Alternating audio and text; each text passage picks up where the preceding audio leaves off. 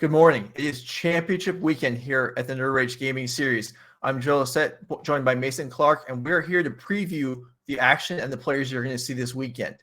A lot of work, a whole year went into qualifying for this event, and here is the field, the players that you're going to be seeing in action this weekend. Starting off, Ivan Espinosa looking to run it back. Defending champion from Southern California. Traveled the furthest to get here.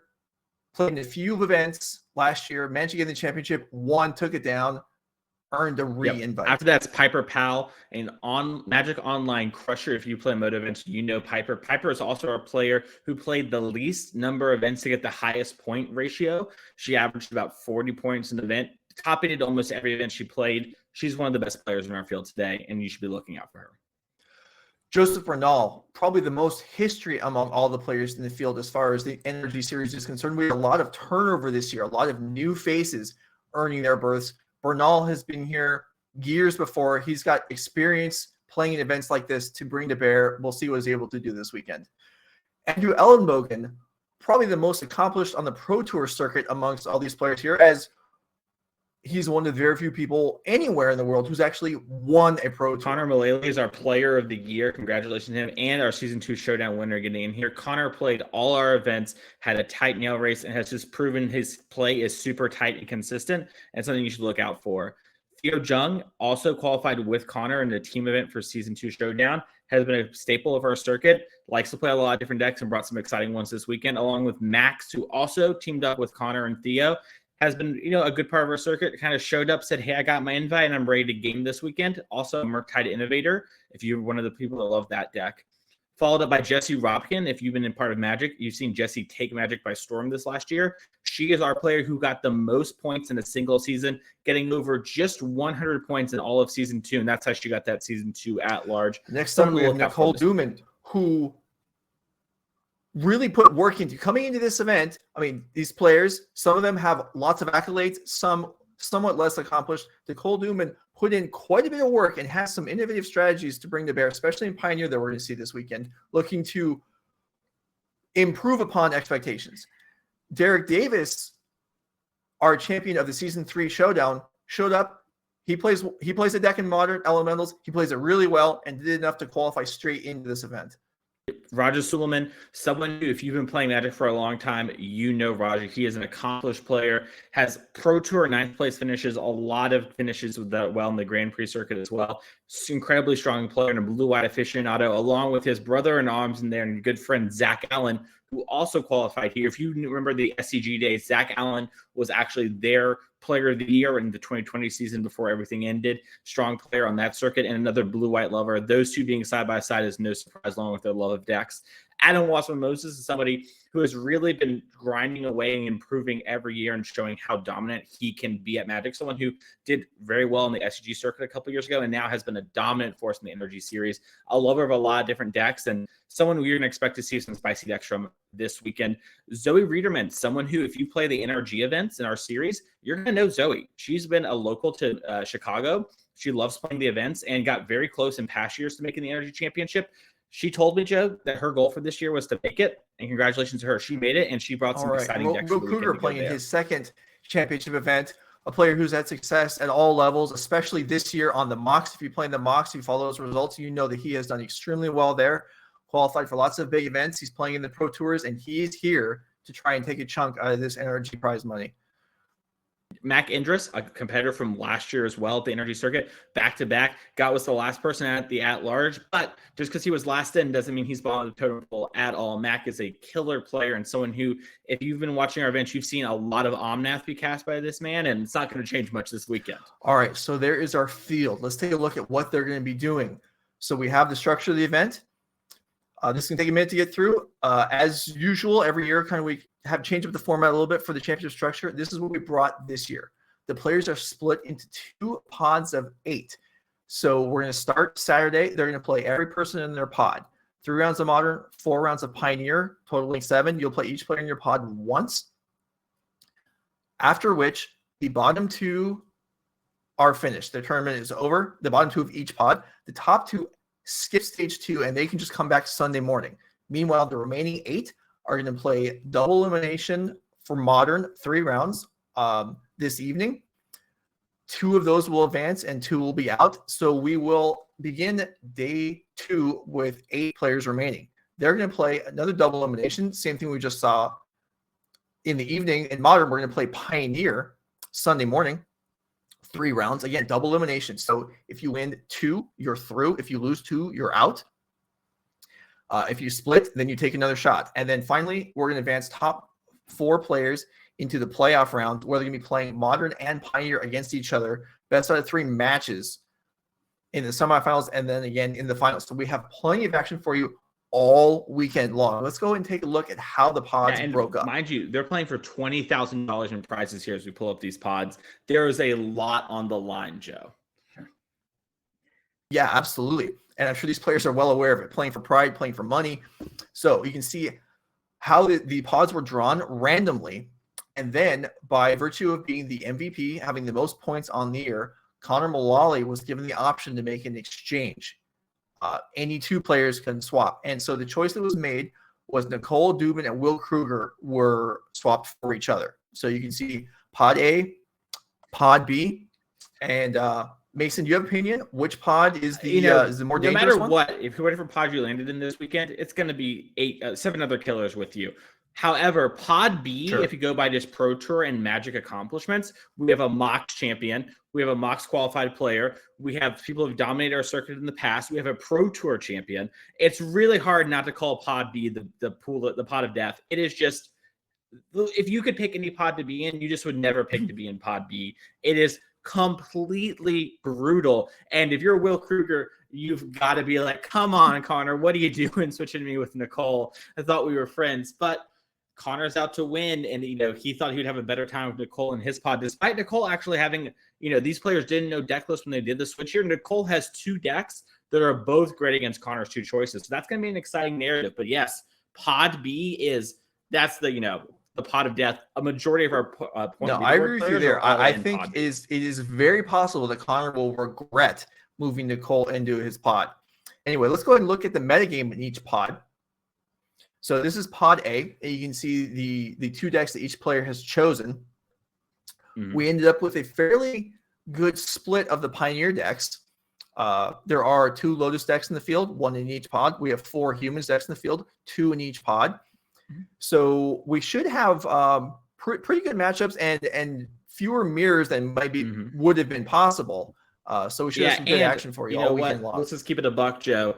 With only 2 mono green players and then being in different pods and only having 2 in general, we're not going to have to watch a bunch of these green mirrors where, legally Magic is being played, right? Like, it is just going to be a lot of action. And we have such exciting decks too, like the Azorius control decks, 2 different approaches from Derrick Davis and Zach Allen. That's going to be exciting to see. Like you mentioned, Nicole Dubin did some really cool stuff with her mono white aggro deck that we're going to talk about later. And just, the Angels deck has been a rising star in the field. And it's going to be really cool to see how that deck sort of plays out, because it looks fairly well positioned despite a fairly predictable Pioneer metagame here.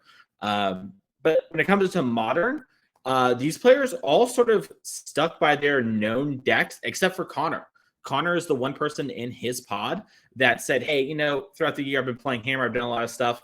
I think the metagame is going to look sort of similar. I think these players are going to play stock decks in Modern. Modern's are really sort of like, you kind of have to pick a deck and know it. And metagaming can be a little bit hard if you're not 100% right. And if you're redrawing, you're wrong. And Connor, our point leader, and Piper, who was his testing partner, they said, listen, we're 2 of the best players here. We think we can figure it out. And we think this Rakdos scam deck is super strong and even better in open deck lists. And so they brought that. And honestly, Connor, I think, has a great metagame choice, except for the part where he doesn't want to play against 4-color, and every 4-color deck in our tournament is in this pod. So if Connor gets into, he is going to probably need to live and die. Well, he may well do that, because the deck, as we switch over to the pod B metagame, the Pioneer deck that Connor and Piper brought, the Lotus Field deck, this is not a stock Lotus Field deck. This is a deck they put some work into, and it is less grindy and very aggressive. So I'm excited to see how that plays out.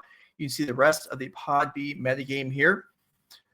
Love to see the Enigmatic Fire decks from Mack Endress. That's been a really cool deck that we've seen a lot of innovation from on Magic Online, people like Bob and Cheese. And then Will Krueger, which we'll talk a little bit about later. He is the only person in the field to bring the Gruul's Vehicle deck. And it is not the stock Gruul's Vehicle deck that you've seen at the RCs of past or the Magic Online events. Krueger went in and spent some time and actually innovated the deck, and I think some really great ways. So I'm super excited to talk about that later.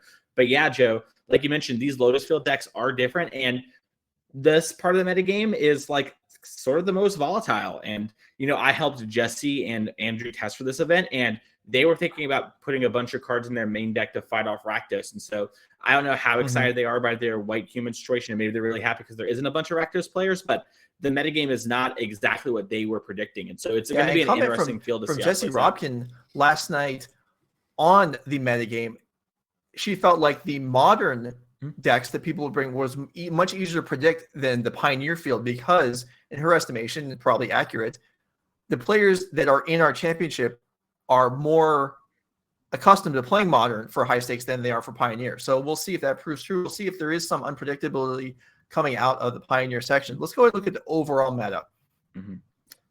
Stacked all together, both pods. And, okay, some predictable things here. Maybe among the most surprising, Maxx is actually one of the Murktide gurus on Magic Online and somebody who does a lot of great innovations for that deck. So if you were going into this tournament, you knew Maxx was a hard lock basically to play Murktide. Maybe he tries to cheese everyone and play Burn or something, but for the most part, he's sort of a master of that. And that deck has got a lot of contention. You know, Maxx is a big believer in it, but a lot of players think it's mopey and it's Jung circa 2022, and I'm a little bit of that opinion. So I am surprised we only had two. I thought one. I thought there would be two or three, but you know what's super surprising to me is how much control we have. And when we have such players like Raja and Zach Allen who are known for being blue-white masters, I mean, heaven forbid, Raja almost top-8 4 events in a row on the NRG series here playing blue-white control. So we knew he was going to be playing blue-white control, right? He's a master of it, but it's still such a high number compared to the metagame at large. And Joe, you can probably speak to this playing more of these closed circuit tournaments. When you know the metagame can have a better list prepared, these control decks can be a lot stronger than you might see at one of our normal events. You can really do yourself a lot of favors by accurately predicting what your opponents are going to be bringing to a field like this. However, you can also be wrong and shoot yourself in the foot and have half your sideboard devoted to things that aren't even here. But yeah, this.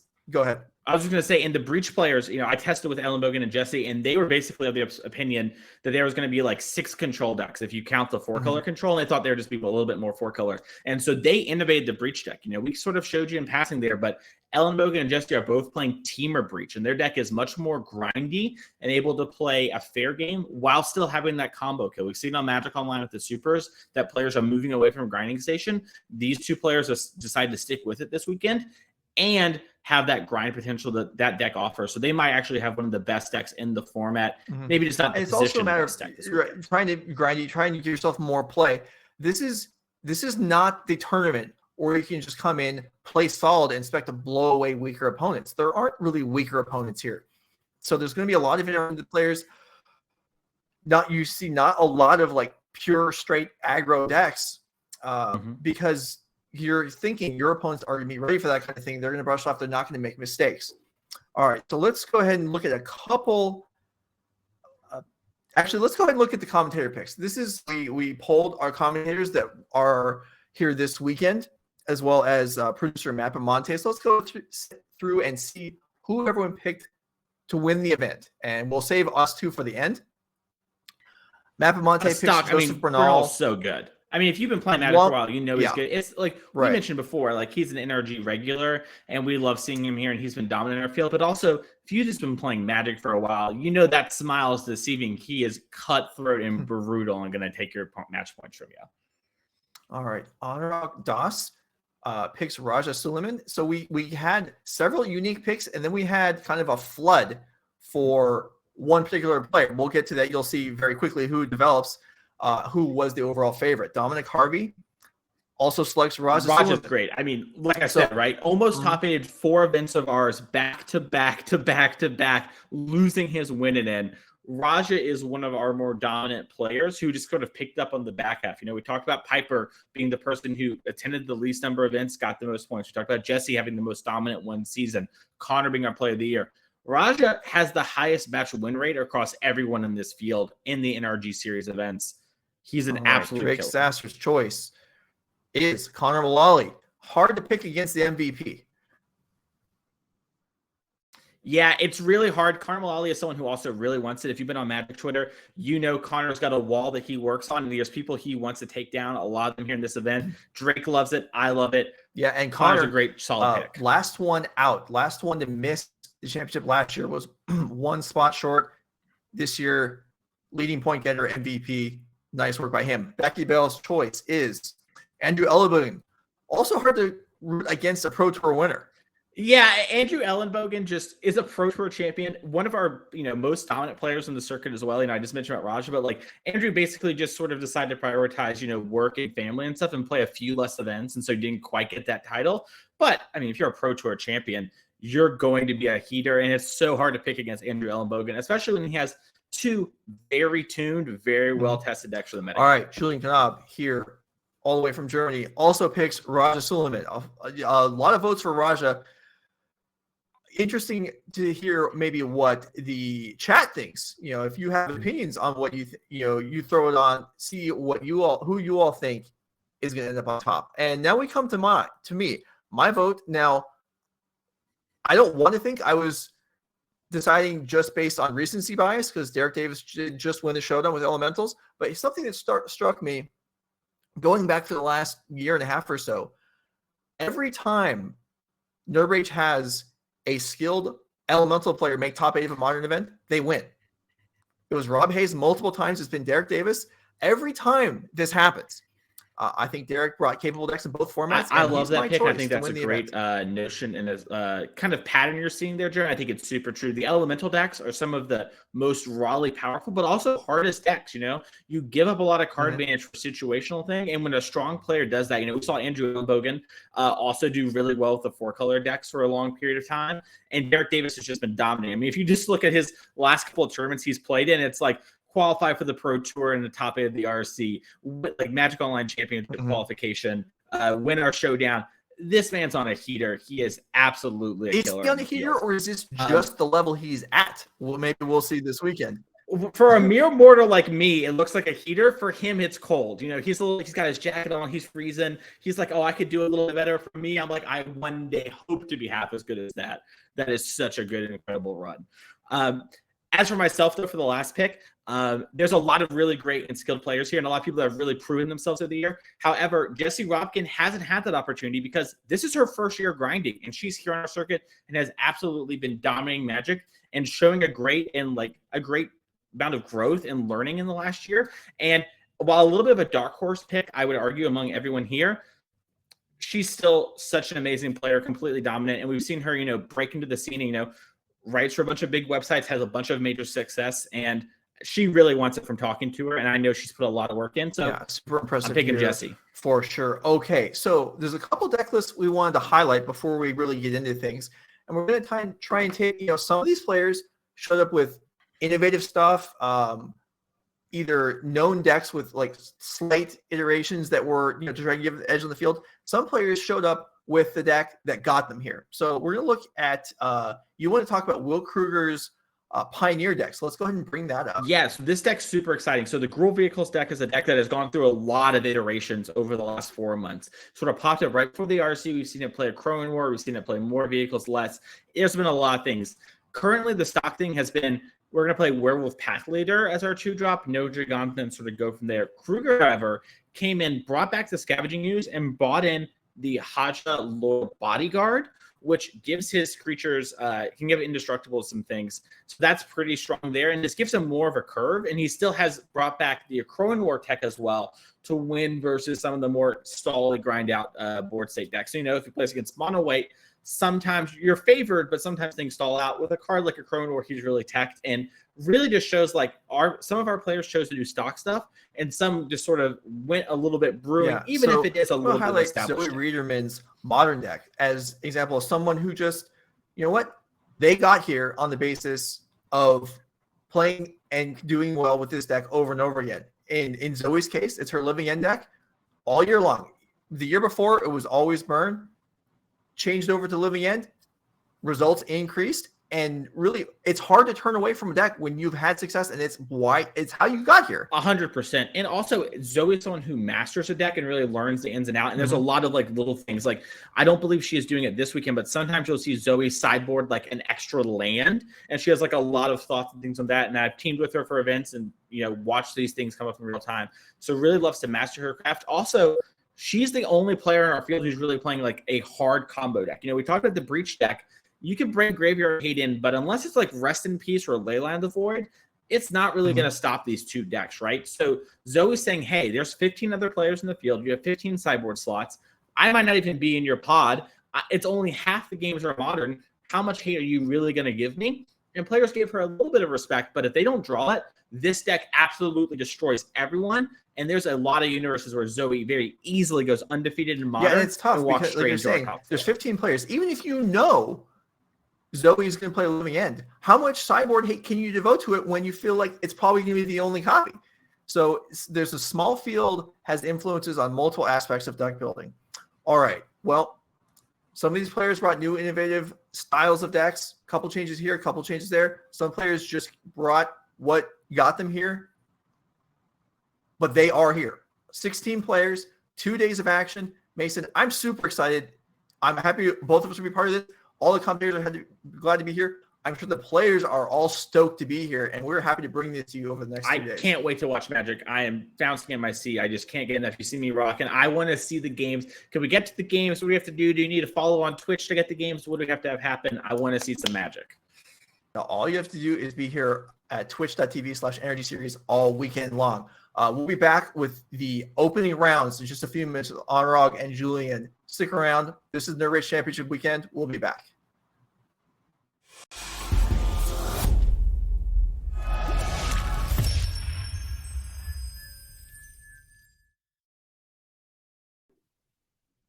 Hello, everybody, and welcome to the NRG Series Championship event for 2022. My name is Rakdos, and I'm here with Julian Knab, and today we're going to have an amazing event. We have the top 16 competitors throughout the year here playing in a $20,000 prize pool event, and it's going to be absolutely insane. Julian, how are you doing? Dude, I'm so excited. I've been up for way longer than you have, and I'm really looking forward to watching all of these 16 players in action over the entire weekend, actually. How are you doing, Anurag? How's it going? It's going pretty good here. We have a lot of crazy competitors today, ranging from last year's reigning champion Ivan Espinosa all the way to this year's MVP Connor Mullaly. And mixed in the middle of that, we have a lot of iconic names in the modern, pioneer, and legacy metagames here. Today, we've sort of watched a 20-minute recap on what the structure is going to be like, how the pods are working out. We got to see some of the cool perks that you get for being the best player in the series for 2022. And I'm very excited about the matches that we're about to watch. The first match we're going to watch today is Ivan Espinosa on 4-color midrange. Ivan, very well known for that archetype, playing against Zach Allen on a blue-white variant, splashing red-green for Red and 6, and a couple other green tools like Beseju and Veil of Summer. Julian, how do you feel about that matchup? Yeah, Anurag, we already looked at this before the match, and it looks like Ivan is going to have a ton of spot removal. I think we were talking about something like 11 spot removal spells and a single mass removal spell, which usually doesn't really line up all that well against Zach on blue-white, or I guess we could call it Bant, 4-color control as well. So I very much feel like that Zach maybe should be advantage at least in the first game. But we'll see how it's going to play out from there, because, I mean, when you look at these control deck lists in Modern, I mean, you must be really happy about that, right? This is like the absolute control slugfest we see from both sides. Like, we see something like 11 Planeswalkers on Zach's side, for example. We don't do that in Magic, but, I mean, these guys, they just, like, come down here and they're like, yeah, let me just register half as many Planeswalkers as I have lands in my deck. Yeah, I know a lot of people might fall asleep watching control matchups and things like that, but right now I'm wired. I just had like half a cup of coffee, and it's just this is it. This is what I'm here for. You know what I mean? Which is absolutely incredible too. Now, really breaking down the way these decks are built, one thing that I wanted to mention was, given that this is a 16-player event, right? Breaking down into 2 pods of 8 players, know who they're going to be paired up against for these events. The real question is, how do people change their decks going into these events? How do you tune your deck when you have a very targeted metagame? Do you have any thoughts on that? Yeah, I mean, there's always the trap of overthinking it, right? And that's why you sometimes see players who are really, really good, who all of a sudden, after like a year of playing a deck really well, come to a tournament and register something completely out of left field. And I think there's always that thing that you try to predict the metagame, but don't go overboard, right? Don't go too crazy. There's a reason you are here, and the reason is that you're good at what you're doing. And you probably also played through a couple of top 8s where you faced a lot of these players that you're facing today. So unless you're playing a deck that's really, I guess, almost cheesy in a way, that tries to steal ways in a certain strategy, just do what you know. And I think make a couple of adjustments. Maybe move something to the main deck, add a couple like silver balls to the sideboard. But I really think you should not go too crazy here. Otherwise, you're probably like shooting yourself in the foot. Wow. Okay, that's a very fascinating take because I think I had the exact opposite thought process. I would be the one to be like, I'd spend hours. It's 3 a.m. I'm doing my homework, trying to figure out, okay, let's see. Jesse Robkin probably playing Blue-Red Breach. What's going to be very good in that matchup, right? And you can see Ivan Espinosa has, for example, 4 copies of Force of Negation on the sideboard, which you might not normally see in the usual variant of 4-color 60 card mid-range / control. But this being a smaller event, what matchups you're going to get piloted against. It's a big deal when you're able to tweak and tune the last like 14th, 15th sideboard slots. It's also really interesting that you say play what you know, because I know for the backup match, which I'm not going to spoil just quite yet, we have one of the players who's completely changed, I think sort of just like, a full 180 degree on deck selection. So we'll maybe get into that a little bit later, but I believe the players are almost ready to start their first match here. So I'm going to reach out to Derrick to see if we can get that started. Okay, looks like we're going to have another minute or so, but that's a really interesting question. So you're saying game 1, Ivan Espinosa having 12 removal spells, whether it's, target removal or, sweeper, things like that, might be unfavored. How do you think, what do you think the first opening scenes, key cards, things like that, what is that going to be like in this matchup? Both players are going to have a lot of spot removal, but I think one of the key sequences that we're going to see here play out is whether you want to be on the Archmage's Charm side of things or on the Expressive Duration side of things. I don't know if that's the big battle that's going on in Modern altogether, but especially these two kinds of breeds of control decks are certainly like trying to leverage different cards. And I mean, there's obvious advantages to Archmage's Charm, even though the Expressive Duration, of course, gives you a little bit more dig in exchange for less flexibility and having to play it in the main phase. And we've seen that in control mirrors, where you're trying to resolve Planeswalkers or try to keep mana open, do something about your opponent's Planeswalkers untap into your own Planeswalker as they're tap out. That's a dynamic as old as time. And if you have instant speed card draw that also doubles as, for example, a counterspell in Archmage's Charm, you would think you're advantaged going into that. But I mean, Ivan is Ivan. Ivan must have a reason that he thinks, no, I still want to be Expressive Duration in this matchup, or like in Modern altogether. So I'm really curious whether we're going to see this very, very classic take on, land go, play my. I mean, it used to be Whispers of the Muse. Now we call it Archmage's Charm. And that's what Zach is probably going to do. Like, Zach is probably going to sit back in the matchup. There's less reason for him to go aggressively for it and tap out. But in the long run, I think just like hitting your first 4, 5, 6 land drops, especially since we don't really have any kind of cran traps when you think about it, right? That's pretty unusual. There's not many things to do in the main phase except for Expressive Duration before the big Planeswalkers come down. Yeah, I would also say that, the corollary of what you're saying here means that one of the most important cards in the early game is going to be probably Renin 6. Being able to get that 2-mana Planeswalker down underneath cards like Archmage's Charm, underneath other counters and things like that is a very big deal. And so we'll see how the early game develops, whether it potentially snowballs into the late game. But if the game does go really long, again, keep in mind, the way Ivan's deck is built is very oversaturated with removal spells. Now, the good news is you've got cards like Leyline Binding and Prismatic Ending, which are really good, against Planeswalkers and things like that. However, I feel like Leyline Binding might have, it's not the perfect answer. Yeah. So, but basically, I mean, that's a main reason, right, why we're splashing green, Yori, Renin 6, and then we also have Bosicho. And it almost feels like it's a circle, right? We got these 3 cards. You got Renin 6, getting you back Bosicho, but then Leyline takes out Renin 6, but then Bosicho takes out Leyline again. So I don't know whether we're going to be caught in an infinite loop here. At some point, some player will have to break it, as both players have access to these tools. And it really comes down to mostly, I want to say, like the choice of card advantage. And we see Dress down in Zach's list. I'm not sure if that's going to do all that much. I guess if you could try to cycle, it's the closest we have to a cantrip, right? You could try to cycle it in response to something like a Critical Solitude or Subtlety, which is certainly gonna be a big game. But my gut feeling is I want to be on Zach's side of the matchup. I don't know, Anurag, how do you feel about this?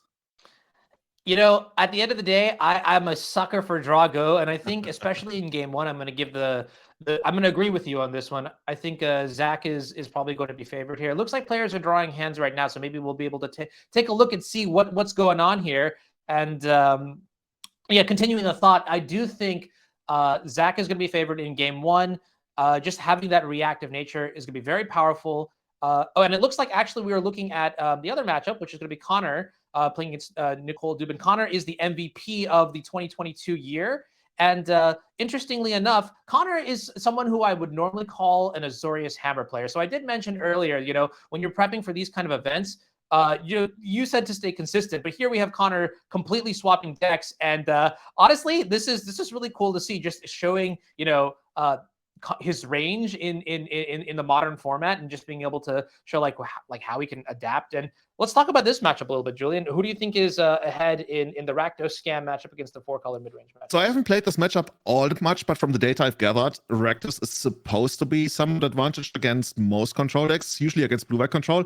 Against 4-color control that we see on Nicole's side here, I'm not too sure, even though it should play out similarly. The additional removal that Nicole might have could help her here quite a bit. But I don't know. I kind of want to be on the side of just like the value train. And I think the value train is actually on Connor's station right now. That's just, you wouldn't really think of it like that. Black Red really has a history of like being aggressive, but this deck, together with like the Ending Malice and Feign Death and all that kind of stuff, you get to like produce tons of value, including like Seasoned Pyromancer on the late game. It's not like, I'm not even sure if Nicole has an inevitability in the matchup. So if Connor gets to pull ahead and like maybe even leverage Doughty Voidwalker really well, I could see him taking that. I kind of want to see the card. Yeah, I mean, speaking of value, take a look at Nicole's hand here. She's got Omnath, Renin 6. Mana is maybe the most lacking element here. Thoughts he's going to reveal the hand and take Omnath, which is very interesting here. I saw Beseju and I saw Stomping Ground. Do you think that might be one of the reasons why we didn't go for the Renin 6? I mean, probably, right? Yeah, I would very much think so. So there's Voidwalker coming in, putting on the pressure. So, excuse me. Even if you get Renin 6 down, you would be able to put some pressure on it. I didn't catch the full glimpse of Nicole's hand. Was there any removal in Nicole's hand? I think I saw a copy of Lightning Bolt. Yeah. It's also kind of interesting when you think about it. Nicole is incentivized to deal with these creatures while Connor is tapped out, because Connor could always have like the Feign Death or something to get some extra value on respawns. But of course, that once again screws up her sequencing. Yeah, that's a really good point too, right? So I know you and we played a lot of Legacy, and so we're familiar with a lot of the metagame there. It's kind of just like playing around cards like Touch the Spirit Realm and things like that in the mono white matchups. But okay, this is interesting. So we're going to fetch Flooded Strand, get the Steam Vents, likely shocking, and maybe like you mentioned, just bolting immediately to play around the potential for the Doughty Voidwalker to come back. Like you mentioned, Doughty Voidwalker looks really good against the Renin 6, and we did have the Flooded Strand too, to give the Renin 6 value. It's very important that this gets taken care of right now. Yeah, and now we would guess, right, Renin 6 just to come down. I mean, it's pretty scripted from here. And we'll see whether Connor actually has anything going on here. I'm pretty sure there should be Lightning Bolts on Connor's deck. Let me double check that. Yeah, there's 4 copies of Lightning Bolts, but now it's Renin 6 having to up to 4. That's not the greatest. And Fable of the Mirror Breaker, multi-format all-star. I'm still waiting for it to really make its break in vintage, but dude, I'm so much in love with this card. And I also love the choice of tokens that players bring to the matchup. I've seen some players use like Pokemon cards. I don't know what this is exactly, but dude, I'm down for any kind of token that's unique. Now, this is interesting. I believe the Flooded Strand may need to be exiled to the Doughty Voidwalker. So the Renin 6 may not be able to pick that up. Correct me if I'm wrong on that, but we'll get confirmation on that really quickly. Either way, Renin 6 now in play, Fable also in play here. This is the sort of, I mean, like you mentioned, value. I guess Connor only has 2 cards in hand, but Fable is the kind of card that really can just bring you back out of nowhere. Was Connor like on a big mulligan? There should be quite a lot more cards in his hand, right? Because that's gonna make him run out of steam like really quickly. And that point, like Nicole's sitting here with 2 Planeswalkers against a Fable that hasn't really done anything yet, even though it's an amazing card. Nicole is like very, very comfortably in the driver's seat here. And yeah, we're getting rid of 2 more cards, 2 more lands that we certainly don't need. And I think there's another land on the pickup and could be another Doughty Voidwalker. This is not really what you need at this point in the game. Nicole is already like way too far ahead. And I'm not sure how good the scam deck really is at catching up, especially once you're down on cards. Yeah, that's a really good point. And I think I have to agree with you, right? One of the elements, at least in the early game for the scam deck, is that it has a very aggressive, a violent burst of pressure early on, whether it's like maybe grief or some sort of leveraging the Undying tools basically to create some sort of overwhelming advantage, or maybe having something must answer like a Ragavan or something like that. On a mulligan low on resources where your first few threats have been answered, it's not looking really good here for Connor at all. And I would like to correct myself as well. The Flooded Strand was actually fetched in response to the Dothy Voidwalker. Exactly. So that's how we were able to get back the Flooded Strand earlier on. It doesn't actually get exiled. Everything's good. Yeah, everything's good from Nicole's side, at least. Connor is in big trouble here. I'm looking at decklist right now. I mean, you already mentioned, right, that the is there like a uniform word for all these like feign death, undying effects? I guess undying is the one. All these undying effects, they are great, but you need a creature to stick. And if you're pushed into a position where you try to like randomly cast it on your creature, like this is not the kind of game you can cut back into by casting creatures and attacking with them. But also, Connor doesn't really have a way to take out the planeswalkers, as far as I'm aware. So this Ren 6 might ultimate like really quickly, and from there, this is I'm not sure what the path into the game, back into the game for Connor is. But I mean, you still play the game. Fable going quote unquote ultimate, but it's gonna get destroyed in response. Yeah, Procedure taking it out. Another land for Connor. At least he's got the mana advantage. Which is not nothing, right? Because at some point, like let's say you get a couple critical draw steps, perhaps you could draw cards like Fury to hardcast. That would be pretty good here. Yeah, Fury would at least take out one of the planeswalkers and could also like leave Nicole. I think Nicole has a subtlety still in hand, so she's pretty much covered against a Fury trying to go after Ren 6. And oh yeah, this is great. This is great.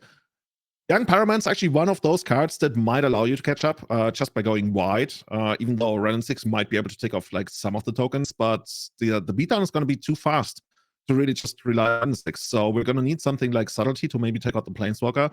But then again, you're in a spot where the Doughty Voidwalker can't really be blocked by anything you have. So is the Subtlety actually going to go after the Voidwalker? I'm not sure. There's so much value in just exiling the Pyromancer, but Nicole is going to show us how it's actually going to be done, I guess. And just to clarify, you're talking about Solitude? Solitude, yeah. Did I say subtlety? Yeah, it's okay. It's very hard to, yeah.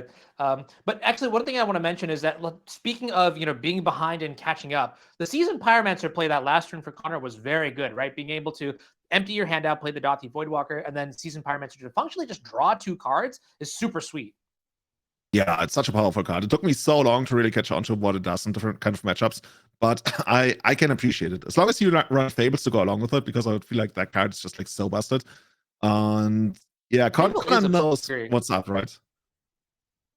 Connor knows what's up. If Nicole passes here with like all the mana in the world up, he probably expects Solitude, but it also depends on, can you really avoid trying to play around it? And I think we're just gonna, are we gonna send both in? I mean, there's also some weird value in just trying to keep your Voidwalker around to eventually try to snatch something out of Nicole. And I guess that's what we're gonna try and do. Oh, check this out. All right, only Seasoned Pyromancer coming in to the red zone here. Red and 6 going to go down to 5. And there's both grit. No. We got Fury in hand and Grief, right? And this is what you called. This is the hardcast Fury. Now we are making all the haymakers. Oh, check this out. And we're distributing the damage from Fury across the Planeswalkers, preventing the Teferi from ticking down with its ultimate ability to draw a card, which is pretty powerful. Allows you to keep your board in place, and then also, any extra value here on the Ren and 6. We take it. It would also allow you to cast your own Teferi if you want. So I'm in love with Voidwalker, dude. This is one of the coolest cards that have been printed in the last couple of years, I want to say.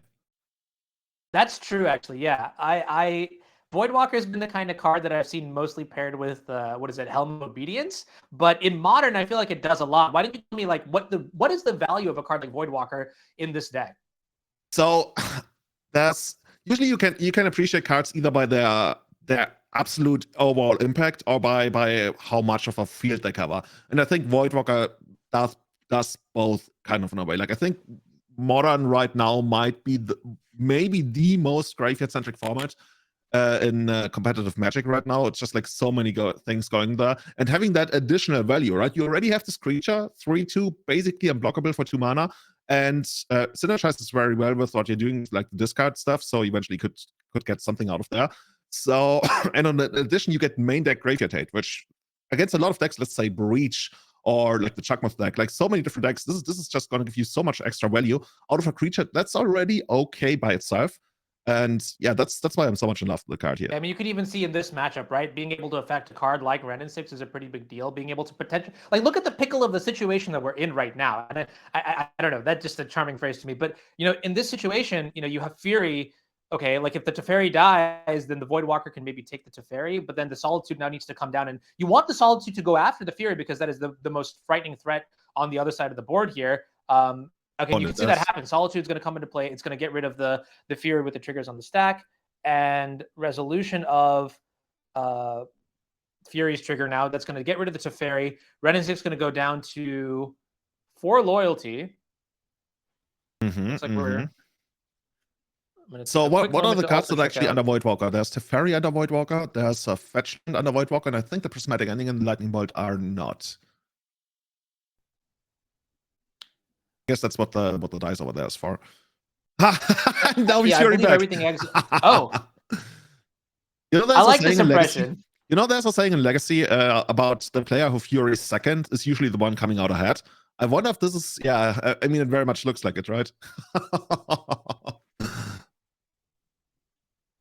And after dust has settled, we're still sitting there on a Planeswalker on 4 and a Solitude with, well, it's still 2 cards in Connor's hands. I already called him dead earlier, and he made an impressive comeback, so I'm hesitant to do it again. But yeah, Grief gonna take out a card. Oh no.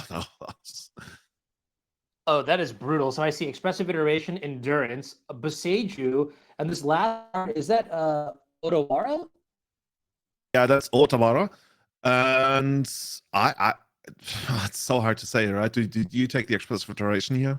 I mean, you don't really care about the beatdown, I would guess, but still good enough. Okay. I'll take out the Endurance. I will say one thing. I'm going to give props here to Connor, the way Connor's played this game. Even being down resources, you know, being able to, like, the way that Fury came down from Nicole's side didn't even really feel like it made much of an impact, right? It killed the Seasoned Pyromancer, but then the Dothy Voidwalker traded with the Fury using its ability, taking the Lightning Bolt. So I think that's, honestly, the way the game state is, despite Connor having played from the back foot for what seems like the entire game, I think he's put himself in a reasonable position to maybe steal this game 1. Oh, you think Connor's still going to take this? I think he's got a real chance here, right? He's got really a couple powerful cards. Like, so here's what I would say. From this point onward, you know, we have to think about what are the kind of cards that Connor would have to draw to win. You know, while Nicole is, you know, still grinding out value with Renin 6, Expressive Iteration. And I would have to say you fight value with value. And finding these hard castable elementals is exactly the kind of card or the type of card that will bring Connor back in. So if he gets a little bit lucky with the draw steps, then I think he'll have a good chance. But maybe like the gesture of how he exiled the Grief here signals that the rest of his hand doesn't look so good. But he doesn't really seem to be too happy in the spot that he's in right now. And there's always the clock ticking, right? Renin 6 goes ultimate. You're going to have so many lightning bolts coming your way. It's going to be really hard to make anything happen.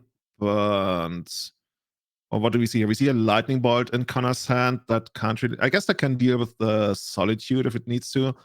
Doesn't really feel great, of course. Yeah, just main phase trade with this. And that's it. Eric, I don't feel good. I don't feel good about Connor, but like I said, I already called him that earlier. We see our Dummy's Call in Nicole's hand. Our Dummy's Call can get an Omnath, I would guess, like on an empty board. Could also get like a backup Solitude or something. Pretty good spot for her.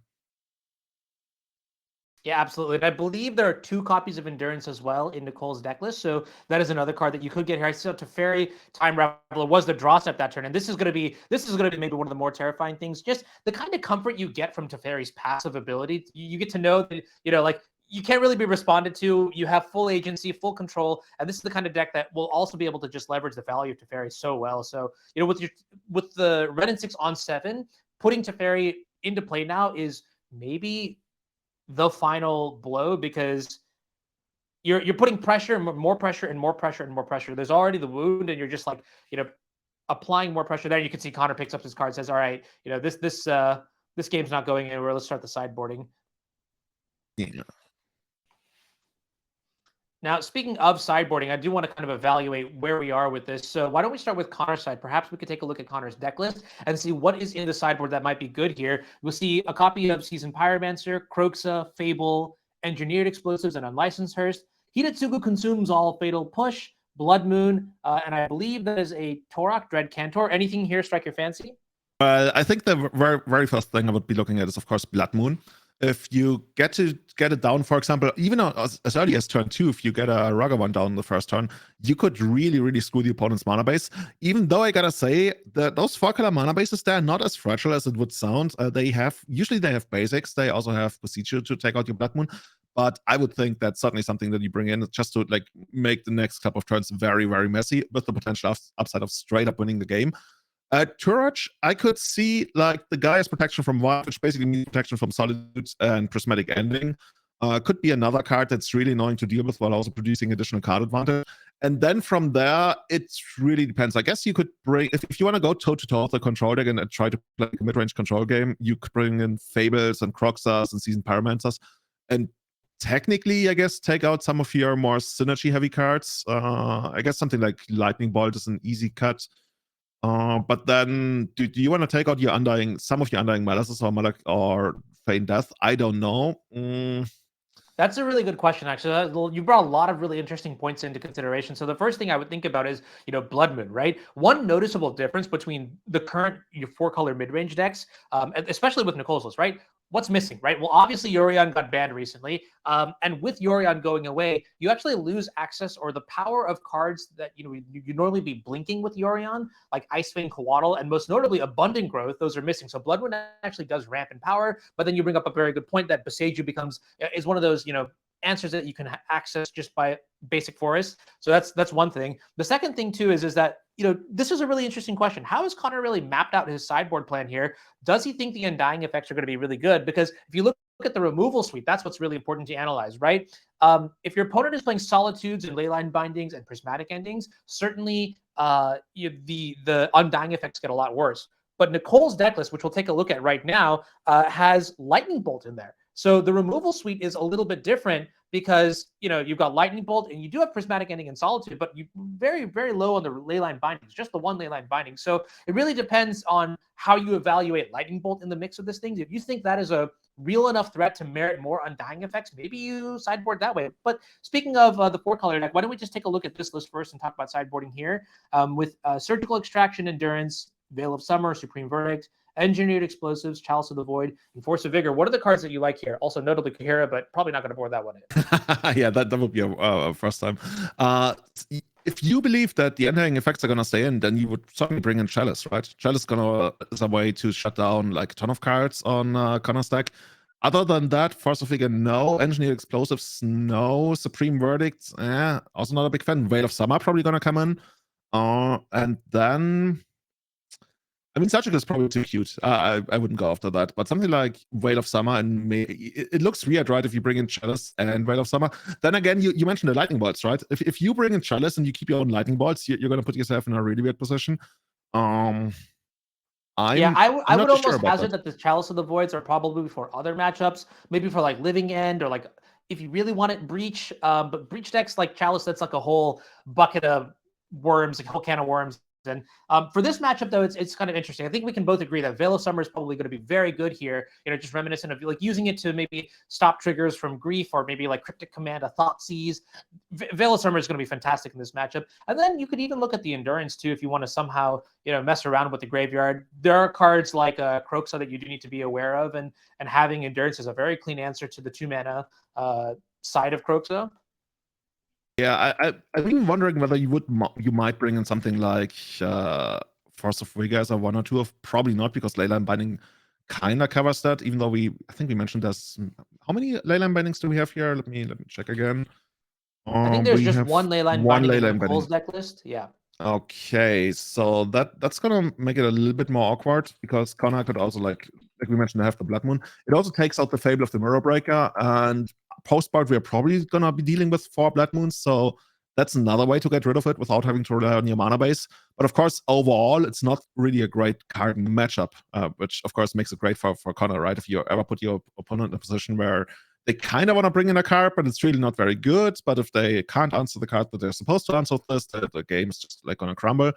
That's the kind of deck building and the kind of like strategy I want to put into here, and I'm curious. I'm curious whether Blood Moon is actually going to be dominating here. Yeah, it really is interesting because I think you have to basically choose a sideboard configuration that maximizes the power of Blood Moon. I think Blood Moon is one of those cards where, you know, you could try for the cheeky one of to maybe like generate value randomly, but being on the play, having a ways to sort of aggress. Look at this hand right now. I see Ragavan, I see Blood Moon, both players keep, and this could be deadly as fast as turn one. Yeah, we got Lightning Bolt. We don't know if Nicole has it, but since we're fetching on the first turn, I would think that's gonna be it, right? There's not too many turn one things that we might actually be doing here. Okay, Prismatic Ending is another way to get rid of it. What Okay, there it is. Yeah. Play do we have here? See a Seasoned Pyromancer on hand. I think there might be. Can't really tell what the other ones are. There's another land, I believe. For the couple of early turns, right, Connor's going to be calling the shots. Like Connor's going to tell us what's up, and Nicole will certainly have to react here. So, like Nicole's probably going to make just like land drops here. This is an opening for a run 6, I guess. Interesting, by the way, we didn't see Connor evoke Grief earlier on. Maybe there's no black card to pitch, or maybe just like straight up didn't want to, because that would have been a way to try and protect Ragavan. But I think there might have been a black card or a black card that he actually wants to pitch there. It's also very likely maybe that you're just trying to get to 4 mana and hard cast the Grief. The elementals are significantly better when you spend the full mana on them. One thing that I do want to mention though is that no turn 2 play here from Nicole, just the Windswept Heath pass, and maybe this is a nod to a potential Blood Moon saying, hey, all right, if you do play Blood Moon the next turn, I want to have my mana available. I want to be able to get my basic forest, because keep in mind, turn 1, Flooded Strand fetch for a Shockland, right? So Blood Moon, that's a juicy target for Blood Moon, but maybe the mana base can stabilize here. And look at that, Blood Cryptid draw here for Connor. Yeah, and you would think, right, that must be the slam on the Blood Moon. I guess you could run out the Pyromancer if you really wanted to, maybe make it so. Okay, now we're making sure. Okay, do you have anything to answer my Blood Moon? Do I rather want to run out the Pyromancer here? Let me show you. Okay. Oh, wow, and look at this. Everything.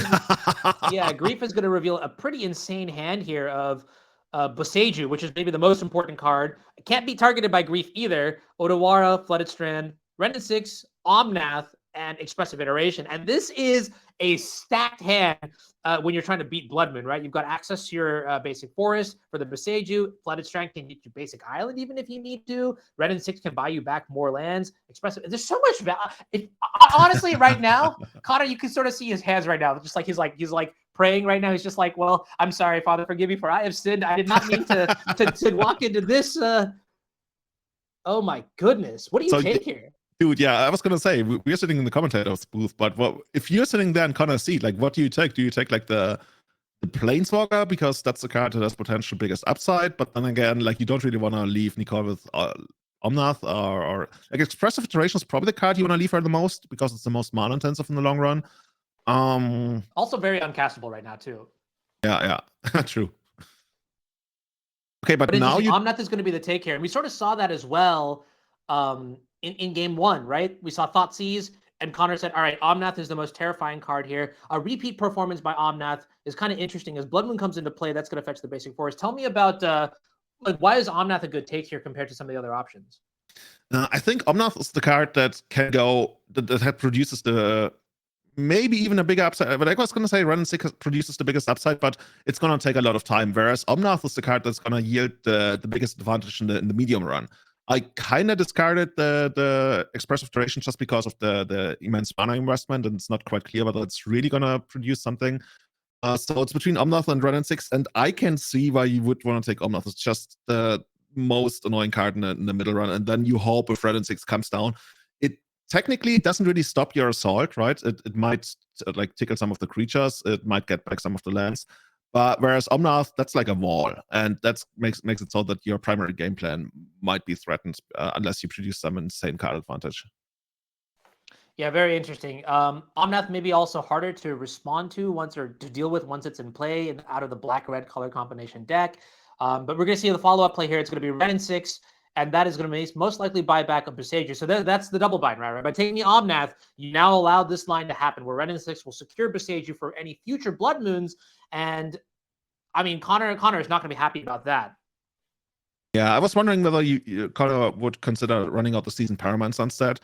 Because it didn't really feel like Nicole had a straight answer to that, and could also like produce some more. Okay, now maybe Connor is just like valuing the Paramancer so highly and wanted to use the ability to get some more value out of it on the next turn and present some mana available. So Nicole would think twice about trying to do something with it. It looks like the Pyromancer has actually picked up a copy of Fury too, which is exactly what Connor wants to see in this board state. Now, what's really interesting to me, now this might just be like poetic justice, we'll call it that, right? Did you know, Julian, that Connor actually swapped Will Krueger out of his pod for Nicole Dubin? And now this is great to see because Nicole is just like, you made a mistake here today, right? 16 players and you picked the one person that was going to beat you in the first round. This is great. But I love that we're doing this. I absolutely love that we're doing this. This is gonna make some more super interesting storylines. Imagine if Nicole actually really takes out Connor here. Connor is gonna feel like, oh, dude, I'm not sure I should have done that. Like, it's definitely gonna give more motivation to Nicole, I would think, right? Like, if somebody takes me out of the other pool and they're like, hey, I want to play the shooting, I'm like, dude, I'm gonna try everything to really like beat you here. Like, this is not what you do with me.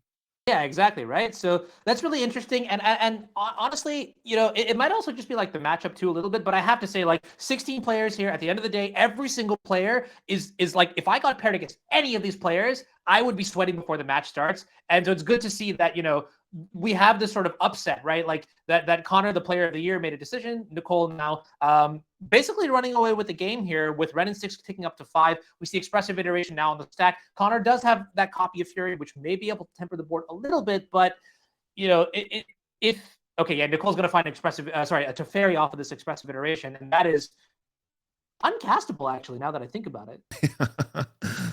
And here comes the Fury. Fury's going to take out Renin 6.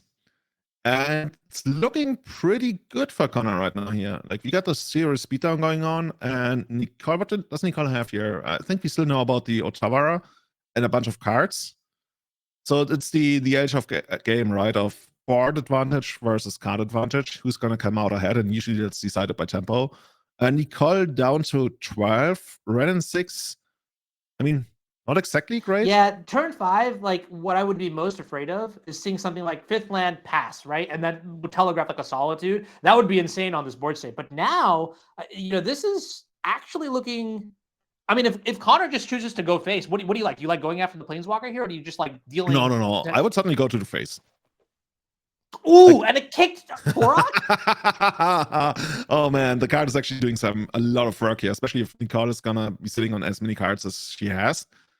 And we get our protection from White Creature here. This makes me want to go face even harder now.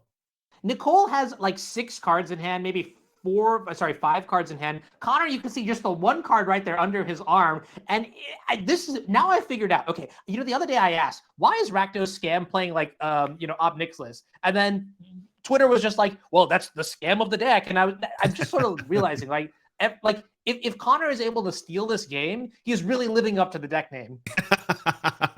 When I first heard about the name, I was like, is this what it's about? And I mean, it certainly feels like it, right? Whenever you play against it and they get to pull off all their scammy things. Okay, yeah. And now we're going to take out 2 cards here. Notably, Endurance going to be flashed into play in response to the Torok trigger.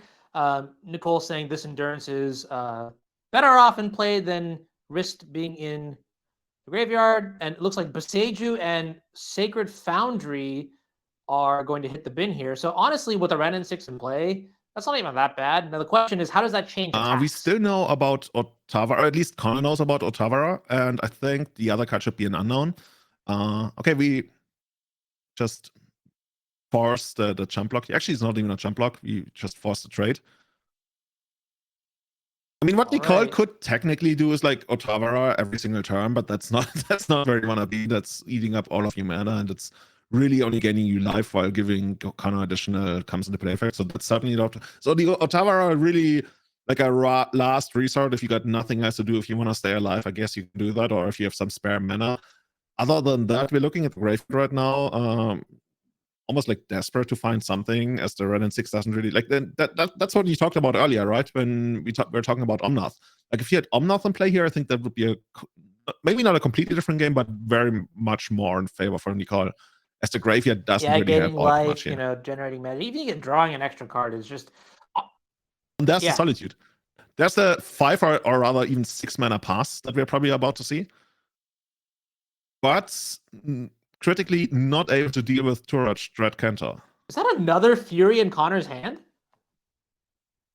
That's how you play Magic, man. What is this? Can't possibly be. Oh my goodness! Yeah, It's the Players Championship for a reason, man. yeah, like best player of the year in the 2022 NRG Series circuit, and he's showing us why. Take notes, everybody at home right now. If you're watching, this is how you play the game. We don't top deck lands here. We just like top deck 5 mana elemental spells. I mean, this is pretty, or is it that straightforward? Yeah, I think you just run it out. And I guess one way Nicole could try is to just like raise the game, because oh, never mind.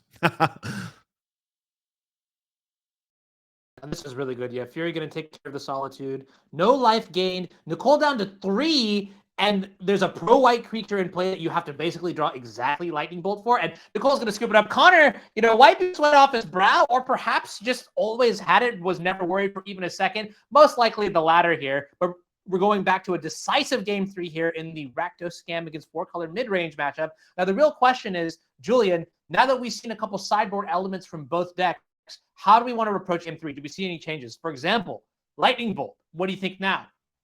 Yeah, I think both players should be quite comfortable in how they sideboard it. There shouldn't be like really any new revelations.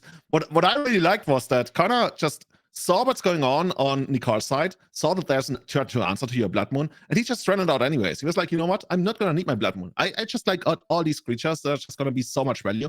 I just like got this extra gimmick that can randomly steal the game. Lightning Bolt, it's awkward, right? If you try to hit the Turret Dread Cantor, you're probably going to need Dread and 6. I think it's going to be a 4/4, right? If you discard 2 cards, it's out of Lightning Bolt range.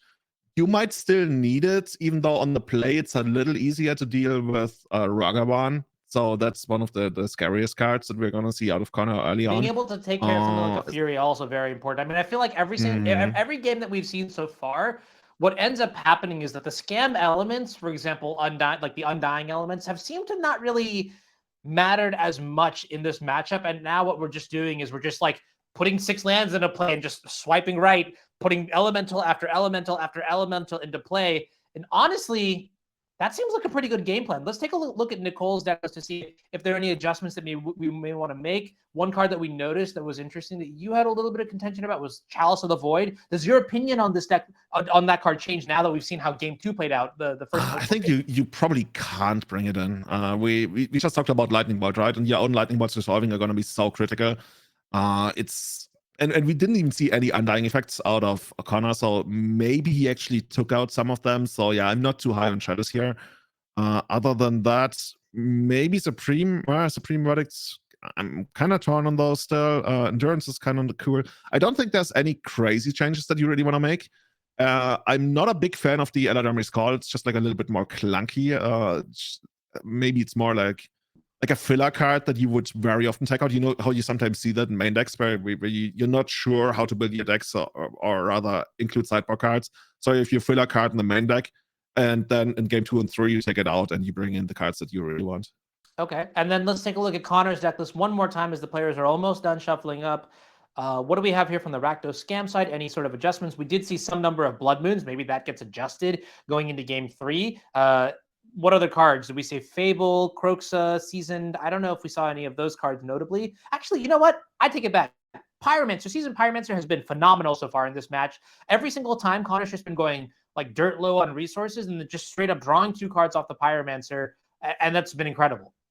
From what I've seen, I would actually be inclined to, take out a lot of my synergistic cards and really just bring on in all the value that you got. Like go toe-to-toe with them for all the value that you have. You got Torrent, which was super hard to handle. You got Blood Moon for making the game a lot harder for them, in even Seasoned Pyromancer. And later on, you still have Fable, right? If Fable goes ultimate, that still is going to give you a lot of synergies with your comes to play abilities, if that ever comes to that. So Connor knows more about the matchup than I do for sure, but I don't know. I'm pretty addicted to just running out all the value I can find.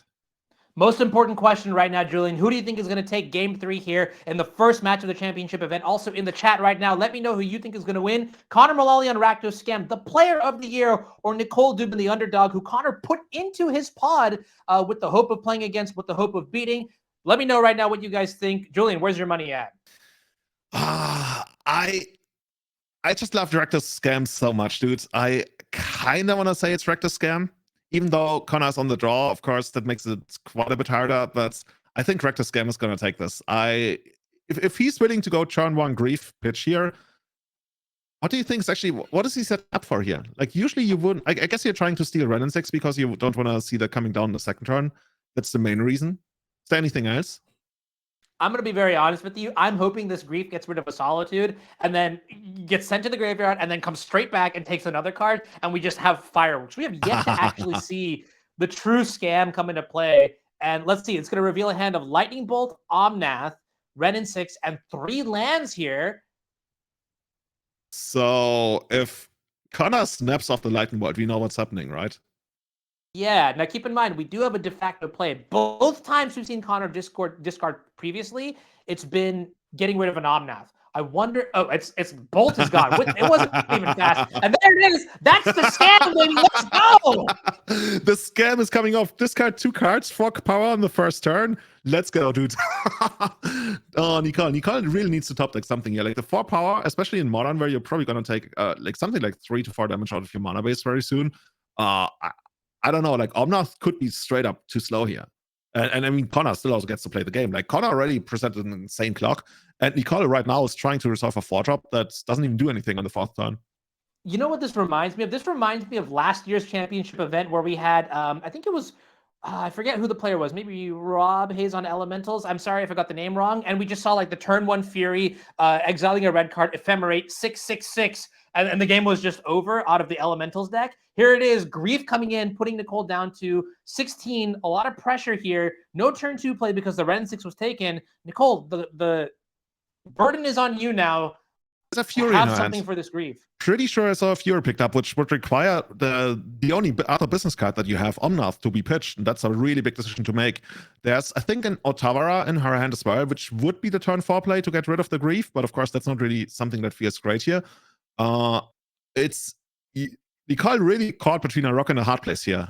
You might want to Fury it away, but is that like at that point that Grief kind of traded like 4 for 1 or something? That's just like beyond reasonable. Okay, yeah, well, there it is. Fury's going to pitch the Omnath here. That's going to take care of the Grief, and maybe we have stabilized now. But the question is, what else is in Connor's hand here? Again, this is still somewhat of the early game. Connor's still got a boatload of threats in hand. Oh, did Connor miss a... No, sorry. Okay, this is Nicole's turn 3. Connor still has to go to turn. I just want to make sure that Connor does hit the 3rd land. That's going to be absolutely essential. Interestingly, Nicole playing that Breeding Pool untapped. Of course, trying, I guess, to keep up Bosichu. And Connor might just run out Blood Moon. No. Oh, we're going for Dash Dragavan here. Sweet. Uh-oh. Okay, if a shocked Breeding Pool to me signals maybe Endurance. Ooh, that's a good steal. So you're saying we're basically representing Endurance? Because I think Nicole actually doesn't have it as far as I can tell. I mean, you could, right? It's certainly a There was statement. also the Triumph that you could potentially cycle as well. Okay. Lightning Bolt, we're not going to cast that. Okay. And there's an expressive iteration, I believe, being picked up here. I mean, the board is pretty clear now. You could try to go for it, but you would certainly need to find something like a basic forest here first, right? Otherwise, you're really opening up yourself to a Blood Moon, which we know Connor actually has. Yeah, Blood Moon is such a gamble because sometimes, it's like it's in game 2 for the shock value, kind of like how Storm players have that relationship with Empty the Warrens. If you know, you know. But yeah, Blood Moon might be a 4 of in the or a 3 of in the post board games. It could also just be a 1 or a 0 of. It really depends on how Nicole expects Connor to sideboard, what kind of reads you get when you're live in the match. It's really interesting dynamic, actually.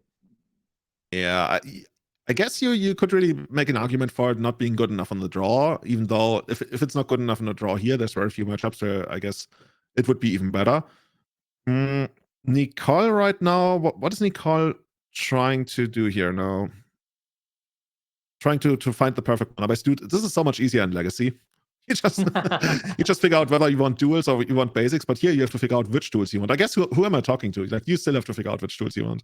It's a Tundra and a Taiga, and I'm super happy. And I don't see any of those combinations. No blue-white, no red-green. I see a plateau, a savanna, and a tropical island, and I'm just like, that's not me. But Expressive Iteration is now on the stack. You're right. This is a moment to breathe here for Nicole. We're going to have to find something pretty good. We'll see how that goes. And we find another Expressive Iteration in a land. We still have the land drop available, I believe, so we can just like put that straight into play. Yeah. Now, most notably, Nicole is at 9 life, and that against the red deck with a hasty Ragavan. Bang! Blood. Okay, I mean it's not that scary because there's two. But the thing is, there's no Ren and 6 in play, and Connor is sitting on 2 more Blood Moons, even though he's gonna need to top deck another land to cast the other ones. And it's certainly going to constrict Nicole's mana in the long run. She might have an answer to this one. But if this gets taken out by, say, Busichu, then Connor's going to have the mana available to cast. But maybe we're just really going to, machine gun out Blood Moons here. Just Blood Moon, next turn Blood Moon, next turn Blood Moon. And eventually Nicole is going to be in a position where she won't maybe be able to cast the more impactful Planeswalkers she has with the Plains and the Forest. Like, I'm looking very far into the future right now here, but... I mean, it feels like this is Connor's game plan right now. I can tell you right now, with Blood Moon in play, Nicole has no access to blue mana, and there's most definitely an old border Expressive Iteration in the hand there for her, and that can't be cast. So there's a chance here that Connor is just gonna again just steal the game here with this Rakdos scam deck. Okay, we're cycling the Ketria Chime, and we're gonna this is Ketria Chime, right? We're gonna draw Terminus off the top. Oh no, tapping the never mind. Didn't even reveal it. No miracle trigger. Okay. Yeah, I remember the time Joe got mad at me because I didn't check the top card of my library when I brainstormed on someone's end step. As he should.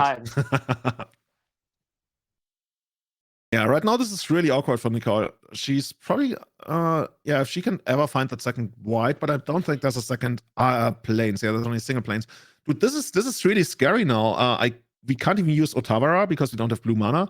We literally are drawing towards 2 Busichu, and what else do we have here? 1 Leyline Binding.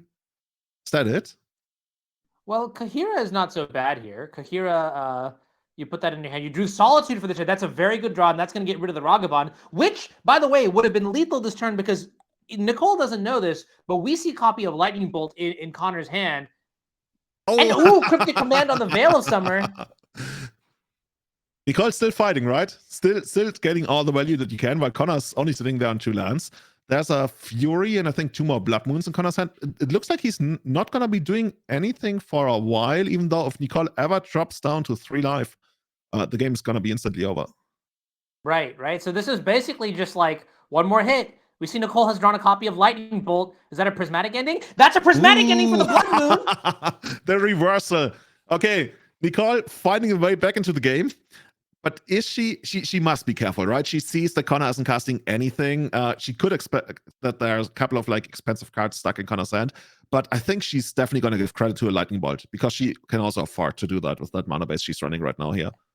And Connor Mullaly, MVP of the 2022. You're stuck on 2 lands in the first match here. This is a heartbreaker situation if you're on the scam side of things. I mean, we saw multiple Blood Moons. We see Fury. There's Expressive Iteration now coming down for Nicole. This might have been the critical draw step, like finding the Solitude, picking up the Kahira, back-to-back like outs here. This is hype. Oh my God. And we find the Ren 6 as well, right? So that's another way for Nicole to actually pull ahead now. And I hope it's not going to come down to the classic Lightning Bolt from the top, bolt you, pass, bolt you. I want to see it happen. Show me the fireworks. Who's better? Thoughtseize going to take. Thoughtseize going to take care of the Ren 6, I would guess. And then Nicole is back to all... Oh, no, not all lands in hand. Okay, removal spell and... Oh, looks like we didn't even take the round 6. Okay, sweet. So it's gonna be Lightning Bolt and Prismatic Ending against a fistful of cards, but nothing to do for Nicole right now. I think I would guess Nicole would be happy to find something like a Solitude, right? So she can like pull herself out of like double bolt range or something. That would be a very, I mean, at that point, then I think, Connor would be almost forced to bolt the Solitude, and there goes the burn plan. But, what's also really interesting, Connor, top deck the Thoughtseize does have, it doesn't stop, Julian. These draws are so good. And Nicole's going straight for the extra card. It's like, I don't respect anything you could play here. What are you going to do with like 2 mana, even 3 mana? I'm just going to sit here, have removal for everything you got. I can Prismatic Ending on your turn as well, soon. And yeah, Connor, I guess you could run out Turaj because that will not be touched. And what does Nicole have? We saw a Lightning Bolt. I guess that's an easy way to get rid of it. I guess you can still take the draw step. She's got that luxury. Maybe find a Solitude or something. Solitude wouldn't do it, I guess. And nope, another expressive iteration. All then right, expressive iterate. I hate to say it, but I think Connor is just doomed. With the heat that Nicole is drawing off the top of her deck, there is no way Connor can come back in this. I'm saying it right now. Even with Nicole at 5, this is like the final anime arc where I don't know, the main character is just like a spirit bomb. You know what I'm saying? This is it. Yeah. This is just happening. This is basically where the floodgates are opening on Nicole's side. Connor came so close. He had a dash Draga one. He could literally reach for the victory, and then Nicole shuts him down. And over the next couple of turns, completely bursts the dam and floods him in value. And at this point, Connor might even consider whether he's gonna be going for something like main phase bolt and then pray to draw another bolt, because Nicole is spinning out of control quickly. Yeah, I am. Honestly, this is you have to imagine, right? If you're thinking about this, very competitive. What is the best draw that Connor could have right now? We have Fury, Blood Moon, a Lightning Bolt in hand, no third land, and it's almost turn 8. You see Fury here pitching Blood Moon. Probably going to take care of both of the Planeswalkers. Yeah. Probably one of the best Furies I've ever seen. And it's still not going to be good enough for Connor. That's disgusting to think about. But yeah, honestly, if I'm Connor, I would seriously consider just end-stepping that Lightning Bolt at some point. Because there's nothing worse than drawing another Lightning Bolt and then that happens. Is there going to be a land drop? There must be a land drop available, right? I mean, Ren and 6 ticked up. Yeah, there must definitely be. And I mean, honestly, this is at this. There's the Solitude. Yeah, this. Okay, this is. You know what? All right, I'm not gonna call it here. I was thinking about the Simpsons meme with Ralph saying "Stop, he's already dead." You know what I mean? But but I think Connor, being as good as Connor is, might be able to do something here. We'll see. Let's see what happens here. Windswept Keith's going to fetch. It's going to be a big uphill battle now, because Nicole still at 4, being able to go up to 8 now. The Lightning Bolt is probably not going to win you the game anymore. So now you have to play a real game to get there. And you're up against so many more cards. I think the first step for Connor would be to find a land. Probably cast Fable, I would guess. That's just an all-star of getting you back into the game. Season Paramount's another one, even though you have a lot of cards that you really want. There's even a scenario where you discard your Lightning Bolt to a Fable Pyromancer now. But Nicole happy, right? Nicole is sitting here. I'm out of double Lightning Bolt range. I got another Planeswalker, because why would I not? Oh man. Connor putting up quite a fight with 2 lands here, but it looks like it's not going to be enough.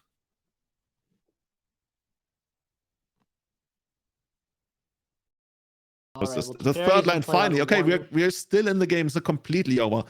And is that, yeah, that's Fable. I like that.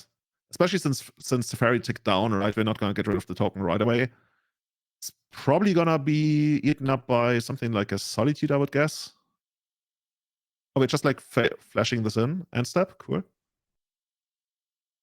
Yeah, I mean, this is a little bit terrifying. This, to me, signals that Nicole might just be ready to end the game. You know, when the control player in the matchup turns their creature sideways, it's like you can feel the gravity of the play, you know? Yeah.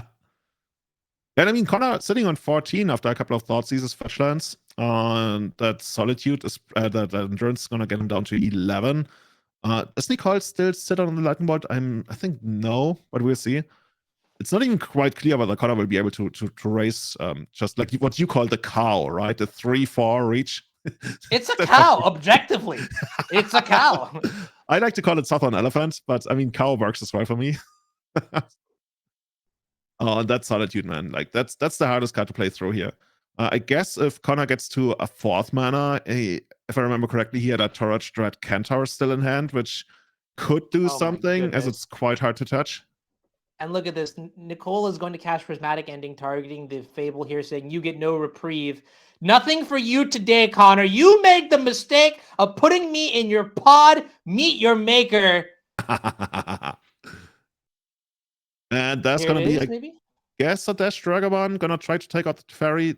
That's probably gonna, yeah. Easy, Yeah. got that covered. This is a great storyline. I'm so excited. I mean, it's really interesting because I think there was a draw step where Connor maybe, if he drew the 3rd land, maybe just like 1-2 turns sooner, a lot could have been done to not be in this position anymore. But yeah, now look at this. Now we have the other Lightning Bolt. It's not going to face anymore. That dream is dead. It's going to go after the Solitude. But there's still Teferi. There's still Endurance. There's still so many lands in play. Yeah, and we see Seasoned Paramount on Connor's hand, and we also see a Fury, so it's not completely over, but as we said, Nicole is sitting pretty here. Like, this is... The good thing is, if you're about to pass the turn and there's nothing that your opponent could play here that really scares you, and in that case, you might even have it covered with Teferi, that's just like a really good place to be. And yeah, from Connor's side, I guess if he's gonna hit a couple of really good draw steps while Nicole floods a little bit, Nicole doesn't really have anything in play that produces incremental value over time, like now, let's say, Chase or Renin 6. But a 3-4, super annoying for Connor's deck to deal with in the first place, I guess. Yeah, it's really going to be about maybe whether you can run that. Never mind, I was going to say run out that Dread Cantor for like full value. But Fury, like random hardcast Fury, this is Nicole going for the throat. Like, this is Connor, I'm going to take you down. You put it, like, you know that meme about, I'm not trapped in here with you. You are trapped in here with me. And that's what Nicole is doing right now.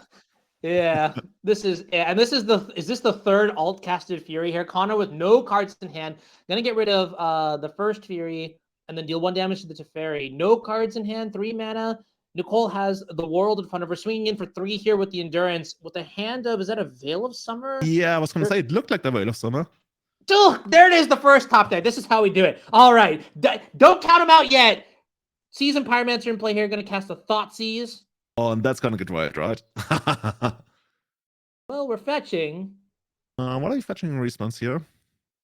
Well, maybe we don't want to draw whatever we're fetching for. Okay. Yeah, that's a good point. Like maybe a try. Good mechanics. Good. You love to see it.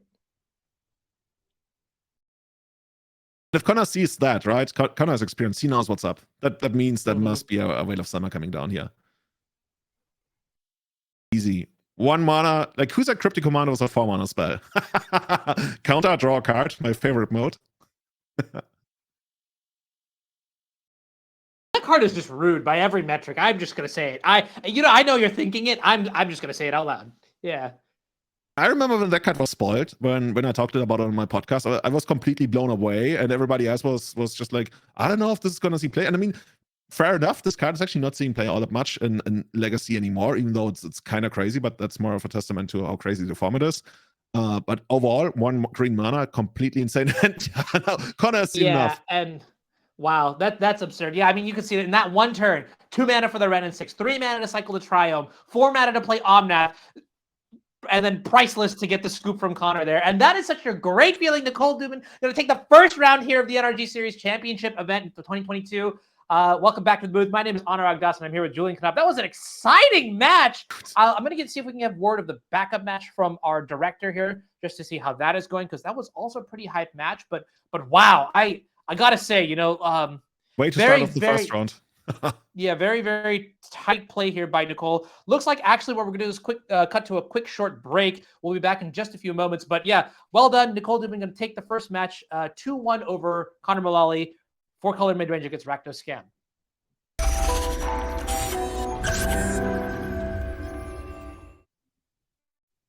And welcome back, everybody, to the NRG Championship event here for 2022. My name is Rakdos. I'm here with Julian Knopf. That was an exciting first round. And guess what? The excitement doesn't stop there. We've got round 2 coming up very shortly. We have Maxx Kominowski on Murktide. Is it Murktide playing against Derrick Davis on Yeah, that's right. 4-color elementals. That is a sweet one. Julian, are you ready?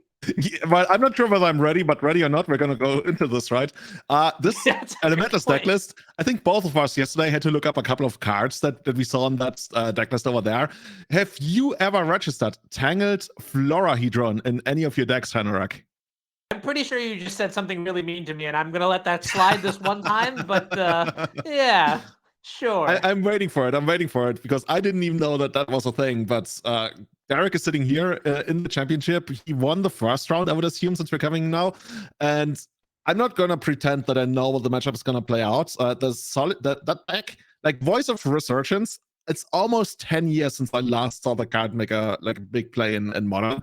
And it's one of the sweetest cards that you can imagine. I just look at the deck list. There's so many cards that I want to see in action, like really soon.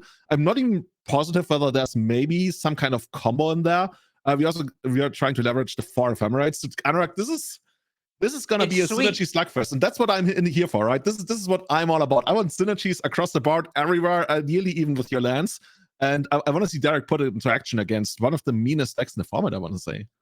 Yeah, I mean, let's just dive right into it because I want to watch how this match plays out. I mean, okay, on the one hand, you have 4-color elementals, and you've mentioned, synergy is the big deal here. But it looks like, as we dive into the match now, I believe players are ready. On the other side, you have Maxx Kominowski on Izzet Murktide. Maxx going to be on the play here with one of the most iconic starts in just almost every Eternal format now, right? Turn 1, Dragon's Rage Channeler. Now, the Murktide deck is a blue-red deck that is very good at, playing lean, efficient threats. It has lots of selection, playing cards like Expressive Iteration, maybe a couple cantrips. Dragon's Rage Channeler is a very good threat as well to give. That also gives you selection. I can see this is a backbreaking start here. Turn 1 Darcy, followed by the turn 2 Ragavan. 1 mana open. That's a red flag. But let's see what we've got here from Derrick's side.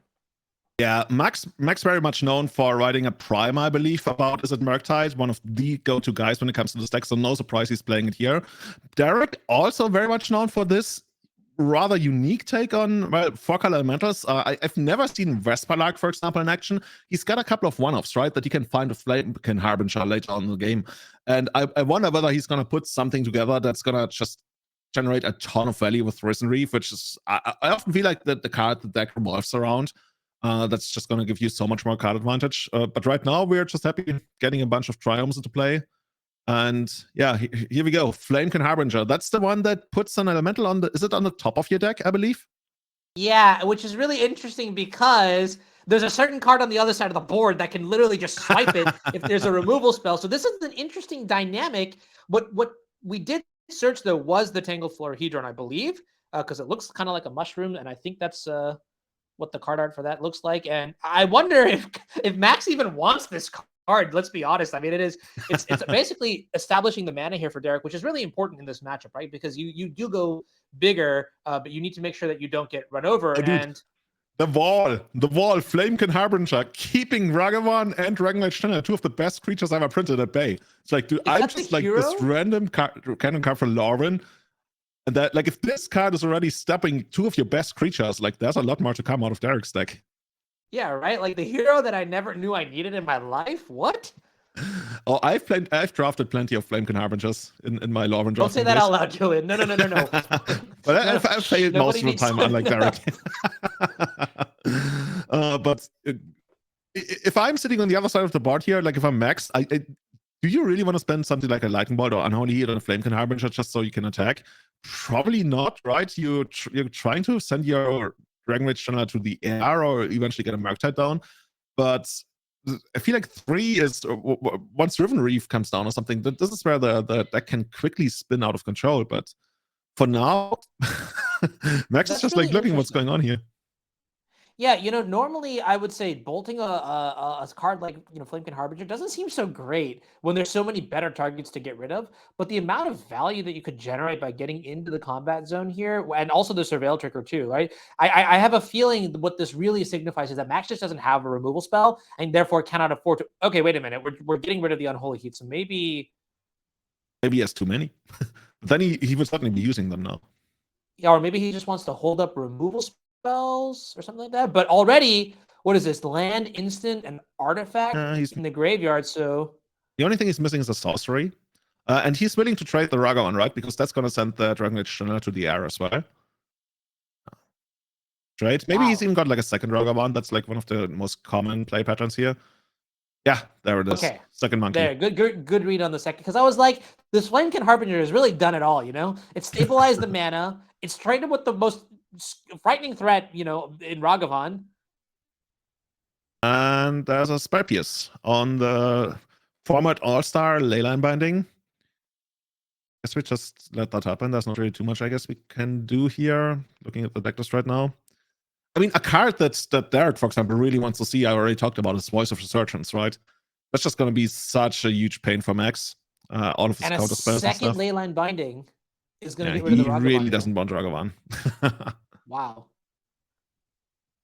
Very fascinating. What's interesting is I wonder if that Spell Pierce was telegraphed from the turn before, where the basic island, the curve was turn 1 Dragon's Race Channeler, turn 2 Ragavan, hold the island up, and I wonder if Derrick was able to pick up on that cue and then sequenced accordingly with the Flamekin Harbinger and then the double Leyline binding. I mean, maybe it's just how you naturally play out the cards anyways. So, but picking up the small things here and there, it could matter a lot, and I wonder how that impacted it. Yeah. Eventually, we're also probably going to see Kahira come into play, which one of the few decks that not only uses it as like a random extra dude, but can make really good use of the ability that pumps all the elementals.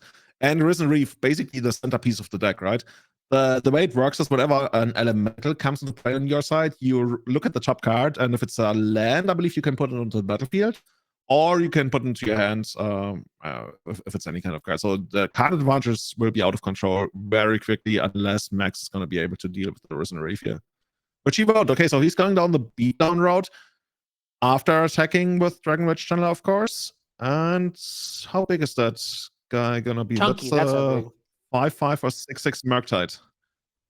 Yeah, I think big starts at 6/6, right? 5 is like wanna be big, but 6/6 is really big. That's when you get into like overpowered Shivan Dragon's range stuff or something. Yeah. How does Derrick actually get rid of big flying creatures? I'm looking at that because he's got 4 Solitudes. That's a good start. And 4 copies of Binding Fury too, not as well, going to be right? good. But we already saw 2 of those gone. Okay. Let's I see. mean, hear me out. You ready for this? You're not ready for this. Me. Thunderkin Awakener comes into play. It brings back Flamekin Harbinger. Flamekin Harbinger tutors for Solitude. The trigger from the Risen Reef maybe gets you the Solitude to hand. Bang! What is this? It's so sick! Oh, dude, I want to build this deck right now. I just want it in my life. Thunderkin Harbinger, a card I've actually used in Legacy to bring back Ball Lightning in like fun decks. But here Derrick is sitting in the championship, but he's actually making the card work if he has it. Okay, I'm pretty sure the triggers don't stack that way, but it would still be super sweet, like, if you could just tutor that way. Anyways, here's another Risen Reef, and now the triggers are going to compound violently, which makes me wonder if it was a mistake to bin that Unholy Heat as early as turn 2 when we didn't have removal spells for the other stuff here. But with the way the hand looks right now, if I had to guess, if I was sitting in Derrick Davis's seat right now, the 6/6 Murktide Regent with the 3/3 Dragon's Rage Channeler, 2 mana left open. I mean, there must be a counterspell in Max's hand, so we need to see not 1 piece of removal potentially, but 2 in order to stabilize. Yeah, I think Maxx pretty much called the game to be a race. He put away the Unholy Heat. He's like, I don't really care about your creatures. Like, if I Unholy Heat or Solitude, that's not really going to do much for me. I only care about getting the damage across and getting the damage across quickly, because I won't be able to keep up with the value output that your Risen Reef and the rest of your deck is going to produce. And that's how it's going to work. What's that card that we see there on the deck right now? Yep, that's what I have to say to that. As your premier caster, I know exactly what that card is, and I will answer that in... Oh, it's gone. Sorry, Julian. Missed it. Okay. Oh, actually, I think it might have been Ephemerate or something.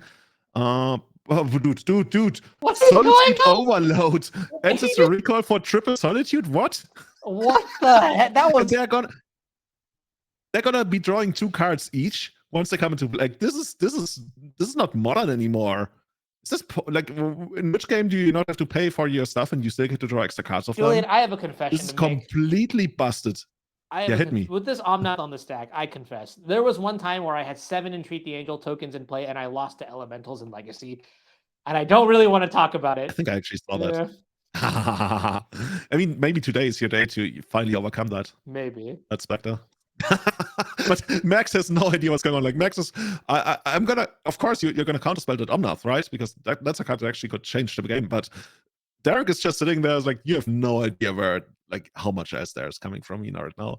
And I can't get rid of, like, I can't get over the feeling that you get to evoke Solitudes and draw 2 cards off of them every single time you do it. Like, you're gonna clear the board, assuming you have enough white cards to pitch, and I think you might have. And Maxx is just gonna sit there and watch his entire life crumble. So much on the line in one match of Magic, but yeah, you're right. I mean, this is why the Elementals deck is so powerful, right? Because you have such a game-ending, series of late game options that at this point, I think, and I think Maxx sort of understood this with the kind of hand that Maxx kept. He was really trying to go under the Elementals play. Maybe that's why he's decided to get rid of a card like Unholy Heat, saying, listen, I'm not going to, trading 1-for-1 is not the proper type of exchange to make in this matchup. I basically need to stop your removal spells on my heavy hitting creatures, and then potentially, I can just use those to win the game. And instead, what happened was there was just so much value that we had not just one heavy hitting creature that was, taken care of by counterspell, but 3, 2 Solitudes and a Omnath. I was gonna say there's a world where Maxx still top decks, let's say, a Lightning Bolt, but then again, Derrick could just Solitude one of his own creatures, I would think, to stay alive. So and draw 2 you cards. might already be headed for the next game, right? Yeah. Yeah, I mean, at this point, I think, oh man, this is. Did Derrick just discard to hand size? Yeah, okay, all right. Flexing, yeah. And Maxx is gonna pick up his cards there, yeah. Okay. Well, the opponent has like 5 lands and nothing. You're like, oh, let me discard your hand size. Sure. That's how it works. All right. Well, welcome back to the booth here. We're going to go into game 2 of round number 2 at the NRG Series Championship event for 2022. That was, honestly, I'll just say it wasn't close. It was a clobber stomping. It was just like, it was great to watch. You know what? That's what it was. And honestly, now what I want to reevaluate maybe is now we go into sideboard games, right? So first things first, let's take a look at Maxx Kominowski's sideboard, because I want to see how the blue-red deck is supposed to adapt to this specific archetype that is so predicated around value. In the sideboard, I see a card, I see Subtlety, Fury, Flusterstorm, Engineered Explosives, Brotherhoods, and Blood Moon Alpha. This is just a list of singletons, a couple unlicensed season Pyromancers, and Mystical Disputes. What do you like, Julian? Well, that's really not all many cards that I like. I like Brotherhood's End. Like the very first thing I was looking for when I was looking at the sideboard is mass removal, because we're probably gonna need that. And we really only have like Brotherhood's End. Engineered Explosives is not really gonna work, especially since we want to take out the Risen Reefs. I think that's pretty much the cards that I actively want, and then I'd be looking at the main deck, right? Is there anything we don't want? Like, for example, I guess Spellslinger are still very good against Voice of Resurgence, which could be a huge pain for us. I'm not sure if that... We're putting ourselves into a spot where we kind of don't want the counter spells, right? Because of the Voice of Resurgence. But then again, it's just like one of the best cards in the format, so you're probably keeping it, and you could even try to counter spell. We're basically getting overrun by value. And now that I think about it, maybe Maxx has to acknowledge that he's the beatdown, and he might board accordingly to try and like protect big Murktides like we saw in the last game. And you mentioned how it wasn't really close, right? But on the other hand, it kind of was, but until we got the Ancestor Rico for Triple Solitude.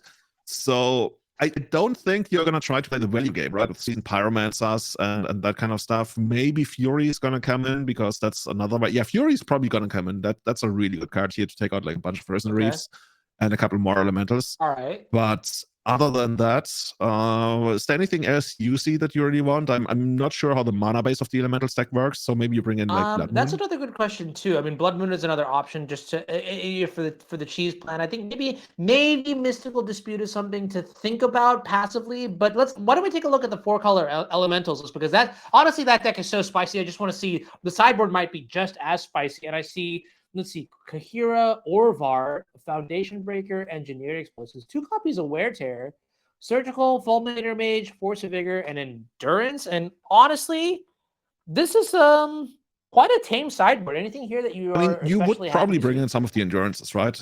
If there's something you want to take out, I guess you keep the Leyline Bindings because they take care of the Murktide, which is, I would guess, the only card that you're really, really scared of. Overall, the deck looks like it doesn't really want to take out too many cards, but if you bring in something, could certainly see endurances. And then what does over do? I remember reading the card the other day. Whenever you cast an instant or sorcery spell, if it targets one or more other permanents you control, create. Oh, okay. So if you ephemerate, you get to double it. Basically it's like a counter spell for Archon of Cruelty, which I don't think applies in this matchup. But maybe you could bring it in as a value. I don't know. I would be very surprised to see that come in. But I do like your analysis on endurance.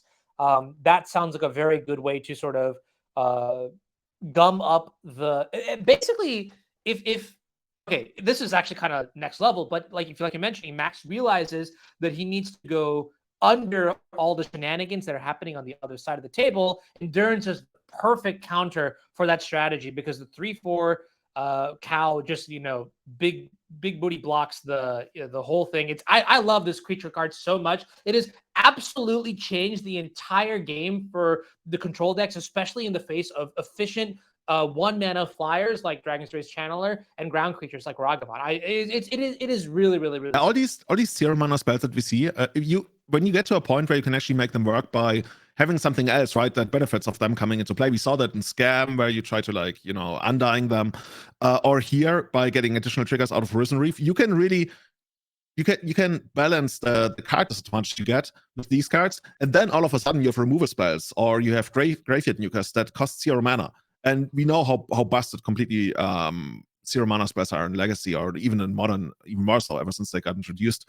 So I feel very good about 4-color elementals. Like, can I pick my pick to win this tournament to Derrick? I guess it's not only going to be Modern, but if it was, dude, Derrick, man, that deck. Maxx is sitting here, no turn one. Winning your pod creature. Here today gets you straight to day 2 of the event. So I think that is or it gets you to stage 3 rather, right? I believe that's how that works.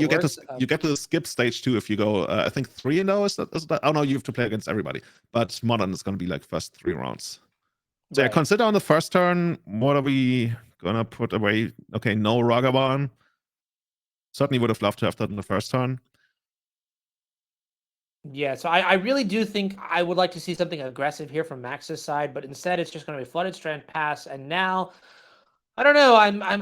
I'm confused. I really don't know what to hope for here. This is an interesting question because so Derrick is just going to pass the turn 2, which is actually exactly what Derrick wants. Derrick just wants to make land drops and stabilize. Would you counter in any universe? Would you counter something like a Flamekin Harbinger? No, never. Seriously. Yeah, no, never, right? But I wonder if that's I don't know if that's a silly thing to think, but probably no, never is correct. Yeah, I don't know. I mean, not literally never. There's, of course, sometimes situations that call for it, especially if you just want to spend your mana or something. You know that. But it's such a weak card. I mean, if you don't have good master removal where you can just randomly hit the card as well, then the odds go up a little bit higher. But you might as well try to counterspell the card that Flamekin Harbinger is gonna get, unless of course Derrick is gonna have a Cavern of Souls, right? That could also be some kind of setup where you play the Flamekin Harbinger, it resolves. You're like, okay, I'm gonna counter your Risen Reef. Like, oops, there's Cavern of Souls. All right, some counting going on here from Maxx's side. I wonder what that means.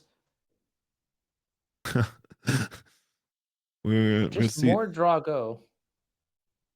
Just want to see Voice of Resurgence in action. I mentioned it, right? The card used to be such a big player in pot, and we haven't seen it in such a long time. Yeah, and Derrick is just sitting here. Derrick is sitting on a ton of value. I think he could even run out a Risen Reef last turn.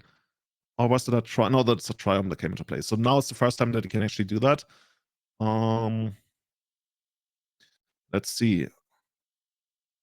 Maxx playing this passively almost makes me feel like he might be sitting on a Murktide, which of course incentivizes me to, or incentivizes Derrick to go Risen Reef. And then if Maxx is going to try to remove it, you can still Endurance and response and get a trigger out of it that way. And hit Maxx's Graveyard, which is going to put him very far off from casting Murktide. Because Derrick has to do something now. He's close to discarding to hand size at this point. Yeah, and so we're gonna see Risen Reef enter the stack here, and this is the first time we're gonna see start asking questions from the elemental side of the thing. No pressure here from Max's side means that honestly, is there even a punish to this? I guess a dash Dragavan. We'll see what happens here. But Max's hand must be full of counterspells. Would you counterspell this card? I probably would. Yeah, yeah. Let's get rid of it. And Max agrees. Max knows this a lot better than I do. Yeah. He also has much better basic islands than I do. What's interesting is probably one of the reasons why Max even did this to begin with was because first you're trading up on mana, so this is pretty good exchange. But now, if you have multiple counterspells in your hand, you're able to deploy a threat while also being able to hold up maybe potentially, I don't know about Archmage's Charm, but another copy of counterspell or something like that. Yeah, that looks sweet. We're also not dashing Ragavan here, we're just like getting it down. Like you mentioned, Archmage's Charm, one of the cards that we can represent. Can we actually? Well, I guess that's asking for too much. Steal a Risen Reef with Archmage's Charm, and then yeah, no. Okay, Flamekin Harbinger. You talked about it, right? Once again, a really awkward situation right now because it's the perfect foil to Ragavan. It also sets up your next top deck. I earlier said I would never counterspell this. Now it feels so annoying. I almost want to do it. Yeah, right. It's just in the way. Okay, this is great. Okay, dress down. But this is what I'm saying, right? Because it has just the perfect stat line, just the perfect mana cost to be a little bit annoying, right? You look at it and you're just like, ugh, okay. And then if you think about what else it does, imagine a world where, okay, fine, you don't kill the Flamekin Harbinger. I'm going to put Endurance on top of my deck. And now that's just another problem for you that you have to deal with. And it compounds, right? So that's why I was thinking, like, what if you, unironically, you just start counterspelling this card? Dress Down also going to be, pretty decent here in that it does pseudo stifle the trigger. Yeah. Oh, and look at this. I'm just wondering if you are letting yourself getting forced into a game where you have to counterspell what is probably the weakest card in your opponent's deck, it really doesn't feel very good. At that point, you feel like your opponent's just going to grind you out really hard if they find enough removal to your Murktides. It's David versus Goliath. It's David versus Goliath, but now I think I figured out who the real Goliath is. I actually want to buy the card. Dude, seriously. I have to look up how much that elemental stack is, but this is amazing. I'm so much in love with anything out of Lorwyn. And yeah, that's one of the best creatures ever. Trades for Ragavan. Oh, you meant, sorry, one of the best creatures ever trades for, oh, wait, okay. Yeah, okay. You said, you read my mind. Okay, I was like, huh, wait a minute. What's interesting, though, in the last turn cycle, we saw Dress Down in play, and Derrick chose to still deploy a second Flamekin Harbinger. So that makes me wonder, what is the incentive to make a play like that? You know you're not getting value out of your creature, yet you still play it. So I guess the idea is that you really want to make sure that Dragavan doesn't connect in case Maxx has another removal spell, for example. And you already know that you're going to be spending all your mana on the next turn. So you would otherwise be waiting 2 more turns to deploy that. And I guess that's what we're seeing here, right? We see Omnath coming down and Subtleties. It's going to put it back on top of the library. So that's a hard cast subtlety, so it's going to stick around. That's not too really dangerous. Good. I think the running theme in Modern is when you hardcast your elementals, you just generate so much value. And this deck playing Subtlety is quite a big deal, especially in this matchup. But in fact, I am fairly certain the Subtlety was just like a one-of. Perfect time if it was. Yeah, 1 Subtlety in the main deck, 1 Subtlety in the sideboard, 0 in the main deck. So this is great timing. And now we see Expressive Iteration coming down. And this is what I wanted to see in game 1. Just doing all these busted Murktide things, playing Drago control, not caring about, apparently goated 1/1s. I mean, it also gets pumped by Kahira, I guess. The Flamebringer, the Harbinger that we talked about earlier on. So that's another reason to run it out earlier, because this turn we would have actually had mana to cast it. But so I think it early on was just like a double insurance against Dragavan. Oh, and I really like this play. Check this out. If I had to guess, what we're actually doing is with the Expressive Iteration, exiling the Dress Down. I think we may have moved to the end step, and now we're flashing in the Dress Down on the end step, and it gets sacrificed on the next end step. So for the entire duration of Derrick's next turn, I believe that Dress Down will be in play, and Derrick gets no value out of it. Yeah, so the best you can do is probably run out something like Risen Reef, which is still going to be, like, it's not a comes to play ability for him. Other than that, Dude, Maxx is sitting on so much value. I think I've seen 2 more expressive generations in his hand. Okay, sure, let's do that. There's another Omnath. That's also, of course, the card that we redrew from being put on top here. Could run it out. But that's always such a bad feeling. Like when you're up against the blue mage with so many blue cards in hand here.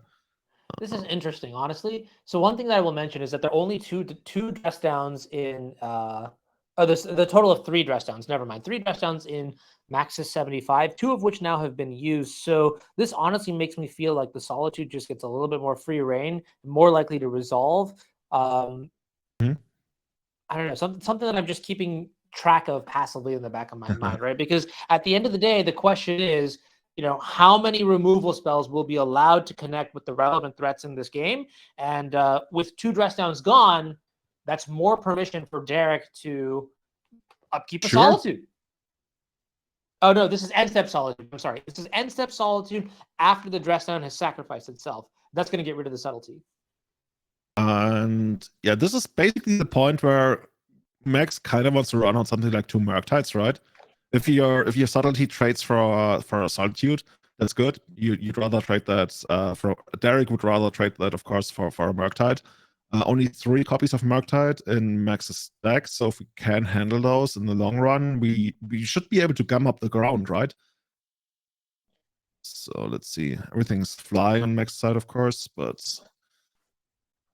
I just feel like whenever Maxx is sitting there, and even though he has a lot of cards, which is great, and playing a reactive game, eventually Derrick is just going to deploy so much synergies and values that he's going to overrun him unless Maxx has Maxx removal. And as we already established, right, Maxx only has Brotherhood's End as Maxx removal.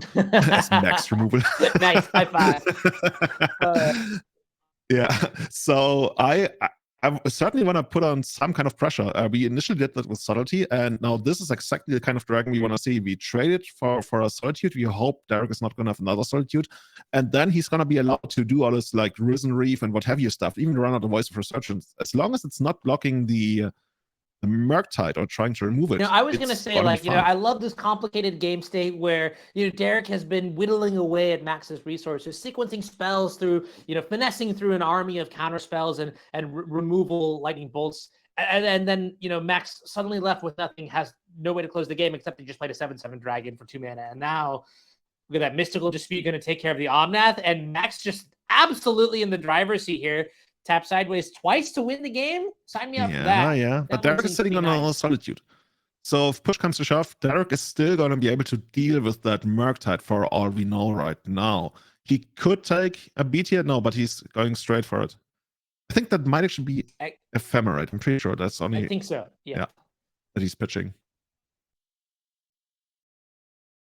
Now, Maxx Kominowski, like you mentioned, is the author of the Murktide, quote-unquote, Bible, if you will. Having played so many matches with this deck, probably knows the ins and outs. I do wonder if he has enough experience with the 4-color Elementals matchup. I have to guess the answer is yes.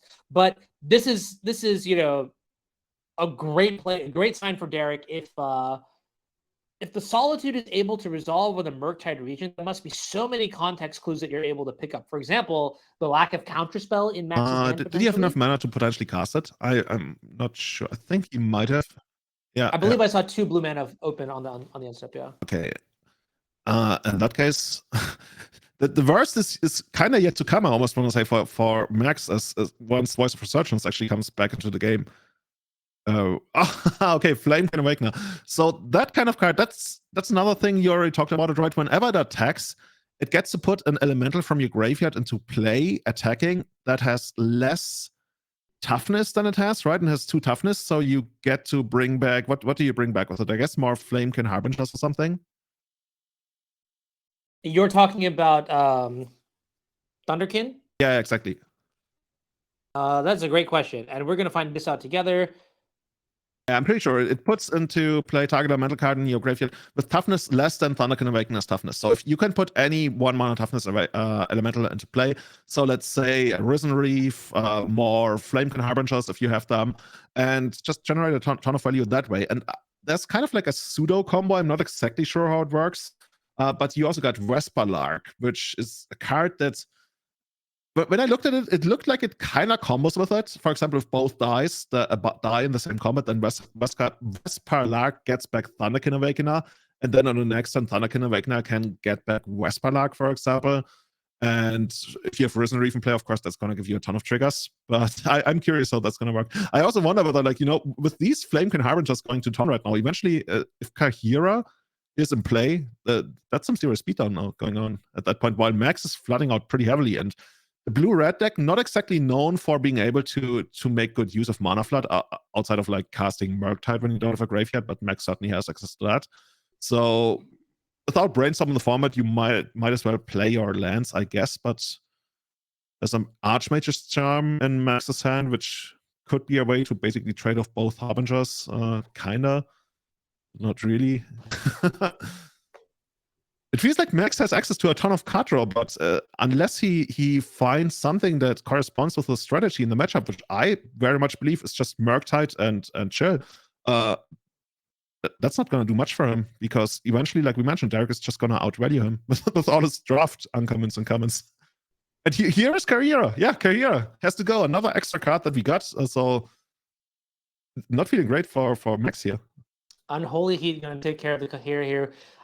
I don't know if we have. We must have Delirium at this point. Yeah, creature, artifact, instant, land, enchantment. So that's going to deal 6 damage. Flamekin going to come in with the beats now. 1 point, dropping Maxx down to 22 here. On the end step here, what are we going to see? 3 mana turn sideways. That's a big tell. Got to commit to the play now, maybe? How do you feel about that situation if you tap 3 mana accidentally and you really telegraph a land or telegraph a card in your hand? Oh, psych! It's Snapcaster Mage. Generally speaking, I think you shouldn't give it any kind of credit. It might be like a pump fake, it might not. I think in the end, you just gotta do what's the best. What do you think is the best line? Okay, Snapcaster training for the Flamekin Harbinger. Not exactly what I expected here. It's just so annoying to me, Julian. These 1/1s have gotten so much value. We're gonna see them in control decks soon, right? Is that how it's gonna work? Yeah, and here comes the second Murktide. We were able to deal with the first Murktide. There's 1 Murktide left in either the hand or the deck. And if Derrick deals with that Murktide, there's not too much left that we are super scared about. And I mean, Derrick hasn't really done all that much over the last couple of turns while still having cards in hand. So I would guess that he still has like a lot of things going on here. One thing that's really important, though, is that the same sort of velocity that we saw in game 1 with Derrick's deck, utilizing the Risen Reefs to sort of just completely take over the game, that's not happened here at all. So the resources are relatively contained here. We're going to see the Thunderkin Awakener come into play now. I guess it's probably target the Risen Reef now, and maybe we'll get some sort of card advantage off of that. However, Maxx has 6 open mana, 7 actually with the Fiery Islet, and a lot of cards in here. So we're going to see Counterspell take care of the Awakener. And that's exactly the kind of card you want to pair alongside your Murktide Regent, because Murktide Regent at this stage is a 6/6, is a 2-turn clock.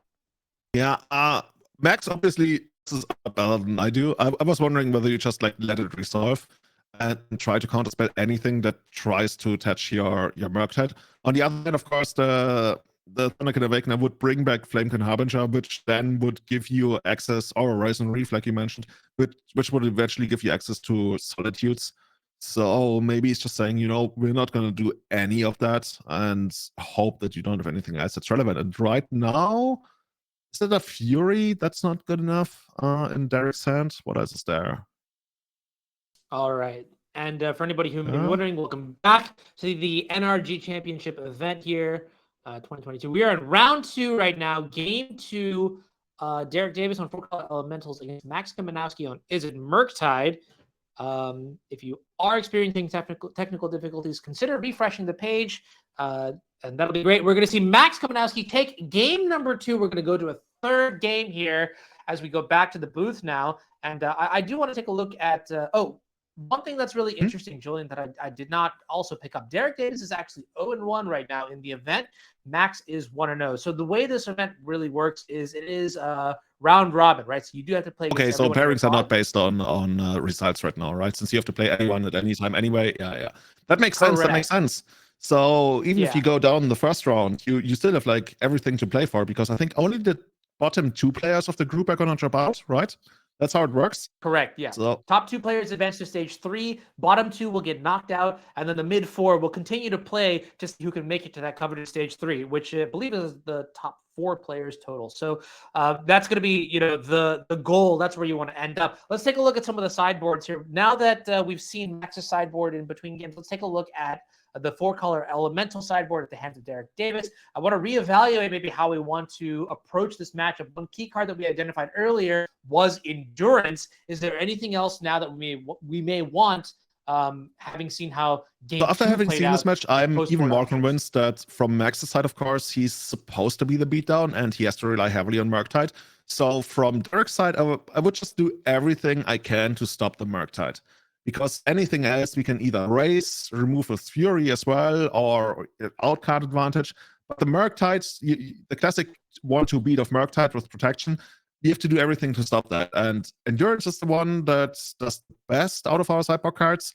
Other than that, not really anything that strikes me. Is there anything that looks I at would you? honestly maybe look at Engineer Explosives as a potential 1-mana sweeper that can get rid of Ragavan and Nadarcy early on in the game. But I think Endurance is the real creme de like the true prize from this sideboard, because even if you don't get to block something like a Dragon Series Channeler with it, like you mentioned, Murktide is the name of the game. Everything in this match, I believe, will revolve around that one card and how much damage it could do. Endurance does slow it down a significant amount. Maybe the first Endurance you can sort of, surveil your way out of, but then the second one is going to be backbreaking. It's really going to slow down the Murktide region. So that is the dance that I kind of want to see how both players navigate around.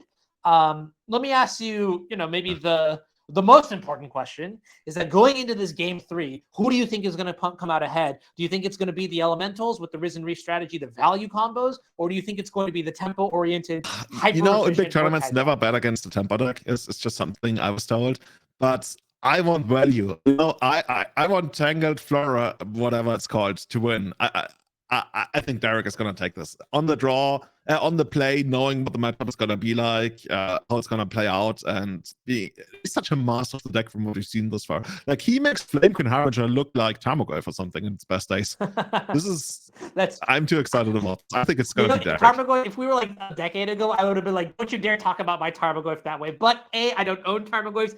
B, we're in 2022, so 2023 rather. So yeah, go for it. I'm gonna. Here's what I'm gonna say. Right, when you hit an 11, the book says to double down. So my money's on Maxx Kominowski. Gonna take this game 3 here on Izzet Murktide. We'll see if there are any mulligans, but Krueger has been revealed. I'm ready to get right to it. I'm actually at the edge of my chair. I have no idea what's going to happen. I think Derrick didn't hit a Kevin in either the first or the second game. And we talked about, right, how there's the potential to run out Harbinger, and then later on you have the Kevin, and Maxx is going to sit there with a bunch of counter spells that don't ever do anything. The second game could have been very, very different. If Derrick had found a Kevin of Souls at any point in the game, look at how many elementals would have actually resolved there. And it's a far off. There's a pretty good chance that Derrick might find it in this game, which, of course, from Max's side, gives him even more reason to want Blood Moon in the matchup. I was even considering maybe Alpine Moon, but that feels really bad, so you probably don't want to do that. But Blood Moon to stop Cavern of Souls is one of the things that Maxx should certainly consider. Looks like Mishra's Bauble going to be activated, and on the end step, you're going to see the card that Derrick is going to draw for the turn after the fetch, and then on the upkeep, Maxx draws a card. We see Flamekin Harbinger, the ultimate 1/1 coming down now, and let's see what goes on top of the deck. Game 1, we saw it actually tutor up a Tangled Florahedron. This time, it's going to get a Risen Reef. You know what I was wondering? I was wondering whether there's a Flamekin Harbinger chain. You just keep putting additional copies on top of your library until you get all of them into play.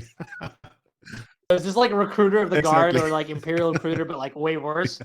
Oh man, or way better? Question mark. Yeah. But yeah, we see the engine of the deck pretty much, Risen Reef being put on top, and Maxx, once again just sitting there trying to answer a bunch of stuff. This is basically where you want Kevin to come down, right? Maxx hasn't done anything other than cantrip thus far, and if you got Kevin here, and we don't have Kevin, so this is probably be an easy counter spell if we have it. Oh, this is not a. Oh, you can see Derrick almost picked it up as Mystical Dispute, but no, it's just consider there's a window where we could just take over the game, but we top the card off. Didn't put anything in the graveyard. Yeah, and there's nothing going to the graveyards. That must have. How crazy would it be if the consider actually found the mystical dispute there? I mean, I didn't get a good gauge. I don't see if the hand got shuffled or anything, but that would have been the nastiest top deck. Maybe game deciding. So now we just got Kahira into our hand, and I guess do we attack for 1 year? I mean, we die to subtlety, but then again, subtlety wouldn't be doing anything. Okay, we just sit back. I think And Derrick has demonstrated some resilience, patience, like not willing to play into a Dash Ragavan here. So I'm not surprised to see the that's a good passive point. 1/1. Yeah, stand the guard, if you will. Dash Dragavan, such a good card. And Kahira, the orphan, is it the orphan guard or something? And no, not allowed in here.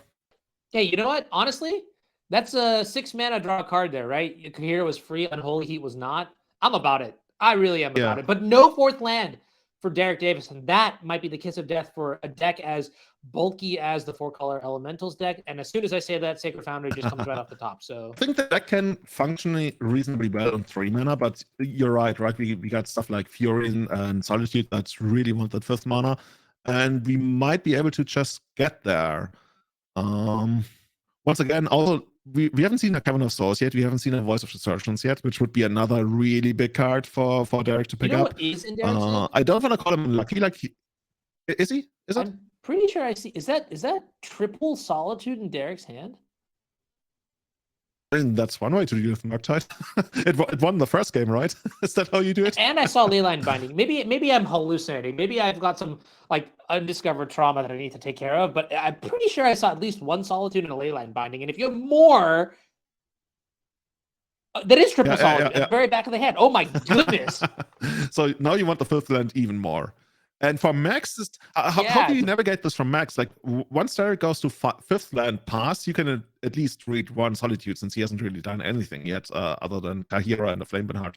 I guess the Risen Reaver as well, but not as much as you would expect out of the deck thus far. So you got a pretty good grab on his hands. So, there actually is the Alpine Moon we talked about, and it's surely gonna name Cavern of Souls because that card is just so backbreaking for him. The respect there for Cavern of Souls. I mean, you're right. Imagine that, right? Like just turn after turn after turn. What? Yo! Why are you here, Derrick? Go to Vegas. You got some poker to be playing. We assembled the Exodia. Easy game. All right. Oh, dude, you see that dress? I mean, you want to go crazy now. We could literally just put 2 Solitudes into play. I would love to see. I would love to see the tables turn here, but it's a little strange though. Okay, so we're gonna see lightning bolts. Oh, dude, seriously. Sorry to interrupt you. I would seriously consider it now. Yeah. In response to a lightning bolt, you just put them into play. You get 2 additional draws out of. So even the card disadvantage is leveraged. But Derrick's sitting there. He knows exactly what Solitude is supposed to do, and that's to go after Murktide. As we mentioned earlier, probably the way for Maxx to win the game. You're not going to win the game with, like, I don't know, Ragavans, and probably also not with your Dragon Rage channelers. There's too much things that can go wrong, and they're not fast enough, whereas Murktide usually takes 2 hits for Murktide to be lethal, and that's what Maxx is playing for. And if you're sitting on something like 4 Solitudes, but when is Cable Therapy going to be released into Modern? Do we have any information about that? Say that again, sorry? Cable Therapy? Is that ever going to come to Modern? I think that Doesn't would be that an already amazing exist addition. in Modern? Isn't there like Cabal Therapist or something like that? The 1/1 creature? It's just not the same though, I agree. Oh, dude. I would read at least 2 Solitudes in Derrick's hand right now if I was Maxx. I mean, not so much that you can really do about it. Oh, Blood Moon? That's unfair. I agree, and I'm all for it. Let's go. Right now, if you're excited about this Blood Moon, show me in the chat, right? Oh my, actually, Blood Moon is always the villain. I don't know how I feel about that. Blood Moon and Alpine Moon, there must be some sort of flavor success there. Must be. What is the most famous planet that has 2 moons? I have no idea. But Maxx is living on it, and he's taking us there. Because now Derrick, this is pretty spicy. How does Derrick actually get to remove them? I'll let you figure that out. All I know right now is that those Solitudes cannot be hard cast, and that is massive because having to dedicate extra resources to casting your removal spells, I mean, while you will still do it because it's the best thing that you want available to you, you're not happy to see that. Yeah, it's going to be really hard. I don't think he would bring in his 2 Force of Vigors against the stack. He probably wouldn't bring in his Vertex. And other than that... Any Besajus? No Besajus. Oh, wow. Okay. This looks like you might have to play with just evoked Solitudes for now, which still works, especially with Risen Reef, right? I guess if you brought in Foundation Breaker as a one-off, honestly, I wouldn't hate bringing in Foundation Breaker because you can Harbinger for it. So maybe that's not. And that's so great that you can still cast Harbinger through a Blood Moon. Well, this card is so good. It's just so good. Completely teched out here.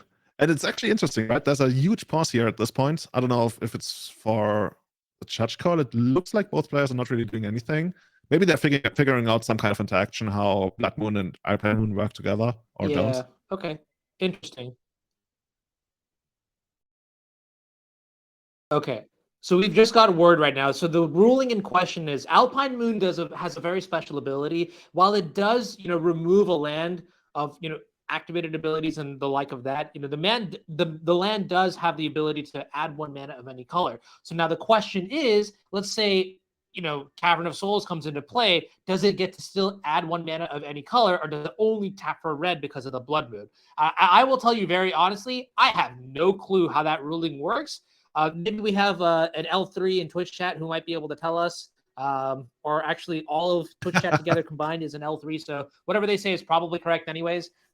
But that is a very interesting dilemma, and might be, if it does work out that Cavern of Souls will get to tap for any color of mana, that could absolutely change the context of this game, because then Cavern into Cavern lets you cast your Solitude, which is such a weird sentiment. But, I think it comes down to whether Blood Moon actually changes the name of the card. Does it? Is your card called Mountain now? I actually don't know. No, it's not, because it just changes the line type, right? Because you still have Hallowed Fountain that is a mountain. All non-basic lands are mountains. I've actually never paid attention to it on Magic Online, whether it overrides the name, but I think you're right. It doesn't override the name. I mean, like Dryad Arbor is still a 1/1, so it doesn't. But I don't know. I guess the name, the name is different. The name is different from the typing, right? It has to be. So, if I had to guess, Blood Moon does not change the name. Therefore, Alpine Moon will still grant the ability. I think that's how that works. If we can get resolution from director of the floor judge to see how that is actually handled, I'd love to know more about that specific rule, and then that'll let us know. Red mana, sure. This is what I'm gonna do with red mana. I just got my basic D6. Blood Moon be damned. Okay, this is still in the stack, Maxx points out, and is he gonna consider a response again or something? No, we're just gonna take a damage for the Harbinger, MVP thus far of the entire game, and there actually is consider. Man, that's crazy. It's so cheeky. And then when it finally turns sideways after stonewalling Ragavan for like 7 turns, you're just like, ugh. All right, how are we gonna handle this Fury? Do we have a removal spell for it? We have plenty of red sources. Enough blue sources as well. Tapping a red mana source. Fury. Okay, I like that's fine. There it is. Bolt is going to take care of the Fury. Okay. You see, I feel like there's a lot of information sometimes to pick up from the way players just like body language and things like that. I don't know. Flooded Strand come into play. Okay, we're getting some explanation from the judge now how these 2 moons interact together. So stay tuned. We're going to brief you about this in a moment. Meanwhile, my favorite creature.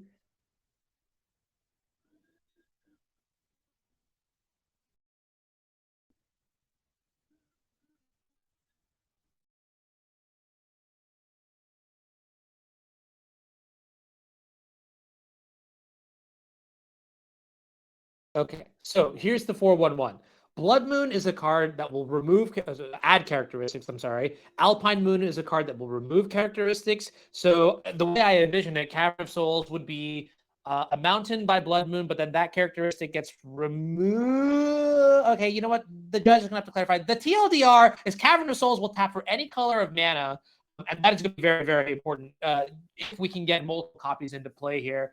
Sort of invalidating. Look at this. Derrick literally has 6 white cards in hand. He is playing White Weenie. Look at this mana base. This is not a very White Weenie mana base friendly. Oh, there actually is Voice of Resurgence. Still no white mana. I think we got a 1-of planes in the deck list. And more than ever, we really, really want Cavern of Souls here. The Cavern of Souls, I think, would be almost game winning, I want to say. There's Ephemerate, which, I mean, Ephemerate, you still can cast it. I guess I might get discarded here. Whereas the Solitudes, at least they get to take out something, but you really don't want a Solitude to take out the The snap custom match. Okay, interesting. Voice of Surgeons, the card I thought was going to be really good, is gonna hit the bin. Also, I just want to give a really quick And shout Maxx out is just sitting to there. every single judge who has ever had to answer a complicated question like that, to someone as smart as or not as smart as I am, and then being able to like at least get the point across. You guys are awesome. So if there are any judges in the chat or the head judge that just explained the ruling to us, thank you so much for what you guys do. I know I would be lost in the world of Magic without you guys. Going back into the game though, this is like we just discarded Endurance to hand size, and now this Snapcaster Mage is punching in for 2 damage a turn. One player is very happy, one player is Remember how earlier today I said we got the ground gunned up, so we're not going to lose to something random like, I don't know, Ragavan beats? Turns out, no, we're not losing to Ragavan beats. We're literally losing to Snapcaster beats right now, which is one of the most underappreciated ways to win the game, I want to say. I think I agree with you. And honestly, when you say that out loud, it's like music to my ears, you know? Snapcaster beats, there's something just so crisp about that phrase. Maybe it's just the nostalgia, boomer nostalgia kicking in. Yeah. And if you're a boomer nostalgia, I don't know what is before that generation, but I remember beating down with Survival of the Fittest and Legacy with literally just Sakura Tribal and Eternal Witness. that's way too old. Getting Dude. there. Oh my goodness, Dad. Please. You're embarrassing me in front of my friends. That's how it used to be done. Veteran Explorer sometimes joined them. But yeah, right now, Chat is making a good call. If Maxx wanted, he could Otawara, but I'm actually not sure if Otawara also bounces your own stuff. Alpine Moon back to hand, which would invalidate Kevin, but Otawara, let's see if that actually bounces your own stuff. I'm pretty sure it does. Yeah. Yeah, that would work. Counterspell going to take care of Flamekin Harbinger here, which is, you know, kind of crazy. Now, keep in mind, there's really no risk of Derrick actually dying, I think, to the Snapcaster Mage, because like we identified, there are 4 copies of Solitude in the grip. So, I mean, if you can get through all 4 of them, Max, then like certified, like you're just incredible here. One thing that could also be done with Alpine Moon and Otawara, right? You could probably, if you wanted to bounce the Alpine Moon and then maybe fix your own mana so that you can cast something like Archmage's Charm, because you only have 2 islands. And there's even Murktide in Max's hand. That's another way to end the game really quick. Like what Maxx really wants to do here, right, is just to put Derrick into a position where he has to use the Solitudes, and then you know that your Murktide is gonna have a much better chance of resolving, but not even required right now. We got young Pyromancer, seasoned Pyromancer, slightly older, the upgrade from young Pyromancer, and Derrick gets one more turn where he needs to do where he can still sit tight, but then he has to fire off the Solitudes. All right, well, here's Season Pyromancer, yeah, discarding a bunch of blue cards. And also getting 2 elementals. So this is actually, excuse me, a pretty terrifying board. I mean, you probably need something like a Fury now at this point to sort of clean things up. And the way that Maxx has tapped, our shields are down now, so we cannot counterspell. Yeah. Now imagine looking back, if we had just randomly put those Solitudes back into play very early on when the Stress Down was in play, the game would look a lot different right now. Of course, Derrick doesn't know that. I'm not even sure if I'm not very positive that would have been the better play. But right now, we're really not getting very good value out of our Solitudes. And 0-1, this is going to get subtletied. Here comes the second one. So shields weren't actually down for Maxx. He still had like a card. Okay, this one's going to resolve. I guess it's going to take out the Pyromancer. Yeah. Derrick is thinking about all the stuff that he could do, right? If he only had mana available. I think there's an Ephemerate in play in hand that got pitched to Solitude. You could have used that. There's Omnath that we've seen. Blood Moon, for as much as I love the 4-color elemental stack, I love greedy mana bases getting punished. Like this is a 2-mana deck winning against what I think is like a 4-mana deck. It's definitely a 5 because it's got Leyline Binding, right? You've got that 5th color just to reduce. So this the try yes, home. exactly right. This is the epitome of justice if you want to look at it that way. Now that being said, we have what is this a lethal attack coming up soon here? 4 points of power. Derrick's at 3. There's an upkeep Solitude pitching a Leyline Binding. Nothing is going according to plan here, and this is why I love Magic. You could have like these like disastrous kinds of games that are just like, how did we even get here? You know, like, and it's great. Or you could even have like we saw in game 1, which is like ancestral recall every time I Ooh, the cast a value. removal spell. The value. We're okay. bouncing our own snap customization response to the solitude. And that's the 4th solitude, of course, as you do. Now we're trading 4 cards for the snap customization and I guess the Otavara. That's fine. Wait a minute. So we actually alt casted 4 solitudes this game alone? Something like that, yeah. And half of them went after snap customization. That's man. funny. Dude, don't ever tell me something about like Uro or Chase generating value.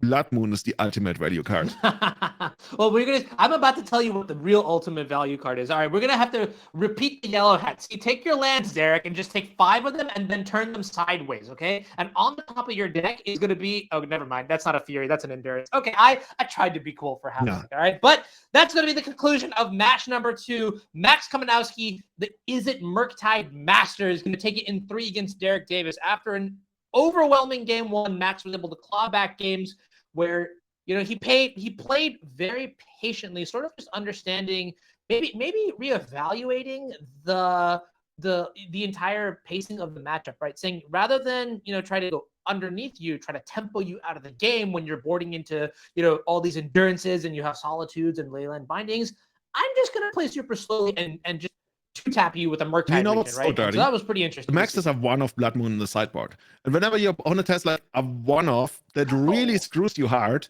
you're always put in a position where you feel like, I kind of need to sideboard against it, but if the cards that I would bring in against it don't do anything to the rest of their deck, and I don't have a, let's say, Brainstorm Mask ability, I could literally be mana or like or screw myself in so many different ways in 8 out of 10 games, let's say. But in those 2 games, and we saw one of those games here, they're going to get it and they're going to resolve it, and it's completely going to destroy my game plan. So you really have to play with super annoying odds, and we already had one of the best game plans. We have a 1-off that answers Blood Moon that we can tutor, and maybe even, cast and get some additional value out of with Frozen Reef. So from Derrick's side, he said it just didn't Absolutely. work. All right. Well, if you're enjoying the Magic that you're watching today, and you may be wondering, how can I play more of this Magic? The NRG series it's great. Honestly, we have so many events coming up next year. Check it out right now. You can see 4 events already with dates released. So we have this weekend, the $20,000 NRG Series Championship. In March, we have the event in Mullaly that is a $10,000 trial with a $5,000 backup. Format's yet to be determined. In May, we have an event in Minneapolis, and then in June, we're back in Mullaly with more Magic to bring for you. So I really hope to see somebody there. You'll see these events are incredible. You get invites to the regional championship, hang out with the command zone, check out some of the artists. The NRG team really, really does work hard to bring you high quality events. And in fact, I would say these are some of the best, if not the best events just in the country right now. And with a competitive circuit that is unique to the NRG series, you want to be a part of it, right? You want to be under the limelight. You want to be the hero of their narrative. Show your worth, come by one of these events. It's super awesome. Do we have any other events that we want to talk about? If not, we'll cut to a short break and then we'll be back with more Magic for round number 3 of the NRG series championship event here for 2022.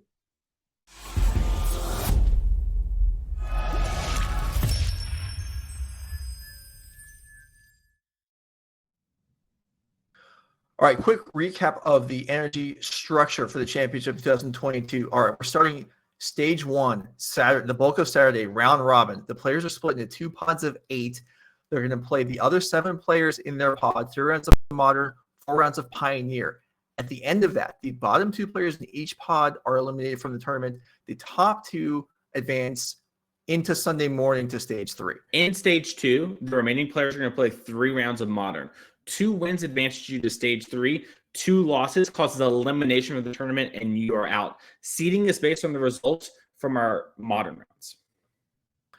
Okay, stage 3, Sunday morning. Second set of double elimination, 3 rounds of Pioneer this time. We have the 8 players remaining in the event. 2 wins pushes you through the top 4, 2 losses, and you exit in the top 8. The finals is exciting. We have top 4 players playing a best of 3 matches. So they're going to need to win matches twice. Players alternate formats, choosing play and draw choice, starting with the highest seed, 1-2, 1-2. Winner is our NRG Champion of the Year. We'll be right back with more action in just a few minutes.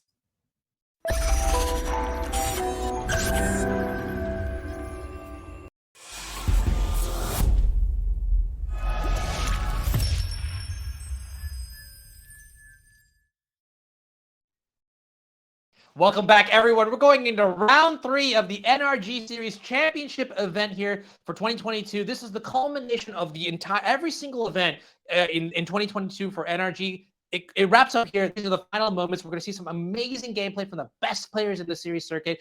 Round 3, we're going to see Raja Sulaiman against Will Krueger. And if you've been watching any NRG content this year, you know these two names are heavy hitters. Raja Sulaiman on blue-white control, and Will Krueger, the Hammer Master, going to be playing Hammer. I will also say Raja, definitely the blue-white aficionado master.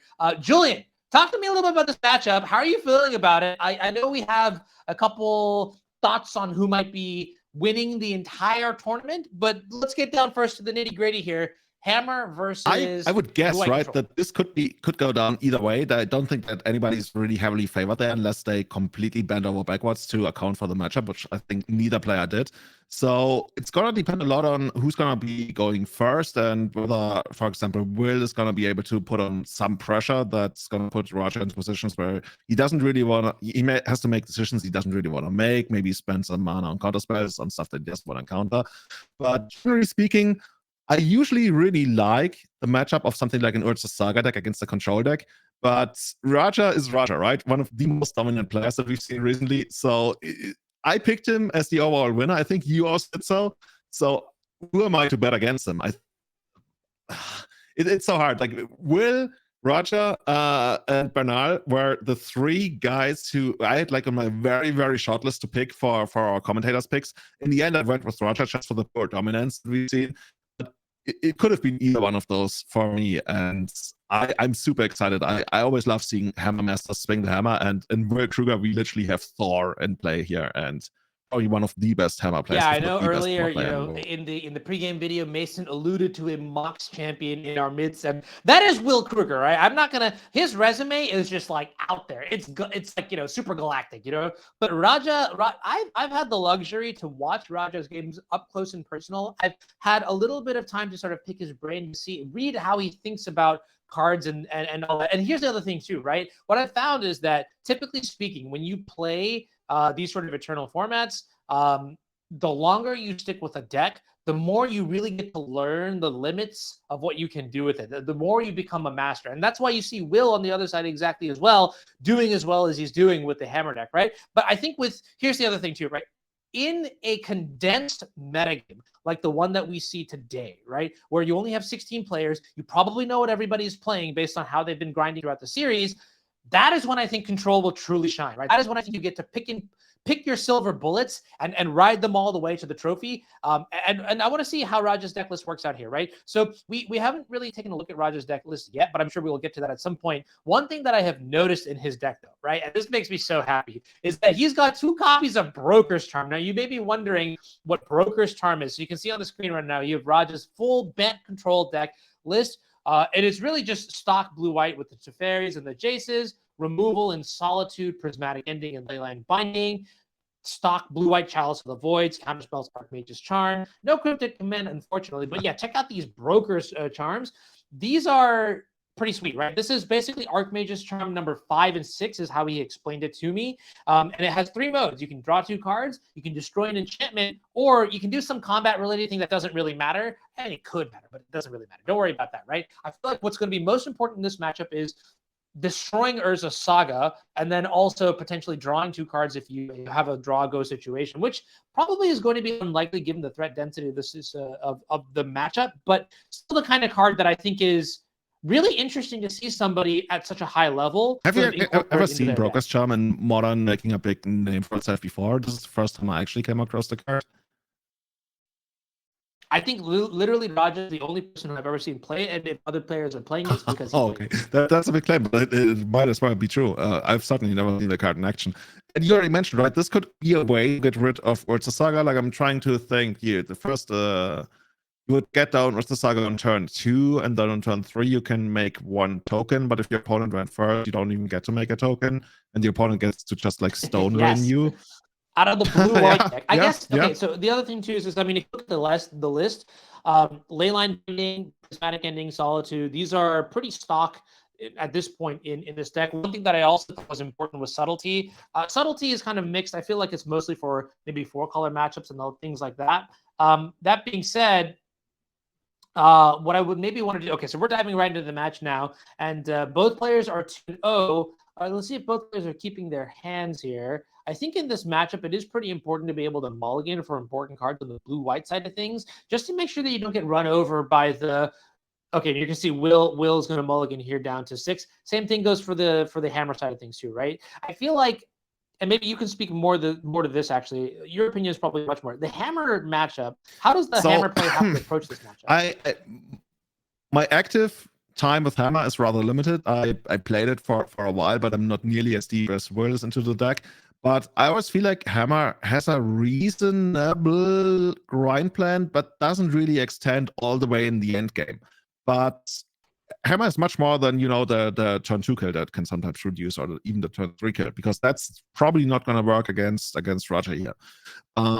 That being said, even if you just run out, let's say, Stoneforge Mystic, and your opponent has to deal with it, and all the way you have Esper Sentinel in play, you get some more card advantage. Eventually, the manlands, and I guess I'm counting with the Saga as a manland, can get you across. Other than that, you sometimes have the blower draw and back it up with spell pierce. So I think hammer has very reasonable game in the early and the mid game. But in the very long game, it's you can't really play for the very long game. I think at that point the Planeswalkers I are think just back gonna in be the too day much. when Luris was out and about prowling the modern battlefields, I think then you could really grind with hammer. But now it is interesting. I think hammer can put up a fight. It can maybe extend past a couple turns. Are we putting 2 cards back here for Will Mulligan to 5? Oof. Okay, that's pretty brutal. I mean, Will is on the draw here, so you get the 1 extra card there, but really trying to have that explosive start might not be very possible. Is that a spring leaf? Looks like it is. He also has Stoneforge there, I think, in Versus Saga. And since we're fetching here, could either be for the Springleaf drum, or maybe we had an Esper Sentinel in hand. I think I didn't see that one.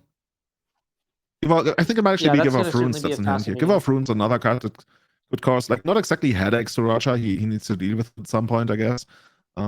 But let's see what this is going to be. Live total, not a big concern for Void, of course. Just getting the Telout Fountain here. Yep. It's actually the blue-white mirror. Who would have thought? Laugh. Please laugh. No, I need this. No, I'm kidding. Yeah, so I guess the other thing that's kind of interesting, too, is, just to continue my thought, is, Luris allowed the hammer deck to really grind. Without Luris, it does have a second wave of offense and maybe a weaker third wave of offense. But the way the blue-white deck is designed, especially with copies of Dress Down and abundant removal, it's really hard for me to see a future where the hammer deck is able to win the long game. Roger is sitting on a ferry, and if he's got the 3rd land, then he can actually bounce the Urza Saga. But he misses the 3rd land drop. That would have been a big thing. Now Will can actually, his 3rd land is a Saga too, which is somewhat unfortunate, I guess. He might just try to write that. Because if he goes for a spell here, that's going to allow Roger to counterspell it again, to actually make use of his mana. Whereas if you delay the use of the counterspell until later in the game, then it's going to be awkward for Roger. But no. Oh, okay, I see. We're making the construct right now, so we can use the Springleaf Drum and get Cigarettes Aid into play. Sure. Okay. Then I guess Roger has to decide whether he wants to let the resolve. That's very powerful, right? Still for no a 3rd mulligan land. to 5. That's very. Is this game just over? You had a reasonable plan. This is one of those classic scenarios, right? Where the opponent is money getting down very low. You keep a decent hand, but you never hit your land drop, the additional land drop that you need, and your opponent, even though you might be able to answer anything they have, you just don't get there, and the low mulligan is gonna get you. This could be Urza Saga going to take up to 3 here, and I think Will needs to make a big decision. Am I going to go ahead and make another construct, or am I going to float the mana and try to attack from a different angle? And I really like taking the value here, putting another construct into play. Urza Saga going to go ahead and now search the library based on the 3rd chapter. Maybe just going to pick up a hammer and equip it to the construct in play. Yeah, I mean, we don't see any white mana in play or anything like that. Not that it would really matter all that much here. That could be, let's say, a Solitude, I guess, on Roger's side to take care of that. But even then, we still have our constructs to get in there. I like the hammer. I certainly like the hammer there. Yeah, I mean, you see your opponent stumble, so just kill him dead, baby. That's what I'm talking about. Literally bring down the hammer. Something I learned on the very first Magic broadcast I ever watched, it was Pro Tour Los Angeles 2005. Randy Bueller told me, always take full advantage of a mana screwed opponent. And I don't know, man, like to this day, that's something that stuck with me in my head. That's good advice. Hall of Famer, that's Hall of Fame advice right there. So yeah, so what are we considering here? I think I guess we are considering which of the constructs is actually worthy of the hammer, which one is nicer. And it looks like the older construct is actually gonna get to hold the hammer. Okay. Is that the older one? I feel like that's the one that got printed in Modern Horizons too. Like it's the construct token for Urza Saga. I guess it makes sense either way because the other one was summoning stick. Yeah. And here comes the Solitude. So here's why, right? Because think about it, right? Now you if you had equipped it to the other one, at least you could punch in for a couple points of damage this turn. That is the value that has been lost on the table here. I mean, you're gonna gain a lot of life. Oh, is this? It's been done after the hammer was equipped. Okay, sure. And here comes Stoneforge Mystic now. I mean, it kind of makes sense, right? Otherwise, Will would have been able to play a land and do something about it, maybe. I don't know. Actually, no, it wouldn't help. It wouldn't help because he couldn't re-equip the hammer. So yeah, Stoneforge is coming down here and is probably going to get something like Caldra Complete, I would guess. And if I'm Raja, I probably really have to counterspell this, right? But I'm not sure he has the mana for still a Subtlety in his hand, which would pitch maybe something like an Archmage's Charm. Really feel great, you can really see Raja is just in the tank here, contemplating what to do here. And it looks like he's going to pull the trigger on the Subtlety, motioning towards it. I mean, you are in such a constrained situation right now that I think I have to agree with this line. You just need like a relief valve for all this pressure, right? Yeah, and you really, really need to hit that land. Because if you get that land and you get to bounce the equipment, you're almost back into the game, or pretty much back into the game. Next turn, we'll have to decide whether he wants to make a construct token or recast the Stoneforge Mystic, and it looks like Raja does not find the third land. That is brutal. That might be the kiss of death right there. Yeah, and I'm not surprised. Will is just gonna milk that Urza Saga for all the advantage he can get. But I'm probably gonna get another hammer, right? Just put it on the other construct. Get in for how much is that? 1, 2, 3, 4, 5. Is that 15? I think the actual answer here at that point is closer to 0, because is that a second copy of Solitude in Raja's hand? It might, but then at that point, are you pitching your second Teferi, which is one of the best answers you can have against the constructs? I mean, there's no other choice, because if you let this get it for 15, and then even if you draw another land to make the Teferi and bounce one of the constructs, then the other one will murder you unless you have Solitude. So either way, you're forced into using Solitude anyway, so might as well do it now, I guess. Oh, okay, so Prismatic Ending would be, but not without white mana. No, that wouldn't work. Yeah, you're basically forced into using the Solitude either this turn or on the next turn. I mean, a white source off the top keeps the game competitive that's right there. I don't think we saw it. Is that another spell? No, tap land. But correct me if I'm wrong. This is Rafine's tap, right? Is that one tap for white? Good, right? It looks like it. Yeah. So we're gonna have to parry down the next turn. I mean, now that the hammers are in play without a Pure Steel power, you can't really equip them too well. Or I think maybe the Krueger All-Star, what was it? The core creature that allows you to or core outfitter. Yeah, that's the one. Yeah. So I know he was adamant about that for a while. I mean, certainly times have changed since then. I remember the card. I sometimes saw it in Legacy when people were trying like really fancy stuff. It's one of those things that sometimes shows up for a while and it's cool, but then it goes away. And it looks like the same thing happened here. But yeah, no outfitter. What is Will considering here? He's probably considering whether he wants to make mana with the construct. I'm not sure for what exactly. I guess he could start by running out the Stoneforge Mystic and then figure out whether he wants the mana. Well, it seems like the best thing, if you want to use mana, right, you would just play the Stoneforge Mystic, tap that for mana with the Springleaf Drum, and then just play the Colossus Hammer, equip it to the construct, and then you're swinging in for 1, 2, 3, 4, 5 plus 10, 15 again. So yeah, the thing I was wondering is whether you want to cast the Stoneforge and then know whether you would need to tap your construct for a Spell Pierce, for example. Okay. Yeah. Maybe that's what he's considering right now. Or maybe that's just like what he's representing without actually having. But he's got a really deep decision here. Yeah, I mean, I'm just also trying to imagine, like, imagine how different this game would be if Raja had just a white source come to play untapped here, right? This is the cost of a card like Leyline Binding. And I think it's really interesting to see how the macro is like the minute design decisions come into play when you start increasing the power level of your deck that in a way that that has like serious costs, basically. You know what I'm trying to say? Like it is very interesting to see how this game is playing out and why a 5-color mana base may not always be the best option here. Who would have thought? Okay, so we're just gonna take 4 damage here. No, nothing else in response. And that's gonna be the Stone Watch. And actually, Will has another land, right? He can make another land drop if he wants to. Is that gonna be a Caldera complete? He does have another land, a Windswept Heath, I believe. Yeah, or could just be another hammer. Oh, it's Nettlecyst. Okay, that's sweet. That's like halfway in between those two. It's something you can bring in with Stoneforge, but you can also easily hardcast it.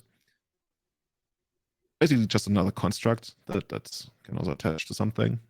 You can see Nettlecyst here on the screen. Living Weapon triggered, makes a Phyrexian Germ, and then gets +1/+1 for each artifact or enchantment you control. So currently, there are Springleaf Drum, 2 Colossus Hammers, the construct itself, and Sigarda's Aid, which will power up the Nettlecyst. And then, obviously, the artifact Nettlecyst itself. So that's a lot of power and toughness that you can found wherever you need to. But here's Teferi coming into play on, like, turn 5. And it's probably going to down to get rid of the construct. After the dust has settled, it depends on what Roger has left, right? I see an Archmage's Charm in there. He's like not in a completely hopeless position. Like right now, Will has a lot of cards in play that don't really do all that much. Sigarda's Aids, the 2 hammers, and Springleaf Drum. Of course, the Sigarda's Aid enables some insane top decks for Will, but we gotta see, like, if Will floods out here a little bit. I think he drew another land, I'm not sure. He's gotta work this out. Okay, we're just gonna take out Teferi. This is so mesmerizing. Like, watching Will play Hammer actually scares me of trying well, you Hammer can myself just again. see it, right? I feel like he's you can seeing see from all the the way lines. he like postures that he's thinking and thinking and thinking. And I'm looking at this board state, and the only thing I'm thinking about is what the heck is he thinking about? Because like I don't see the lines that he sees, right? He's like Doctor Strange. Right. He sees 14 million lines, and I'm like, okay. And how many of those are you gonna take down Roger?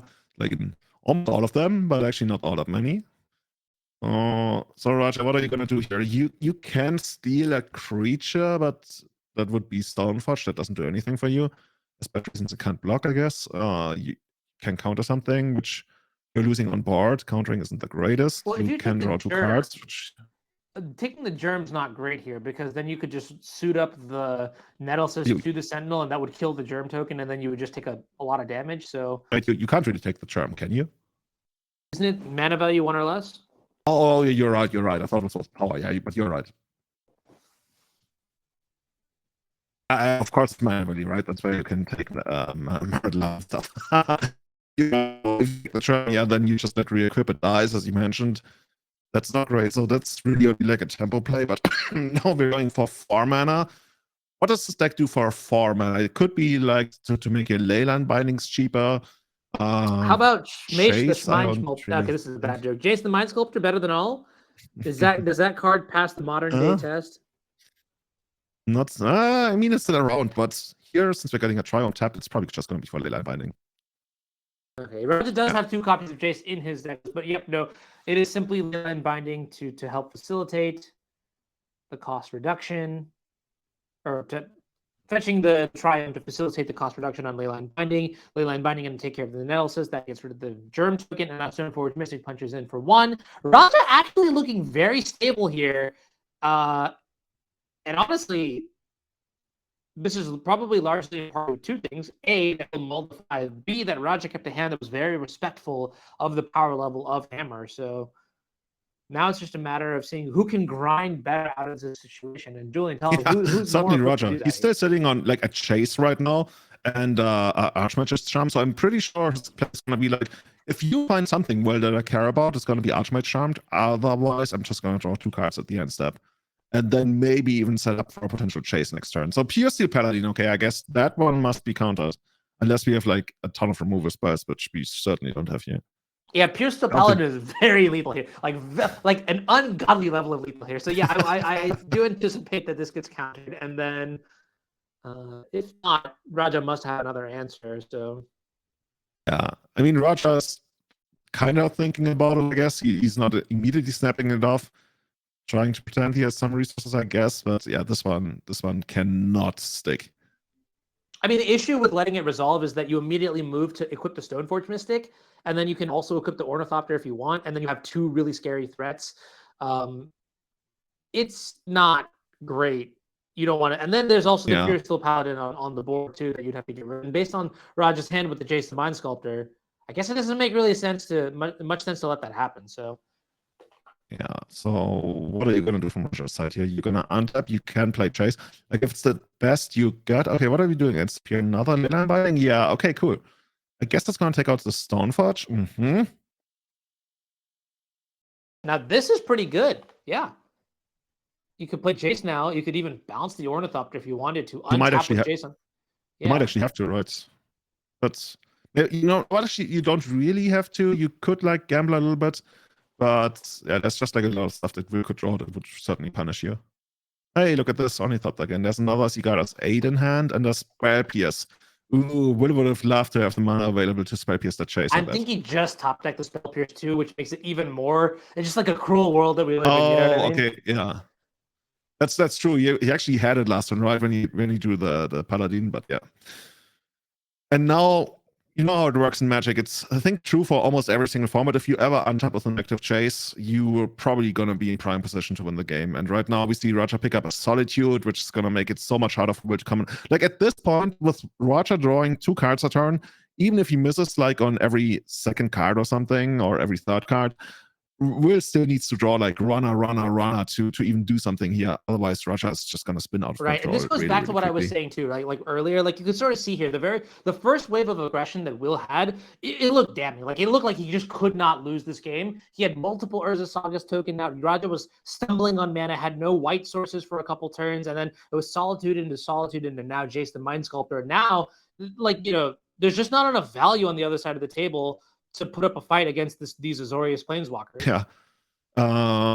Is there any kind of engine that Will could try to establish that would allow him? I guess the best kind of engine he has is additional copies of Urza Saga, but might just be slow to really get there. But it's really the only thing I see. Yeah.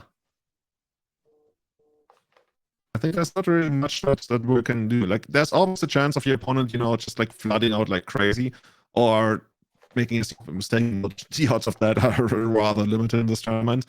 Yeah, here comes, as you mentioned, right? Archmage's Charm 5 and 6. Just giving those extra cards. I love this. Like, that's the floor of this card. You just get to divine at instant speed. I'm about it. It's so good. I guess you could also have used it to get rid of the Sigarda's Aid. That's another very good, high priority target that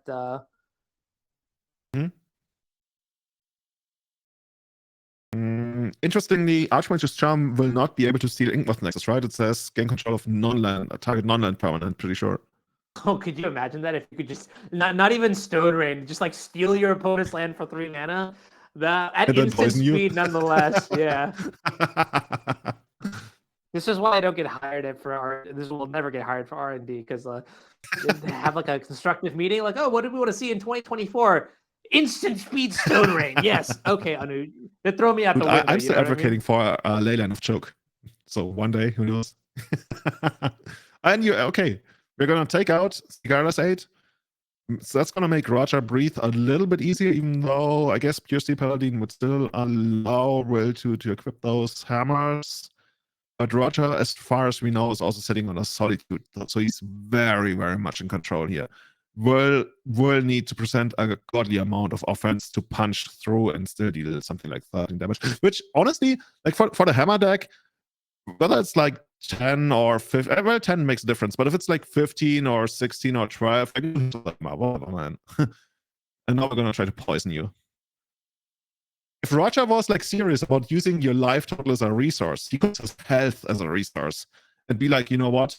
I can take some poison counters. I can use that. I can tempo. Like I can swallow up some poison and gain some tempo and response while you spend your mana on attacking me with your land, and eventually I'm gonna make you get rid of that creature.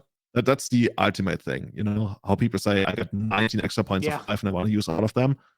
Raja has like 10 health counters basically, and he wants to use 9 of them. I think like at least how I expect this game to wrap up here, it's going to be mostly about, first of all, drawing your answers, and then secondly, about how you want to allocate each answer to each threat. Now, at some point, Roger's going to have so many cards that it doesn't really matter, and you can literally throw anything at anything. But, you know, for example, saving the Leyline Binding for other threats, or delegating Solitude for Inkmoth Nexus is very important, because that's something that, you know, Leyline Binding and Prismatic Ending can't hit.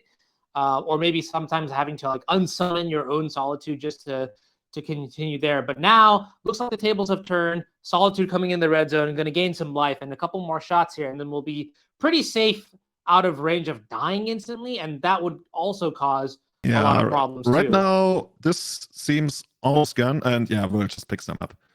He was probably like still seeing some line, like one last future, as you mentioned earlier, Doctor Strange, where he still wins this game. But now we're actually moving to the second game. Roger coming back after what looked like a really, really good start for Will, and Roger struggling to even like do anything in this game, even finding his third land or something like turn 4 or 5 as a tapped land, and then still turning the game around and emerging victorious. This is honestly, there's a reason, right? We picked Roger to win this game. He's powerful, man. and against Krueger. Yeah, he's just like third land, didn't even need it, and then like literally on the nick of time. I mean, albeit the Refine's Tower did come into play tapped, which was, you know, kind of like a suspenseful moment to see if Will had like a last shot to do it, but then Teferi into, you know, stabilizing with more removal, double Leyline Binding, and then it was just a bit too much. And honestly, I think the way I expected game 1 to play out was pretty much, okay, fine. Maybe I didn't expect Roger to stumble, but there's just so much removal in this blue-white deck that it's really okay.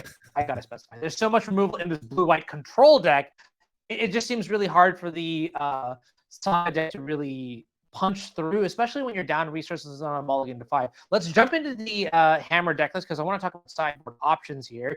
Funny though that this is called a Bant deck because it features green for Haywire Might, but otherwise, is there anything else in the sideboard that you'd be interested let me see. in? Lavinia was always like a good choice, but from the hammer side, I guess you could bring in Spare Pierce, even though there's a lot of removal, like endurance, you can't really Spare Pierce. Needle could be something you bring in, right, to stop some of the planeswalkers, which can be super annoying. On the other hand, Teferi applies. What else are you seeing there? Sanctifiers and red cap protection from like black and red, if I remember correctly. That's not doing anything. Maybe blacksmith skill is a way to basically counter your opponent's removal spells. That one's going to be pretty good for sure. Yeah, I mean, even Lavinia makes a lot of sense. If you can power out Lavinia early to have an answer to 0 mana Solitudes, or at least to like slow down the course of the game, that could be interesting. Otherwise, I think your Pithing Needle as well might be good for, you know, targeting planeswalkers and things like that. Seems pretty well together. If we could take a look at the Azorius deck list, or I guess the 5-color deck list. What's even the word? What's the word for like the 5? Because I know you have like for 4 colors you have main like, is basically what we call 5-color. even though we're not really using 5 colors, I guess. Well, in this sideboard, there are some clear winners here, right? I see a copy of Wear Tear. March of Otherworldly Light also looks pretty good. Is there anything else? Looking at Ray of Relevation as well, right? That's another way to kill Urza Saga. It can also kill something like Sigarda's 8 on the flashback. Other than that, I think those are very, very good cards to bring in here. That's something I'm very, very interested in. And to take out, I could see, I don't know whether you dress down this match. Oh no, you don't take out dress down, you up against the Saga deck. So maybe Broker's Charm, maybe 5 mana to Fairy. I don't know how good Chalice is in this matchup. Help me out. Do you think Chalice is going to be enough here? If you can get a turn 2 Chalice, Probably. It's probably better. It's definitely better on the play, but on the draw, I think you pretty much nailed it, right? Minimum sideboarding, just bring in a couple cards that are really good, and just cut the Broker's Charm, right? Like, you know that the March is going to be an all-star. You know that the Wear Tear is going to be an all-star. and after that, just roll with it.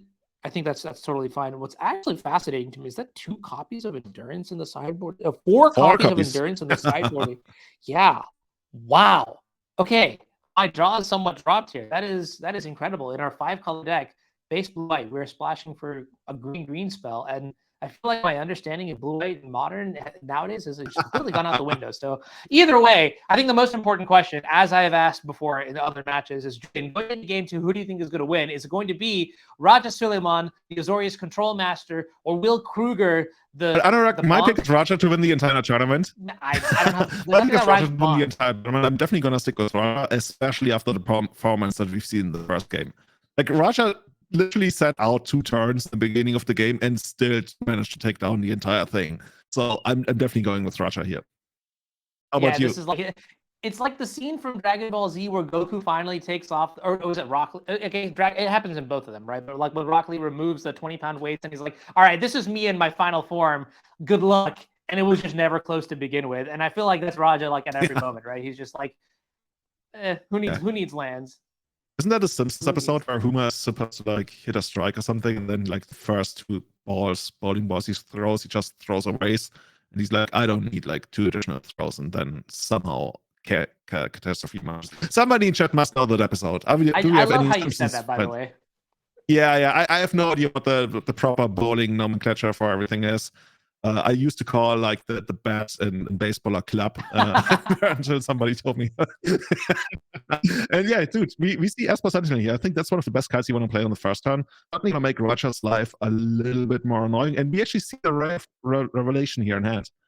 So if Will ever gets to try, let's say, a turn 2 Saga, Raja will probably destroy it. Actually, I was going to say Raja might destroy it before we'll even be able to produce mana, but then again, Will would be able to draw lands. Yeah, this is kind of interesting. I feel like, so one of the reasons why I really like Esper Sentinel in this match is because it really disrupts your opponent in a very annoying way, right? Like it's almost a Thali tax that because you can like decline the tax, that it's a question you have to wonder, which is like, all right, well, am I actually going to do that? And look at this, Haywire might coming into play here. Great answer for potential leyline bindings. Investing in it now, I think, makes for good payoff later. But yeah, we'll see how it happens here. Raja's going to take 1 point of damage, has done nothing yet. And I want to know what Raja's perspective is on this matchup, because there's a world where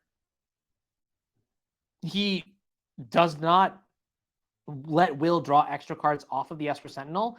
There's also a world where he's forced to let Will draw cards off of the Esper Sentinel, just in the sense of like being too far on the back pedal. But I did see a copy of Solitude, and that's a pretty good answer for most. In the long run, that could come if Raja wants to play like that, the real value is in all the damage that you either get to do with Esper Sentinel or the extra mana that you could produce with it being into play for Springleaf Drum.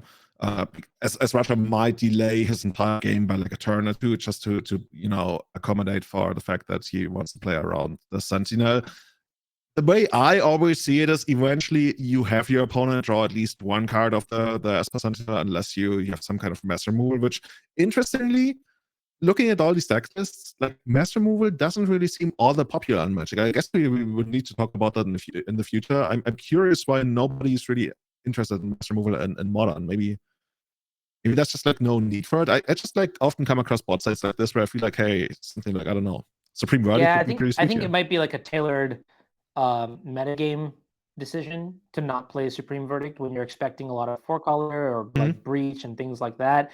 Looks like Lavinia is on the stack now, and this is very important because Raja does have Solitude in hand, and if the Lavinia resolves, while Raja technically could cast a Solitude, it would get countered by Lavinia's ability. So very important to figure out right now what we want to be doing.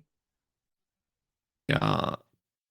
And this is great. This is why I like Hammer, because I think in the same sense that a deck like Death and Taxes will sort of like pinch you on resources, this is a much more like, this deck has a lot of like cunning ambition to it, right? It'll say, all right, well, here's my Esper Sentinel. I'm going to stop you from doing things this way. And here's the Lavinia. You can't do things that way. I know exactly what you're saying. And when you look at the side of Will's board, right, you could play a game of, is this a match of Bant Hammer or is this a Chaos Draft booster? Because this is exactly what it looks like right now. So what are we thinking about here? Maybe there's like a Leyline binding. Potentially, Scalding Tarn's going to go and fetch fetch like the other Triumph. But Lavinia in play also stops Leyline binding. So we'll have to see what actually happens here. Lavinia is so good against that. Like Lavinia, generally speaking, is just like a master move. But funny enough, the best way to master move it doesn't really work here, as you mentioned in Solitude, right? So Solitude doesn't work. Leyline binding doesn't really work. What do we actually? I guess we have like 3 mana Teferi bounce, kind That does of. not feel good by any means. Yeah, certainly not, right? Oh, that feels horrible, right? Because then Will gets to draw a card and get to kill Teferi. This is, oh man. Will putting Roger into really tough spots here. I'm just not sure whether the offense is going to be enough to carry him across the victory line here. We get a hammer, I guess, in hand. What's the other card here? It might actually be a copy of what's it called?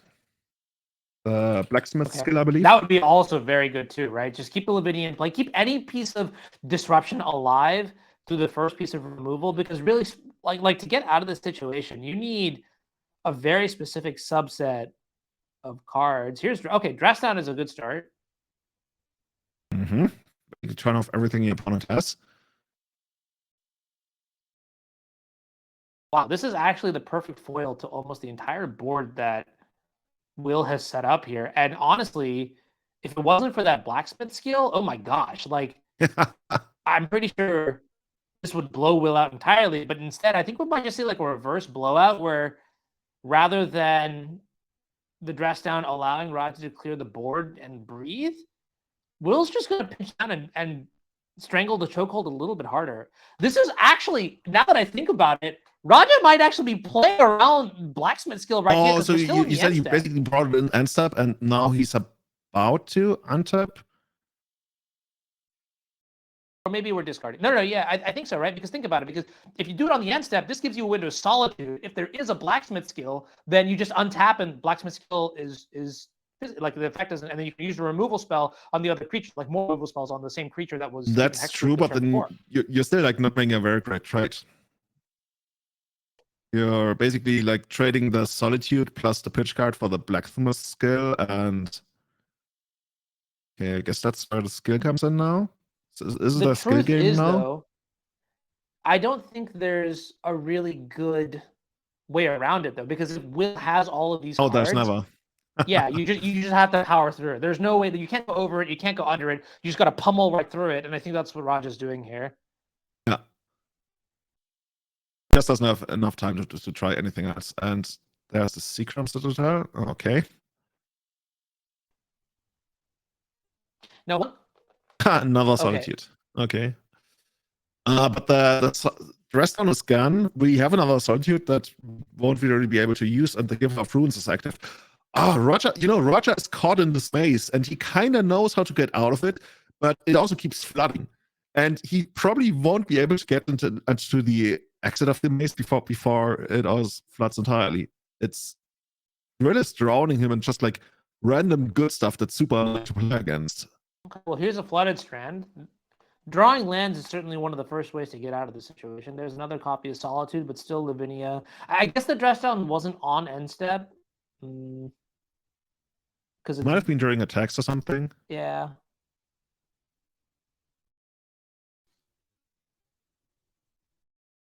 Let's see. Yeah, Will is just like sitting back. He doesn't really have much to do. I guess you attack with most of your stuff except for, okay, Giver of Runes on. Oh, we're trying to still Giver of Runes on upkeep, and Roger is gonna pay for it. Guess the Giver of Runes is now gonna tap in response to give protection to something. Probably doesn't matter too much, but we want to keep it tapped. Yeah, we're just trying to figure out whether it makes any point in like giving a certain kind of protection, or do I just like randomly tap it? Okay. Eva might probably get protection from, I guess. Yeah, it really doesn't matter because we have Lavinia in play, right? Yeah. Now just moving in again for how much is that going to be, like 2, 4, 6 or something? Oh wait, Oh, there's gonna be something with Nexus.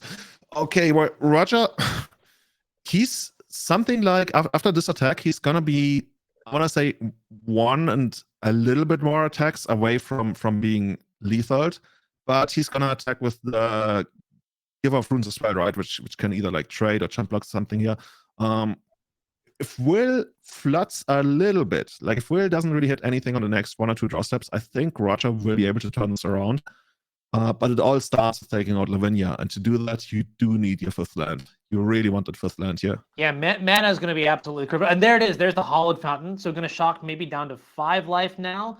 And this has to be a crystal clear sign to Will that a hard cast Solitude is going to come into play. Also, the fact that Giver can even give Solitude protection is kind of nuts here. Build your own white weenie deck, sure. I don't like the thought of that. No. I'm playing Control for a reason, Julian. Maybe that's why we're not playing Master Removal. We want to play with the opponent's creatures. So yeah, we already know that, right? Solitude is going to come down. Will probably also knows that. And he's gonna get in for just the Inkmoth Nexus. Do we actually have an infect counter somewhere? We might. I think Raja has like 1 or 2 infect counters by now. Maybe 3, probably 2 or 1. There's the Solitude, probably at end step, and that must take out. Oh, wow. Interesting. Okay. Actually ends up taking out the Esper Sentinel. I mean, super annoying card here for sure. But let's that must mean that. See. I mean, at this point, Russia can even like get the Leyline Binding through, yeah, I mean, right? the Haywire might. Actually, there's green mana from the Springleaf Drum, so that is. Leyline doesn't really do much. I mean, funny enough, actually, I guess Leyline Binding could go after the Springleaf Drum, but if that's more important to Will, then I guess the Haywire Might is forced to go after the Leyline Binding. That is literally why it is in this deck post board. So it's just going to trade 1 for 1. Anyways, the reason to go after the Esper Sentinel, what do you think that to go after Esper Sentinel, probably just freeing up mana. I would have certainly expected Lavinia to be Solitude here, but I'm not exactly sure. Maybe you don't feel all that threatened by Lavinia anymore, whereas the Esper Sentinel could constrict your mana, especially on turns where you want to like 2-spell or something. And right now, is that actually Roger on the offense that we see here? Solitude having attacked Will here? Music okay, to sure. My ears. Okay. Yeah, with Whip. This is something that people would often not even think about. Like, okay, do they actually have a good attack here? Can I do this? I don't hate it. Rules question. Might as well gain the 3 life.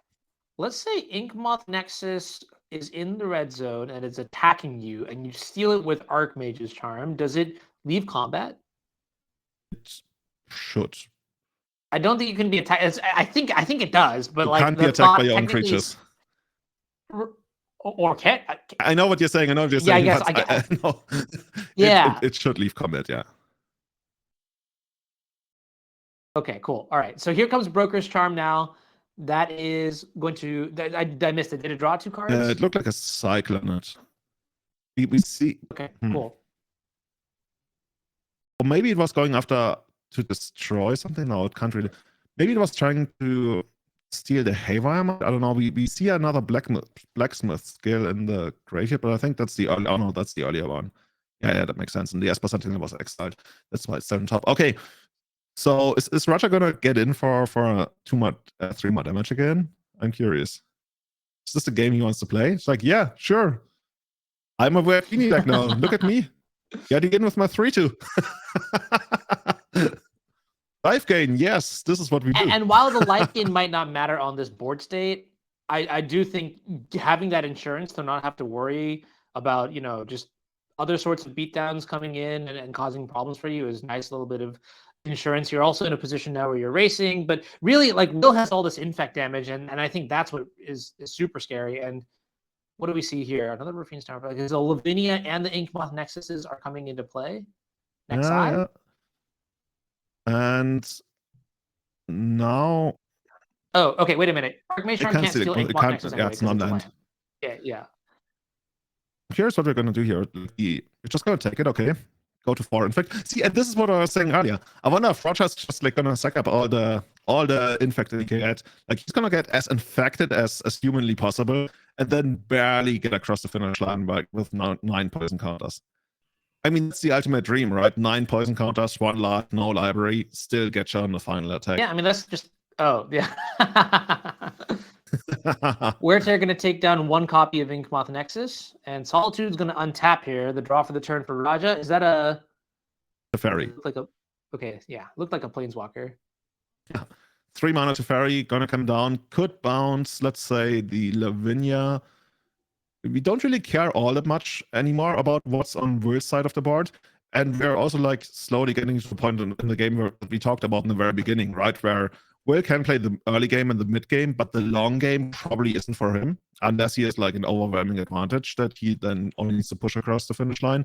And if this Teferi comes down and bounces one of Will's creatures, and Will has a second Lavinia in hand. Ugh. Ooh, okay, I like this. Is this? Do you really yeah, like it? Well, here's the deal. What does it do for you? Like, this is why I think Hammer's so sweet. You're just introducing doubt into the equation.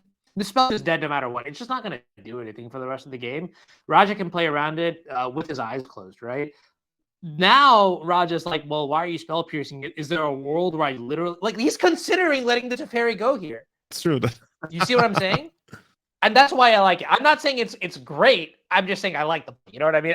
It's like small things like that. Like you can see with Raja hesitating there. That's information that Will could probably use for maybe like a future turn. But that being said, I think we're just going to progress anyways. Teferi going to tick up. Nothing really happens. It's just a cool play. It's one play that like I think comes at no cost to Will because I don't think that spell piercer is going to ever do anything. So might as well do it now to potentially set up a really, really sick turn next turn.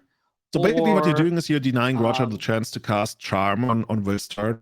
So Will might be able to do something that would otherwise be stopped by Charm without having to keep mana for spell piece available as he would otherwise do. So he's basically getting an advance on paying for spell pierce by doing it in this turn. But that of course requires him to really do something very impactful on his turn that he doesn't want to be interrupted by Archmage's Charm. But yeah, he needs to do something big now, and I'm not sure his side of the board is capable of doing that. Okay, well, prismatic ending X equals 1, but the amount of colors in is 2. It's going to get rid of Lavinia. Very clean exchange here, and then in the hand for Raja, I believe I saw a copy of Jace the Mind Sculptor, a copy of Solitude, a copy of the Wind signed by Norm himself. Here comes the backup of Lavinia, but I can't imagine that's good enough. How can I get my cards signed by Norm? Can I send them in? Well, you have to win the whole event. You have to win your round 3 against literal legend Krueger. I shall try next time. I'm gonna buy a house in Chicago. Is that expensive? How many of these tournaments do I have to win before I can buy my first house there? Oh man, I'm sure Norm's got space for you somewhere. He'll tuck you in the basement or something. He's probably like listening to this too, and he's just like sweating. He's like, "You guys need to no, because we love you, Norm." All right, so 2 cards in hand here for Will. If Raja gets to untap, he basically, has the world. Haywire might still, kind of interestingly enough, Haywire might feels like good in practice, but if the game is really going to become as sludgy as it is right now, is the Haywire might really accomplishing much here? Because, it's in play, and it's basically like a pseudo counter to Leyline Binding, but we saw what happened to the one line Leyline Binding already. It just got pitched to Solitude, and now the Haywire might doesn't. I don't know. I get it, but I'm not terribly impressed. I guess it's just in there because, it's obviously just in there because you can get it over the Saga, so it's a nice extra thing that you can get. Okay. And I'm not even sure if it's like really supposed to be an all-star in this matchup. It's probably more like, against Breach, you can just like have it sit there and Breach has to deal with it before they go for the combo. I'd be really curious technically also to see how Will sideboarded to see what the other options are. But yeah, I think you're right. Baseline, it was just unlucky to draw the Haywire Might, I think, and have to actually spend a card from hand rather than just tutoring it up off of Ursaga. Which, by the way, I don't think we've seen any of this game, have we? What's a saga? No, none of them. No constructs, no sagas. Like, Will's start overall has been rather uncharacteristic for this deck. Like, we didn't really see any of the equipment or Stoneforge action going on. Literally just like had a bunch of hate bears, right? We had Esper Sentinel, we had Lavinia, but that's pretty much it. I guess the biggest thing Will's deck has done thus far is put 5 poison counters on Roger. Oh, and okay, I was going to say, what Little cards do late. we need right now to sort of get back into this game, or what cards get us back into this game the most? I'm not going to say that there's any one card that actually would be able to do it, but like if we had to, season up some draws from the top of our deck, what would we need to chef up? Yeah, it's probably gonna be. I was gonna say it's probably gonna be a series of Urza Sagas, but then I remembered we actually had that Ray of Revelation, I think, in the opening hand for Roger, and yeah, now it's gonna make it so that even if Will finds another Urza Saga, it's just gonna bite the dust again, and the writing might. It's kind of feels weird to say the writing might be on the wall with like Roger at okay 10 and 4 poison counters, but. It's just I don't think it's weird to say it at all. Roger Sulaiman, one of the best Azorius control players in the planet, it has the writing on the wall. I'm gonna say it right. I'll say it point blank and clear. There's a reason we chose him to win the entire tournament. It's because he's just really so good with this deck, right? Showcasing like the kind of hands that you can keep in these kind of matchups and like what you can expect your deck to be able to do. I don't know. I'm very impressed with the gameplay, especially like navigating tense situations where you were tight on mana in game 1, and then even in this game where you made the best of certain cards like the Breathbound and the Solitude and things like that. And now here we are. We're just straight up winning because we played better with what we had. And we win with our life gain creatures once again. Oh, Roger's even considering sending in the Give of Runes as well. Squad. Oh, but this is okay. This is 2 swings. Doesn't really change the clock. Just take 6, pass. Sit behind Archmage's Charm. We already know Will has nothing that matters, and we're sitting on Archmage's Charm. So we got basically every place covered. And yeah, Roger takes the game, defeats Krueger, previous player of the year, Magic Online Series Championship, and one of the best hammer players in the merge, dude. Is Roger gonna go all the way? We both picked him. It's gonna be. I mean, look, I'm not saying that I expect him to do it, but Roger's put in the work. He's got the skill.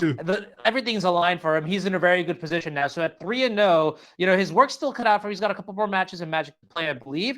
But, he's just simply demonstrated that he's built different. He knows how to play blue-white, and in a targeted metagame, he knows exactly what to put in his sideboard to beat every single deck that he expects to see in play here. And that's incredible to me. I really do. I think that sort of deck building should be rewarded, and I look forward to seeing more of Roger's gameplay. That being said, Will Krueger, no joke, like you mentioned, Mox champion, 2-1, still very live to make it out of the pod in seat number 1 or 2. So we'll see how that pans out. But yeah, thank you everybody for watching round number 3 of the NRG Series Championship event here. I think we might cut to a short break, and then later on we'll have future casters Mason and Joe up, I believe. Awesome. So it's going to be sweet. Have a good time, and I think we're switching to Pioneer, right?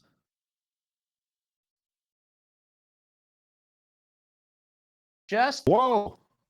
Kidding. Okay, so we do have another match that we may be able to watch instead. So more content for you guys. Wonderful. So earlier today, in round number 1, part of the way the tournament structure works is that we have it's round robin play. So everyone's going to play against each other. So every single round matters, even if it was earlier in the round. We're not doing Swiss. So we're going to actually track over to Ivan Espinosa playing against Zach Allen as our backup match, our time walk match. And that's going to be, let's dive right into that. I believe that is Midrange,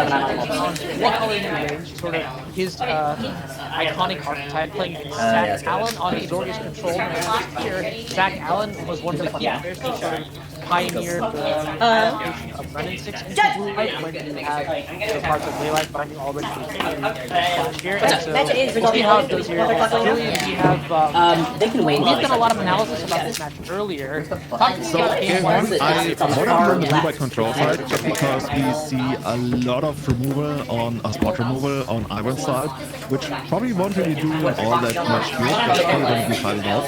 So in the first game, I just like being on the Azorius control control side. And I also feel that Azorius' Charm might be the better card draw style compared to what Ivan's rocking. That's the expressive iteration. So my guess is that Zach should be able to take this spell. I think we might have an echo here that we'll try to get resolved as quickly as possible. Hey, it's good to start. I've never seen They're fixing to sleep. Can you always do it like that? Like, Magic is just clouds, everybody gets like 10 minutes. We have the light bulb. The light bulb. Both players agreed. No, we're just gonna build our mana bases, 10-minute no rush, and then we start playing on the second or third time. Red and 6 coming down, getting another fetch land, but it's gonna be later landed. +1 card advantage, of course, for Ivan by getting that land back. And now Zach's trying to match him. He's gonna have his own Ren and 6.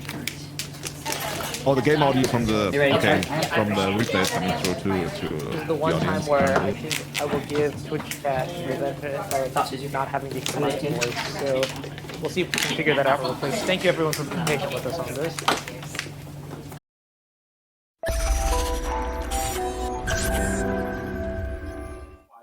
Good afternoon, everybody. Welcome back. Thanks for your patience while we hopefully fixed those technical issues we were having with our stream.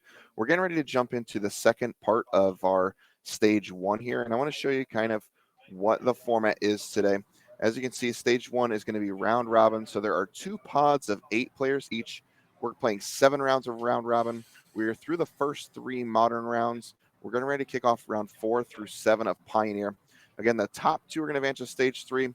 And the bottom 2 of each pod are going to get eliminated. More on that here in a few hours as we start to sort through our tournament. I did want to give you a real quick update on where we are after the first 3 rounds before I send you down to our next group of commentators, who's going to be Joe and Mason. So with that, I actually have the standings here. So in pod 1, it's going to be a lump of 2-1s. Maxx, Connor, Adam, Nicole, Zach are all 2-1. Zoe and Ivan are 1-2, and then Derrick's down there 0-3, but again, still alive. And as I look at pod number 2, there's actually a 3-0 player, and that's going to be Sulaiman at 3-0. Jesse, Piper, and Will Krueger all 2-1. Theo, Andrew, and Mack are 1-2, and that leaves Joseph Bernal down at 0-3. So we're going to get ready to jump down into round number 4 here. Going to hang out with Mason and Joe for a little bit as we switch commentary duo, and I'm going to let those guys kick it off for you. All right, thanks, Matt, and thanks to everyone that's here watching. Here we are moving into Pioneer. Mason Clark's here with me, and Mason, okay, Jesse and Theo kicking off things for us. Mono white versus mono green. Yeah, it feels like just yesterday we were watching the Louisville Showdown 15K where Jesse was playing against Theo's teammate Connor, playing this exact matchup. But it's a staple of the Pioneer format, and it's going to be exciting to see how this matchup plays out today. Yes, indeed. Okay, so already Theo here, no elf on turn 1. So that's Oath is okay, but that's not what you're looking for. Yeah, it makes me wonder if maybe that's a mulligan from Theo. You know, the players are knowing the matchups and not having a 2-drop as well. Theo must have some card like Lovestruck Beast in hand that he thinks is going to help with this, or we're on a serious mulligan that we just didn't quite notice here. Yeah, I mean, even a mulligan to 6, you would expect something by now. But Jesse, I'm sure, is going to be happy for the opening here, developing the board. And Thalia joins the initiate. And okay, yeah, decent start on one side, not so much for Theo. Yeah, Theo had a Kiora in hand. I got a picture. It looks like Kiora into Cavalier was the keep that Theo kept. It looks like he's also down a card. So that might have been a situation of like hope to draw an elf and get out of this. But yeah, with Jesse having Thalia here, she's going to be able to put the pressure on. And I think she is only stuck on 2 lands, but does have Luminarch Aspirant and Thalia's Lieutenant. So she's going to figure out how she wants to deploy these things and get the pressure going. Yeah, so Luminarch Aspirant here going to boost up every single turn the creatures, and then actually boosting both because the Nish is going to pick up a counter from that's training, right? Is the mechanic. So sizable attack here for Jesse, and Theo's got some work to do here. Yeah, Theo does have Cavalier, which is going to stall the board up a little bit here for him. But he found a Nykthos. That's a little bit of something going on, but has a Nykthos in hand, kind of in an awkward spot. And if Jesse is able to rip with the 3rd land off the top, I believe she has an Adeline in hand, maybe. So she might be able to actually work through all this. Regardless, though, she has a lot of power and brave the elements. So we're in for kind of a weird one, despite the really slow start here from Theo, and shows just how good the mono green deck is. Yeah, so you're saying with Nykthos in hand here, I mean, Theo might have actually been hoping for just a basic force and didn't even find that as a pair of Boseiju with the other land shown. But all right, we continue on here. And, well, Jesse does not appear to have found land number 3. So, Yeah, it looks like Jesse's maybe doing a little math. Definitely has the Adeline there, the back of the hand to brave the elements of Thalia's Lieutenant. Planes. Oh, she does have the planes. She's just slow rolling and has another Thalia. So this might be a spot where maybe Jesse's thinking about, okay, do I play Adeline this turn? Do I play Thalia's Lieutenant? What does the brave the elements math look like? My Luminar Castment's going to give me 2 more counters. She's just sort of thinking through the next couple turns because she knows, as we've learned from watching this matchup so much, that this game's going to probably end in the next 3 turns. And she needs to figure out, when am I going to brave the elements? When am I going to push that damage?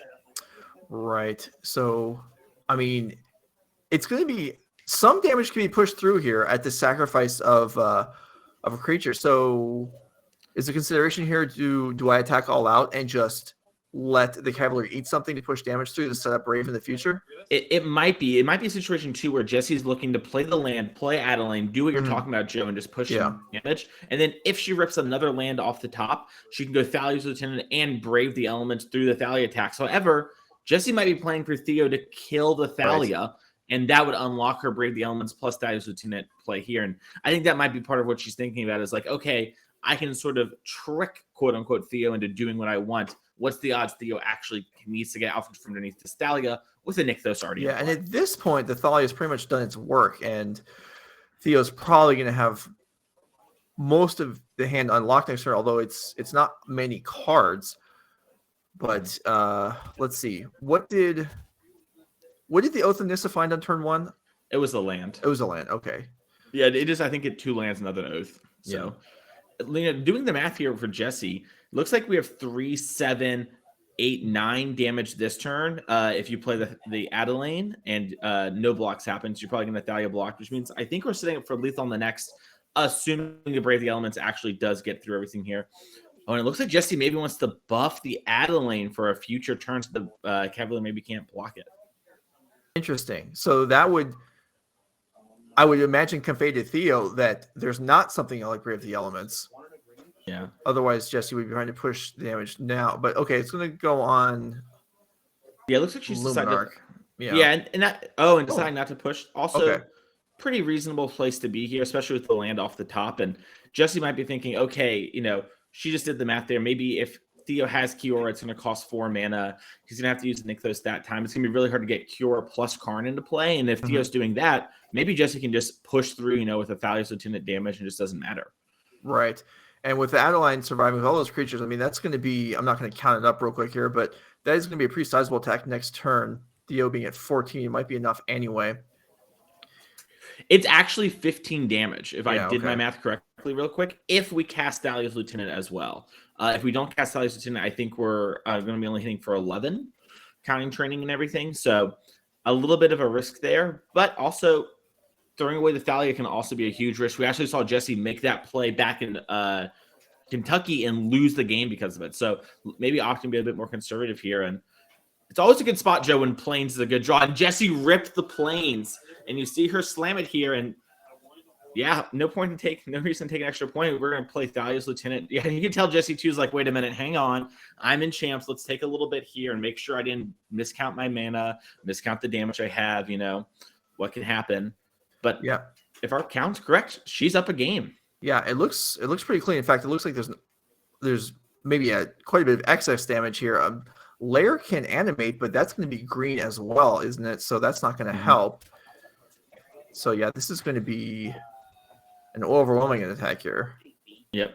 Yeah, and you're seeing what Jesse's doing is she's moving to combat, declaring attacks, getting the token, then braving. That way the token also has protection from green. Right. A small little thing to do in real life. Yep, and Theo clearly sees that and anticipates the possibility and scoops it up. So Jesse Robkin up a game here, starting out Pioneer, coming through the modern portion at 2-1 record. So you can see now the uneven records of the players, and that's going to be something that is going to persist throughout the group stage. We're not pairing based on power seeding like we would normally see in a Swiss event. We're using group stage here, so the players will play each other once.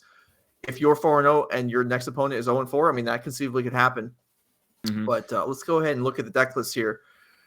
as we move into the Pioneer format, so you can see what's going on, what kind of structure the players are presenting here. And okay, mono green devotion for Theo Jung. Okay, I think everyone kind of knows there's a couple flex slots in the main deck of these green devotion decks in Pioneer. How do you feel about Theo's choice here? I think, if you're going to play mono green, there's kind of a pretty big target on your back. The whole format's kind of adapting ready to it. I like Theo's choice to bring 2 Lovestruck Beast and the 1 Nico Bolas. The 1 Nico Bolas, kind of a hedge towards the mirror and that sort of thing. The Lovestruck Beasts are a head towards the aggro decks. And I think in this field, I helped Jesse Robkin and Andrew Elenbogen test the event. There was a big onus on we think creature decks like mono white, maybe some rule vehicles are going to be pretty popular. So I like having 2 of your flex slots be that card that stops those aggro decks. So while still having some respect for the mirror, because hey, despite what everyone says, this is kind of the deck you'll think about in Pioneer, and it is the deck with probably the second highest ceiling, only to Lotus Field. So, all right, well, let's go ahead and look at Jesse's build here, the humans deck. And the humans deck also, there's kind of the baseline expectation of what you would see in a humans deck in the dark, and this is somewhat skewed off of that as well. Yeah, Jesse has an extraction specialist, the main deck. Basically, a lot of thoughts that there might be a decent number of Rakdos players. And if the mono white mirror, kind of, you have the cards that you have, and you just sort of need to draw well and have good attacks and blocks. And from there, it's like, okay, well, let's try and hedge a matchup that, we feel pretty worried about. And extraction specialist becomes a great hedge slot there. But yeah, 2 Skyclave apparitions in the main deck, a bunch of Brutal Cathars in the main and the sideboard, which is something that I think players aren't normally used to. Typically you see 4 Cathars main and maybe a Skyclave apparition. A little bit of a split here to sort of account for the decks that they were expecting in the field. And I think it makes a lot of sense, when you kind of look at the field at large here. I believe 23 lands here as well, which is becoming the new stock. These days, Joe, we just play more and more lands because our spells are so good and we just want to play them. And we saw how curving out can be so powerful there from Jesse in game 1. Yeah, you say these days. It's funny. If you look back, in the old days of Magic, even the Pro Tour levels, players were really skimping on the land basis compared to what players today would look at that and say it's frightening. Oh, yes. Lands players used to play. And now, really respecting the curves. Also, there's so many utility lands can be played in decks. And you can see here in the mono white deck, Sudden Mutavaults, Shefet Dunes, Iganjo, castles. I mean, it's really cool the way you can fit more lands in your deck and not, give up late game oomph out of your deck. 100%. Yeah, and cards like Recruitment Officer go a long way too, and sort of being like, all right, we can use the extra mana. We have 11 ways to do it. Let's just make sure that we curve out all the time. And if we flood a little bit, hey, if we have a Recruitment Officer, it's going to work out. So really like this deck selection. Jesse, only has a couple cards in the sideboard real quick there. She's going to bring in her Cathars and her Destroy Evils. Theo's probably not going to sideboard much. He might cut his Nico Bolas for an Asika's Chariot. That's something you see some players do. I don't know what Theo's philosophy is on that. And we see Jesse did bring in the Skyclave apparitions, or maybe just left her a few in. They're pretty good at answering Kiora, so you don't have to actually attack that card down, which can be a very problematic card if the mono green player is on the draw. On the play, sorry. Yeah, absolutely. And also taking out Old Growth Troll is super nice as well, as opposed to having to just wait for. It is nice being able to just, as we saw in game 1, if there's the green creatures are going to be bigger on average than the white ones, but if you just wait on Brave the Elements, you don't have to worry about it. But certainly you don't always want to be doing that. It's not always going to come on top of the deck at the right time. So having some removal there is nice. So Destroy Evil, looking to take down, what's the Cavalier and Old Growth Troll are the 2 big ones. Creatures. Are we going to see a kill Full Haven? The alternate mode? Honestly, it's very, if your opponent mulligans and you go 1-drop in to kill the Wolfwillow Haven, especially if you're on the play, that's nice. That gets the job done. Looks like Jesse does have a 1-lander here. Maybe there's a Mutavault hiding in the middle there, but she's going to keep her 6. And Theo's like, okay, this game, Llanowar Elves on the play. I'll do it the right way. Okay, and Portable Hole, something that certainly is probably, it doesn't feel great. You're setting yourself back and your opponent, but Theo looking to ramp towards 3 mana and disrupted there. So Jesse's certainly stalling the game out a little bit. Yeah, and this is a thing where making sure your opponent doesn't get to that Kiora a turn sooner to get to the Cavalier turn sooner. Mhm. Even if they have a backup thing, gives you just a little bit of time to get to your power cards in turn 3. And we see Jesse drew Skyclave Apparition here. We mentioned it can clear Old Control or Kiora, and this deck can have really desperate draws here. So we might see Jesse do something like attack, see if Theo wants to trade the Llanowelf, because Theo thinks he has more mana than he actually does, and then boom, Jesse will take the Kiora and be technically ahead on board, but with nothing really in the way for mana for Theo. All right. Bodyguard gets through, and all right, here's Apparition. Takes down Kiora. So that will not necessarily stunt Theo's development if he has another land, which I don't believe he does. Yeah, it looks like he's got an Oath, though, which is mostly a land these days. Sort of. Yeah. He found Nykthos, which is pretty nice, all things considered, because he does have an Old Growth Troll that he can play here. He did take a second to consider the Boseiju. Maybe something else is going to come along the way there. And also maybe you just want to leave your elf up. But yeah, great turn here for Theo. And Jesse has, done a lot to sort of stunt Theo a little bit. But Theo's just, been like, okay, well, I'll present a new thing. What would you like to do now? Mm-hmm. Well, Jesse's still got answers. She has a Brutal Cathar, she has Outer Line, so a couple 3-ups, and I think a Brave the Elements. So really quite a few tools on the table here, whether Jesse wants to try and be aggressive or defensive, and it looks like the Cathar is the choice. Is this mono white control, Joe? Like, what's going on here? Hey, if you're trading 1 for 1, except you're building up a board and your opponent's not, that's a good place to be. And okay, here's a Cavalier. That's going to be a bit tougher. It whiffed to get out of the way. Oh my! Well, I mean, it's got to happen sometimes. I mean, my Cavaliers always whiff. I thought I was bearing the brunt of the load for everybody, but oh my goodness! Wow, this is a real game here. Yeah, and like you mentioned, Jesse is sort of chip shotting Theo. I believe Theo is actually at 18 here. I'm sorry, he's not at 18; he's at 14. So a little bit closer to death. And Jesse does have that Adeline Brave the Elements we talked about before. And, right now, if she were to cast and do that on the next turn, it'd be 11 damage between the token coming into play. So really close to killing Theo. All right. So she's going to ponder her options here. Last game gave it some thought and ended up finding the winning play. Yeah. Not available quite yet, but how to develop for the future is important as well. Yep. Jesse lost playing for Player of the Year to Connor Mullaly at our NRG showdown in Kentucky. And behind the scenes, she lost because she started to rush when she had them play line down. She said, when I'm playing against Mono Green, I'm going to make sure to take that extra time on those pivotal turns this weekend. So you can see her here basically being like, I'm not going to make a mistake again and throw the game. I'm going to take some time and make sure that I'm doing things the way I want to be doing. And it looks like she's maybe braving the elements with the token there. Yeah, and just pushing 7 damage, and that should drop Theo to 7. Once again, our life totals are a little bit behind. We'll get that update in just a second.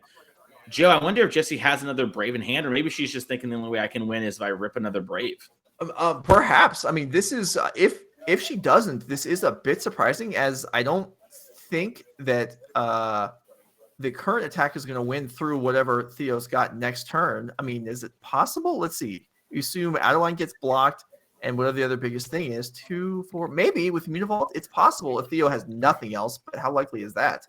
Yeah, it's rough too when Theo has nothing else and there's a Storm of the Festival in the graveyard. Obviously, we're a little bit away from casting it, but if Theo had another Nykthos in hand, we would be in casting territory. So Jesse here, maybe just her hand's a little weak, and she's like, listen, if Theo has cards, I can't win. My best bet is Theo doesn't have cards that matter. Also, if she does just draw Brave, she gets the little bingo situation. Right. Looks like Theo's weighing out here. And this is one of the big things about Mono Green. Mono Green gets a pretty bad rap for just being like, oh, you throw your hand on the board, blah, blah, blah, blah, blah. But in reality, you really do need to think about, okay, what's my best way to get the most here? I could activate Nykthos, play a Cavalier, hope to hit another one. Do I need to do that? Or do I just storm the festivals here and hope to try and, hit 2 bodies that way? What do I need to do? And that maximization of sequencing is super important here. Yeah. I feel like that what you said there is true of almost, if you really look at almost any deck, it's like, oh, this deck in this scenario plays on autopilot, whatever. And like we say that about Burn, about any aggro deck, even about a control deck, you're just like, you just throw a counter at everything they play until they die to a planeswalker. Like, no, there's a lot of thought that goes into this. You can see both players taking their time. Theo trying to evaluate what gives him the best chance. And then maybe he's trying to think, okay, if I can't beat a card like Brave the Elements, how much do I respect the fact that Jesse may or may not have another one? Do I just ignore that possibility? There's a lot that goes into this. There is. And I, by the way, Joe, just want to say, go off, King, preach. Magic players love to oversimplify and, sort of diminish other decks. And in reality, it's just all really hard. There's just no easy decks.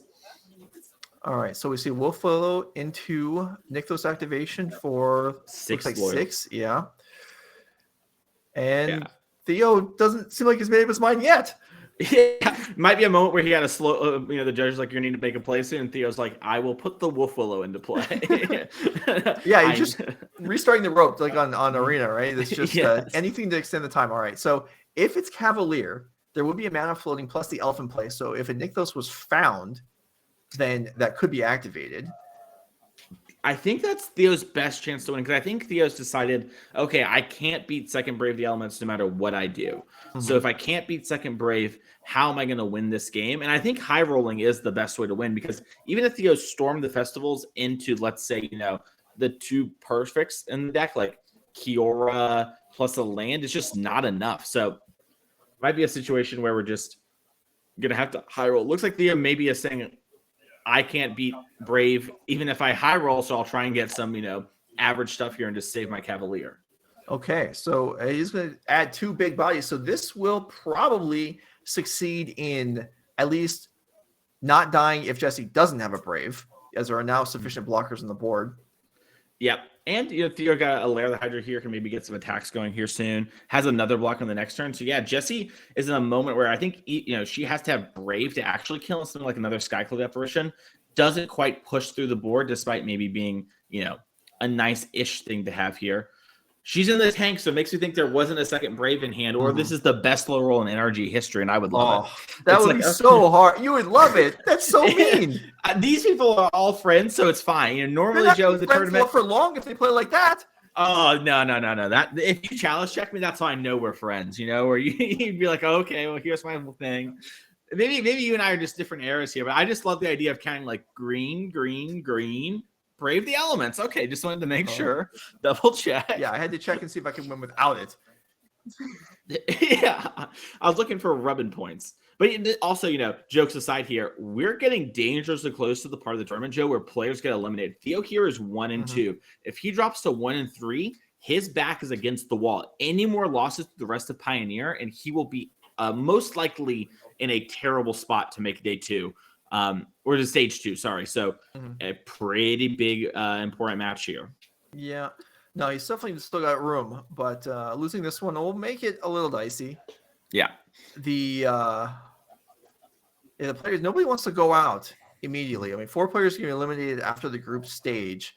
And definitely goal number 1 for the tournament is to not be one of those 4. Here's Talia's Lieutenant from Jesse. Here's a Mutavault activation. So is this an attacker or is this just picking up a counter and then passing the turn? And we will see. Yeah, it looks like it's a pick up the counter situation. I mean, Jesse might have animated it like this because, the judge is saying they could play once again. And she's like, okay, well, I don't have any 1-drops, so I'm going to do this and then figure out my attacks.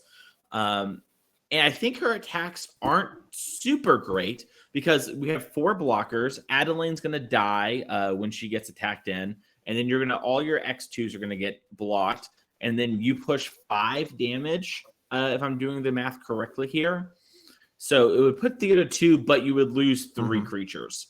And if they block the Brutal Cathar, they'll get Old Growth Troll, 3 more mana, and another blocker. So it would be in the same situation as last turn. Now, Jesse knows there's 2 more blockers potentially on board with this Lair of the Hydra, so things aren't getting better. So maybe she's just going to push damage in the hopes of Theo doing some weird stuff like trying to attack back. But actually, Jesse might be dead if she attacks all out because there's 15 power in play plus the layer. So a lot going on here. Yeah, a lot to think about. It's versus now, if there's no attack, it's just basically at this point hoping to draw another Brave the Elements, right? There's no other way out. Yeah, not without Theo making some sort of very weird attack that leaves Theo dead on board. And Theo has shown a real respect to this sort of thing. And, there's a lot of worlds where maybe Theo attacks for 5 last turn, and tries to start getting combat in, and then maybe Jesse wins. So Theo here really taking the defensive posture in this matchup. And Oh, maybe Jesse's plan is to get Thalia's Lieutenant very big, since when Adeline attacks, it will grow something. But there's also the problem of if we attack with Adeline and the Cavalier, trades with it or whatever, you can exile the Karn the Great Creator from the graveyard and put it back on top of your deck, or just, put back a Storm the Festival and run it again. So, yeah, looks like she maybe thought about doing it, but decided against it. Yeah, and that seems the wise choice. This forces Theo to do more. Attacking in there will kind of there's a lot of risk involved. Yeah, I feel like attacking in there is just hoping to draw Brave, even if that's the case. Yeah. Just hope to draw Brave with all your creatures and don't die to, some weird Teferi tap your creature or Bolas kill your creature scenario. And it looks like Theo's doing a little devotion math. We'll go along with him here. I believe he has 11. So, it's, a good amount of mana. Yeah, it is. Enough for one Storm from the graveyard. Or I'm not sure the card in hand, but certainly there's plenty of action to be had just from the graveyard. It's another Cavalier. Okay. Which, maybe Theo's doing some math of like, okay, once again, like I haven't seen other Nykthos. I've moved through some cards. Theo knows like 4 of the cards in the bottom of the deck off the Storm of the Festival. So it might be a situation where Theo is once again like, okay, I play Cavalier, get 3 more mana. Is that what I need in order to win if my Storm of the Festival hits well? Just for those at home, if you don't know, we're going to need about 8 mana, 8 devotion, and then a Karn, a Kiora, and the ability to activate Nykthos. And then from that point, you have a clean win. There are a lot of other weird sideways wins for Theo's deck, but that's the one you're looking for if you're at home and you're a little anxious, like what's going to happen to Jessie? Is she almost dead? Those are the things that we're looking for if you're a Theo fan. And it looks like Theo hit lands and Kiora. All right. That's not ideal, certainly, but it does generate a whole lot more mana. Yeah, it also lets us untap the Nykthos and then replay a Cavalier of Thorns, which will give us another card draw. And if we hit Nykthos plus Karn, I believe that would be game. And you do see Theo being like, okay, look, I've got these plays available to me. Making some more mana up, to 12 devotion once again, because we had 11 a second ago. We only added 1. And we're right around the corner. Yeah, so it looks like Cavalier being cast here, even if it misses on a land, I believe one of the elves is available to activate would then allow the other Storm the Festival. So this is a lot of potential here. He drew Karn. Okay. Oh, I think he drew it. And he had another Nykthos. I think that's combo time, Joe. We do have to legend roll our other Nykthos, but with Theo looking like this, it's probably a moment of like, hey, look, I've got the combo. Don't worry about this. Oh, he hit Oath. Oh. Almost the same card. I can understand mistaking that, because it's the same color and everything too. Yeah. Well, Nissa and Karn look so much alike too, but I mean, the Oath and Nissa could find a Karn. Maybe you were seeing the future. Yeah, well, there's one Karn. I might be. There's one Karn left in the deck, Joe. This is a high dopamine situation if you're Theo and you hit. And he has another Storm the Festival he gets to run back first, and maybe he'll hit something here. And found another Nykthos and some elves. All right. Well, at this point, unless Theo does combo kill, Jessie is still live for Ray of the Elements off the top of next turn. I don't think it can be stated enough. No other card in her deck is going to help, probably. Yeah. But okay, here's the Oath. Yeah, worth mentioning too, like you mentioned, Brave's the only card that matters, and Theo has such a big board state now that Theo probably can actually attack with some Cavaliers, and Jessie has to chump block them, because otherwise Theo's going to get that Karn back, and it's not like it's gotten, worse for Theo. So Jessie actually probably only has 2 or 3 turns if Theo decides to be aggressive, and if Theo decides to wait, then whoever draws their, I win the game card first wins the game. Okay. So I think Theo is now done what he can do for the turn. So now he's trying to line up how much can I attack with here? Yeah, what are you thinking, Joe? I like attacking with 1 Cavalier at least, but yeah, and I feel like 1 layer maybe. Oh, actually, I missed that there was another Nykthos available off that Cavalier. So I guess it is layers are more reasonable as blockers as well. Yeah. Maybe depending on how much mana there is here, do you just go in with 2 Maybe. layers? I definitely like attacking for enough where it's like close to lethal. And there's so much devotion that's going to count in the way that was. I bet that layer attacked for about 16, and Jesse's like, okay, I'll block. And Thalia and Dauntless Bodyguard are the pickups. All right. Well, Bodyguard allows something to block for free next turn to try and find a Brave in the future.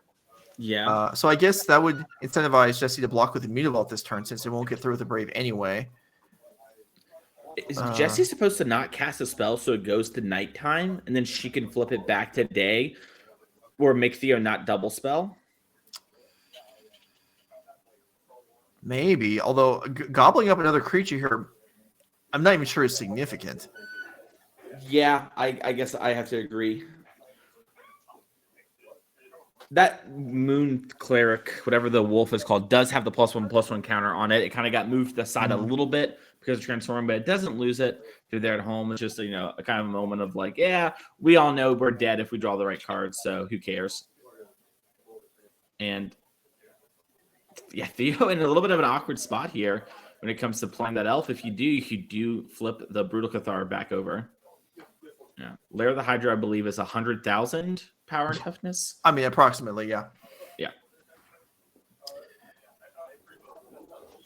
Yeah, this might be an all, I was seeing Theo get in there, potential lineup attacks here.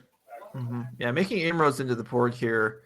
I don't know that Theo can force enough blocks that Jesse doesn't have a lethal if she draws Brave, but maybe. Yeah. There's a lot of stuff, certainly. And there's a lot of power on Theo's side of the board. Yeah, I wonder if this isn't trying to make it for that turn, but for the next turn, where, if Theo pushes Jesse to 10, suddenly he has a lethal attack, even if he only ate 2 or 3 creatures and doesn't matter. And it's more about getting Jesse's board state shrunk for a future turn. So now the players have straightened up the board a little bit, and there isn't a counter on the Brutal Cathar backside. Do we think there should be? I thought there was, because it was played before maybe we can get someone down over there. We'll send Matt Babante and he can clean that up. But I believe that's how it was. I'll tell you this: the Brutal Cathar had a counter before, so something's wrong. All right, so here comes an attack for the Lair of the Hydra is large, and then another casual squadron of 5/5s. Yeah, 5 power creatures. I think no matter what happens, something's going to chump block the lair, and then we're probably just going to see, Thalia's Lieutenant or something block one of the other things. You can't block with Skyclave, because if you do, Theo will get a blue token, which would mean Brave the Elements isn't a lethal attack. So have to watch out for that interaction. All right, so we're going to see a block on the lair, and then probably one of the 5/5s, and then just that will do it. So there's the Mutavault getting pushed forward. Yeah. And it looks like Jesse agrees with your line of, get the Mutavault under the bus since it doesn't work with Brave, which is heads up. And there's no, obviously you don't want to kill a Cavalier. Is there any incentive to even try and team up and kill the Lovestrike Beast? Probably not, right? Yeah, I can't imagine. Just because there's 2 layers back there. So this turn, Jesse's going to fall to 5. And then next turn, instead of making a 20/20 layer, Theo will just make 2 10/10 layers. And actually having all those it'll be essentially the same thing, and Jesse will have less blockers. So looks like she's just trying to figure out which creature is the best one to throw under the bus. And I think the Dauntless Bodyguard is essentially the same as the Thalia's Lieutenant when it comes to the sake of winning off Brave the Elements. Sure. All right, so there are the blocks. They're done. Jesse does take 15. But, as we said, Brave the Elements or bust here this turn. Yep, and then Theo untapping the Cavalier of Thorns, just getting another blocker here. And all right, well, now we cast 2 spells, so Brutal Cathar transforms back. That's actually important also, isn't it? Was there even a win without that flipping back over? I'm not sure, but we drew Deckenstone. How many of those are the same elf? So there's 2 Elanowar elves and 1 Mystic. Okay. I was going to say we might have a build your own Brave the Element situation. What is this human token? Is this is this the Lovestruck Beast other side? Yeah. No, that's why there's the 1 white creature. So yeah, that's what I was saying. if that blocks the Adeline, Brave the Elements, because Brule Cathar on the backside wouldn't get protection either. Mm-hmm. So I think without the Brule Cathar flipping over, it might not have been there for Jesse. But since it did, We got a chance. I think it was going to anyway. Yeah, this doesn't look like. Well, It's super weird because also the Deck and Stone, so it clears the way, but Theo has so much mana that it lets Theo get a bunch of redraws. But we can clear the Cavalier so that maybe we can chump block enough to have another chance at drawing Brave the Elements. So we could also maybe Deck and Stone the Lovestruck Beast and attack with our Adeline. A lot of options here for Jesse because with the Dauntless Bodyguard, your Adeline will not die here if you don't want it to. sure. But even though it won't die on attack, it doesn't actually accomplish anything either. Yeah, I guess it just makes some inroads. Yeah, I guess there's too many big things that the token doesn't matter either. I mean, Yeah. an elf dying doesn't matter too much.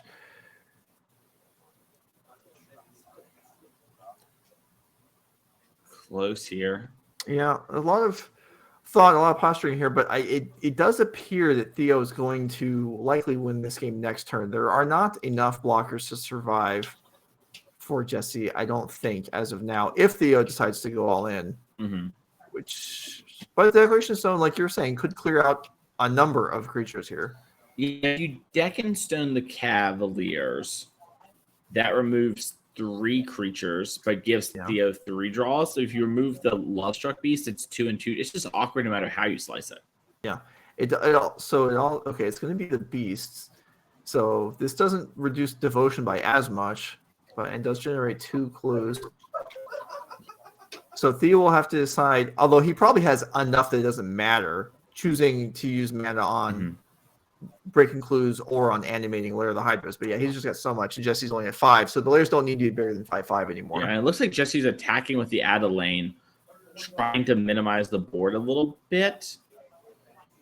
I guess basically saying like, hey, you have to, because it's a 5 toughness thanks to the token, Theo's going to have to block with 2 things, and so this is better than having 1 blocker.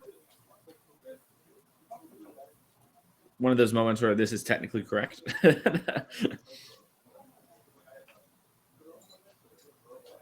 The most ambitious token ever. It did trigger a Thaddeus as well, which is like, low-key nice. All right, there is a block. So actually, it's going to trade. Even the token's going to trade off. I'm surprised. I'm a little surprised Theo blocked the token instead of just taking 1. But I guess 1 life doesn't really matter. 1 elf may not matter either.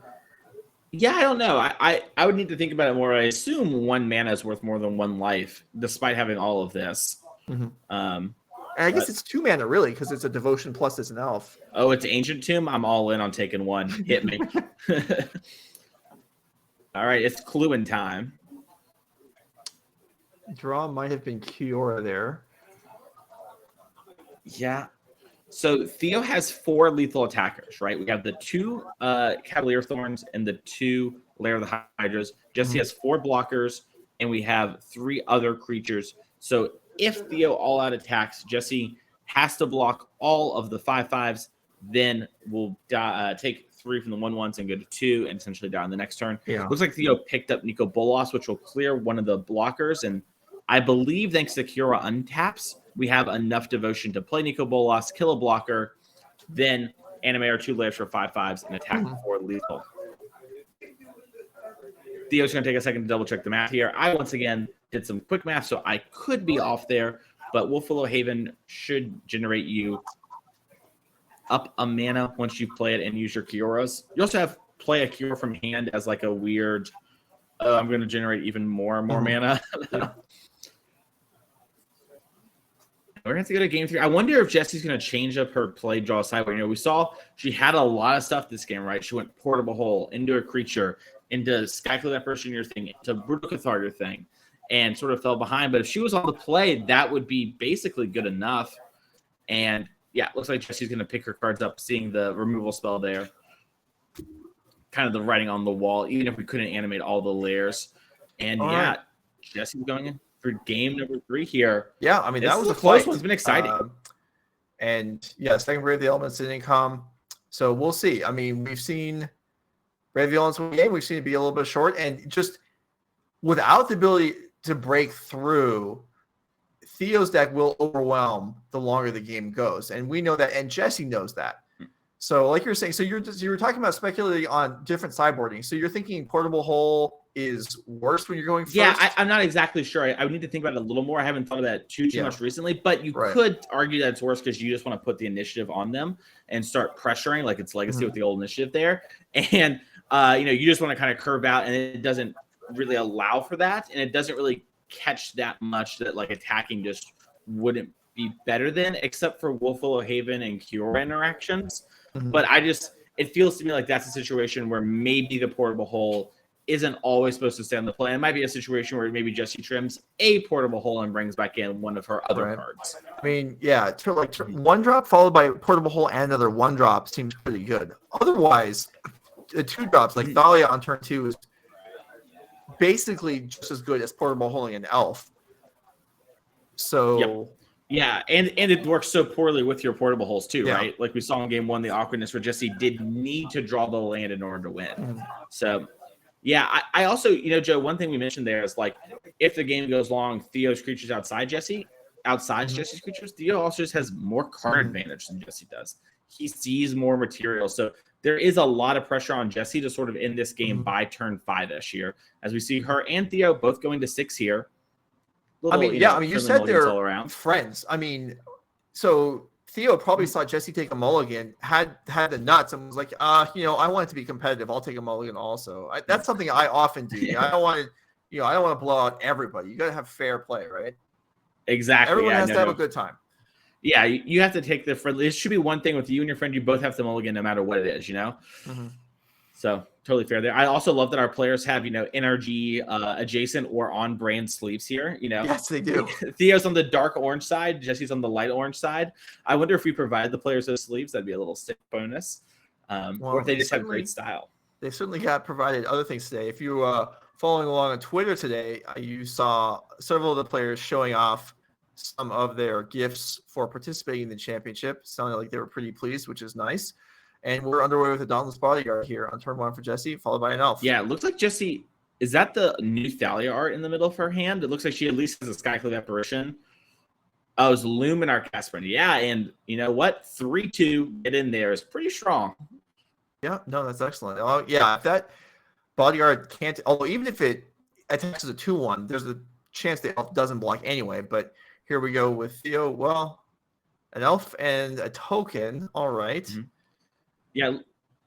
That's not the most exciting. Yeah, it looks like Theo's giving a lot of respect to Jesse, being like, hey, if I hard cast this Lovestruck Beast here and she just goes Brutal Cathar, I can't win the game. So I'm going to respect that a little bit, put this token into play, make her turn 3 more awkward as she drew the Brutal Cathar. So great play there from Theo.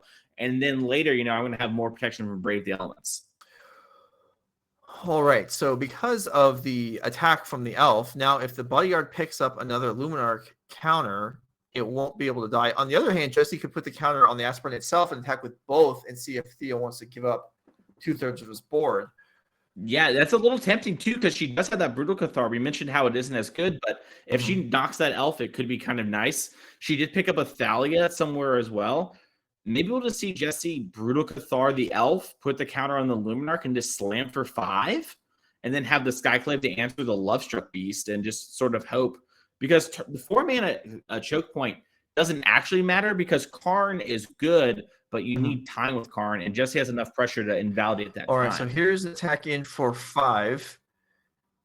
There is a double block available. Instead, Theo's going to chump block with the token. And then, like you're saying here, now Jesse could play Thalia or could wipe out one of the elves. It's going to be Thalia. Yeah, I kind of like this unless, like, it is still respecting the card Cavalier Thorns because you have your Brutal Cathar in hand. And if Theo is willing to sort of say, like, hey, I sort of need this mana, the most scary things are Brutal Cathar, which are Cavalier, which are Brutal Cathar covers, and then sort of the combo type things you can do. And Thalia sort of covers those. So, if Theo spends his turn 5 here playing Karn, that's a huge time investment on his part. said it's going to be a 2-mana oath, and there was a old growth troll found, which would seemingly, from Theo's perspective, be okay, but we know it's actually not going to work well at all. Yeah, Theo has a really tough pile here. It's Old Growth Troll, Nykthos, and Cavalier. So kind of 3 all-star hits here. And he has that Love Struck Beast on Adventure, so it looks like he's maybe figuring out, like, okay, do I need this Nykthos? And I can just, get rid of these other 2 creatures? Or do I need to, like you said, get the Old Growth Troll and just sort of have it locked down the battlefield for a turn or 2 and hope that I was wrong about Jesse having, one of the 3 mana answer creatures?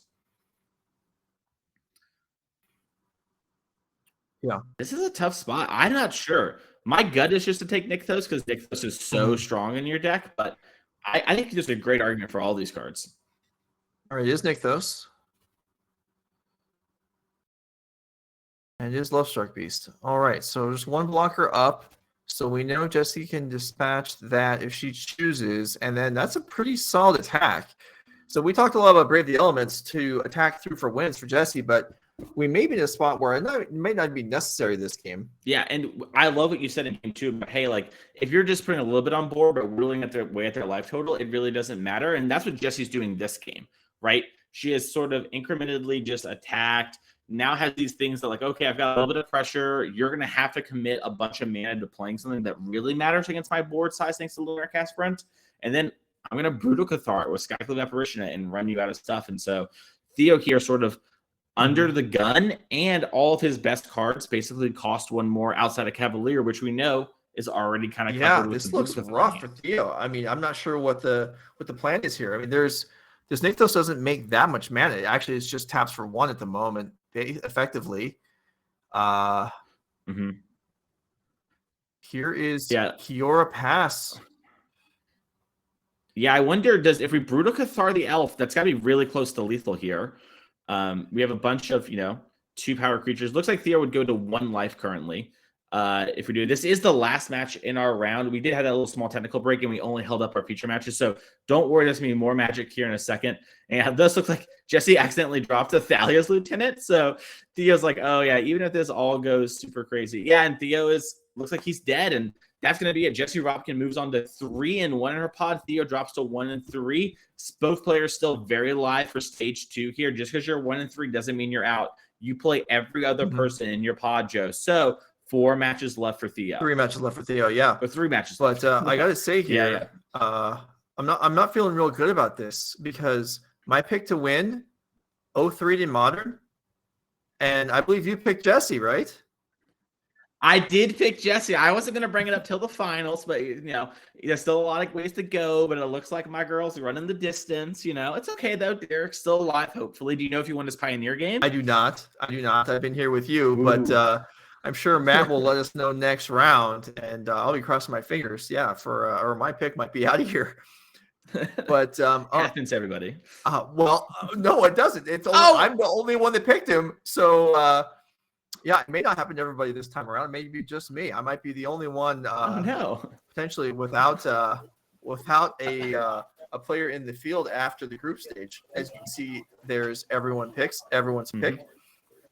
Rajai Sulaiman garnered the most commentator was votes. 3-0 after the Modern stage. So at minimum is 3-1, a really solid pick, and we see this here. And all these players are doing quite well so far in the tournament. Derrick Davis also, maybe had a bad start to Modern, but can easily rally in the Pioneer section and come over. So let's take a quick break. But I was depending on the winning Modern. All right, we're gonna come back. We're gonna get another Pioneer match going. Stick around. This is NRG Championship 2022. Thanks for being here. We'll be right back.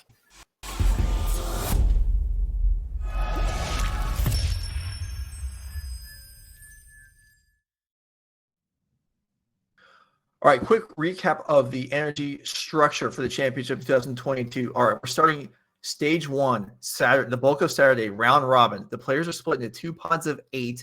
They're going to play the other 7 players in their pod, 3 rounds of Modern, 4 rounds of Pioneer.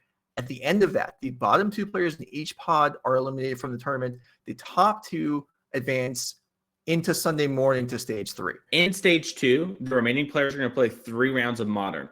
2 wins advances you to stage 3. 2 losses causes elimination of the tournament, and you are out. Seeding is based on the results from our Modern rounds. Okay, stage 3, Sunday morning. Second set of double elimination, 3 rounds of Pioneer this time. We have the 8 players remaining in the event. 2 wins pushes you through the top 4, 2 losses, and you exit in the top 8. The finals is exciting. We have top 4 players playing a best of 3 matches. So they're going to need to win matches twice. Players alternate formats, choosing play and draw choice, starting with the highest seed, 1-2, 1-2. Winner is our NRG Champion of the Year. We'll be right back with more action in just a few minutes.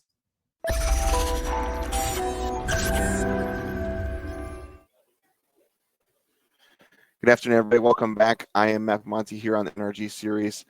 Awesome matches of Magic we've played so far. Getting ready to kick off round number 5. I wanted to show you the standings here. So we don't have a way to bring it up on the screen, but I am going to go ahead and read you once I pull up my old cheat sheet here. So in pod number 1, Maxx, Kominowski, Mullaly, and Nicole Dubin all at 3-1, leading the pack there. Adam Wasburn-Moses, Zach Allen, Ivan Espinosa, all checking in at 2-2.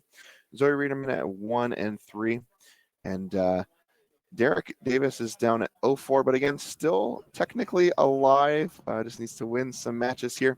Remember, we're going to remove the bottom 2 players of these pods. It's going to make more sense again in the next 3 rounds or so. I'm going to go ahead and jump over to pod number 2 to give you an update on that as well. I'm just reading through here. Will Krueger and Sulaiman both at 3-1. Jesse Robkin is, I believe we have, maybe I don't have it right, but I think she's 2-2. Andrew Elenbogen, Piper Powell, and Mack Endress are 2-2 as well. I believe Theo Jung is 1-3, and then Joseph Bernal having a tough day at 1-4 down there as well. Again, not technically eliminated from the tournament just yet, but definitely need to start picking up wins starting this round. We're going to kick off round number 5 here. I'm going to send you back down to Joe and Mason, and it sounds like we got a pretty good feature match. All right, here we go for round number 5. Quick edit. Matt was unsure. Jesse Robkin is also 3-1, so she is tied for the Pod B lead alongside Will Krueger and Sulaiman. All right, Mack Endress and Andrew Elenbogen, Enigmatic Fires and Mono White Humans. Mason Clark with me, and both players going to 6, so we'll take a breather. Yeah. And we're talking about Mono White Humans, same seed as Jesse last round, testing partner as Jesse for this event. It's so kind of a weird tournament. You need to sort of have someone in the event, but you can't have too many people. So those 2 plus a couple of their friends helped test for this tournament, and they came up with the exact same 75. So the Mono White Humans that you saw last round, you're going to be seeing it again here. This time, though, piloted by Pro Tour champion Andrew Elenbogen, Joe. And I don't know if you saw on Twitter, Joe, Andrew said, these are the same plans I won the PT with. I cracked them back out for this event. I can't wait to win another event. That's pretty cool. A person with consistent basic land choice I can respect. All right, Mack Endress, 2-2 here. We got through Modern with Jeskai Breach, and looking here with Enigmatic Fires. So a Yorion deck, a lot of, some creatures, a ton, basically an enchantment-based control deck. Thalia is going to put a huge kink in the plans. Other than that, Andrew's not going to be doing a whole lot to slow him down. Yeah, this matchup's the kind of Enigmatic Fires is such a deck where you can express yourself in a lot of different ways and how you want to build it. I do think Mack here is one of our 4-color control experts and someone who plays controlling decks a bunch. So, by the way, both players seem to be on 5. But yeah, I think Mack is going to have a pretty easy matchup outside of the card Thalia's Lieutenant and the fact that his deck's a little clunky sometimes. It's a Yorion deck, but not like in Modern where we have all those fetches, all that card advantage. You have a lot of really strong cards, but sometimes they just don't line up correctly. And you see it makes it really hard to mulligan as Mack here is deep in the tank, figuring out exactly what if you're right about them being on 5 here, just looking for, functional mana here. Players know the matchup. So this is something where if you have a polarizing deck where some cards just stink in certain matchups, that's going to be okay here because you know which cards you don't want. Destiny Spinner, for example, looks like it might be one of the selections there to go down. Yeah. Okay, you're right. Both players on 5. Yeah, and it looks like Andrew did win the dice roll and plays a Recruiter the Officer and passes the turn. Now, Joe, I know you know that tryout. Oh, absolutely. It's such an easy one. I'm not even going to bother naming it because everyone already knows what it is. Spar's headquarters, of course. Of course. Yeah, yes. All right. And there is Thalia for Andrew. I know that one. It's as far as headquarters. Yeah, I said this though. I'm now having a moment of maybe it's the red one, but I'm pretty sure it's no. Sparra's. I'm going to bet my job that it's Sparra's headquarters, and if not, it was good working with y'all. Yeah. All right. Well, Andrew Elenbogen doesn't care if he's in the multi-5. He's going to have a great curve developing here, and Mack Endress is, well, what are you going to do here? You can, if you have a land, you can play Skyclave Apparition would be good. That would be it. There is a land. All right, so this is going to stabilize, keep him from getting completely run over. Yeah, and I think we're maybe there's a dice on there. I can't quite see it, but the recruitment officer got pointed with the Lunar Aspirant, so that creature is a 3/2, and Aspirant's going to answer it right away here. Yeah, you're right. Maybe we can, if coverage can hear this, maybe we can get a dice that's a little easier to see because that does really blend into the card almost to an incredible degree. It's actually, I wonder if Elenbogen has those dice on purpose, just so no one can see his recruitment officers. He came with everything prepared. No, but jokes aside, that is funny how that is matched up perfectly there. And Andrew, I think, is having one of those moments we saw with Jesse kind of in the last round, right? Where the mono white deck, you sort of play your first couple turns like, okay, I'm going to play my most powerful 1 and 2 drops.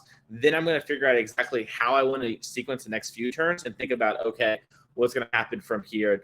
Thank goodness Andrew got some big old dice on there and gets the slam here for 7, Joe. I kind of like being Andrew. Yeah, this is Mack just kind of getting bowled over here. Gonna need. Well, let's see.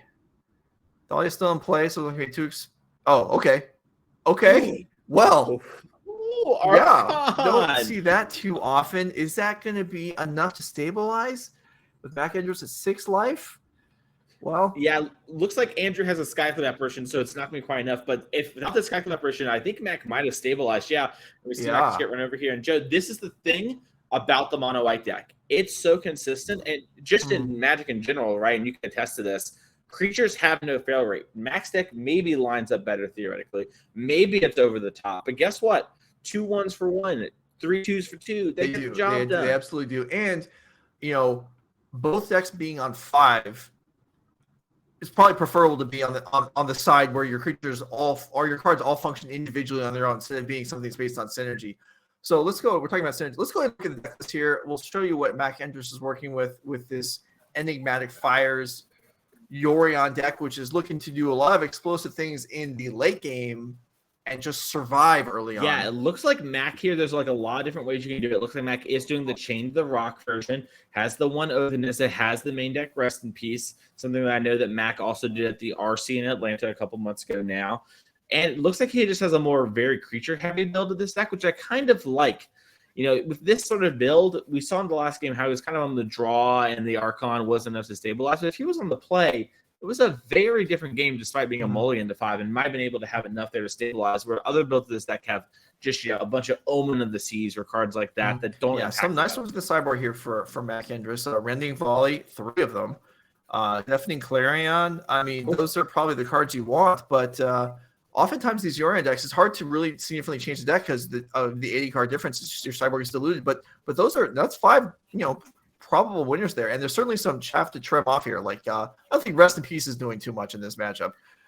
Yeah, probably can put that one to bed. I don't need that one, but yeah, like you mentioned, the Yorion deck, especially here in Pioneer, you're not going to see as many cards. So when you're sideboarding, you kind of have to have a density of the cards you want and hope that drawing one of them is enough. And Rending Volley is about that against the Spirit stack, and against Mono White, it's fine. But Deafening Clarion, if we draw one of those, that's going to definitely change things up pretty drastically here. So, I think Mack is theoretically favored here in this matchup.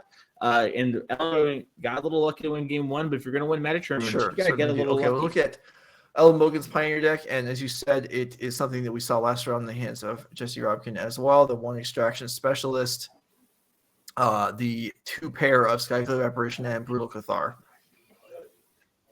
Yeah, I'm going to guess, Joe, and this is some high-level analysis, there are Destroy Evils that kill all of Mack's best creatures, and all the enchantments in this deck are going to come in, and that's why they paint bucks. No, that is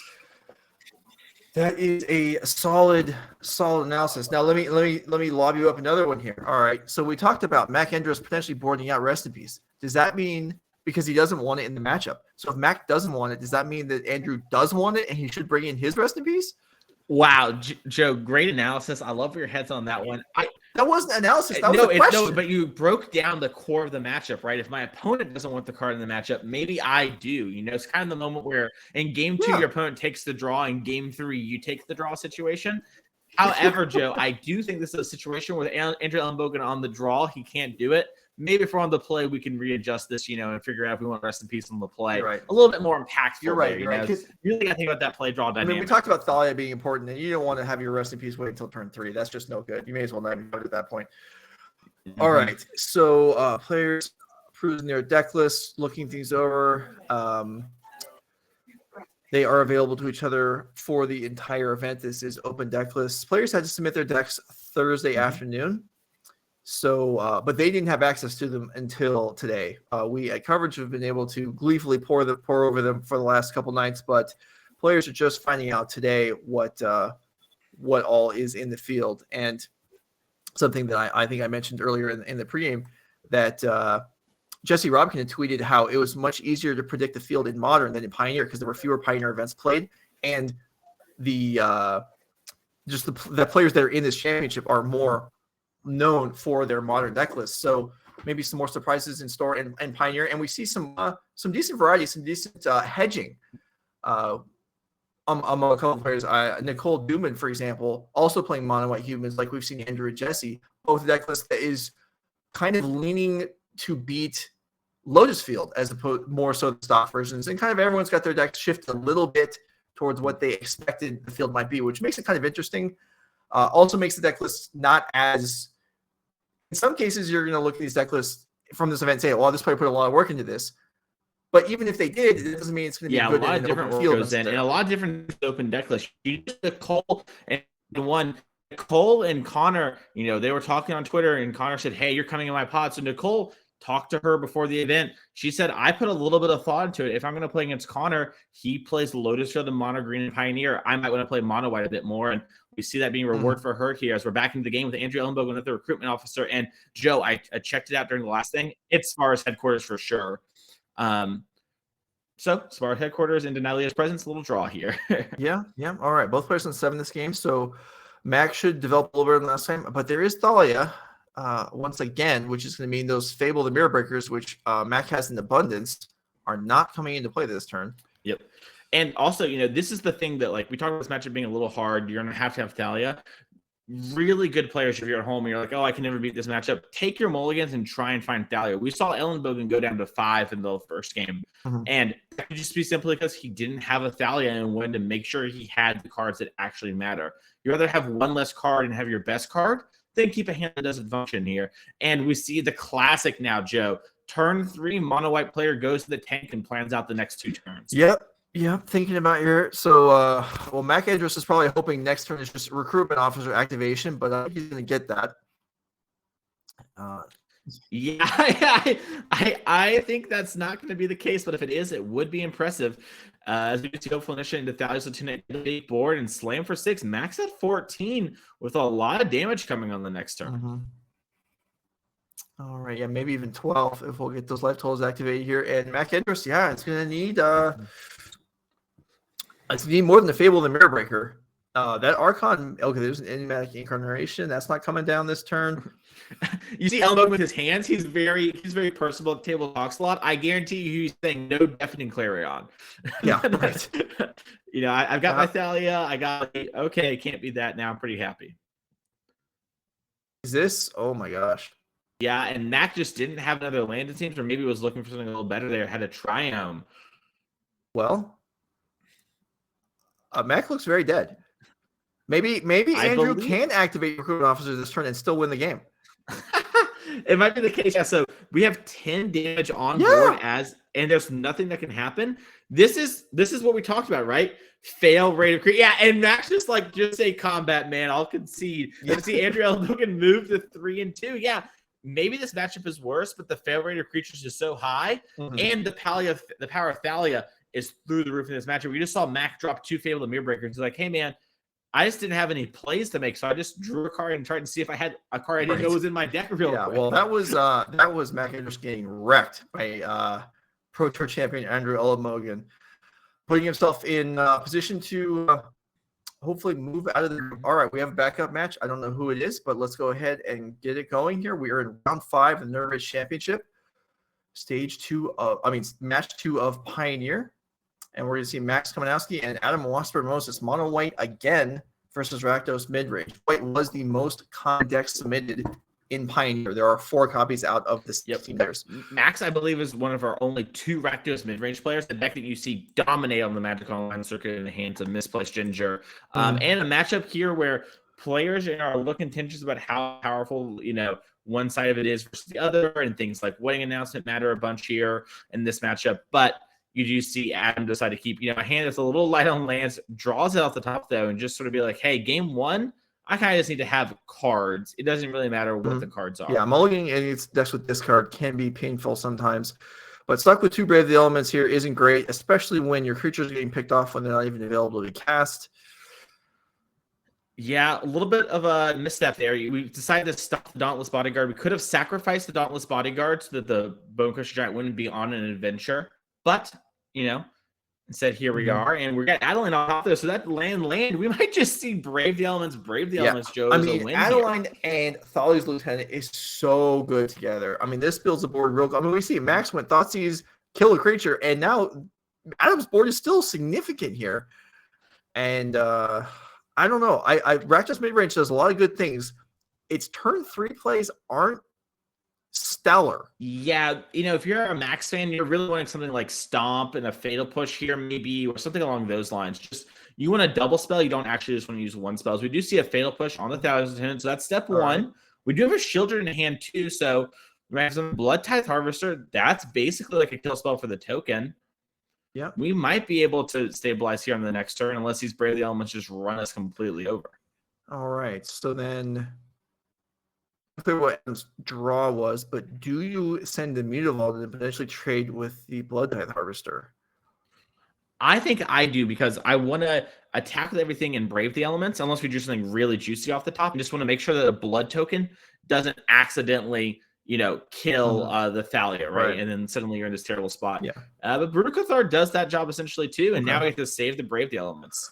All right. Yep. This does make removal on Brutal Cathar a little tough, but all right. Damage pouring through here. Adeline and 2 tokens now getting in. Yeah. And Maxx is like, I can't beat these. My Shieldred is not going to beat double Brave the Elements. So let's go ahead and try this again. Yeah, a funny moment happened there too at the end. You saw where the card went flying, and normally, Adam can't look at the opponent's card, but with open deck list, Adam's just like, "What you showing me, bud?" And takes a look at it. Another moment of like, "Hey, everyone here is really serious. $20,000 on the line.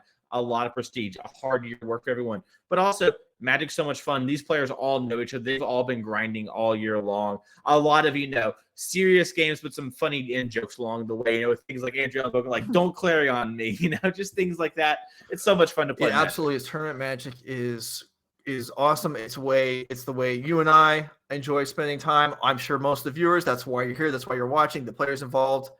It's cool that no matter what your thing is you're interested in the world, there's a group of people that want to do it with you, and this is our thing, and it's happy to have you here watching, and I'm sure the players appreciate the support. Let's go into the sideboards and see how we're looking for game number 2. God. Okay, Rakdos midrange for Maxx Kominowski here, playing against the old mono white. Some really innovative stuff going on here. So you're going to see in Max's sideboard 3 Misery Shadows, a card that a lot of players had just put in the main deck. Maxx, however, has 3 Reckoner Bankbusters in the main deck. Maybe expected a little bit more of a grinding metagame, maybe some more mirrors. Maybe thought other people are going to bring Rakdos midrange. That was a somewhat popular thought among some of the players preparing for the event after talking to them. So Maxx sort of pre-gamed. Unfortunately, you much rather have a 2/2 for 2 against the mono white deck than the Reckoner Bank Buster. But even with that happening, Maxx still has a lot of really strong cards in the sideboard. 3 Extinction Event, 2 Rending Volleys. Those cards are going to go the distance against mono white if you draw them and play them on curve. So Maxx here lost game 1, but game 2 and 3, that's the spot where this deck always really shines, really kind of increases his matchups, much like Murktide, which we've seen Maxx play a bunch as well. So expect post-board games for Maxx to be a lot better. Go ahead and look at the other list, which there is some variation among some of the white. So, well, Nicole Doom is like we talked about being different. This one is also slightly different from the Jesse Andro version, as there are 4 Brutal Cathars here as opposed to just 2. Yeah, they decided to go with 4 Brutal Cathar, it seems, and 1 Skyclave Apparition. So instead of having Extraction Specialist, which is a matchup where you maybe want that, just has a lot more spot removal for the creatures, and, has a lot of the same cards just in the sideboard. So, one thing that's really cool about these small field tournaments is that you can maybe have a deck that's more targeted towards something, because you just less random decks in the room. Have you ever gone to F&M Joe and then your opponent just has some random thing you never expected to see? That's probably not going to happen here. So you can do some things that maybe you can't normally do in the quote unquote real world. Okay, so we see here the options available. Wedding Announcements obviously is a crusher in grindy games, which is what this. Well, that's not what we saw in game 1, but I think that's what Adam might expect in sideboard games. Yeah, a Wedding Announcement's a great one, Joe, and I really like having some way to answer a Shieldred. Some players like Destroy Evil, some players like Declaration Stone, but it looks like our players are ready for game 2, so let's hop back there. Okay. Wasburn-Moses looking to advance to 3-2 would put these 2 players equivalent to each other. And keep in mind, if you're following along, so these players are in pods. So your record, you're only really competing against the players in your pod at this point. Your record versus the, having a better or worse record than someone on the other side doesn't actually impact your standing at this point. All that matters is you're not bottom 2. That is the only thing that really matters here. And top 2, bottom 2 is going to determine who doesn't have to play in stage 2. Joe, Adam went turn 1 Mutable, turn 2 Thalys. If I'm maxed, I am 100% sure Adam has multiple of the card Wedding Announcement. There's no way Adam would keep a hand like this unless that was the sort of case. So a player like Maxx is going to pick up on that, and we're probably going to see some Wedding Bells here in a second, or maybe a bunch of Adelaines. There's got to be some power involved in this hand. All right, here is the Wedding Announcement. So Misery Shadow for Maxx. So that obviously got boarded in. Now, is this being boarded in? Are there any graveyard triggers that Maxx cares about here, or is it just to have a creature that can be pump and be a sizable presence on the board? I think it's just a sizable presence on the board. It's a situation where a lot of times with this deck, you actually hold up removal. And so you can actually hold back Misery Shadow if there's a couple creatures in the way. And then it's a spot where it's like, oh, I'm attacking a bunch, but I don't know if it's removal spells or shadow. And then also in spots like this, you just trade with a creature or you start beating down. The trick to Rakdos midrange, Joe, is that it's not actually a mid-range deck. It's like an aggressive, disruptive deck that sometimes sideboards into a mid-range deck. So you're seeing that happen for Maxx here. He's just sort of like play a creature, interact with you a little bit.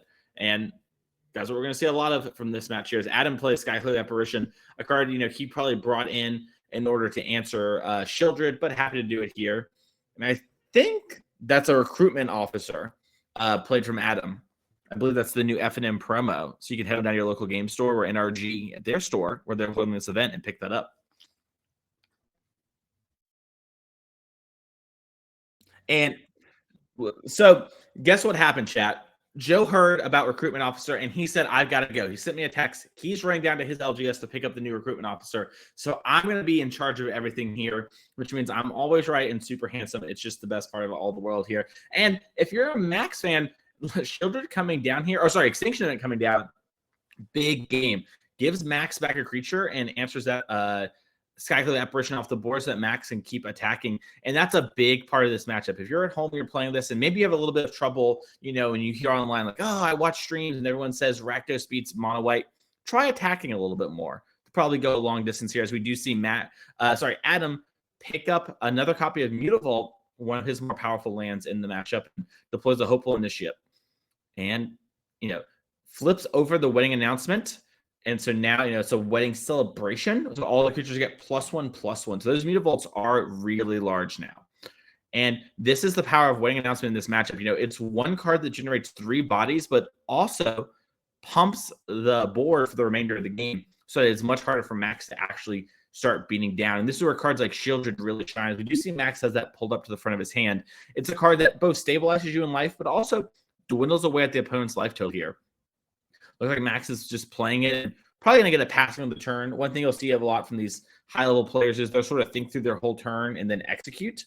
And so, yeah, Maxx is just double checking. You know, there's a lot of money on the line, and the board state's getting pretty tight here. But cast a Shieldred, it's going to get a trigger, knock Adam down to 18, Maxx up to 13 as Sheffield Dune off the top. A little bit of a flood situation from Adam, but drew recruitment officer. So that's going to help fix the flood. Adam will be able to find some stuff here. It looks like Adam's opting not to activate the recruitment officer, most likely because he wants a card like Brutal Cathar or Skyclave Apparition. If he activates in the main phase, Maxx might still have some number of discard spells in, and he could get got. So there's really no reason to do anything until Maxx acts. Just gives Adam more information and forces Maxx to be in a harder position to work with less information. So we are going to see Blood Tithe Harvester, better known as Harvey for the people in the streets, get picked up here. And it looks like he's just double checking the power toughness. Like, yeah, okay, it's only +1/+1. You can't Sheffield Dunes at instant speed. I'm good to go. It looks like Adam is going to look at his top 4 and put a card in his hand. It isn't drawing a card for what it's worth as well, which is sort of a weird situation. So Shieldred won't trigger. We do find a Thalios Lieutenant here. And Joe's back. Joe, you went. I told them you ran to your store to pick up the recruitment officer promo. Did you get your copy? You want to know what's going on? I live in Southern California, right? We're in flood watch right now, and the power went out for a minute. Oh my goodness gracious. Okay, well, hopefully you're staying safe there, because Adam Wasburn-Moses is not safe, as he has almost died here to these Shieldred triggers. Okay, well, I mean, that's tough. I mean, Shieldred's great against when you're drawing multiple cards a turn. One card a turn is still good, I guess, huh? Yeah. Shock gain 2 is pretty nice, and Maxx has a bunch of life, has a blood. If he ever, for some reason, needed to gain 2 more life, he could. And Adam needs to have an answer to this Shieldred now. It looks like he didn't get it. He's going to pick it on up here. This is a time-shifted match, but I know the round's been going kind of long, so we might be catching up to them in real time. We'll see how that goes. However, we should be able, through the power of timing Wymede, to jump right ahead to game number 3 here after a quick jump to the booth, check in on Joe. But yeah, you know, while you were gone, Joe, basically we drew some recruitment officers and some lands. They got killed, and we just what I want to know passed away. Did the recruitment officers activate? Yes, really? We got 1 activation off, and it found that Thalios Lieutenant. Yeah, we had 6 lands in play. So it's all on the same turn, so it's a good deal, huh? Drawing yeah, it was a great game deal. 3, roll it. Yeah, drawing extra cards without Shieldred triggers. That's perfect. I'm sure that's just good game design. I'm sure it's exactly what Adam wants to be doing. Mm-hmm. Yeah, and we see Adam here having a recruitment officer on 1, and it looks like a double 1 drop onto another recruitment and hopeful initiate. Just trying to get underneath the Rakdos midrange player. All right. Blood Tithe Harvester can trade with either creature, but that's still something that Adam's probably. Whoa. Okay, here's Adeline as well. So, yeah, Maxx can trade off or swallow up the token.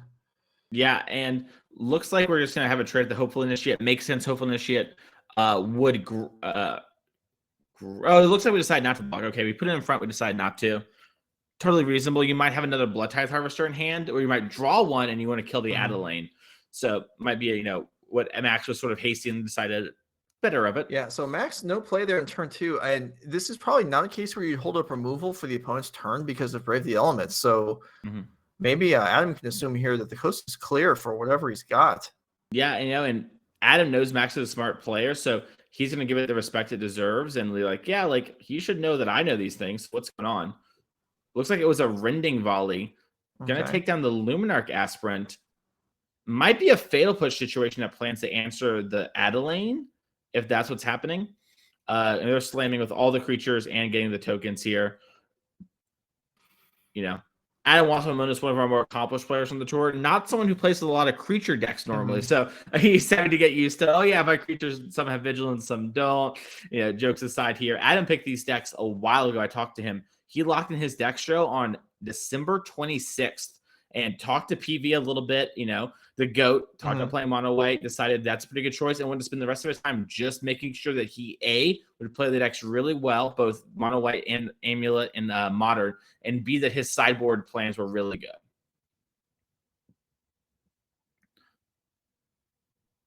And odd is an odd duck if you're an Adam fan, because everything burned. Looks like Joe maybe got disconnected again due to the flood stuff. Hopefully he's safe.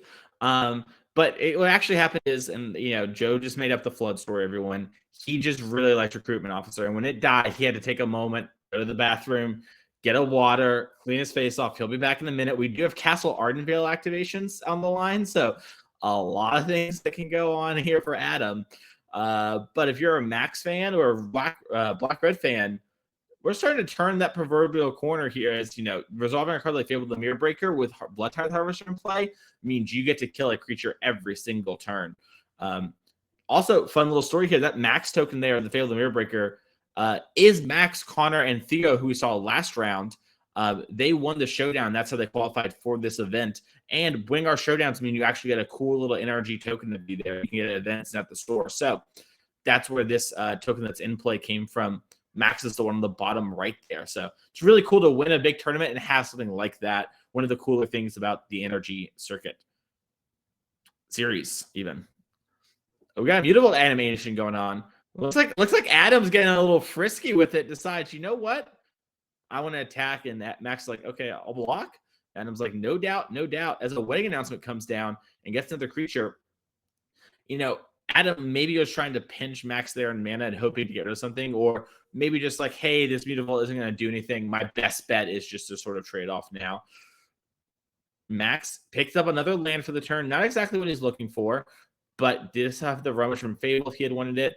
And looks like he did use a little bit as we use Graveyard Trespasser to start stabilizing and gaining life. Adam only has 2 creatures in the graveyard because the Extinction Event does exile despite being a Wrath effect. So Maxx up to 5, Adam down to 19. Looks like we have an Abrade in hand. There's some card in Adam's hand. I'm sorry, Max's hand that looks red. I can't quite figure out what it is. Maxx attacking, though. Pretty confident attack there. And Joe, welcome back here. Wedding announcement. Oh, we have double 1-drop. And no attacks from Adam because of the Graveyard Trespasser that was so dark because of the foil. I couldn't see it. That makes way more sense. I had a moment there, everybody. When you're doing all the jobs, sometimes you get a little lost in the proverbial sauce here. As a brain does. I'll try and prevent you from having to undergo that anymore. As we're now having wind warnings as well. So this will be a fun day here in California. But oh my goodness. Okay, so we're looking at wedding announcements on the verge of flipping over and boosting the squad, and certainly Adam with a much wider board and Maxx down to 5. I think so. Looks a little precarious. Yeah, so basically while you were gone, big thing that happened is Extinction Event cleared up the Adeline and the 2 creatures, and then Max is sort of stabilized from there. We've been wedding announcements since then. All right. As we do see Graveyard Trespasser start getting in and, get those attacks on Graveyard Trespasser, a card that's seen a lot of Pioneer play and just sort of hits all the right boxes to see play. Yeah, such an incredible card. I mean, it almost seems like it can't be real. It does too much stuff, but I guess that's just, Magic these days. Lots of things. I mean, wedding announcements on their side of the board also does a lot of stuff. Oh, Thalia. If it was Thalia's Lieutenant, would have been a scary draw there for Max. You see him even move his hands up to his chin there. It's like, oh, that would have been rough. But Thalia, not a bad card by any means. The first strike does a little bit here, but not the end of the world here for Max. But we do have, I count 11 power on board. So this Fable the Mirror Breaker activating with Blood Tithe Harvester is going to need to do some serious work. Yeah, I mean, there's every 3 creatures is lethal. Although I guess if Graveyard Trespasser gains some more life, Maxx can. So what are we doing here? Are we copying Graveyard Trespasser and attacking here to gain life? It looks like because we made a blood, we copied Blood Tithe. Okay, Harvester. So it looks like a moment where Maxx is just doing this main phase because, like you said, he could attack with the Gluttonous thing if he wanted to, but also Blood Tithe Harvester only works at Blood Tithe only works at sorcery speed. So yeah. All right, here is an all-out assault, forcing Maxx to have something beyond his 2 blockers on the board. Yeah, definitely an interesting spot here where, Maxx can, in theory, live if he made his play like this. He left the Thalia around, so he's got to have some interaction spell. And now, he does lose his Blood Tithe Harvester, but he eats the Thalia in combat. Oh, because it's on the backside. Sure, okay. Yeah. Yeah, and so actually, starts to stabilize a little bit here, but has another Thalia from Adam. Like, okay, listen, maybe not the best card in the world, but at least I got something. So we do see Maxx here decide to pop the blood main phase 2. And just hit some lands, and it's like, okay, whatever. I'm tired of flooding. Let's see what we can hit. All right. Well, it's kind of this is close. Okay, Castle Lockthwain. Yeah. Not sure that's going to help too much right now. Yeah, so the Graveyard Trespasser flipped is interesting because we can copy it and we can eat enough creatures that we actually present a lethal attack, but then we'll die on the crackback. But it also means that when we, make a copy with the Fable on the next turn, Maxx is essentially at 4 life to Adam's attack, which means he won't have enough creatures to get through. So really, Maxx needs to fade this turn. If he can fade this turn, he can start to stabilize his life total and actually get out of this game. Because Adam has 3 creatures in his graveyard, and Maxx has 1 Bloodtithe Harvester in his own. Okay, so Maxx needs something there, though, right? I mean, he's currently sitting dead. The Graveyard Trespasser gains life on ETB as well. Yeah, right. Sure. Okay. Yeah. So sort of a weird situation. Looks like Adam is deciding just to slam in, which I believe Adam knows is a not lethal attack with open information. Mm-hmm. So maybe Adam is trying to do something. Does this force the Trespasser to? No, it doesn't. Okay, yeah. So this. Yeah. Because the Trespasser token is the one that gets in the way. So yeah. Adam does push 2 damage, and only loses a token for it, but a little bit of an awkward spot, I guess, no matter how you slice it here. Yeah. Does seem like, I guess Adam needs to draw the card Brave the Elements, and with Thalia's Lieutenant, Luminarch Aspirant's like a Thalia's Lieutenant. Yeah. This is let's see. So how much is this gonna? Well, what Adam needs is 2 lethal attackers so that Graveyard Trespasser actual has to block. And I don't think he's there yet. Yeah, it looks like he's a little bit away. He's 1 short, I think. I agree. Okay. No, what? No, yeah. Attacking with the other Luminarch Aspirant, that will do it. That'll change the math. How? Unless Maxx has something else. Maxx has the power word kill. Looks like that counts. Yeah, and that I'm gonna call it is a blowout for Adam. Mm-hmm. Maxx is gonna gain that 2 life again and eat both these creatures in combat. Maxx will be up to 4 and can present a near lethal attack on the next turn due to having another Graveyard Trespasser eat the other 2 creatures that just died. So Maxx here in a commanding position. If he draws anything like a fatal push, the game will end. And yeah, it looks like he drew a power word kill, and that's going to do it. Congratulations to Maxx here. Moving on to 4-1. Feeling pretty safe there from not falling out of his pod. It's not 100% lock in. He needs to get to at least 5-2. But feeling great about his chances in the tournament. Well, that will conclude round number 5. This is Nerd Rage Gaming 2022 Championship. Thanks for being here. We'll be back for round 6 in a few minutes.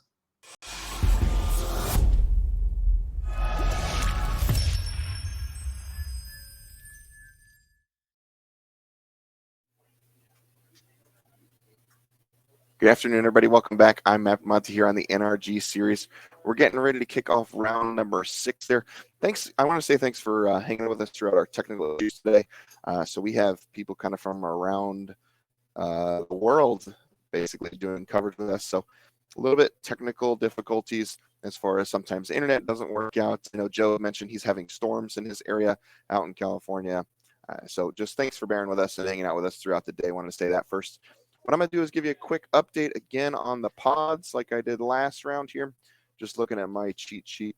Looks like at the top of pod 1, Nicole, Dubin, Maxx, Kominowski, and Connor Mullaly all have 4 wins and 1 loss. So they are actually a full match ahead of people with 2 wins, which is going to be Zach Allen, Ivan Espinosa, and Adam Wasburn-Moses. And then down there towards the end is Zoe Riederman and Derrick Davis again with 1 match win each. They are not eliminated, as I said earlier. The bottom 2 will be eliminated after the 7th round here.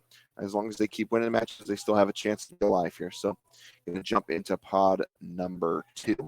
And again, looks pretty similar here with Raja, Sulaiman, and Jesse Robkin at the top of that pod number 2. And they have 4 wins each there. Andrew Elenbogen, Will Krueger with 3 wins apiece, Mack, Endress, and Piper Powell with 2 wins apiece, and then Joseph Bernal and Theo Jung with 1 win each down there. So a lot of, goes 2, 2, 2, 2. So a lot up for grabs here as far as these last several rounds go. Sounds like we're ready for another feature match, so I'm going to send you back down. All right, here we are. Zoe Riederman, Connor Mullaly, 1-4 versus 4-1. Mono green versus Lotus Field. And Zoe Riederman needs to get some work done here now. Mm-hmm. Yeah, this is a situation where Zoe, I don't think, is actually 100% dead if she loses, but she's really, really got her back to the wall. So this is a huge round for her. And for Connor, in the inverse is true. We keep talking about how players are eliminated, and that is important. But, Joe, if you win your pod, you skip stage 2 and go straight to stage 3, which if you're not quite sure what our pod system is quite like, pretend it's like jumping straight to top 8. Basically, the winner goes straight to top 8. So this is a huge match for Connor. If he wins this one, we saw him lose round 1 in a rough game against Nicole Dubin, who's the other 4-1 in this pod. Connor could skip all the way to the top 8. So Zoe's staying alive, and Connor's trying to have a much easier time. Unfortunately for Connor, this matchup is one that historically was the reason the Lotus Field deck sort of fell out of popularity. However, I don't know if Zoe has the damping sphere. Joe, do you think your Lotus Field master has a lot changed in this matchup recently? The big change that happened compared to several months ago was that Lotus Field players have just increased the number of pithing needles they're playing. The green deck, has gained enough tools that they can conceivably board things in, but really, aside from green rushing out Lotus, which is not what the deck is designed to do, it's all about Karn. And Needle does stop that, although not so much in game 1. It can be wished for. And it should be noted that Connor Mullaly is playing a very aggressive version of Lotus with 3 copies of Hope in her main deck, although we cannot see one here. Zoe in an interesting spot. She has a Boseiju in hand and a Karn the Great Creator. So 2 cards that can be really good in this matchup. It looks like Zoe's maybe thinking about exactly what she wants to grab. Zoe, a very tight, methodical player. I'd actually say that about both these players. They're 2 of our better technical, methodical players on the series. And she's grabbing a card. And, yeah, there's a damping sphere. Zoe just thought a lot about what people are going to play. And Connor is, been known recently to be a mono green player, but in the past, only played Lotus Field. Yeah, well, no, jamming out the Karn immediately so you can get 2 wish activations. And Connor here is just no Grazer, no Hope Tender, in fact, no Lotus Field. So Zoe, even if Connor had Lotus, he wouldn't necessarily play it right now, as Damage would mess that up. Mm-hmm. But Zoe can go, grabs Pithing Needle here. So Needle on Boseiju, and then Damping Sphere is going to make it tough, although not impossible for Connor to win this game. Once again, we talk about that technical play here. Zoe's like, I have my card that wins the game, but first let's make sure I can't lose the game to any nonsense here, as she plays the Boseiju and has Cure in hand. We're going to assume she's named Boseiju since this is open decklist information, and both these players know these decks. If they is different, we'll let you know. I wonder if Zoe's supposed to just play Kiora here first and then just play Damping Sphere and just lose the Boseiju, but maybe that's wrong. It's a tough spot, Joe. What do you think? You're the Lotus Field master. And lose wait, I'm sorry. You play Kiora and then do what regarding Boseiju? I want to play Kiora and then I think to play Kiora and Boseiju, you need to you would need another land. You would need another land, yeah. Well, don't you have the Boseiju in hand? Or I guess what I'm basically saying is lose the Boseiju. I see what you're saying. Oh, then yes, I would be willing to do that. I would probably want to do that because the Boseiju in hand for Zoe, with Damping Sphere on the board, I mean, the Boseiju for the green side, its purpose is to kill Thespian Stage copying Lotus, but Connor's not going to do that anyway with Damping Sphere on the board. Maybe Zoe's just trying to be like, okay, if Connor has multiple ways or maybe Connor has some weird way to answer a Pithing Needle, and Zoe just doesn't think she needs it. So definitely has something going on there. She thought about those sort of things, and is someone who thinks through that. And Connor's taking a little look at the sideboard. No reason, though. Just, hanging out, checking out what's over there. No, but Drew Faye wishes for the turn. Jokes aside. Yeah. So Zoe does have Stone Brain in. So this is an opportunity. It doesn't come up every day, but as there's a Terror Thunder from Connor. But Zoe had 4 mana with Karn on the board with a Wish. So instead of getting Needle, Damping Sphere on Lotus, Stonebrain on Lotus would effectively have ended the game, as chat does correctly point out, and that did not happen. Does Zoe have Stonebrain in her deck? Okay, Yes. well, never mind that. Yeah. So potentially an opportunity missed there, but we're moving along here. We're also in this weird place where, Damping Sphere adds 1 mana each time you cast a spell. So Zoe actually, all she can do here is sort of either hold up a Seiju to answer the Thespian stage, or she can attack for 2 damage. I guess she could technically activate Karn and turn one of these artifacts into a creature and get more damage through, but that opens you up to some removal that maybe Zoe doesn't want to do. This is exciting, though. Zoe kind of had the start, but it might not be enough. Does the Lotus deck sort of do this pretty often? We can sort of battle through even these game 1 Damping Spheres? It can happen. It's not easy, but it also, it depends on the pressure. Do you have time? Because the Lotus deck is so strong. The ability to utilize the sideboard, and there's just no pressure coming out from Zoe here at all. The Boseiju that's in hand now, if that could have increased the clock, it might have been worth the deploy, but still being held in hand is not totally unreasonable. Here is Troll. That's a better As attacker, he gets a at card least. draw off the Kiora, maybe get a little bit more information. Yeah, even just hitting more land drops would be good, as we know that the Devotion deck can use quite a bit of mana, and with Nykthos not functioning under Damping Sphere, just regular land drops. I also love the play from Karn here. Just puts the Fae in play. Listen, maybe I'm going to pick that back up. I can just use my mana now. I can also just block if you don't have anything else going. And then at end of turn, I'm going to tear us into your Damping Sphere to turn off Nykthos, or you just double spelling early. But right. Zoe took a look at her wish board there. All right, just ticks up. And yeah, with already played Troll here, only a single mana spell can be played, but holding up a Seiju here does matter. As if Connor potentially had Lotus here and then some untap effects, could actually try and put together a win here, but that's gonna be tough in the face of the Boseiju. It exiles the Damping Sphere, so Karn can get it back. Connor has to win. I didn't realize Connor had to win this turn. I thought it destroyed and exiled if you kicked it. Oh, Joe, can he even win from here? Okay, so if a Lotus gets dropped, that costs 2 lands. Those can be used. Yes, absolutely. If there's a Lotus and a Hidden Strings and then some action spell here, it is completely reasonable that Connor could put a win together here. However, Zoe with Boseiju in hand. Oh, but she can't because the Pithy potentially Needle. harder. She Pithy Needle Boseiju. Yeah. Right. Yeah, that's right. All right, here's the strings. So Cypher onto the Fairy. And yeah, this is Connor's not gonna need a ton here to win. And dropping some lands on Connor, we can know how much mana Connor has. It looks like Connor had 4 over the pages as well. So we're gonna get some more untap, some more looks at cards here. Pick up a Lotus Field to Behold the Multiverse or the Beyond, I think. Behold the Beyond, yeah. And Behold the Beyond is going to work much better here than it would other times in this scenario because of the Fairy's ability to untap the lands post-combat. Because normally, if you pay 7 mana here, your turn's effectively over, but that is not true. So yeah, this is going to be a win here for Connor. Yeah, it also has Mastermind's Acquisition, it looks like. Dark Petition, is that the name of that one? Okay, well, several of them are in hand, and almost I guess it doesn't matter. Connor's got like 9 tutors. He has his deck in his hand. I guess it's really about sequencing here and making sure.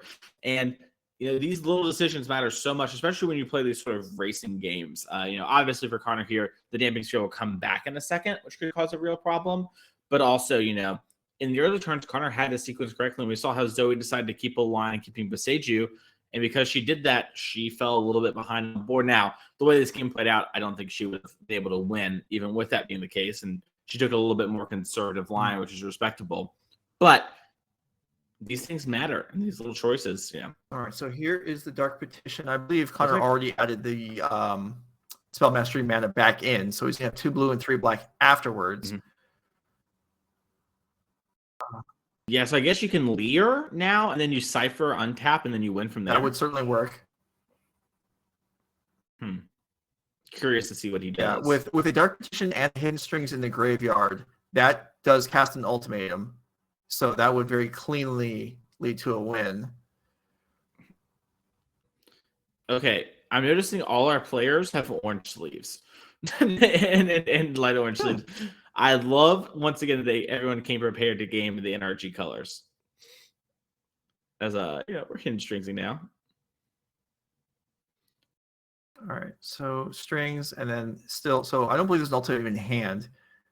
There are 4 copies in the deck, and Connor is... He's doing stuff. Going to get this together eventually. Yeah, here's the Behold the Beyond. Yeah. Well, I jumped the gun there. Let's see. Maybe it's not going to play that yet. The Cipher, is it an Odawara being? There's no other action in hand besides Behold the Beyond, so it's got to be this. Yeah, maybe. Yeah, it looks like we were rewinding and not floating that mana and just going to Behold the Beyond. Yeah. So Connor a little uncertain here, which from Zoe's perspective gives you some hope, which is unfortunate because Connor is most definitely going to win this game. Behold the Beyond, lose your hand, which, as you can see, doesn't hurt at all right now. And with 2 mana floating, kind of one of the traditional ways to go here is to get strings. Yeah, strings. Okay, Connor's going to get a Leer. That works too. I guess. And a Pour. Okay. Sure. That generates enough mana, and Connor has all the spells in the graveyard, so we can do it all over again. And then we're going to eventually grab Approach to the Second Sun from the sideboard. Is that right, Joe? Yeah. Well, eventually we'll cast Approach to the Second Suns twice to win the game. And you can see the fairies already in the board that could be bounced and recast, or the Mastermind's Acquisition could be found. So he's like, okay, shuffle your... Yeah.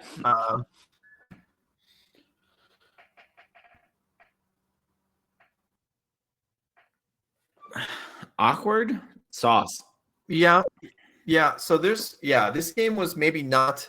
if this game was, replayed, there may be some things happening differently. But as it is, Leer is now in play with an entire graveyard. Honestly, the Fairy Cipher doesn't even need to happen. Connor's got to win.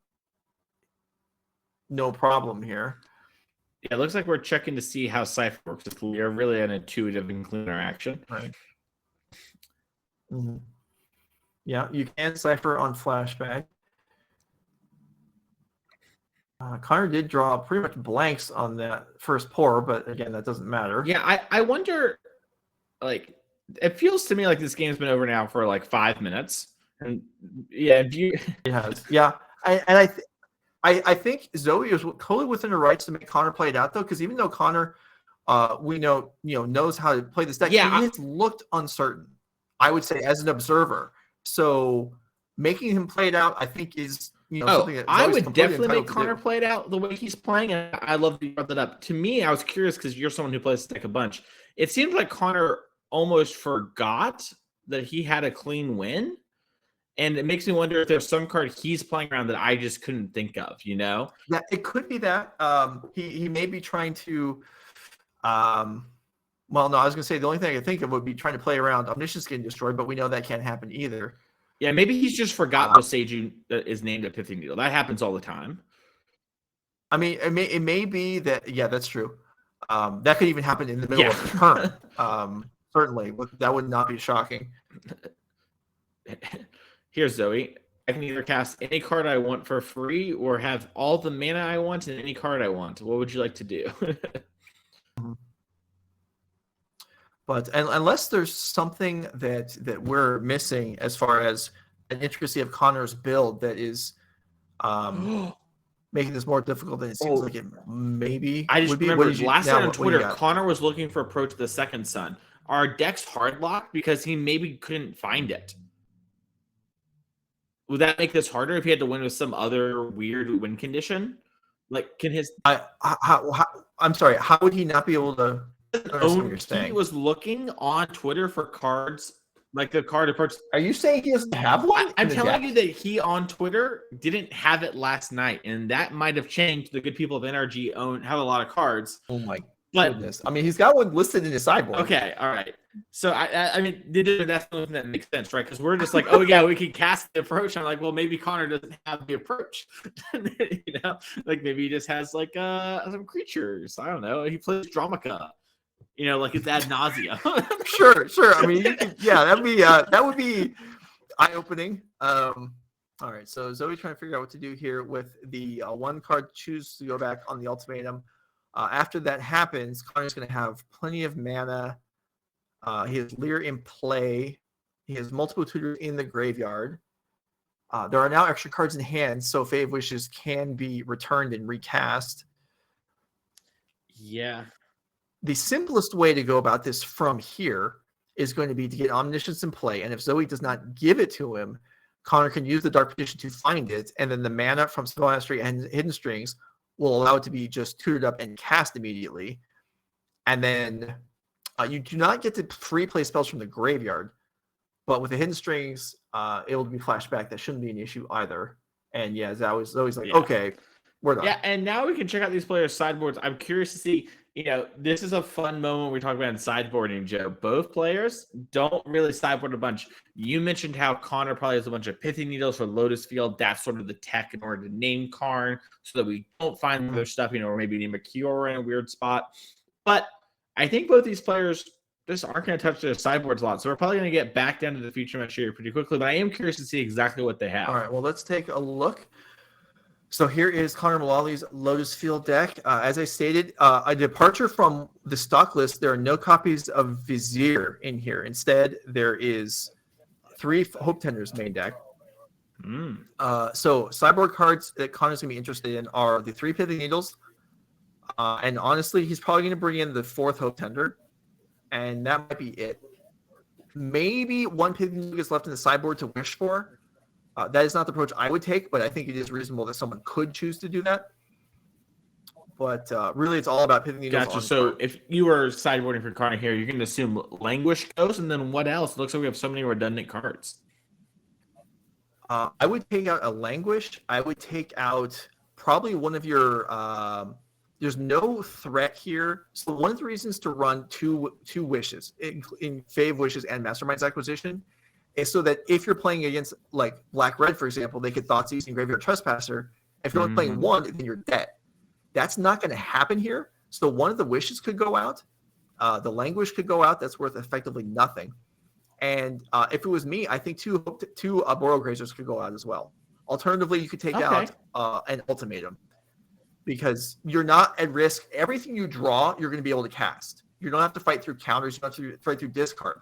So it's really stopping Karn is what you're worried about. The rest will just fall into place. If we look at Zoe's deck, well, there's probably not going to be much sideboarding here. So it looks like she has one sideboard card, or 2 sideboard cards for sure. She has Vivian Reed and Elder Gargaroth to bring in matchup, since we can't wish for those cards. I doubt those are places where we want to be doing that here, but that is something. And it looks like she only has 1 Damping Sphere. She does have the Stone Brain, so she could have done the Lotus Field thing on that turn that was showing for Pithing Needle. So maybe a small misstep there. Yeah.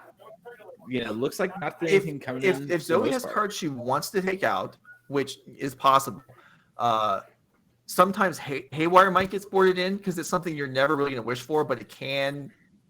I mean, it could pick off Omniscience, for example. Oh, Pithing Needle too. And Needle. So yeah, those are a couple cards that occasionally get boarded in because not because you don't want them to wish for, it's because if you wish, you're probably getting something else instead.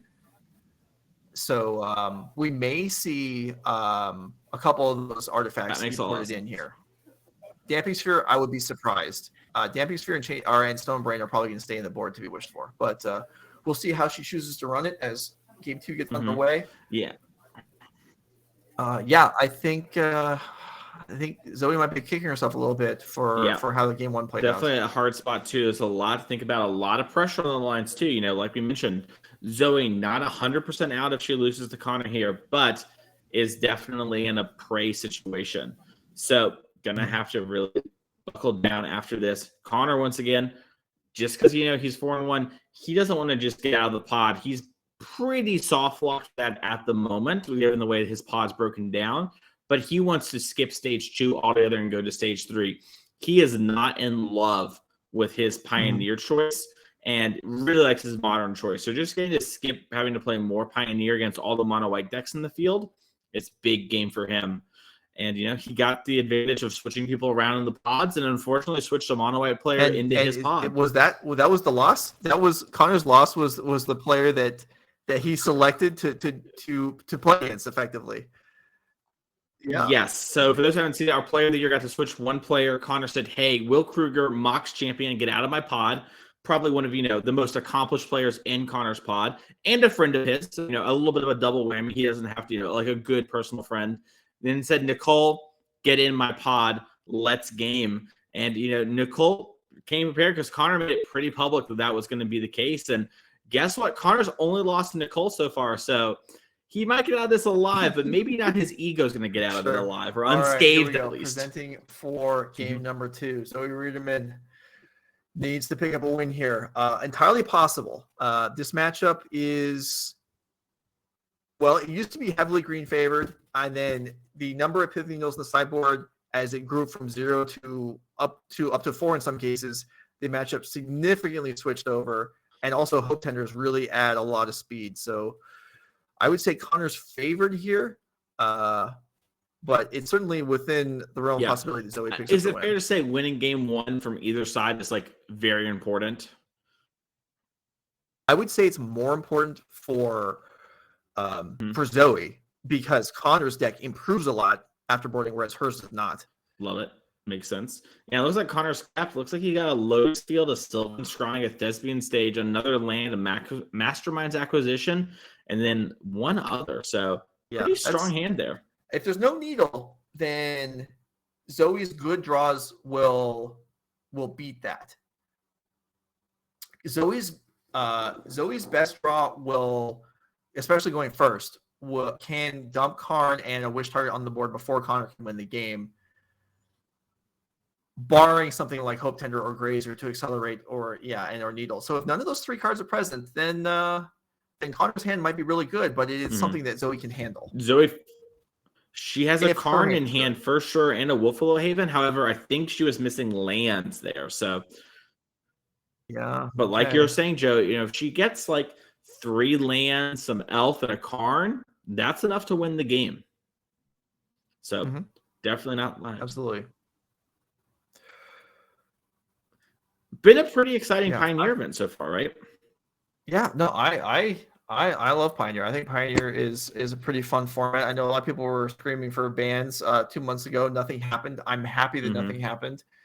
And now we've got I know the Philadelphia Pro Tour is Pioneer about a month from now. We're getting to the point where, since there hasn't been a banning, I think if there was going to be one, it would have I to think be we're within the next 0% week, right? the ban with the new set coming out. Just the new set changes so much. Maybe after Philadelphia in a little bit of time, something changes if there's something broken. But for the most part, Pioneer seems to be fine. If you were going to answer something like Nykthos, or maybe Karn, or whatever you wanted to do, whatever your vote was, that you have the data on already, and the data that we're just seeing apparently says, we don't need to do anything. And I have to agree. The metagame has changed, and players, when incentivized to actually break it, found ways to make maybe not make the mono green deck worse, but level the other decks up to that level. All right, Zoe, with some quick choices here. But yeah, I agree, and I think Green's overall format success rate has dropped over the span of a few months without any. I mean, maybe at some point players are like, okay, they haven't done anything, I have to deal with it some other way. And they have found routes to do that. Yeah, big fan of making players do a little work. So am I. All right, the 5 have been selected, and even keeping those 5 was not the obvious choice for Zoe. So Here we go. Land She elf. has a All card right, on the that's front of her good. hand too, so maybe she's got to draw land or some other thing, but she has basically the start she's winning, and she drew a land for turn. Looks like she has Kiora. Okay. Okay. All right. Great start. And a reason to no, okay. Yeah, just passing here. Maybe. I can see pushing. I guess if it's loyalty, yeah, if it's loyalty for an attack from one, then there's reason no reason not to do that. Yeah. Our Boyle Grazy off the top, a little late for stopping the block, but Yeah, it doesn't stop the block, but it does. I believe you said Connor had Sylvan Scry in hand, so Grazer would disrupt the development of casting the Sylvan Scry. But if he already has Lotus Field and Stage and another land, then there's the scrying is really just to look up Boseiju anyway, and that can wait. Looks like Connor's thinking through his next couple turns here. Yeah, you don't ever want to rush out Lotus Field and have Damping Sphere come down, because then you're screwed. So if Connor thinks there's any chance Zoe can play Damping Sphere next turn, then he really can't put the Lotus on the board. Yeah, he has a Thespian Stage, and there's just like, unless Zoe boarded in Damping Sphere, I think Connor is pretty fine. As we do see Zoe grab a Karn here and minuses right away. And this could be a spot too next turn. Maybe Zoe grabs, the Stone Brain, in her mind as well. It's like, oh, there's a Lotus Field here, but I can Stone Brain away some other win condition or some, Thespian Stage or something if it wasn't going to be So played. the option there was to get Pithing Needle and name Stage, and Zoe chose the Damping Sphere, which is giving Connor free reign this turn. And it is difficult, but not impossible for Lotus to win from here. Connor brought in Elder Gargaroth. Wow. The big gargler. Me. That is surprising. I'm overstating the difficulty here. Connor with Stage in hand, if he has the right cards, can win pretty comfortably here. However, it does take. You know what? I'm forgetting something. Connor's not playing Vizier in his deck. That makes winning here much less. Yeah, so that Hope Tinder is really good in the non-interactive games, right, Joe? But in this spot, actually having to tap is a big difference.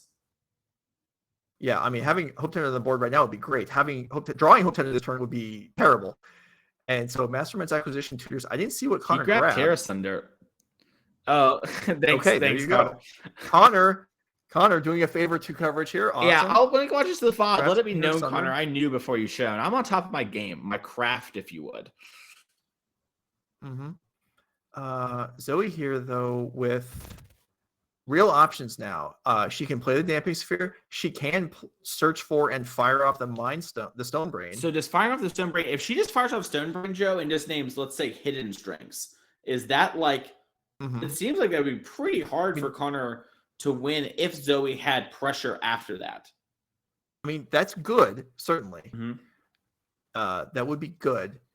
It stinks though, and this happens. I mean, you can name Hidden Strings, you can name Ultimatum, and you could name Pour Over the Pages and then still lose. That's all possible. Given the choice, and given that the Lotus Field is on the board, if I'm in Zoe's place, I would play the Damping Sphere. That makes sense to me. Looks like Fine Needle. Okay. Yeah, I guess if you just go Needle, Stage, play Sphere, and Elf, you're like in an okay spot. Because Connor grabbed some answer, like either grabbed the land for the Damping Sphere or a Terra Sunder. So okay, so there's Needle, there's Elf, here's Damping Sphere. All right, so uses all her mana. If we can find out what Needle names, that would be great. And this Elf is... Yeah, this time there's our Boyle Grazer in the way. No reason to get the 1N. Yeah. And it looks... All right. Connor's just going to play Bollywood Recovery because he needs a Green Source because Lotus Field only counts for colorless right now. Yeah. And Zoe picked up Storm the Festival, I believe. So that means she can, float the mana with a land and then untap with Kiora, cast Storm. Are there any big hits that she could have that would really matter here besides just pressure? I don't believe so. Maybe a fresh Karn, but that wouldn't really speed anything up too much. Creatures would be ideal here. Cavalier looks like it was found. That'll work. And a Yeah, lair? I love Okay. the take of the lair instead of That's good. Nykthos. It's so easy to just want to grab Nykthos, but you have Damping Sphere in play. Maybe Mhm. Connor can't answer it, and the lair actually kills Connor, winning the game. Underrated by most players, but very strong. All right. So there's the draw from Kiora. Notable here, even though Elder Gargaroth, like you said, if Connor has, can't even come out next turn because Connor still only has a green Dang. and 2 colorless mana. The big Gargs is just not showing up for Connor in the way that he's wanting to find another layer of the Hydra. So we got, a good amount of pressure if the Gargler decides to trade. All right. That wasn't the worst turn. No, that was completely fine. And then next turn, Karn able to. So what's going to happen here? Okay, if Connor goes 2 mana, destroy Damping Sphere, still has Lotus and then a land drop, so that's 4 mana. There's potential there, but it would have to happen. Otherwise, Karn can just get the Damping Sphere back or Joe, something what worse. if Zoe grabs the Stone Brain and activates? Connor would have to act first, else Zoe could name the Terra Thunder she knew about from game 1 in the open deck list. Okay, you're right. I was thinking she didn't know. Well, she doesn't necessarily know that he got the Terra Thunder on the Mastermind's acquisition, though, right? I guess that for her perspective, it could easily be Boseiju as well. Although, well, the Needle's in play. Do we need I to think know the what that Needle's naming stage. I think Zoe would just name stage with it being in play, and I think if stage wasn't in play, she might have named Boseiju. Right. No, yeah, that's reasonable. So Connor may just land pass here. There's no reason to kill it. There's no reason to Terra Thunder the Damping Sphere unless you're going to try and win this turn. Which maybe he is. He does have it in strings. Okay, well, he's definitely not winning this turn now. Yeah, it looks like he's just getting a land and putting into play to make a land drop, save one for later. Interesting that he chose. Yeah, he got Boseiju. So I guess that doesn't really tell Zoe anything concrete. I think it's the only untapped land left that he can play right now. Yeah, it probably is. He doesn't want to get Breeding Pool for no reason. Although, oddly enough, Connor doesn't even have blue mana right now. Oh, yeah. So maybe getting Breeding... Oh, I'm sorry. The Breeding Pool's in the graveyard. That's why he couldn't get it. Yeah. All right, well... All right, Zoe. What do we got? Digging into the sideboard again, which makes sense as exhausting Karn here for... Interesting game state we're in. Yeah. Now, there's a lot. I would say there's no clear name for Stonebrain here. If Connor did what I said about boarding out one of the wishes, well, she would have to guess which one, except he's already played the Mastermind's acquisition. So if she just named that and he did board out the fairy, then he cannot combo kill. So there's that. Unless he boarded an approach, which is unlikely. He did bring in the Gargler, not impossible. so it's really throwing me for a loop here too. I wonder, but so Joe, you mentioned before naming Hidden Strings would be fine. Would it still be fine to name Hidden Strings here? I think so. I think naming strings is okay. I think naming Ultimatum is fine. Oh yeah, that makes it like just hard. So he just has to get kind of lucky. Yeah. Yeah, I think naming Ultimatum is very reasonable. All right, here we go. Now this is the spot where if you actually boarded in one of your hate cards and you want it now, then you're Zoe did bring yourself. in the Haywire Mine. I saw it while she was shuffling. And here comes the Stone Brain. Connor's like, well, what you naming? Are you playing it? And all right, so chat mentioning can't Zoe just combo kill here. So it's important to realize that the Damping Sphere also shuts off her own Nykthos. So it's hard for her to generate a bazillion mana. She's also chat short 2 devotion. 8 devotion is the sort of start point that for a clean kill. There are some things where you can sort of get lucky along the way, but Zoe's just a little short and also needed 1 more Karn and 1 more Cure in the graveyard. You need, I believe, 11 devotion to do the kill that has only 1 of each copy. All right. Stonebrain is being activated here. Connor considering a response. Yeah, I think this is a moment where Zoe thought she had a name upon resolution or upon activation, not upon resolution. So there might be some awkwardness there. So now Zoe's going to get to name. All right. She clearly Yeah, did not name Hidden Strings, and Connor's hand is not good. Yeah. That can change in a split second if Pour the Page is drawn. But the ultimatums are gone.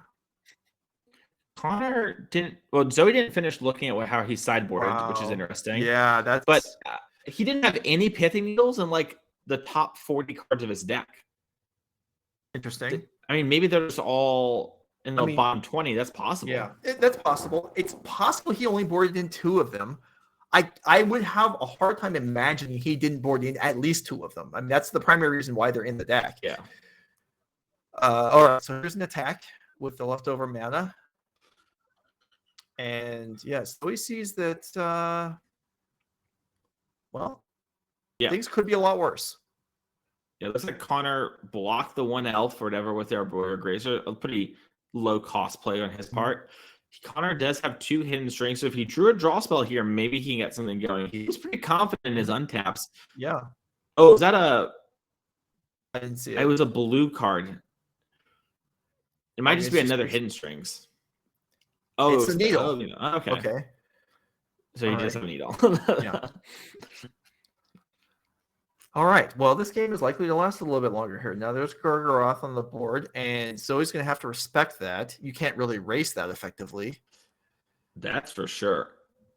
Weirdly turning into a combo mirror now. Yeah, I guess Connor's seeing, okay, how big can Lair the Hydra be? That's the one thing that can actually attack through my Eldergarg. Yeah, or block it. So, yeah, Connor could name reasonably, I guess, Lair or Karn. Yeah, well, he just pointed to Kiora, so I think he's naming Kiora so Nykthos stuff.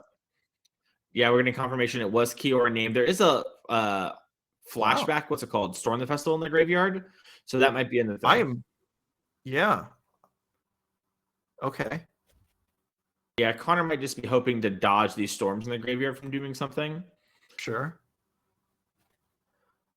Well, but even with Storm the Festival, no matter what it hits, it makes it very hard for the Gargaroth to think it can attack and survive.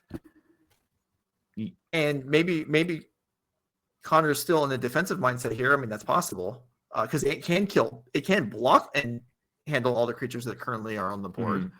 Yeah, Connor maybe was just thinking like, oh, it doesn't really matter. I just need a couple of draw steps here, and just sort of shortcut there. It is to be a long day, and one of the tricks is you want to think about everything you can, but sometimes you need to lean into shortcuts so you can think about the hard stuff. And there's Karn, the Great Creator, and another Nykthos.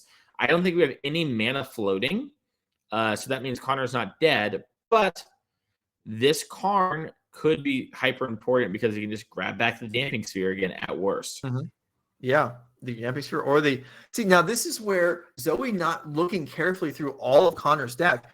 Activating Stone Brain a second time is now not as good as maybe it could be if she had full information. Yeah, small little misstep there, but that's something that she can't overcome. And oh my goodness, whiff on the lands there. A little brutal. But, make up for it. She did put like 30 power worth of things into play. So we'll call it even. Seems okay. Yeah. Nice Elder Gargaroth as we pass the turn, says Zoe. I guess she got her Damping Sphere first. Sure. But yeah.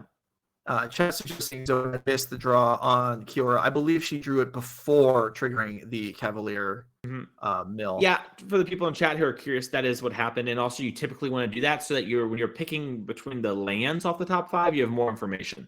Sometimes you want to have a Lair of the Hydra instead of another Nykthos. And Connor's like, can't win here. The combo is going to kill me. I'm going to concede for time's sake because this game has been going for a little bit. And we do have sudden death rules in effect here because we can't allow for draws, which means that, if Zoe is able to get a couple attacks in with a Llanowar Elf or something, she would win due to sudden death rules. So Connor needs to, play quickly. As with Zoe, both players want to win and they don't want to win that sort of way. But it is how the tournament goes. Definitely sudden death is a factor, and Zoe would be favored in that scenario. Although both players, if there was any amount of turns at all, would have the potential to actually just straight up win. I mean, if Connor had 3 or 4 turns. That may be all that we need in that case. I don't know how much time is left in the round. You're right, though. That was not a short game. 14 minutes left. Okay, so not as quite as sure as I thought. I thought we were in the sub, single digits situation here, but I guess that was just, hyperbolic time chamber for me. But yeah, like you mentioned, I guess with that much time, probably things will end with turns, which will be the desired outcome. Yeah. No, we shouldn't have any trouble finishing them up. So we'll see how things develop here. This has not been the cleanest played game of the tournament, I'm sure.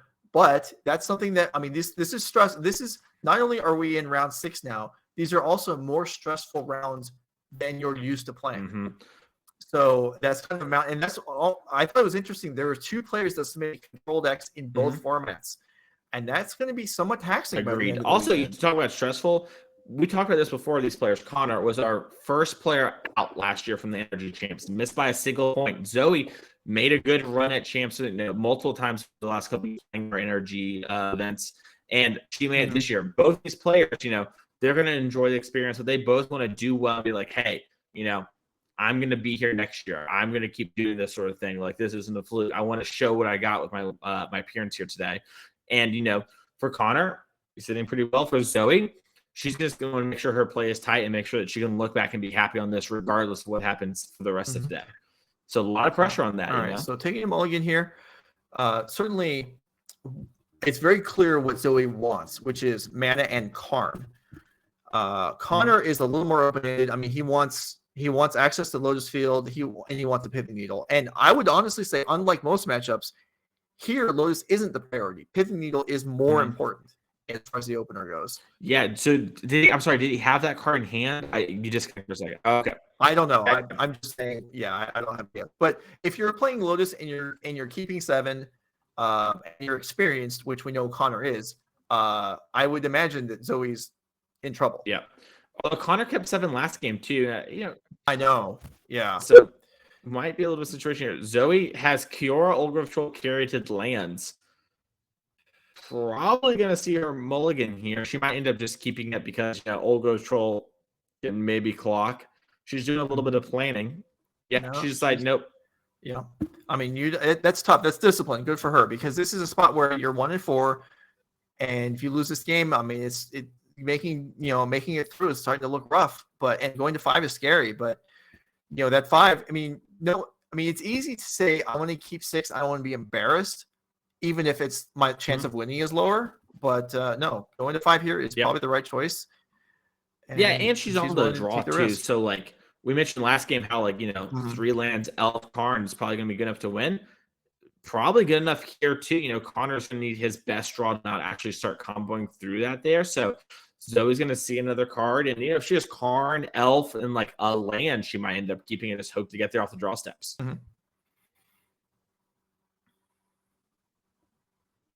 Got to make sure to shuffle on up. I'm glad that Powell shuffling / counting is done, Joe. I don't know if it's officially done, but I'm certainly glad we don't see it much anymore. Is it actually? Is it a disqualification offense now? No, it's not that, but you can't do your only way of shuffling. Right. So we're halfway. Well, yeah. If your hand doesn't function, then yeah. No, I love it. Like I just said, if she has land, Elf, Karn, that's 3 cards, and she draws land, that's probably better than any forehand's going to be, right? So we might see Zoe go all the way down to 3, and it'd be right, just because that's how important these things matter. Yeah. All right. We'll have to take a moment here while Zoe's continuing to shuffle up here. There's been 2 questions about why is the 4-1 playing a 1-4? So this is not Swiss. The players are split into pods of 8. You play everybody in your pod 1 time. So the records when the matches matter the same to everybody. It doesn't matter. This match doesn't mean more to Connor because he's closer to being in contention. If you play everyone in your pod once. And then, there you go. You see the structure. We're still in the round robin phase, stage 1, in the Pioneer section. At the end of round 7, the bottom 2 players in each pod are going to be eliminated. The top 2 players in each pod will move on to Sunday morning, and the other 8 will play the double elimination in stage 2. So, at this point, Connor is trying to make it into that top 2 in the pod, and Zoe is trying to stay out of the bottom 2 of her pod. And it looks like she's tanking. Looks like she was deliberate when she kept her hand after mulligan the other game. So maybe it's the same. Hopefully this is not a consideration of going to 3.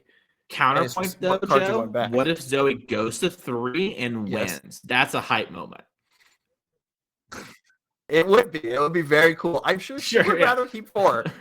But all right, breeding pool again for Connor. Right. Zoe has Whoa, that was dexterity error. Nothing to really worry about. Connor gets to know that Zoe has 2 lands in hand. Call it even.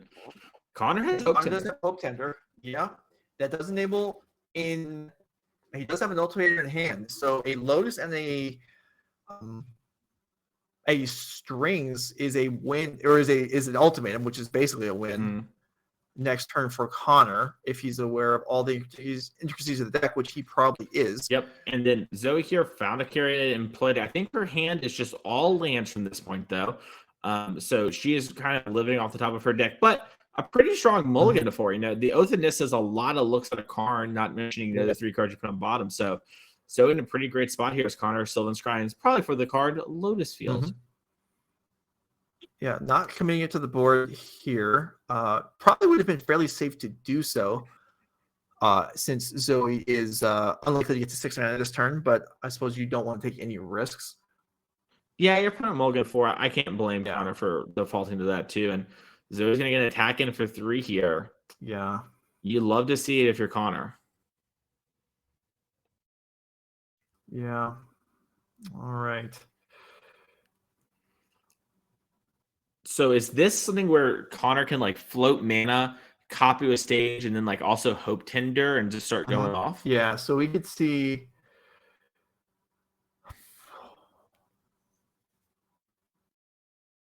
a lot of different things here. Connor's gonna think there's a couple. There's an impulse hand.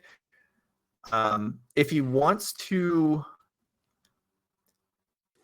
So because Zoe only has 5 mana, it's all simpler. Because if Connor went Lotus, copy Lotus, and then doesn't win, he can't really get punished unless Zoe plays Damping Sphere. And with 5 mana, it's unlikely she's sandbagging a land. So Connor off the top doesn't even necessarily, blow the world up for Connor. Okay. I can't make out the middle blue card in Connor's hand. If it's a strings, then he should be as a 4. Yeah, okay. I see old Jace going through the mysteries.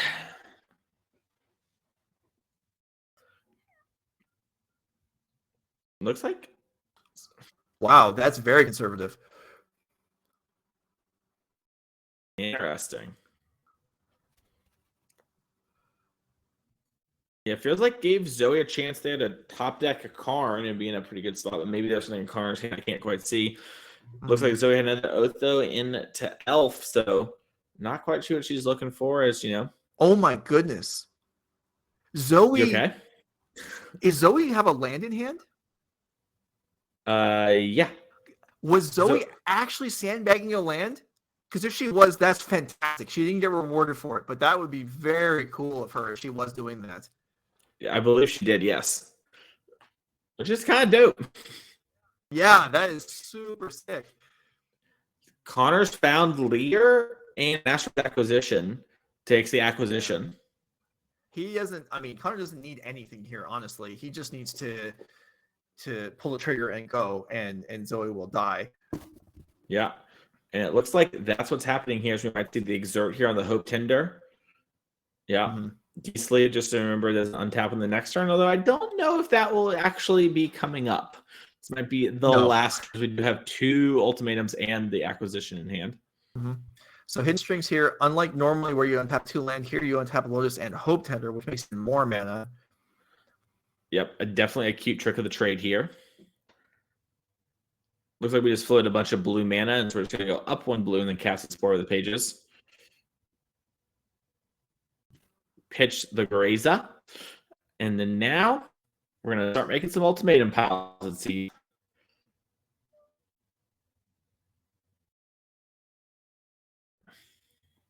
All right.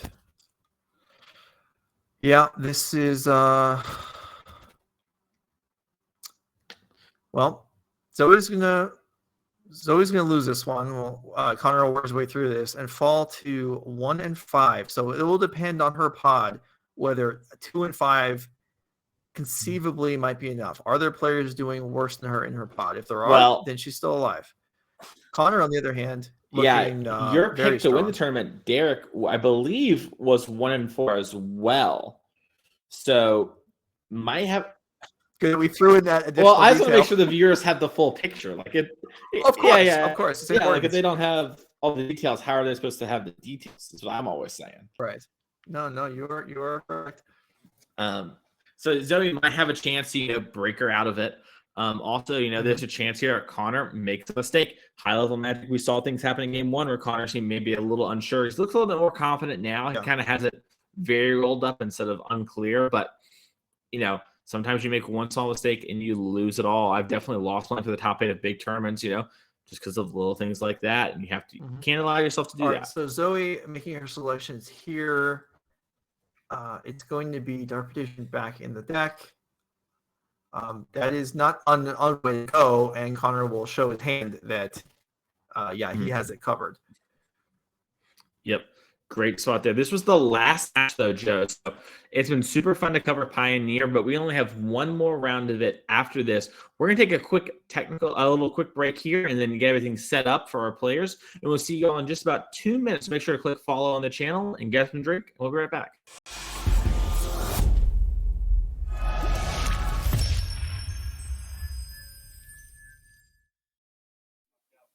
Good evening, everybody. Welcome back to the NRG Series Championship. I am Matt Bamonte. We're getting ready to do the last match of Stage 1. And if you're just joining us kind of in the middle of the tournament or towards the end of the day here, I wanted to show you the structure and what it looks like so you know kind of where we're at. So what we're going to do is we're going to put that up on the screen for you here. Now, like I said, we are in the last round of Stage 1 in the round robin, which is 2 pods of 8 players each, which I'll get to in a moment. There's 7 rounds, so this is the 7th round. We are in that 7th round, which is Pioneer. Now, the top 2 are going to advance to Stage 3 from each pod. The bottom 2 of each pod are going to be eliminated. One last thing while we're on this, and we're going to come back to this slide several times throughout the weekend, just so everybody's aware of how the tournament structure works. We're still going to show you Stage 2 today as well, which is going to be double elimination, which is 3 rounds of Modern. And that's pretty straightforward. Double elimination means you lose twice and you're out. See you later. Enjoy your money. Had a great day anyways. So 2 wins, you're going to advance to Stage 3. So that's going to be pretty straightforward. The seedings are going to be based on your results from Stage 1, obviously.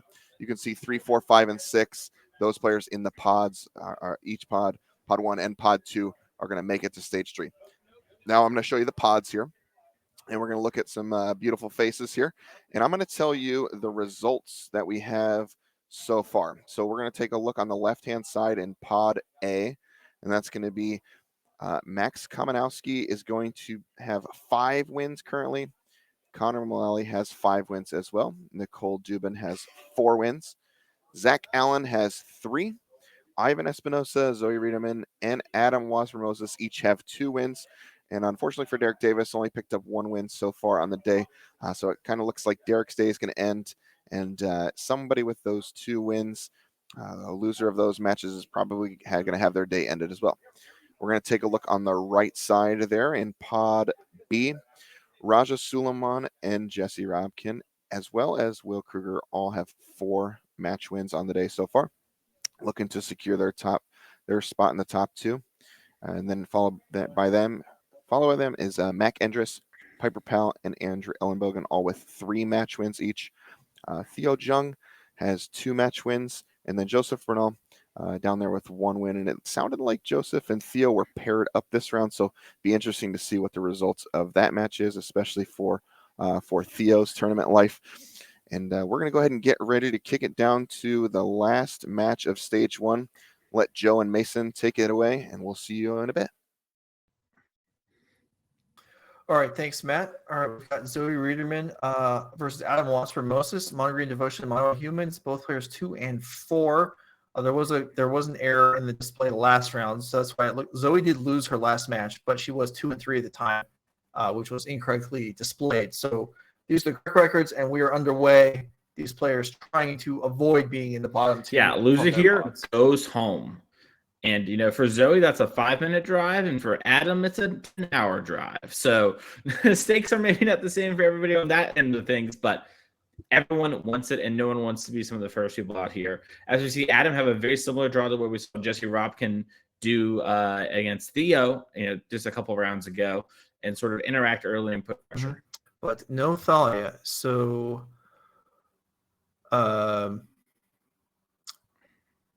did we just swap the names? What just happened? Anyway, The names are messed up right Yeah. now. Don't worry. That's Zoe Riederman on your left. That's Adam Wasburn-Moses over here on your right. And, you know, things are going to be taken care of in just 1 second here. We got Olgro's Troll to stabilize the battlefield here. But that was the last piece of gas for Zoe. So if this Olgro's Troll gets answered, she could be in serious trouble. all right. So for Adam here, we're just looking for pressure and okay. I mean, that's Thalia is disruptive, but that's not pressure. That's nothing there's going to attack through. Yeah, it's funny, you know, Zoe can just cast her Storm of the Festivals through the Thalia because she has so many lands here. This is the difference between having, like, you know, the like turn 2 play versus not having it, right? All that Adam did was attack for 2 here. So Zoe here on your left resolves the Storm of the Festival, finds Olgro's Troll and Cavalier Thorn. So you're going to get to draw 2 cards and then see what she finds off the top 5. All right. So, okay, looking for any sort of gas here, really, I guess. It's hard to really miss too badly, but, well, all right. I mean, Bosechu is that the worst Yeah, land to hit? maybe. I guess like it's one that's legendary. So if you draw another one, you know, you're gonna have to lose the land. So I guess that's the worst, but it's still a mana source from underneath the Thalia. Mhm. Yeah. Yeah, and Zoe is looking great here. The one card she is really worried about now is Brave the Elements. That's gonna be one of your cards to look out for in the player's hands. Oh, Yeah, she we is in saw- the store. We saw that earlier. Well, yeah, she's going to need it. No, I mean, sitting at 20 life, you have to feel okay. Yeah, and finding Carnage your creator, you have to also feel pretty good about things too. This might be a spot where we see Zoe sort of storm the festivals just to. I guess she actually no, she can't the cure yet. She can storm the festival and just sort of, you know, try and find other pieces like a Nykthos or whatever, and then win on the next turn.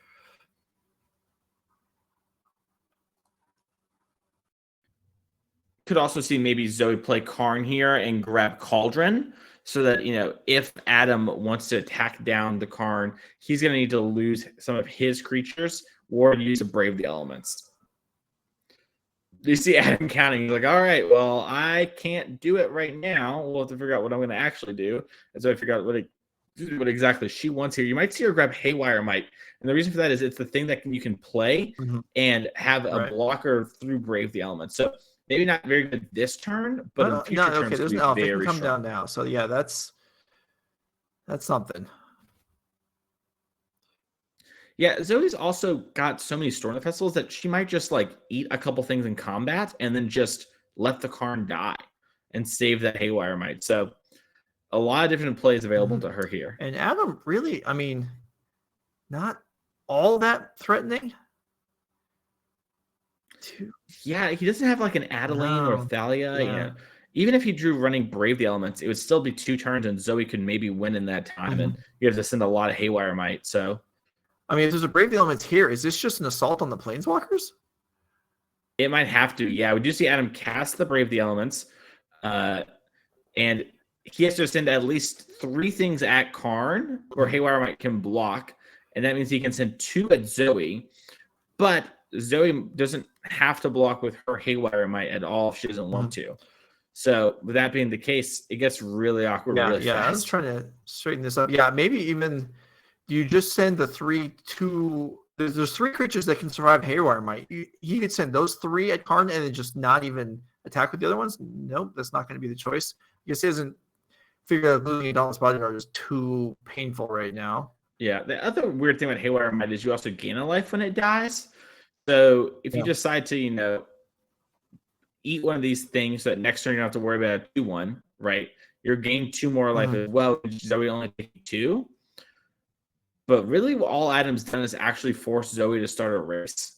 And it looks like she decided to block one of the things attacking her, so her life total is going to stay the same, and that's going to make it so Brave the Elements plus Thalia's Lieutenant is not a lethal draw. All right, and well, Ogle's Troll is fine because there was a card, and yeah, Zoe's got okay. She's just going to go. Well, all right.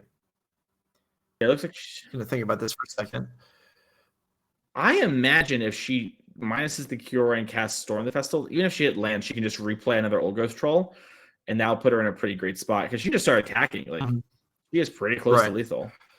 Oh, Sky Sovereign! Oh, that's sick. Oh, okay. Yeah, this is and 2 cards. And yeah, and the Nicholas. This hit the works. This hit too much. Yeah, Adam is like, and we're live. It looks like too. Hey, you all viewers at home thought we'd get through the entire round without stream crashing. That was optimistic of you, but thanks for being here.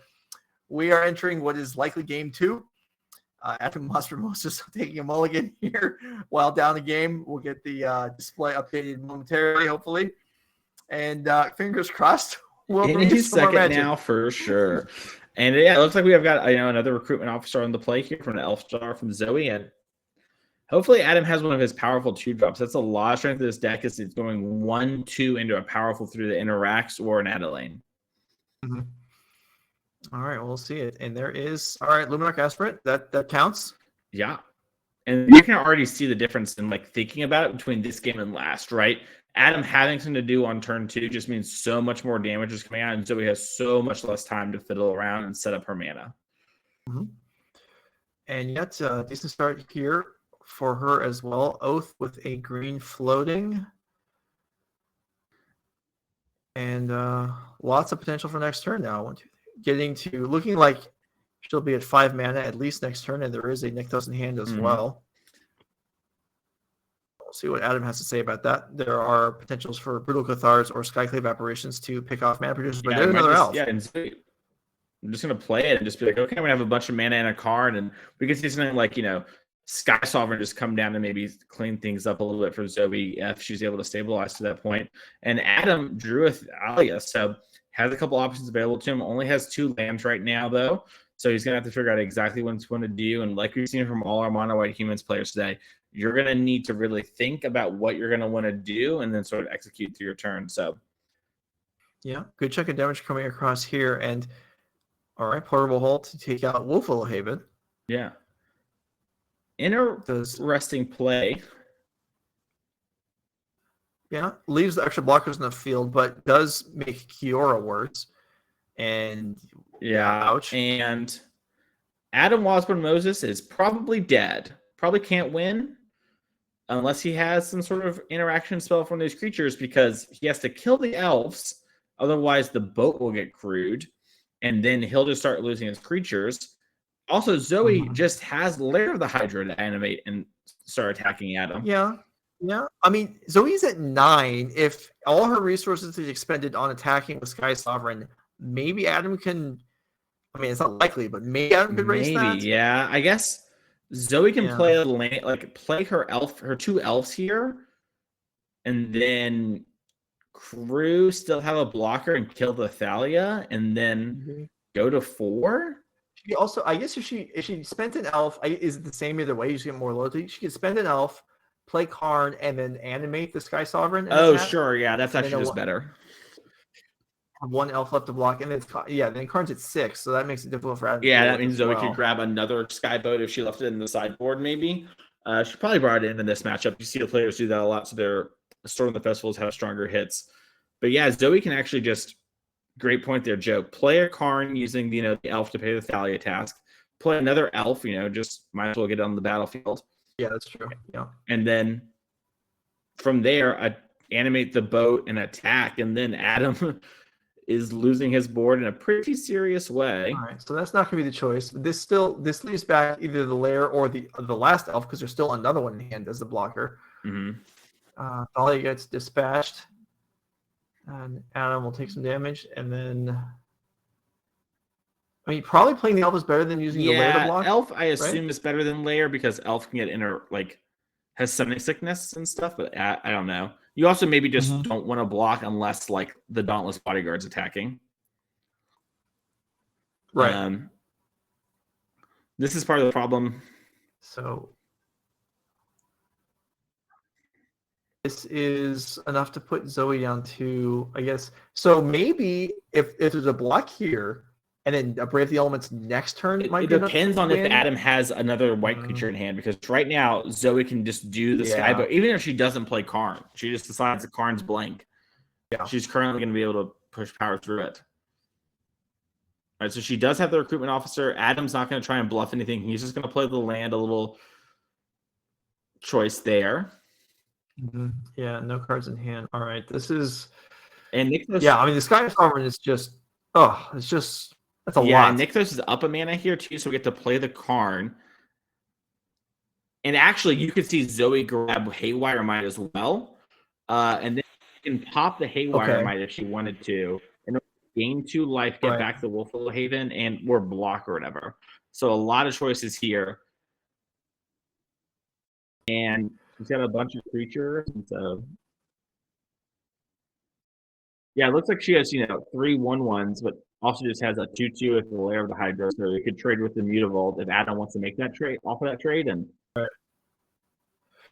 yeah, and this is, I mean, yeah, and that's Adam extends the hand. So Zoe will pick this one up, advance to 3 and 4, and probably ensure a spot in tonight's double elimination. And Adam Wasburn-Moses may very well be done. We'll wait for Matt to clear that up for us, but probably the legacy aficionado there is probably unfortunately there for Adam. These are 2 formats that he does participate with and does well. He got to the circuit. It's not like we have a ton of legacy on him, but did sort of crush legacy events and sort of what he's more known for, I would say. But congratulations to Zoe, had her back against the wall, had, kind of a back-to-back sort of win-and-in situation, was able to clutch up the last one in a matchup that is very hard. And so was able to navigate that and sideboard in a way in which she was able to, more likely have Skyboats and win a game there. So congratulations to her. Yeah. Okay.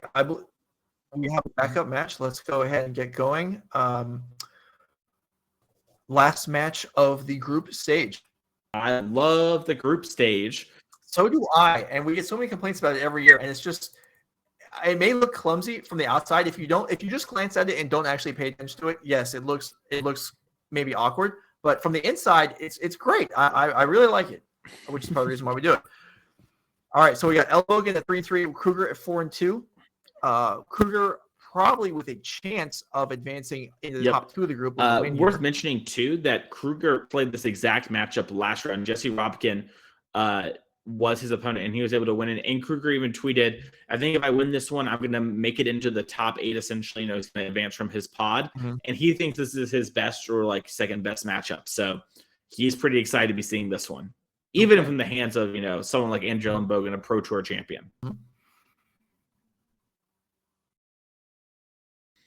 And so once again, Joe's turn 3. What does the white player do? Puts the hands in their head and things. It really does seem to be a consistent thing here. This is where, is it Adeline? Is it a removal-ish creature? Instead, it's thought as Lieutenant to beef the board and put together, a sizable attack that, Lovestruck Beast kind of gets laughed at in a lot of matchups. Here, it looks pretty strong. Yeah, if your opponent's trying to play a little dink 2-1, you have to do a lot of work in order to trade. And Andrew has done the work, and Will is like, okay, I'll block. Andrew's like, all right, brave the elements. Hope this is good enough. And this is the sort of things you'll see in the bad matchups.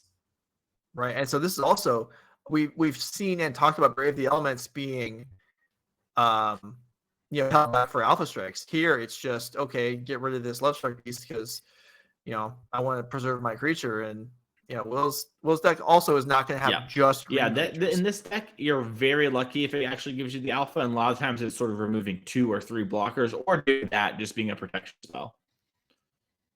Andrew drew an Adeline, I think, which is pretty interesting here because he can actually grow the Dauntless Bodyguard up with the Luminarch Aspen if you want to, or start growing the Adeline, and then now can attack in, offer a trade again, and grow the Talisman Lieutenant, so the next creature is going to happen. So Krueger, being on the draw here, falling a little bit behind.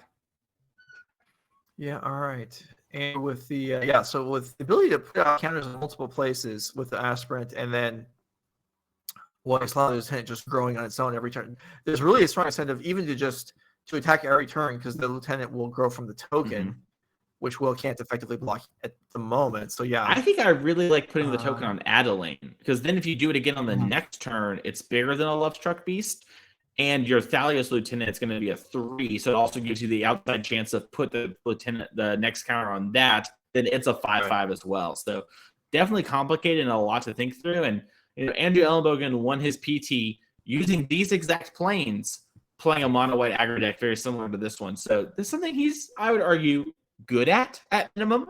Yeah, at minimum, sure. And there's I mean, the bodyguard growing once doesn't matter, growing twice matters. But at that point, I like what you said, that you just put the counters on the Adeline, so that can attack itself later on. Yeah, there is some worry from Andrew about the card of Krueger. Krueger has 2 of those in his main deck. It's a card that threatens, takes a creature from your opponent and forces them to attack.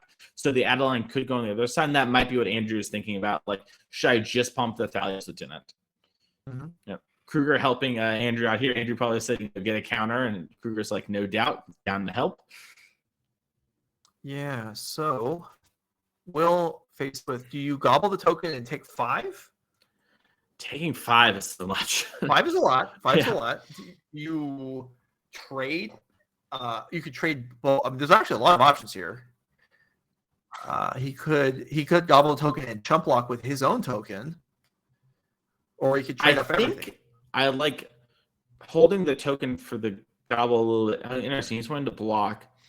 I was thinking that the Adeline was going to be bigger than this in the next turn, so it's worth being 1 turn and just taking 5 because you'll save 6 life instead. But yeah, looks like Krueger agrees and just gonna hope to sort of stall the board out with some bigger creatures.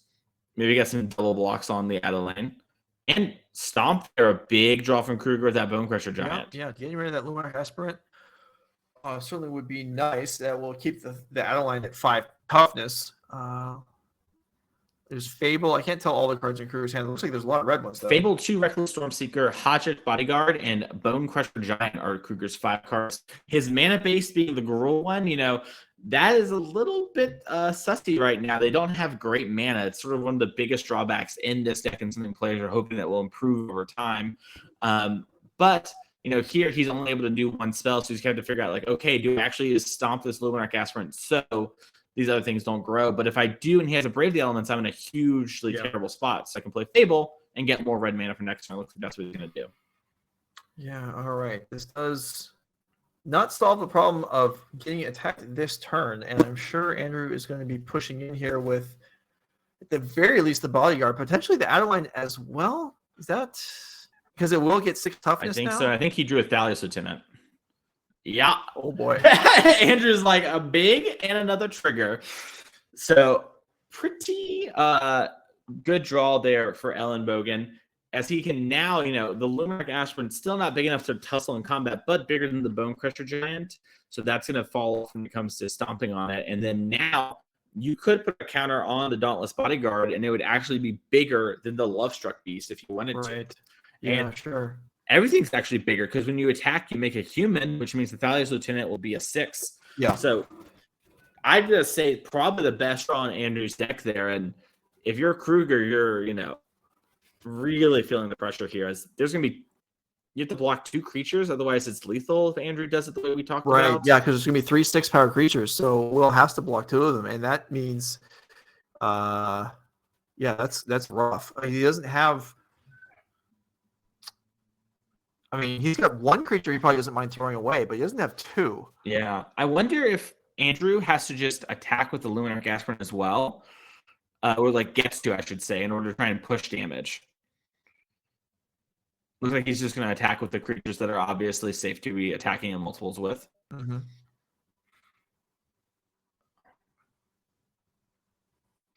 And this is the strength of the white deck. It gets a lot of bad press for just being, creatures and just stats, and you can just removal and outthink it, as Magic players love to do. However, in the real world, they have very low fail rates and apply a lot of pressure. And it does look like this Adeline is a 6. Yeah, that's going to hurt. I mean, he's not going to get his bonus extra red mana next turn. He's going to be forced to just run off the top. I mean, we'll see a couple fresh cards from the Fable, but okay, we're not finalized on blockers yet. Yeah, this block is just better. If you're in a block with the elf on the 1/1, you might as well keep your 2/2 goblin token blocking the 1/1. So still lethal. Adeline's weirdly a 7/6 right now due to counter, so it's not 7/7. Pretty easy to mix that up.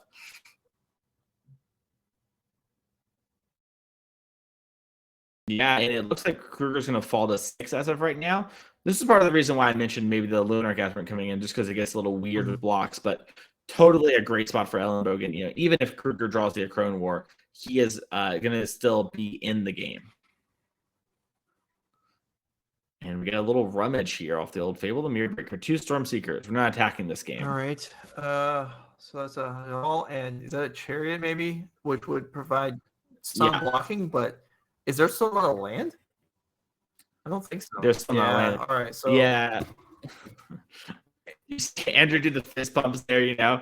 He's like, left a bad matchup, won it, and I get to be on the play no matter what for at least one more game. So greatness there. And you know, Andrew doesn't want these things happening. This matchup isn't good for him. So if he can keep Krueger out of top 8, right? So he's on stage 3, then that means he has more chances to beat Krueger maybe in the modern round, so he feels a bit more comfortable. So big things for Elenbogen here, even though he's just 3/3. You might normally think like, oh, a friend's going to scoop a friend. Not here. Not how it works. There's no incentive to do that. And it's also matched for seedings later on. All right, let's go look at the sideboards or the deck list, especially Will Krueger's Gruul Vehicles deck, which if you haven't been paying attention to Gruul Vehicles, if your last time you saw it was, a month ago, it looks a little different now. Like Krueger went in and did some good work here. You know, a lot of people were playing Werewolf Pack Leader just a couple weeks ago. We have Haja Loyal Bodyguard now and Scavenging Ooze back in the deck. These 2 cards give you a little bit more game versus a variety of decks and interaction, and it also gives you Giganta in your sideboard. While Giganta, pretty lackluster in those formats, actually does a lot of good work here. In Pioneer, just a large body in your deck kind of floats out on mana. It's nice to have. Your side here too, we have 2 more Crone Wars. We have the 4 Volleys. So 6 all-star sideboard cards for Krueger to bring in and sort of get a big edge in this matchup. Yeah, I mean, he's all the tools here. Additional in the hostilities if he wants, additionally in the hostilities if he wants them. Can he even fit in that much? I mean, that's got to be why they're here, right? So yeah, I guess that's why they're there. I'm trying to think of there might be a mono green thing where he just wants to kill multiple elves. Yeah, it's just like a portable with upside. So yeah. All right, and let's look at Andrew's list. Popular deck, in fact, the most popular deck in Pioneer here this weekend. Yep. Same one we've seen a couple times today between him and Jesse. From his main deck, it's just a little bit behind. All his creatures are a little weaker. They do outscale the Gruul deck, and we've seen that in the last game. So that's an advantage he has, but he really needs to have the pressure going on like that game. And in his sideboard, he has 2 Destroy Evils. These cards are going to be able to kill all the vehicles once they're activated, or a Lovestruck Beast. So while looking a little weird, that's a pretty easy include. And then the same goes for Brutal Cathar and Declaration Stone. As we've seen from these mono white decks, they sort of just play threat, interact, and then push damage. We're going to be seeing that play pattern happen here as well. Let's see if they're ready to get back into it. Will Krueger again playing for likely the right to skip towards Sunday morning. He can make his own way to an early dinner and enjoy the rest of his evening if he wins this match. But Andrew Elenbogen looks like he's going to have something to say about that. Yeah, Andrew's not going to be getting it for free. And Krueger kept... Oh, so Krueger did bring it into the festivities. Okay. I mean, it does make sense. There's a lot of excellence here. Maybe he just sideboards out a lot of his early creatures, like all his elves, and just becomes like a really Gruul, slow, interactive deck. Well, maybe we'll find out. Maybe we can identify as the game goes along what he's missing. But there is Thali in play. Ooh, a nice Carclusion Force. And yeah, that's the real one. And that's an Obliterating Bolt to take care of that for 3 mana. Oh. The board staying empty is Andrew here has wedding announcement. So it looks like he maybe predicted Krueger's going to go heavy on the removal. Maybe there was some discussion, or actually, Jesse Robkin, Andrew's teammate for testing this event, playing the same deck, Krueger. Maybe she told Andrew, he just had like 1 billion kill spells in game 2 and 3, and then now Andrew's sideboard accordingly. Yeah, certainly, perhaps it would be interesting. I don't know if this happened. If there was any partnerships where 2 players work together for Pioneer, but not work with each other for Modern? Yeah, I don't know. Maybe there is some of that. I'm not actually sure. I don't think I've heard any of that happening, but it could. Yeah.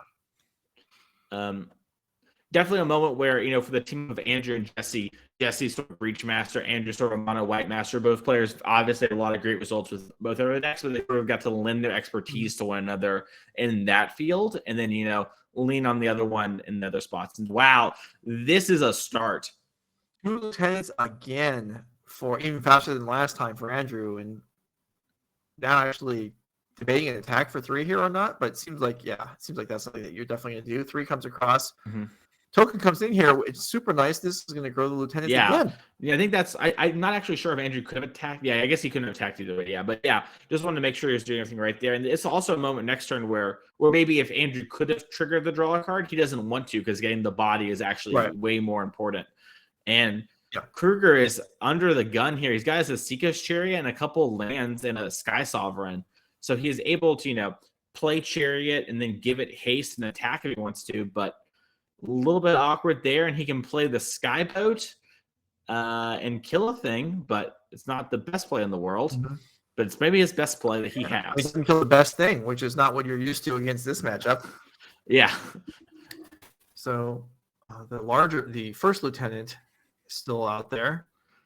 Yeah, and Andrew has Skyclave Apparition, so he can take this Reckless Stormseeker down if he wants to, and actually just slam in for a bunch. He has Hopeful Initiate as well, get a couple triggers, draw some cards, and he doesn't know what's in Krueger's hand. It looks like Krueger just has 2 Seeker's Chariots, so the board is going to get a little stalled, but the wedding announcement is going to become the wedding celebration in just a second, and all these creatures are going to become much larger. Yeah, this is going to be rough. And then with Chef at Dunes also, when Andrew's going wide here, potential to add more counters maybe in the next turn or so, because he's going to have a bunch of stuff on the board.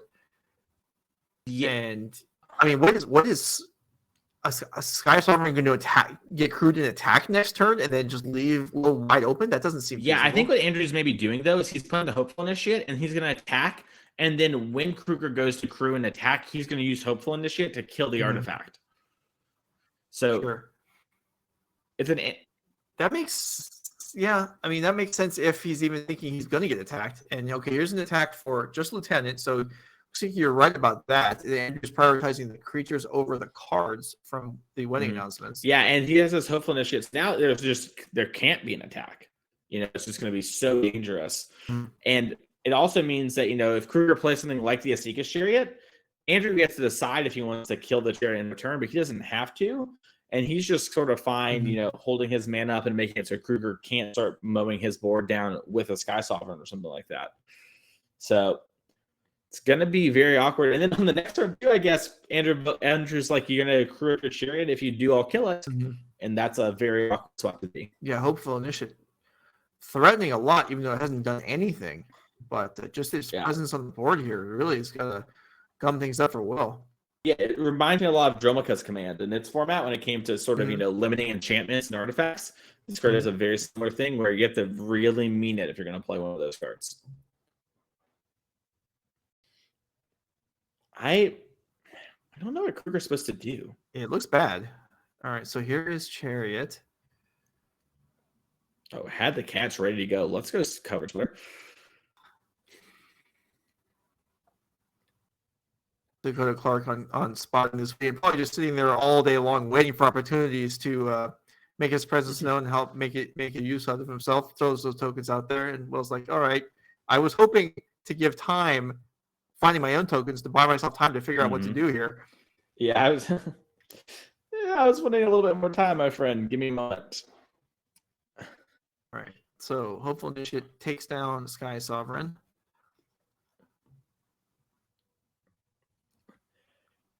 Elenbogen in the tank. Yeah. Yeah, we're in a spot where we can initiate again, right? And then if we do that, we can kill the Catmobile, but we don't have to since we're actually just quite larger than everything else going on. And we have the Skyclave Apparition in hand, so that might be a better way instead of shrinking our board presence. We also have a very weird attack with our Thalia's Lieutenant, activate Castle Ardenvale line. A lot of play to this mono white deck, despite looking like just a creature deck that attacks and blocks. Okay, sure. Oh, Wipe out a token here. Force Will to make up his mind on crewing or not if he wants to use that token.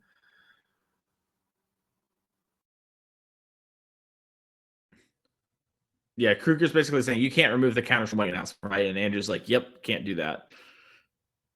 And now this is the awkward spot, right? Where Krueger, if you're going to crew, you have to do it all at once, which means he'll commit Andrew to losing power, which might be nice for Krueger long term, and losing mana. But if he does that, he's going to lose the chariot. So we know Krueger has 2 more chariots in hand, but he's maybe trying to get Andrew to do some weird plays here.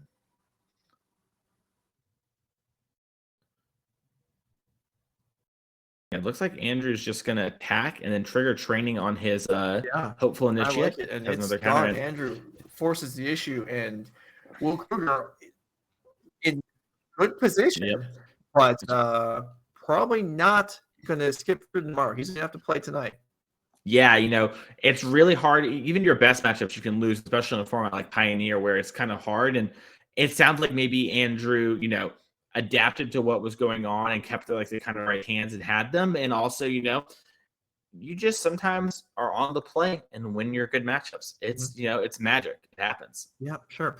Okay. That is going to be the end of the group stage. So we're going to take a break.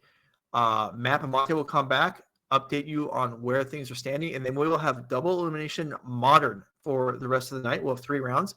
8 of the players will be involved in that. If they win 2 matches, they're through tomorrow. If they lose 2, they are out.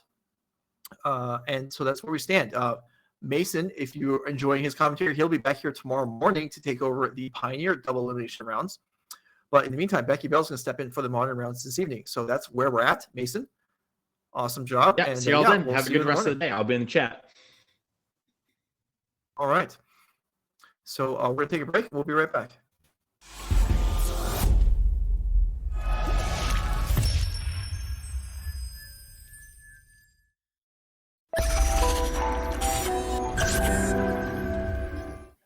Good evening, everybody. Welcome back to Buffalo Grove, Illinois. I am Map and Monte. Thanks for hanging out with us all day long here. It's starting to get dark outside. That means it's we're getting ready to kick off the next stage of our championship here. So I want to bring back up the structure for this tournament. If you're just joining us, we're going to go ahead and tell you kind of what happened here. So the round robin portion, stage 1, has just completed.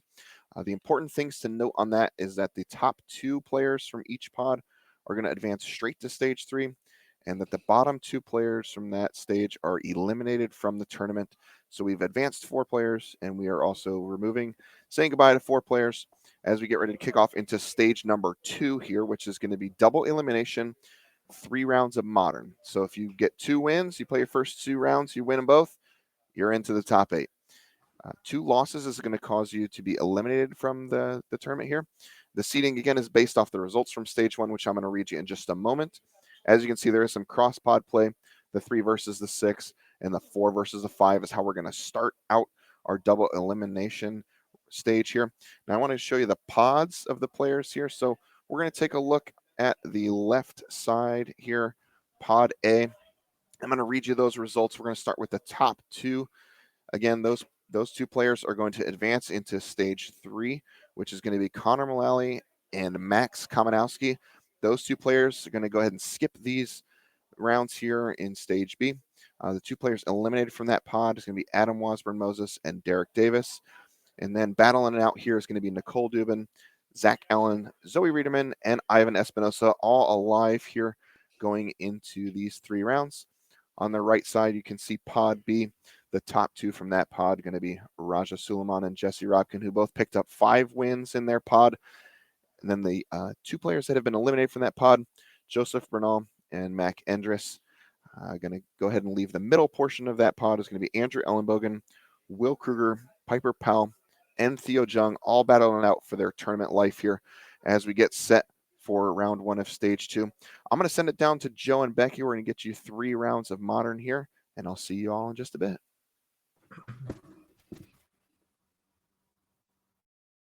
All right, thanks, Matt, and to everybody watching. Here we are now moving back into modern. And now, so important to know, Zoe Riederman and Adam Wasburn-Moses, those are the wrong names. Okay, Andrew Elenbogen versus Ivan Espinosa. That is correct. Temur Breach versus 4-color Midrange. Becky Bell's here with me now for the rest of the afternoon. Hello, indeed. Welcome to this traveling ship of fools that we are embarking on. Looks like the players are waiting for us so they can go ahead and get the go-ahead. You see companions on both sides. And so this is not an elimination match. Win 2 and you're through to the next day. Lose 2 and you're out. So neither player's fate can be decided by this match. But obviously extremely true, and extremely true that Ivan Espinosa doesn't want to even mess with Ragavan's existence and quickly prismatic endings it away. Andrew's gonna start dashing a second one with the help of this Urza Saga as the second land here. You say he might want to doesn't want to deal with it, but he's dealing with it anyway. It comes across, and this is the most table space I've ever seen players take up with their life pads, I have to say. Hey, you gotta. I mean, they're also making it so that we can read their life totals from here, which is quite nice. Yeah. All right. So we have Temur Breach for Elenbogen. So if you're more familiar with Jeskai Breach, the main difference is Renin 6 being in the deck. And for Ivan Espinosa, 4-color Midrange, the deck that he's played in various structures for probably quite a year some and a half time. now. And so definitely somebody with a lot of prowess on the deck. But I mean, Andrew Elenbogen is a Pro Tour champion, as we've mentioned time and time again, and certainly plays a lot of whichever respective formats he is testing for. And so, there's reason that I picked Andrew Elenbogen as the person who I thought was going to win this tournament. Well, that's good that one of us is playing. My player to pick, Derrick Davis, he did not survive the group stage. So, all right. It's okay. Elenbogen riding for Becky here. And let's see. Okay, land drop achieved. And thinking this through, we know that Dash Dragon event is available. Ivan sitting, not giving anything away. Not holding the cards in hand, just waiting. At some point, you just know all of the cards that you could possibly have in your hand, especially when the only thing you have available to do anything with is a Sacred Foundry. So the thing that I think we really have to worry about coming out of Ivan's hand at this point are some of those elementals that tend to be quite pesky time and time again. Mm-hmm. Sure. Yeah, all kinds of removal on Ivan's deck here. Okay, Andrew has made up his mind. So other changes from previous breach lists, there are no Ledger Shredders. There are Fable the Mirror Breakers, I believe 2 of them in the deck. So that is one of the forms of long-term sifting. And then also Andrew has the option to just make a construct token with Urza Saga. So definitely multiple lines of play available here. And I've been sitting back just potentially on removal. Yeah, it is interesting to watch this Temur version of the deck. Feel like it's a little more susceptible to something like Blood Moon, as Leyline Binding comes down for Ivan. Help of those Triumphs really makes it so you can cast those Leyline Bindings for pretty cheap. Yeah. But as I was saying, I've played a variety of decks recently in the format, and it's funny to me how I have this gravitational pull towards decks that kind of get bodied by Blood Moon. Yeah, no, I've heard you talk about that, and there are certainly a number of decks that do get messed with by Blood Moon these days. Although we're not going to see that here. No Blood Moon in this matchup. And Ivan will get things flowing here. Leyline Binding, yeah, obviously. Leyline Binding and Blood Moon did not work well together. But Leyline Binding is such a ridiculous card. 1 mana Swords of Plowshares seemed reasonable in Legacy. This is 1 mana to kill anything with no draw. Well, I guess the only drawback is that your opponent can kill the Leyline Binding. Get your thing back. But also having Solitude is like, so we're playing just like a lot of white exile removal between the Leyline Binding, the Prismatic Ending, the Solitude. Like, we got a lot of bases covered with these removal spells. And then just to hold it all together, the best card in the format, Renin 6. Renin 6 is pretty darn good. All right, so Andrew does make a construct anyway, sacrificing his treasure. Somebody's going to fight me on Renin 6 being the best card in the format, and I will just cite the amount of decks that are warping themselves to play it as my source. Well, Zach Allen's Blue Eye control deck splashing 4 Renin 6 really kind of sets the standard there. You can't do much more than that. Yeah, that's at the top of my citations. We do see them in both sides here, and Andrew will find an artifact. And if he had something like a Mishra's Bauble to drop from his hand, that would be really convenient here, as it would allow Construct to kill Ren 6. But I'm not sure that that's present. Although, it does have one. Yeah, taking a really long time to figure out what Well, that is we're getting from there. And Springleaf Shrub going to be the choice. Okay. That's gonna be disappointing for Ivan. I imagine he did not expect this Ren 6 to die this turn, but that is going to happen. Dropping to 3 made sense. Dropping to 0, that's a rough beat, but Sure. that is what And Andrew's Ivan gonna could present still here. have something like a Solitude in hand. Those are the only pitch elementals you're that right. Ivan is playing, but doesn't have one available. Doesn't really give any of the information away either, but that Ren 6, as you mentioned, will go bite the dust this turn.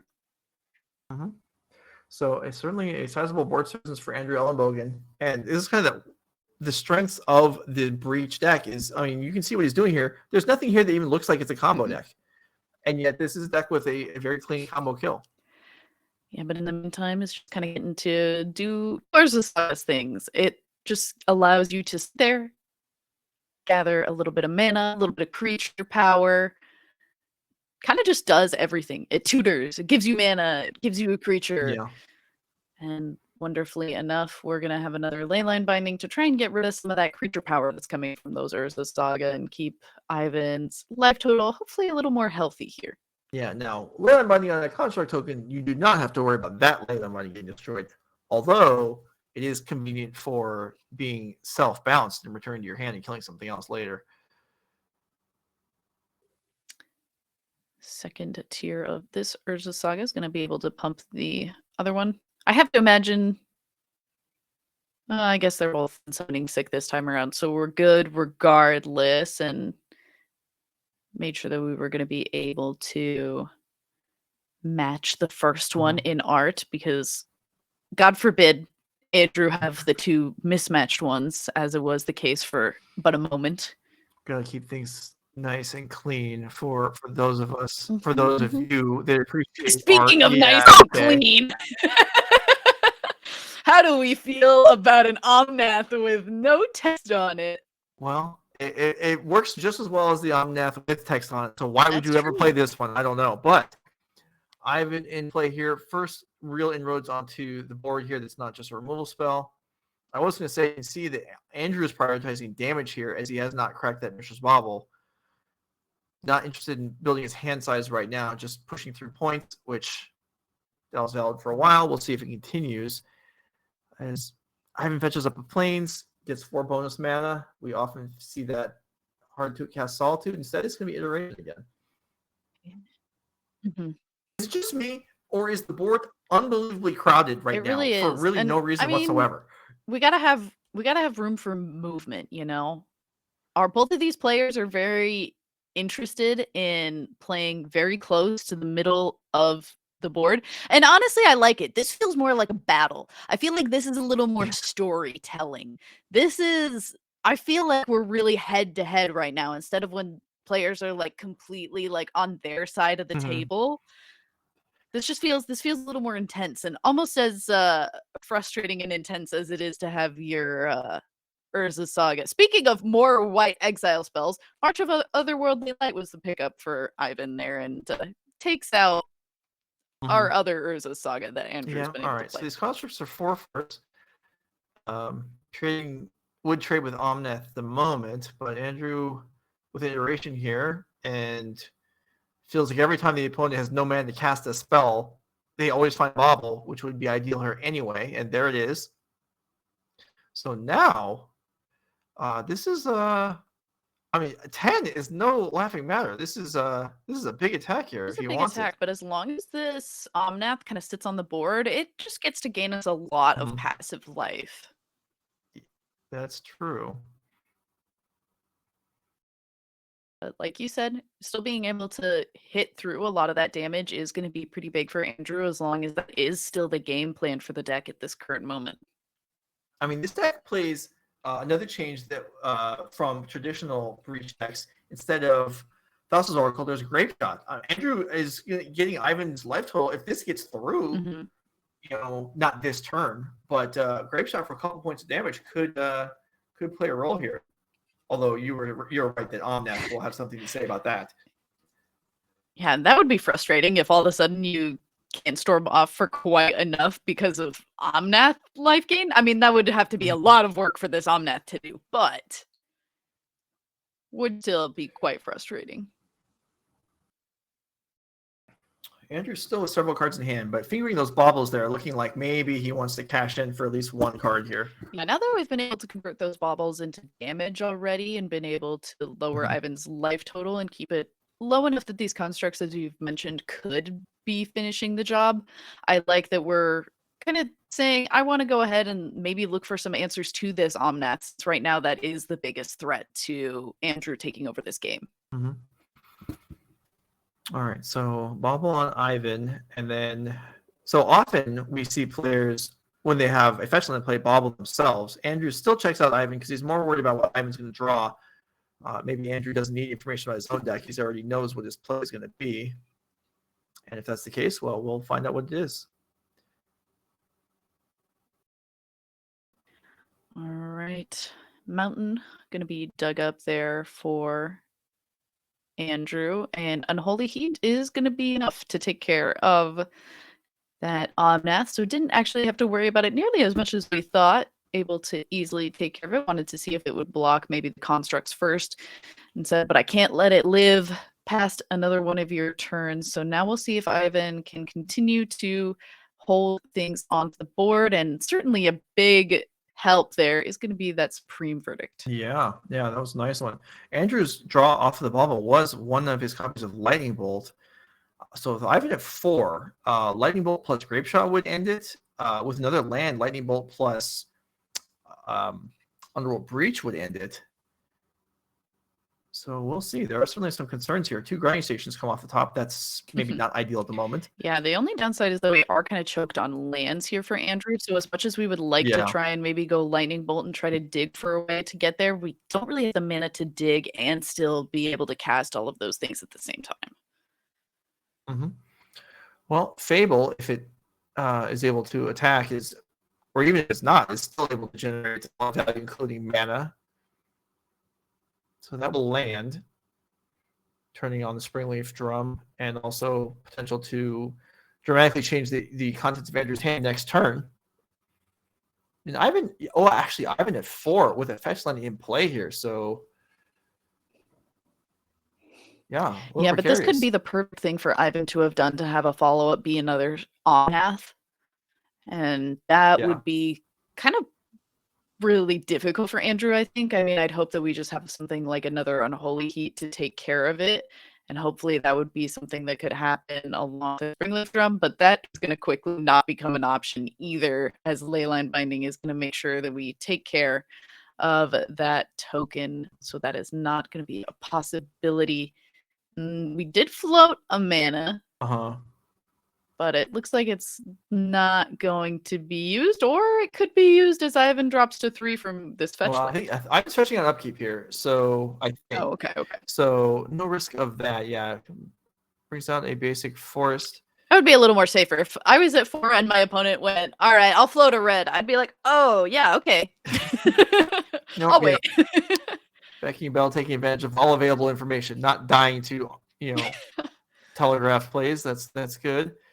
I die to combat in MTGO all the time. You know this. I've seen. I don't know if you talk about it in your social media presence at all. I don't at all. Why would I? But I'll tell just the NRG chat because I care about them so much, so they get to know how often I click through combat and lose to onboard attacks. Oh boy! I mean, the second time I saw that happen in the span of 2 days, I was pretty blown away. All right, so. Haywire Might was a draw for Andrew. That's primarily Urza Saga target. But when there are cards buried under Leyline Bindings, let's see. Maybe he wants to utilize that. Let's see what's under there. I know one took this construct. Another one took the Fable token. What's under the third one there? It's a Ragavan. The game. So 2 of them took out tokens. One of them is holding a Ragavan hostage. Breeding Pool was shot in for Andrew, and maybe we're casting another Fable here? Yes, you called that one.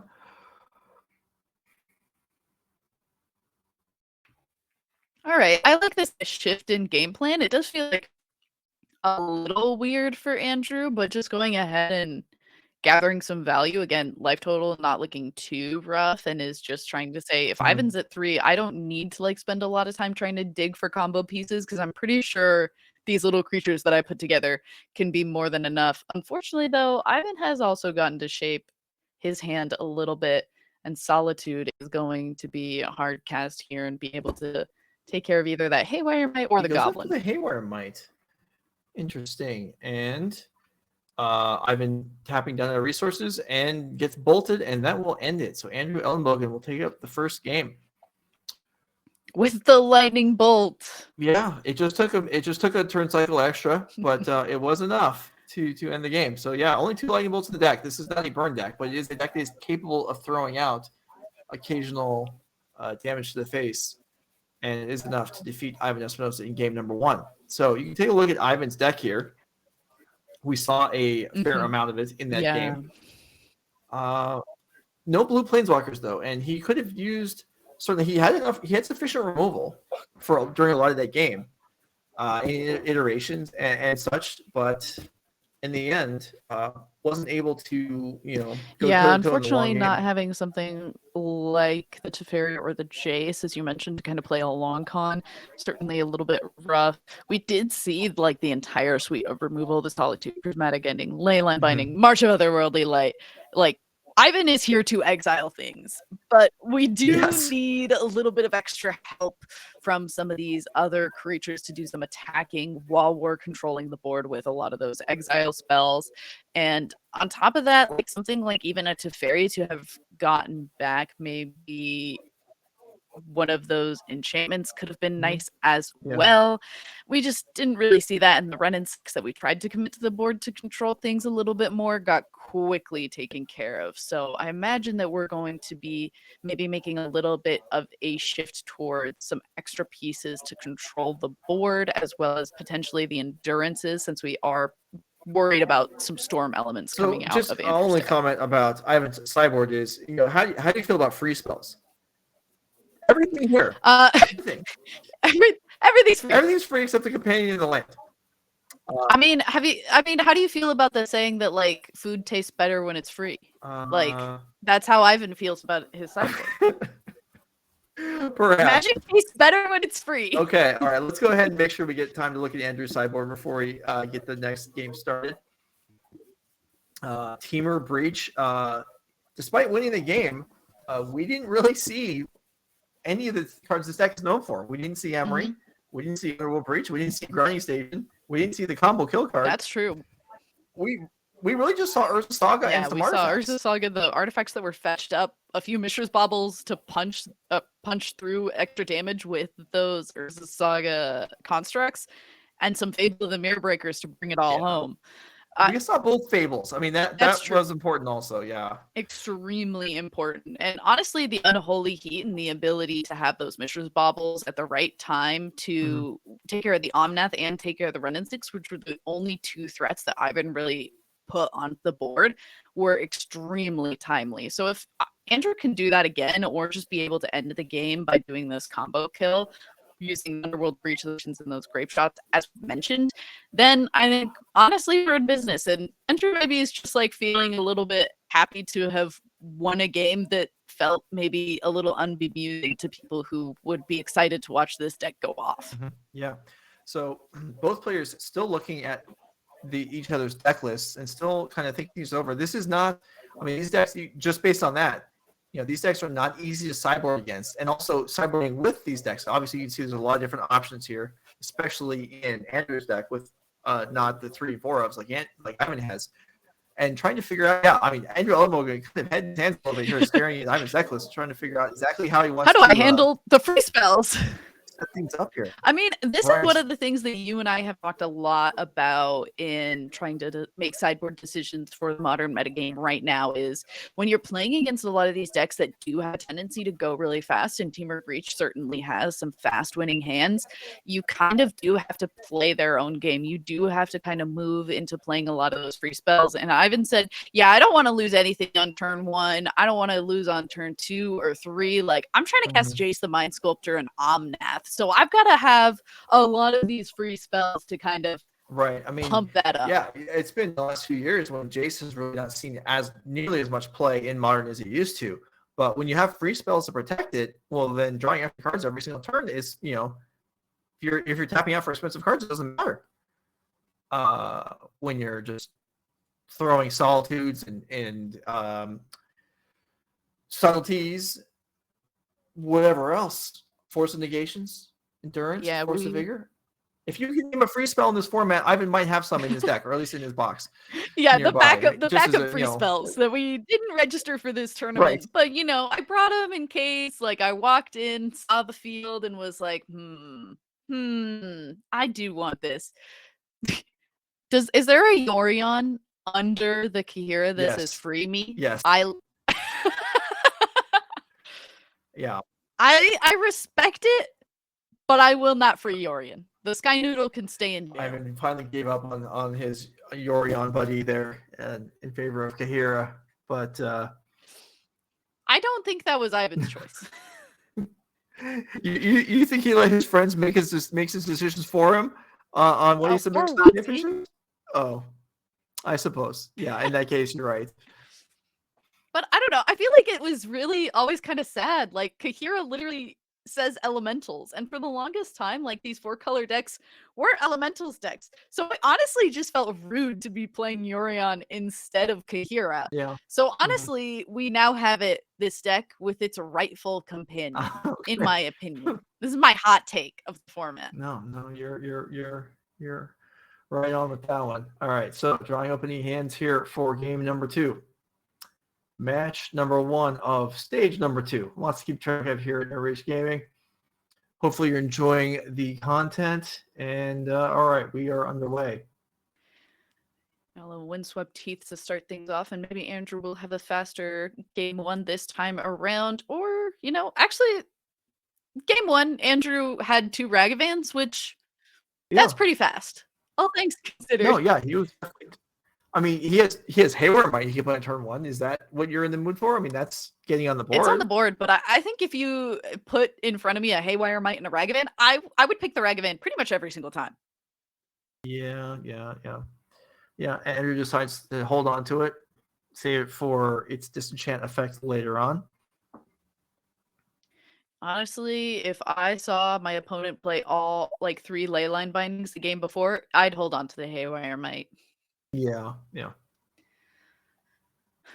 Tapped lands is going to be the name of the game for Ivan for quite some time, so that's how it is going to start things off. And Andrew says, that's not too bad. If I'm on the draw and don't need to be going super fast, I guess I'll do about the same thing here. Yeah, Ivan, I'm sure, is fairly conscious of his life total after game 1, just getting bolted out from what seemed a mildly stable 3.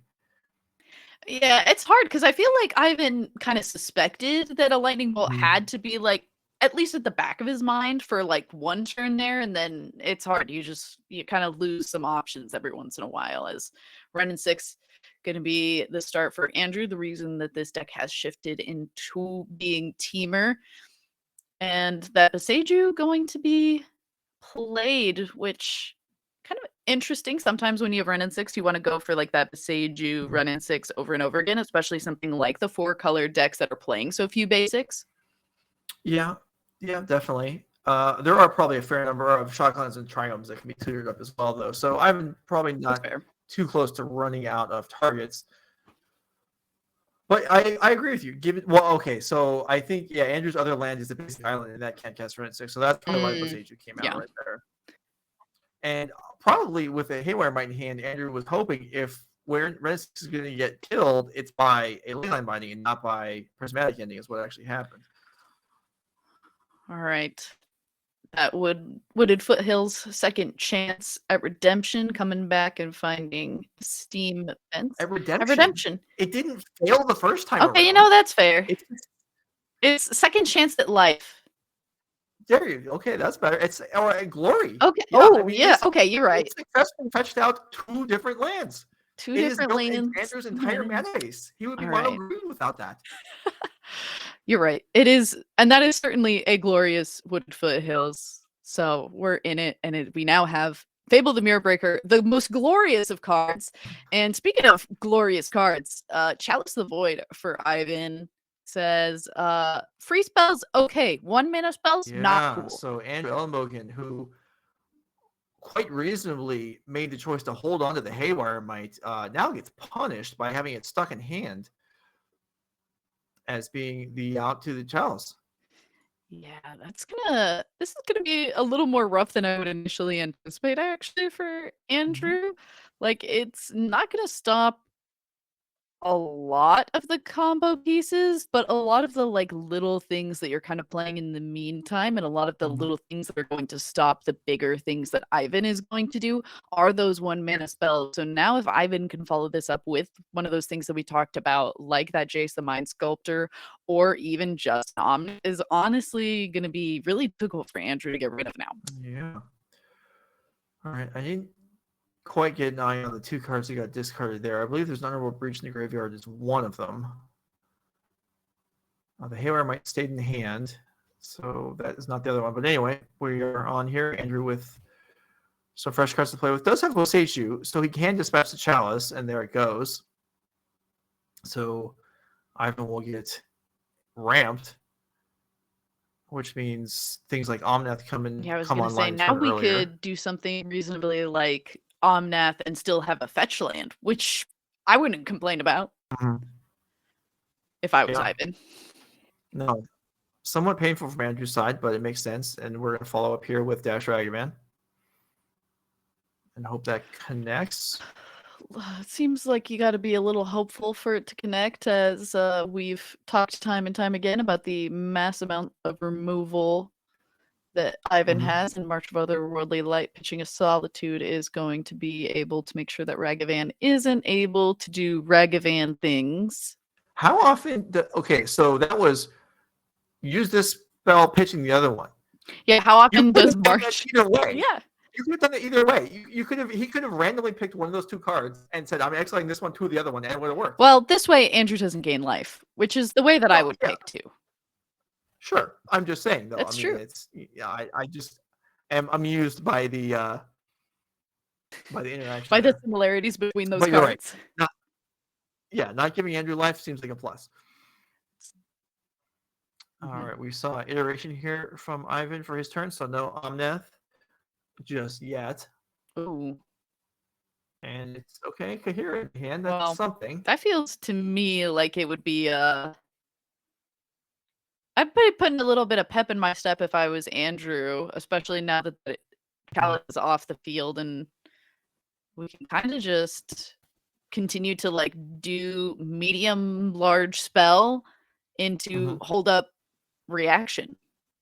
Sure. Okay, well here is an iteration for Andrew. Finds a Saga, a Grinding Station, and a middle card that I can't quite make out. Yeah, I can't either. And Reflection is in play. It is not.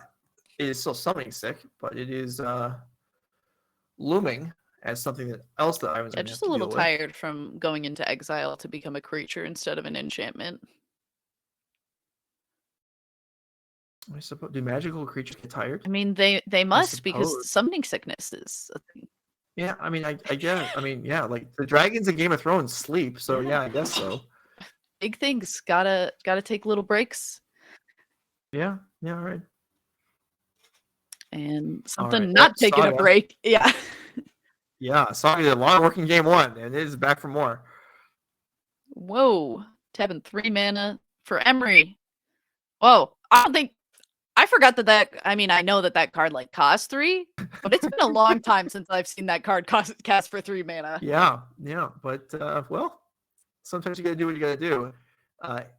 Another interesting, obviously you can see the development of this deck. Some real work went into it as the players playing it cut 1 copy of Emery from the other version, and here's the Supreme Verdict to actually clean up some nice cards there. I mean, but a lot of mana available for Andrew, so like a rebuild would not be the most difficult thing, and especially being able to create some of these constructs gonna be a nice little leg to stand on 5 cards in hand, 4 or 5 cards in hand to Ivan's 3. Yeah, Andrew slides over his boogie board, so the table space reclaims a little more of the board. Just trying to make some decisions about what happens with the mana that could go towards the Urza Saga token and what's in hand here for Andrew. We're really holding on to this Haywire Might, which again, I do think is like still the right call, but it's got to feel like there always ends up in sideboard games sometimes being those like one awkward cards that you're left with where you're like, I know you're good in this matchup. I know I brought you in for a reason, but it's a little awkward right now. But I promise that's a there good will way be to a sum time. it up. It's just waiting. Andrew's just waiting. At some point this will be run, hopefully. Ivan, hopefully this time is going to have a strong follow-up to the Supreme Verdict, because last game the Supreme Verdict got deployed and it really didn't have a strong follow-up and just kind of led to Ivan slowly losing more and more life. Oh, all right. We talked about waiting on this Haywire Might, but Andrew said, It's time I'm done to, waiting. If nothing else, to pump up the constructs. Yeah, I was going to say the Haywire Might beats. Let's get in there. Let's get in there alongside some constructs. Let's see what we can do. Players going through a lot of iterations Yes, here. they certainly are. So Ivan now with a few more cards in hand. We know there's Kahira still in there. And there goes the Haywire Might. It's not even getting any life. A little unfortunate, but is going to be the case, as you mentioned, the Kahira in hand. And normally I feel like this is a place where if I was Andrew, I would be like kind of being like, nice. All right. You got Kahira, you played it. Like, you're not doing a whole lot else. It seems like you're digging. But at the same time, we're kind of doing the same thing. We're both in this little awkward stalemate. Yeah, but only, I mean, Ivan's side has the potential to like, oh, we could draw Omnath or we could draw Jace. Andrew's side has the potential to just draw a combo win. I mean, that is a sizable graveyard. Now, we know that there are plenty of cards in Ivan's deck that can deal with that. There could be Force Negation. There could be Endurance. Yeah. Although Endurance isn't, guaranteed to disrupt a Honorable Breach turn, but Force Negation certainly is. Making another construct before that Urza Saga falls off. And now we've got a little bit of a choice of what artifact is going to come into play to help out these constructs. And it looks like the weapon of choice is going to be Shadow Sphere. Okay, so once again, we are ending up in a spot where we're just kind of doing normal things. Limited things even. Okay, if I played against somebody in a limited game and they had Urza Saga and Shadow Sphere, I'd maybe feel a little bit bad. Okay, sure, but this is a strong limited deck. All right. But if it was like Squire and Volshock Morningstar, it's basically the same as this. I have thoughts, but I will not elaborate on them at this time. Instead, we will see the Misty Rainforest allow for another land to come in for Ivan, whose life total is getting lower and lower steadily here from the small hits from these creatures as well as the fetching of lands. Fans of Ivan, don't worry. Becky's overstating it. He's fine. Look, he's got another expressive iteration. He's got a Kahira that just attacked right through the other construct. The construct was too scared. He got out of the way. Yep, that's certainly at least I would hope that this iteration finds a little bit more than the last one. Force of Vigor going to be the exile here. That does some things. Yeah, Ivan's going to play it the slow way for actual mana, but that works. Takes out the 2 constructs and leaves the Shadow Sphere. And once again, Andrew's got some work to do, but is there a combo looming? He's not even going to start with any of the stuff in place, so that does make it difficult. Yeah, I appreciate that before Andrew ever goes back to his turn, he always looks at his graveyard. He's like, all right, I got to make sure that I'm understanding what's here, what's available, before we go and take this turn. Yeah, there's certainly plenty of stuff in there. And the more fetch lands in hand, so that adds more cards to graveyard. Yeah, definitely thinking this through. What is available? It is. Gotta be. I don't know that there was. I don't think we saw a lightning bolt Yeah, I this don't game. think so either. We're gonna start with a fetch land very quick to get a land into play here. Shocking yet again. Andrew trying to match Ivan on life totals here.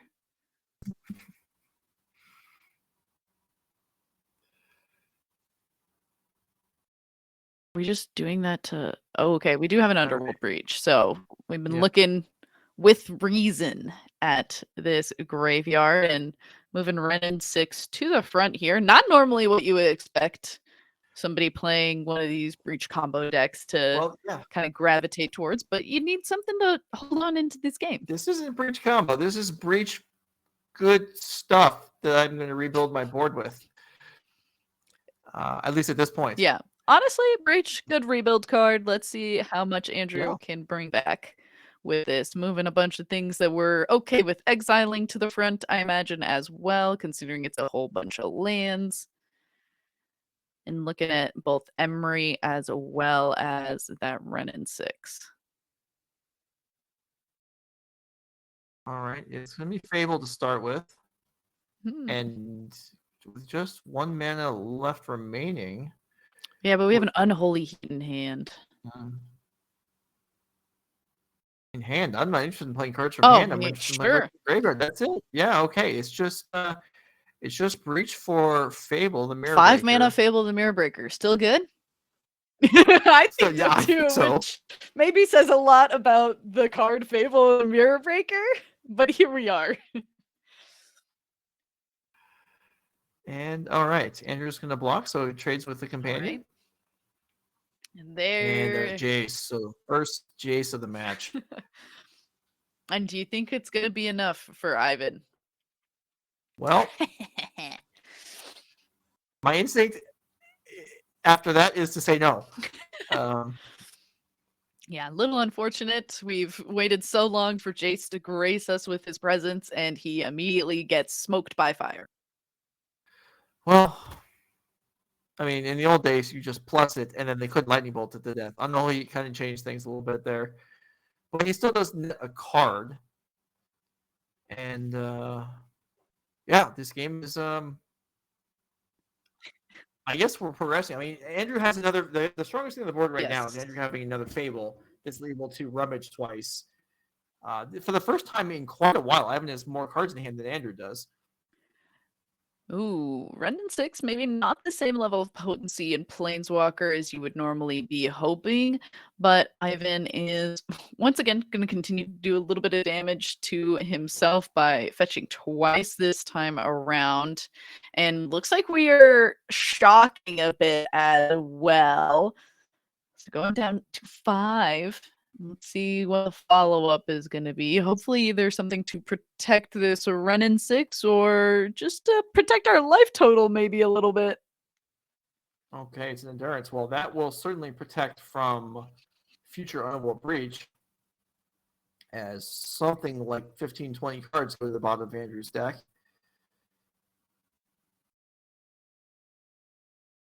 All right, rummaging with Fable the Mirrorbreaker, pitching 2 lands to the graveyard on this second chapter for Andrew, and hoping to get a little more gas in the tank than there was just a moment ago.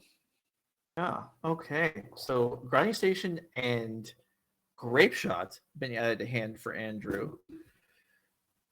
Grape Shot for 4 would take down either. Okay, there's a bobble. I was gonna say it would take down either Endurance or Ren 6. And almost wipe out Ivan himself. Yeah, we just have to figure out exactly how to cast that many spells. Mm-hmm. With what we have available, adds Gigantha to hand, goes ahead with that Grinding Station. gets to draw up for that bubble trigger, and Ivan gets to untap with this Endurance and Renin 6 in hand, and actually attacking with the Renin 6, so not worried about getting 5 damage dealt right back. Those lightning bolts that maybe could have been a concern before, we're less worried about them this game. Yeah, I guess. I mean, we just well, I guess we didn't change the dilution of the top half of the deck because that didn't change. Mhm. Reflection will flip over again. The last time that happened, the Supreme Verdict followed.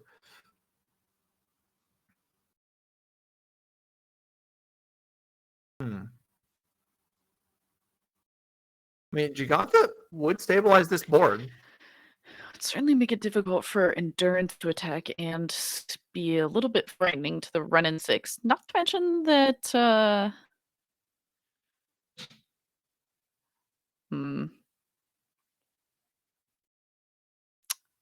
I'm always like trying to like come up with like cute things to do with the mana ability from Giganta as well. But it's also got to be extremely scary for Andrew now that or for Ivan, excuse me, that the Giganta was available and just didn't get cast. And so we're going to go ahead and deploy Solitude as it does have lifelink and will start to help out the life total of Ivan should it connect. But it does take care of that reflection. I mean, there had to be Ether Gust on Endurance. There had to be something there for Andrew because Giganta was not cast, and also the Shadow Spear was not equipped on the Reflection. So clearly he had intentions for his mana. And for a lot of mana at that.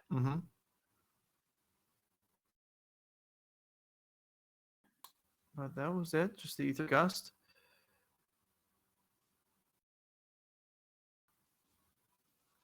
Follow-up turn. And now Renin 6 at 6 is starting to threaten as well. Here's a Ragavan dashed.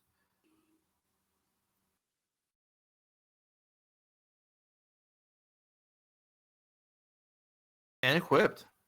All right. Okay, Andrew's trying to gain some life here. I don't know. I don't know what the priority with the Shadow Spear is. I want to gain some more life or I want to do more damage. Yeah. I'm not sure. I mean, I think we're certainly going to be a little bit happy for both. Ivan goes ahead and fetches, and they match in life totals for a moment. But I imagine that Ivan would like to deal with this Ragavan if possible. But based on life totals changing, I'm going to guess that is not. And I believe that's an Otawara is flipped over. So not going to be able to do anything with it because of this Ragavan. But we do gain a treasure. We're able to do a little bit more here. Grape shot for 2. As unlikely as Derrick Davis not advancing to this tournament, I think. Grape shot actually killing a Solitude. Yeah. A Solitude? All right.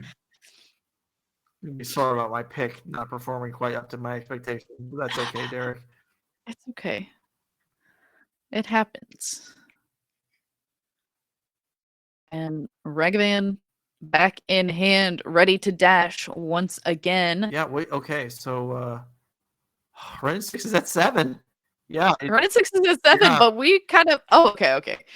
Last turn we just went at Ivan, so I low-key expected us to just go for it again. Well, that certainly tells Ivan that there was not follow-up from Andrew, and it is, in fact, Jung onto the board this turn. Okay, here's Nomnath. Now the hits are starting to come on both sides. Yeah, especially considering we've stockpiled up quite a few fetch lands. Unfortunately, I would be a little scarred from the first game. I would be a little bit scared to go to 3, even if I'm not sure that the lightning bolt stayed in the deck. Well, you can do it now, though. I mean, or he doesn't even have to fetch. He just plays it. Yeah. Okay, there you go. Up to 8. There we go. Now we're safe. Now we can fetch with these. Now you can go to 10 on Andrew's turn if he wants to. But we do have, what, like 3 fetch lands? I don't really want to put us back to 5. You can gain 3 more life on Andrew's turn. Now, Shadow Spear on Giganta is actually... That's a big deer. This is a big deer with a spear. Okay, here's an iteration, finding another iteration alongside what might be the most dead spell pierce of all time.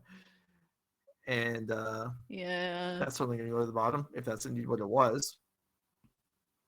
Don't want to deal with that. It's a second expressive iteration. Okay. Yeah, that might be 3 land. Well, Maxx No. is Okay. kind of a land. Sort of. Yeah. 3 mana switches. Yeah. Hey, it at least adds something because of Gigante All here. right. Yeah, sure. All right. Well, that's a fair amount of stuff done. Now what? Do we, Yeah. Motor Deer with the There spear. we go. This is actually will wipe out Ren in 6, so Ivan's increased life total isn't going to make a difference here. Yep. Here comes Giganta. Deer with the spear gonna get. Oh, the spear is gonna. Oh, okay. Now we're just a deer. No more spear. But Seiju takes care of that. Yeah. Certainly less good now, isn't it? And then Ivan's like, yeah, Ren 6 can drop to 1, no problem.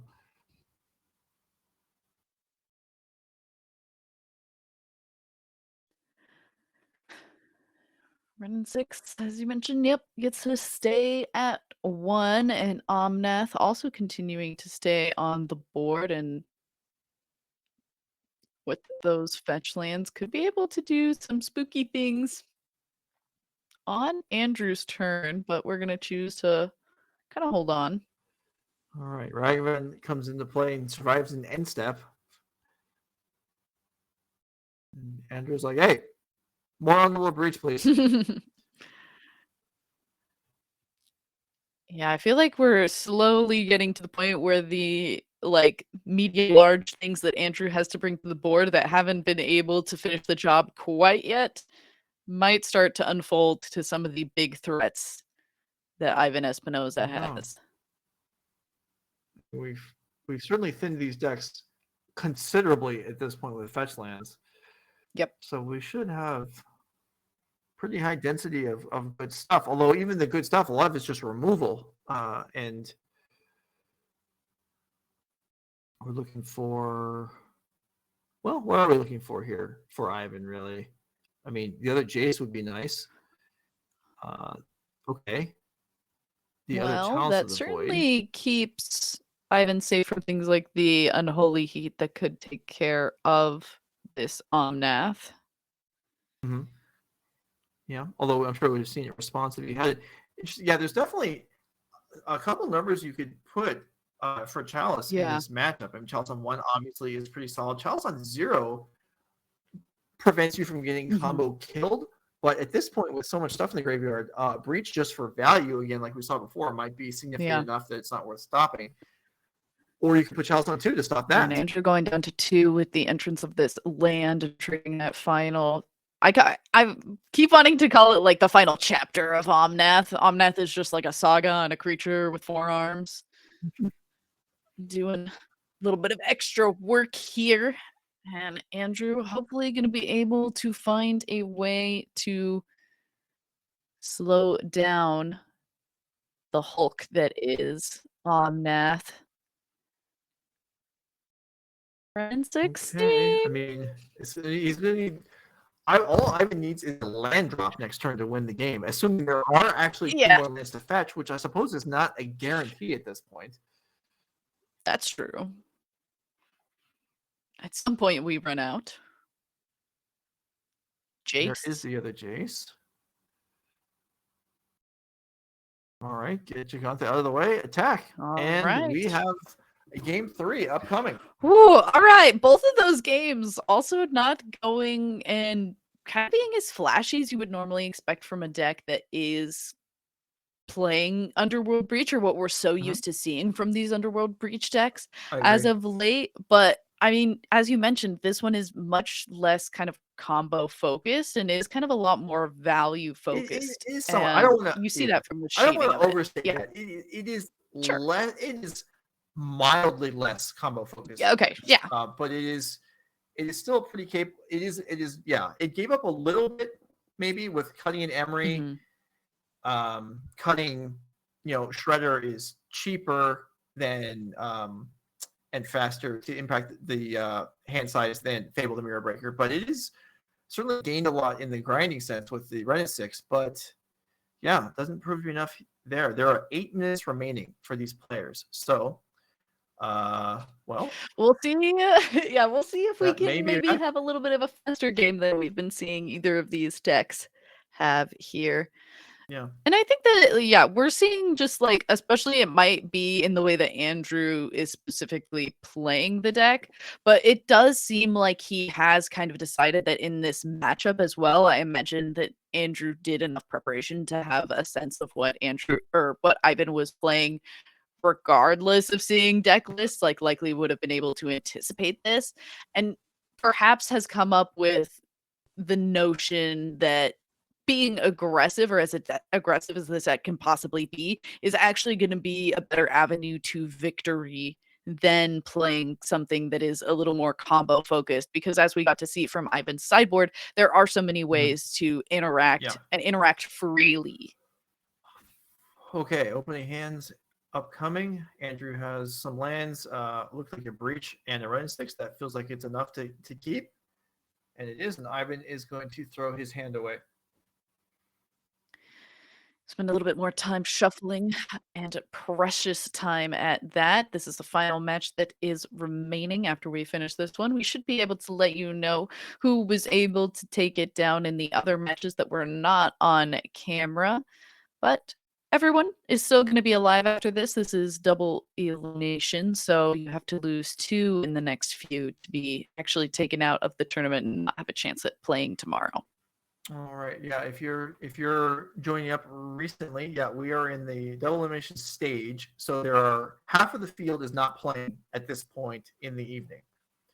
4 of them have advanced to tomorrow. 4 of them are already out, and there are 8 playing right now to try and join the ones playing tomorrow. And here is a Ragavan and a Chalice for 0 this time for Ivan. All right. We'll see how that is going to play out. Very different from the last chalices that we got to see from Ivan, as another chalice comes through here. But I can't imagine that Andrew's going to want to play one of those. So, yeah, that's going to stay in exile as Ragavan gets through. And Ren 6 is going to be the follow-up here with a treasure still to boot from that Ragavan hit. Certainly a nice start from Andrew Elenbogen here. Yeah, that's the start that you want to see on the play in this matchup, I would assume. But Ren 6 from Ivan will undo part of the strength of that. Andrew does have a Fable and a Bauble stuck in hand, so this Chalice is doing something. Andrew will check and see if Ivan's paying attention to that in the graveyard. Likely that is. There are some aspects where Andrew benefits from having cards in the graveyard. Maybe he's building up Storm. That's true. He does have Grape Shot in the deck.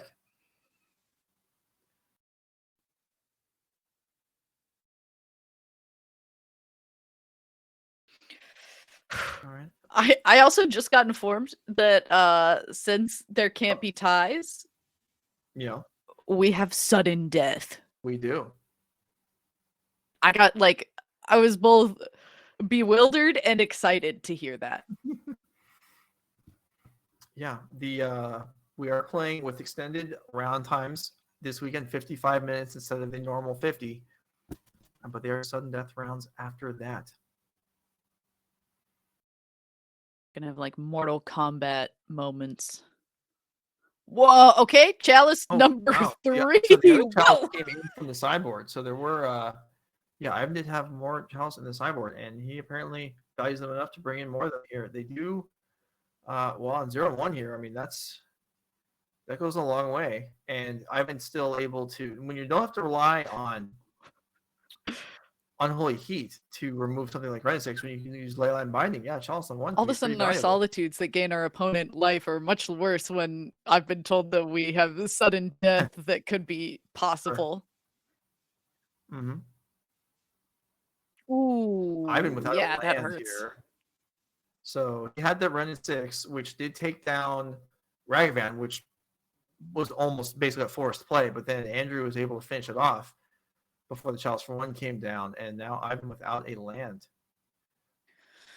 All right, flipping this Fable the Mirror Breaker and continuing to tick up Andrew's Ren 6 of his own. Accelerated play, as you can see here, considering that I believe the players only have about 3 to 4 minutes left.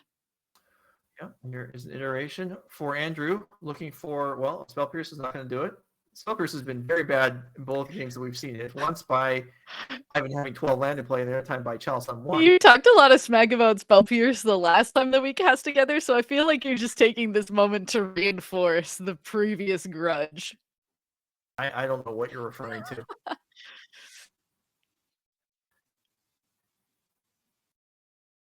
All right, so 2.5 minutes left. All right, so sudden death. People asking about it. This is how it works. We play 5 turns as per usual. At the end of that, higher life total wins. If the life totals are tied, then it is the next change of life. Some may look at it as a bit harsh. It's actually been around for a long time. It's not a new development. It's just rarely used. Wasn't it kind of the format that was used in a lot of tournaments before draws got kind of widely accepted?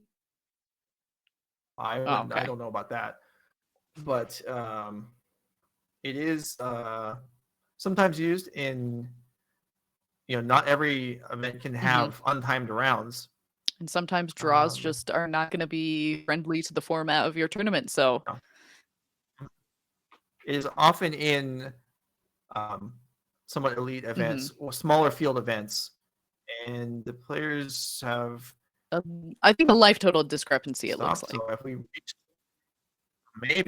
reached turns, unclear.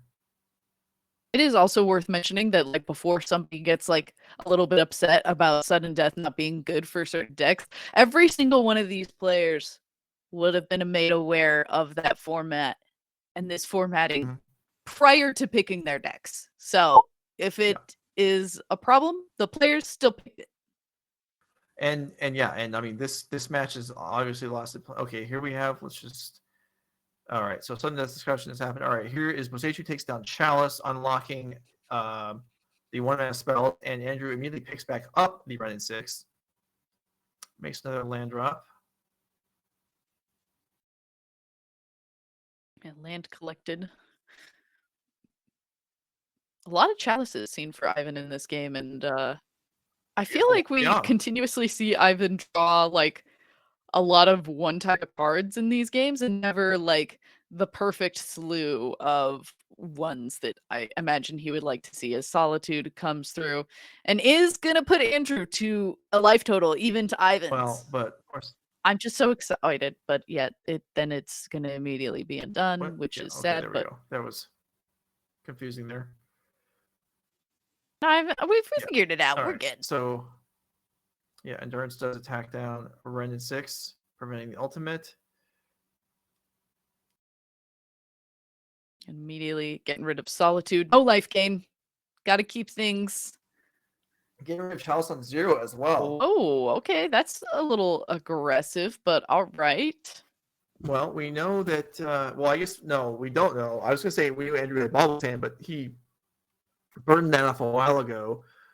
Chalice checking Ivan or building up his graveyard, and now we're in turns officially. I believe Andrew's turn either now or Ivan's next one is going to be turn number 1. This should be turn 0, as we've just been made aware. All right, I must have missed that, but I believe you.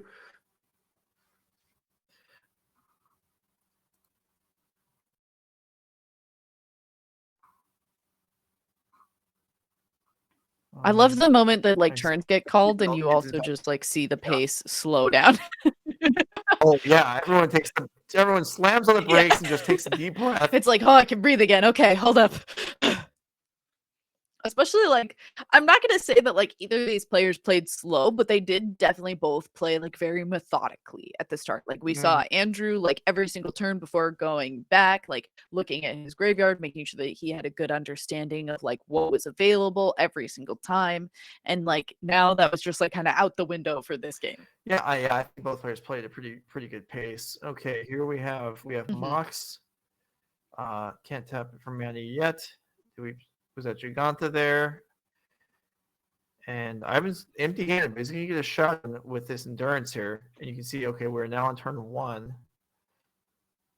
And if Kahira joins up, it would be an attack for 1 extra, but no, it's just going to be for 3. I believe our Maxx is good with Ren as well. Oh, you're right. I always forget it that. Yeah, too, Ren is- and then yeah. like just recently like have started to get better at it. But like literally, if you would have asked me a week ago, I would have said the exact same thing. So it was one of those things like you play against a deck so much and you keep losing to it, so you're like, fine, I'll try playing Mhm. it. And so you try to play one of these breach decks, and it definitely like, for me at least, is not the style of deck that I would normally play. And so it's one that I was a little bit clunky and a little bit Okay. bad with. Certainly my first time around, but it did help reinforce that Mox Amber see. does work with Planeswalkers. So little victories here. All right, Andrew with a whole grip of cards, including a few land and I think another Fable, trying to figure out what he wants to do here. You got to figure out how to gain enough life that you don't instantly lose in a few turns. Well, he's always got the option of just straight up winning here.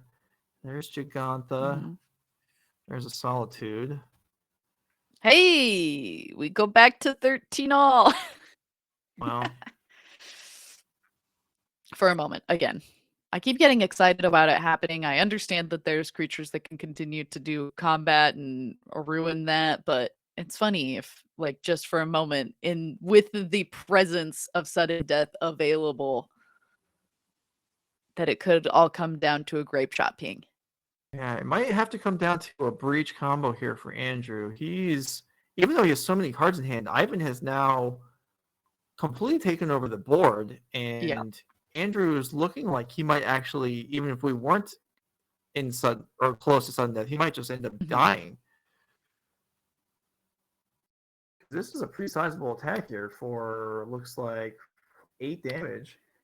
Yeah, and Kahira is going to pump up these elementals that Ivan has available to attack with as well.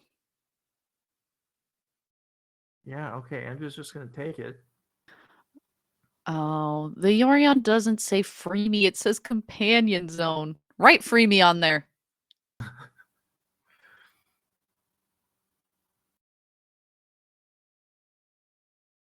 Writing companion zone and having the band Yorion be the companion zone is still cute, but free me on a Sky Noodle also sounds amusing to me. Construct number 2 coming in here. Gonna try and hold down the fort for Andrew, but I would be relieved if I was Ivan to Yes. see Andrew making a construct when there's really only one turn functionally left. Right. Yeah, it's hard to even kind of think of what that could even do. Is it even worth the mana? Mm-hmm. But Andrew here, I mean, if the Ether Spellbomb's still in the deck, that conceivably is a cantrip, or like Andrew has to not die, but he also has to win, and we think the only way that you could do that, honestly, yeah, both of those look difficult. it seems like the only avenue would be kind of combo winning, but if the cards that are in Andrew's hand just like aren't possible to do that with, like maybe the idea is just as many artifacts as possible for Shadow Spear. Okay. Mm-hmm. Continuously trying to gain enough life to stay in this, but deck that's really good at gaining life just so happens to be this 4-color mid-range deck. Yeah, this is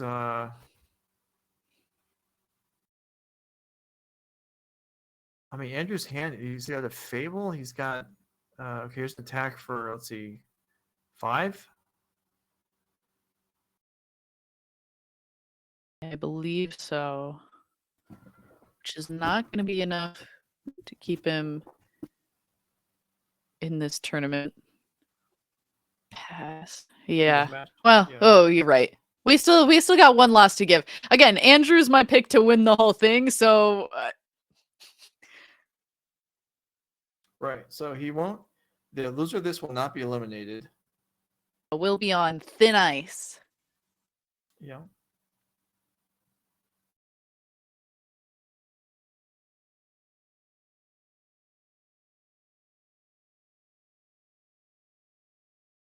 Ivan deciding how these blocks are going to go through and is going to put both of those incarnations in front of the attacking construct, be able to gain a little bit more life as well when that Solitude falls. Mhm.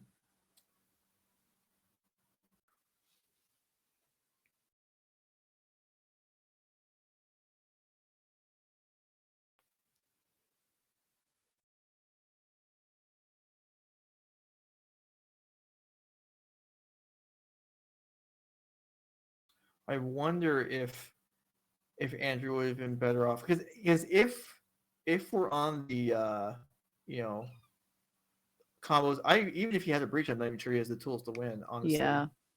I think if we had them, that would have been the first thing that we tried to do.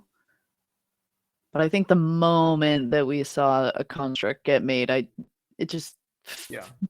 it just feels like if you weren't trying to dedicate the mana towards like going and storming off, then you don't have the pieces required. All right, so Ivan draws the turn. This is turn 5. So these players have been playing. Not only been playing. This is the 8th round they've been playing today. This match was now 55 over minutes. an hour long, Yeah. including turns. Yeah, so this is certainly you get tiring. And this one looks like it's going to go in Ivan's favor.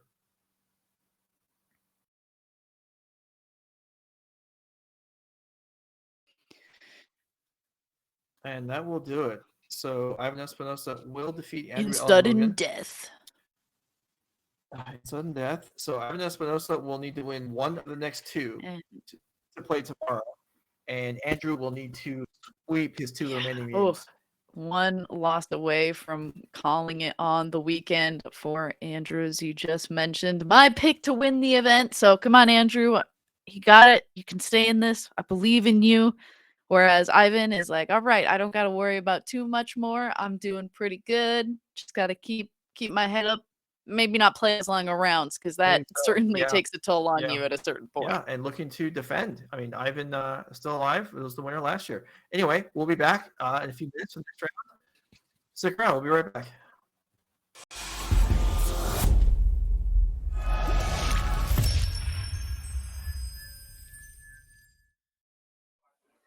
Good evening, everybody. Welcome back to the NRG Series Championship. I am Appamonte. What an epic match that was. Sudden victory. So you don't see that very often, although we did have that once today already in some of our earlier matches. And we actually had it a couple years ago. I think I remember that match kind of, I think it was a Radiant Fountain that might have decided that or something like that. So happened several years ago at our championship. So at any rate, you got to be familiar with the rules and the tournament structure, which we're going to show you here real quick in case you're joining us a little later. We are in stage 2 right now, which is double elimination. That means the players that lost that last round are still alive in our tournament. They just have to win this round and the following round in order to be in. Now, what that is going to mean is the players that won last round have a chance to win this round, and then they're going to advance right on into that stage 3. Now, what I do have the results from last round, and I can read those to you. We just don't have a great way to display it, just kind of based on how the tournament worked out. So I will read those to you in order of what I have, which is Nicole Dubin is 1-0. Theo Jung is 0-1. Zach Allen is 0-1. Piper Powell is 1-0. Zoe Riederman also 1-0. Will Krueger is 0-1. Ivan Espinosa is 1-0. And Andrew Elenbogen, you saw there, is 0-1 as well. So with that, we're going to jump into the second round of stage 2. I'm going to send you back down to Joe and Becky to bring you what's going to be a win. All right, we're back here. Zoe Riederman and Nicole Dubin, both winners in the first match of this stage. Now playing, you only have to win 2 to get through. So this is, again, like Matt was saying, this is a win for the top 8. Between Zoe Riederman and Nicole Dubin. Living in versus 4-color midrange. Yeah, and this is going to be a little bit of a different 4-color midrange than we were seeing just on camera from Ivan Espinosa. The 4-color midrange that Ivan Espinosa was running is definitely a little more control-y slanted. This is a little more actual midrange slanted, but without being the full full like elemental synergy that we sometimes are seeing as well. So definitely a little bit of a difference, and cool to see all of the strategies that people have brought and the whole spectrum kind of being covered by these 4-color decks. Yeah, absolutely. All right. So again, winner of this advances to the top 8. Loser of this gets to play another match today and gets another shot by virtue of having won their first match of the stage. So 2 wins and you're through, 2 losses and you're out. Neither player vulnerable here. And we have a Fury from Nicole Dubin just to put a creature in the graveyard with no target to kill, knowing the matchup, knowing what's And it was going a on. land mist? Okay, you're correct about that as well. That would explain why Nicole, maybe if you're going to discard anyway, you may as well discard. Well, if you're going to discard anyway, and only 1 card went to the graveyard, I'm not sure that she gained anything by exile. Well, I'm not sure. All right, here we go. Grief and Endurance in response to wipe the graveyard. Okay, yeah. Not too bad. The Grief's going to take a look at Dress Down and Leyline Binding. Okay, yeah. So there was a misland drop, but it was on this. This is probably a multi-mulligan hand, so it was not going to be discarded hand size. So it was Fury to put a card in the graveyard, and now Endurance after missing land drop. So actually, Zoe can't really live again now because Nicole kind will of be ahead. an awkward situation for Zoe, but it's also one of those things where I think with a little bit of patience and just kind of filling up the graveyard for Zoe, like there is a point where I think Zoe is much more steadily going to be able to get creatures into her graveyard than Nicole is going to be able to. Yeah, I mean, obviously Nicole's hand here, when you're keeping a 1-land hand, things didn't work out. We didn't see the mulligans. I'm going to speculate it was 5 or less. And it's hard when you're on the draw too. You also assume like playing one of these 4-color decks that have so many lands to begin with, you're like, my chances are pretty good. And even like if you have a lot of these pitch cast elementals, I feel like a lot of the time you end up kind of putting yourself in the headspace of, even if I like miss a land drop or 2, I can still kind of stay in the game. This is kind of a hard mentality to have when your opponent is playing Living End, however. All right, so here's Living End. Nicole has another Endurance. She probably just straight up wins, but that's asking a lot. I believe there's only 2 copies in the deck and one's already in the graveyard. Yeah, not to mention that you would also need another card to pitch to said Endurance, and that would be another tall ask. All right, so here we go. Endurance Fury versus Shardless Curator, Grief, and Architect.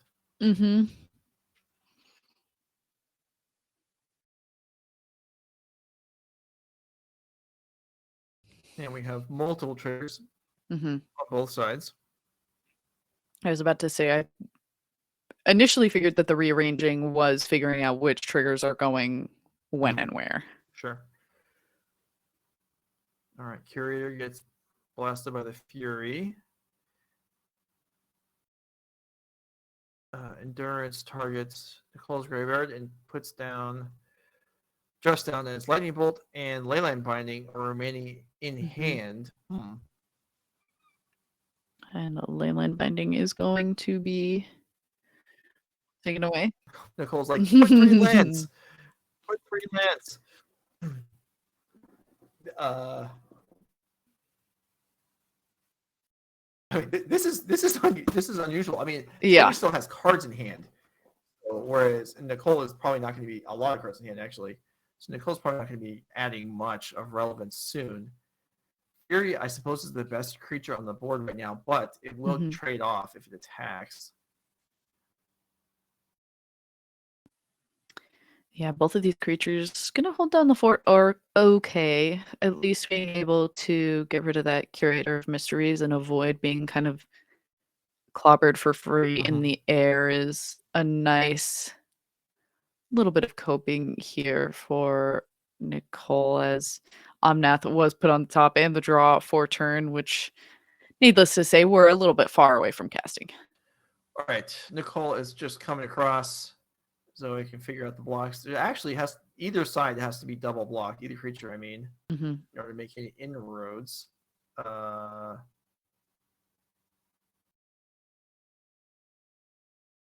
looked like They look like two one-on-one blocks, which would make sense if Zoe was going to follow. Yeah, up I with was about another to say the living end. exact same Yeah, thing. and that's going to be the choice. Yeah, no, this is pretty cool. Fetch, no, okay. So Charlotte's going to attack for 2, and then Zoe will wipe out Nicole's board with a second living end.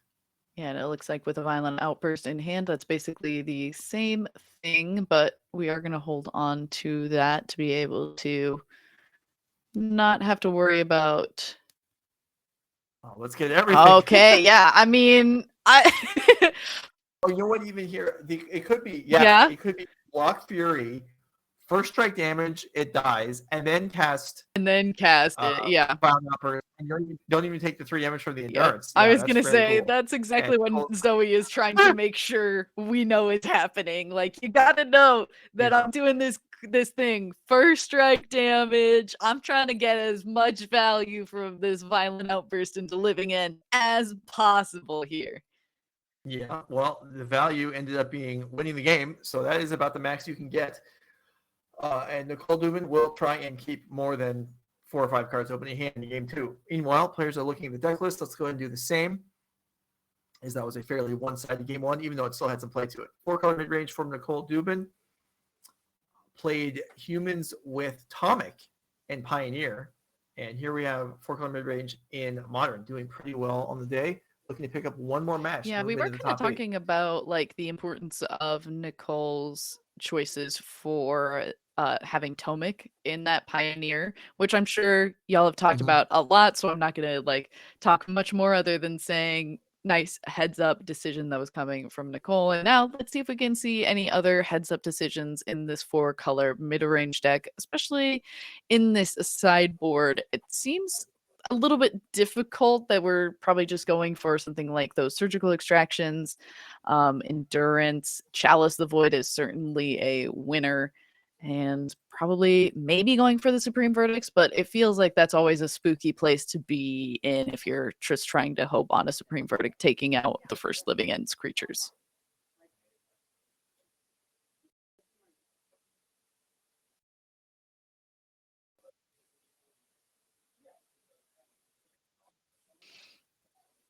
And as a result, I think we will likely just be seeing those. Joe's having some technical difficulties, so hopefully we'll be getting him back here shortly. We can take a look at Zoe's living end deck in the meantime and see what changes could possibly be coming out here. Definitely a deck that Zoe has been playing quite a bit of for the last, I would say, few months, to put it lightly. And some things that we are changing or doing differently for this are likely just going to be maybe adding something like the Brazen Borrowers or a few extra little pieces, maybe that other 4th living end. But if we're worried about getting surgical, that seems a little awkward. Those mystical disputes, or rather the single mystical dispute, certainly going to be a winner. And subtlety could be quite good at slowing down some of the planeswalker or creature aspects that we're going to be seeing from Nicole's deck.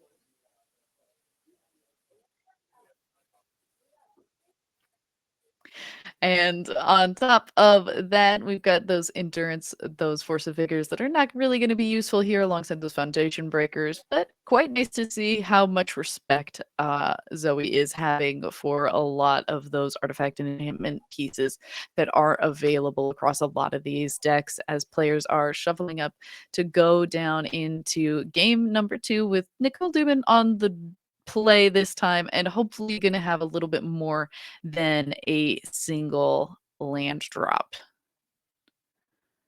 Presenting here, and certainly not a matchup that I would normally expect to go quite so much in Zoe's favor. But again, the single land drop, the early deploy of the endurance from Nicole in the first game, got to be a little bit of a rough situation that isn't normally the ideal for this 4-color mid-range deck, but was the case here.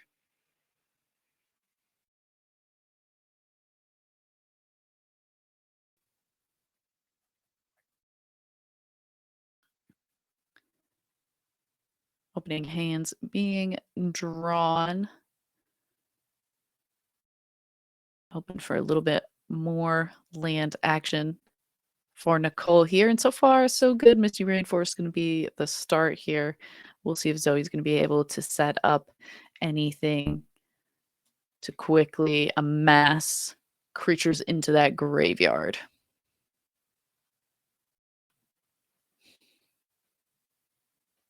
Misty Rainforest to match, though the printings don't. We're going to start off by fetching before going back to Nicole's turn. So a little bit of a slow start, nothing too crazy. No rag bands for either of these players to start things off.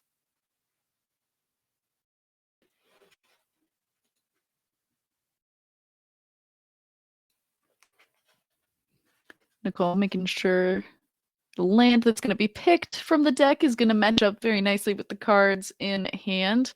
Something that you do have to be a little bit careful of, as that can be kind of a deadly mistake for a lot of these 4 and 5 color decks that exist.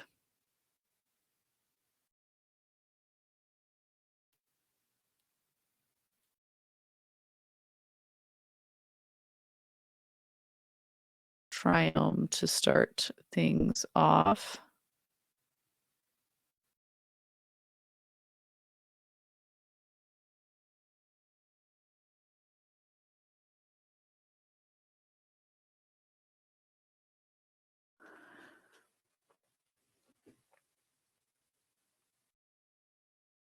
Fetch number 2, and if I had to guess, would imagine this is going to be a run-in 6 for Nicole here. We didn't wait for you. What do you mean? You're still quite quiet. But I do hear you a little bit better than I did before. Run-in 6 is going to come down for Nicole quickly be able to gather up one of those fetch lands.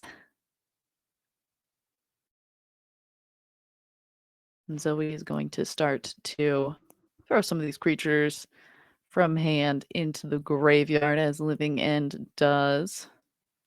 All right, so tell me, how are we doing?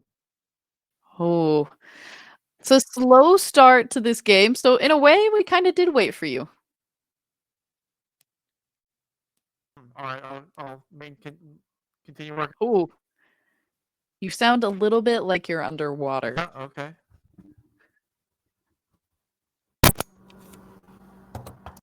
Talk now. Okay, how about this?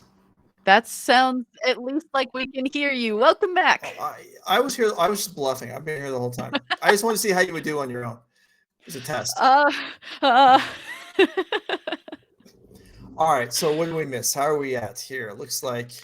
All right. Slow start so far. Nicole at least has been able to make land drops, and run-in 6 here to help out with that.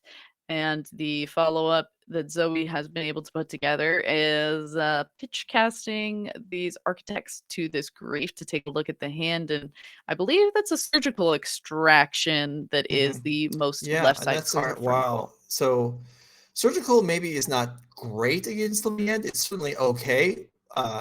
Teferi, however, is great, is tremendous. I wonder, it was surgical. Do you, I mean, I suppose it depends on the scenario. Does Nicole choose to take out Zoe's best creature in the graveyard, or do you save it and use it to hit the living end itself so that a second one can't be cast later on? Yeah, I think it's kind of hard to pick. We did see that Zoe was going for like a small first living end and then going towards doing a second bigger one in the first game. So if that's a play pattern that you might be used to seeing Zoe do, that could be a decision that is more likely to get made, especially like you might just have to be trying to play a long game now that you've lost this Teferi and maybe can't stop the first one. Well, certainly losing that Teferi hurts. I'm sure that's primarily the reason why Nicole kept the hand, even though obviously run 6 is good too. But Zoe's graveyard isn't too, hasn't had time to put a bunch of creatures in the graveyard yet. Yeah, not as much as we would imagine Zoe would like to see, and not seeing a lot of kind of these lands being shocked in and like quickly cycling through a lot of things does make me a little bit concerned for what's in Zoe's hand. Wonder what's the fewest amount of creatures that Zoe can feel comfortable living ending for and having to win the game off of. Is it 3 or is it 4? Oh, I was like, I don't know if the 2 creatures are good. Like if you get like a sky turtle and like a curator of mysteries, I don't think that's too bad. Like if you got 2 flyers. Yeah, 2 flyers certainly would be good. Yeah. All right. So Nicole picks up a companion here.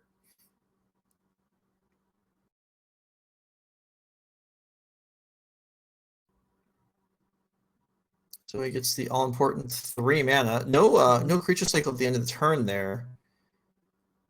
So there is a Striper of Wonder in hand now, so that can make its way in, but nothing yet. Yeah, and we have another run in 6 in hand in that surgical for Nicole, so not too much happening, unfortunately. Oh, just kidding. I mean, that's certainly going to help. We didn't get the Teferi to stop the living end, so let's see if we can go ahead and Chalice of the Void. But Zoe says, I don't really want that to happen. Was going to go for the Force, but instead is going to cycle the Striped River Winder first, cycle a few more things just to be sure, and then go okay, that's experienced play there. Not hard casting Force Negation. Instead, spending the mana to put a couple creatures in the graveyard first, then pitch cast. Card disadvantage, but who cares? Zoe Riederman doesn't mind. Now there's more creatures in the graveyard. That's where her advantage comes from. Yeah, unfortunately, that Chalice not being able to resolve is certainly going to hurt a little bit for Nicole. Losing 2 really good cards in this matchup. Does still have that Surgical in hand, another run in 6 and some lands. But Zoe, with this Violent Outburst in hand and quite a few creatures cycled on that last turn, could be looking to try and roll with what's in the graveyard here in just a bit. And no doubles of creatures, right, for Zoe, because that makes the Surgical better. I think it's all singletons so far. It's Riverwinder, Curator Grief, maybe. So even if one of those is picked off, Nicole's at 13 already and doesn't have black mana, so that would be 11. So it would be tough, even with just 2 creatures coming in. Zoe can't really wait though, because that run in 6 is getting close. Certainly a little bit scary to face down, and looks like Zoe definitely agrees with you. Violent Outburst is going to be the call here, and fans up the graveyard. We know that Nicole has that Surgical Extraction, so allowing a little bit of time if that Surgical was to be deployed here and now. And I think this is upkeep. So if there's Architects, Zoe might be draws step. If there's it's funny if it's Architects or Grief, depending on you change up where your timing, but you don't know what Nicole's going to go after.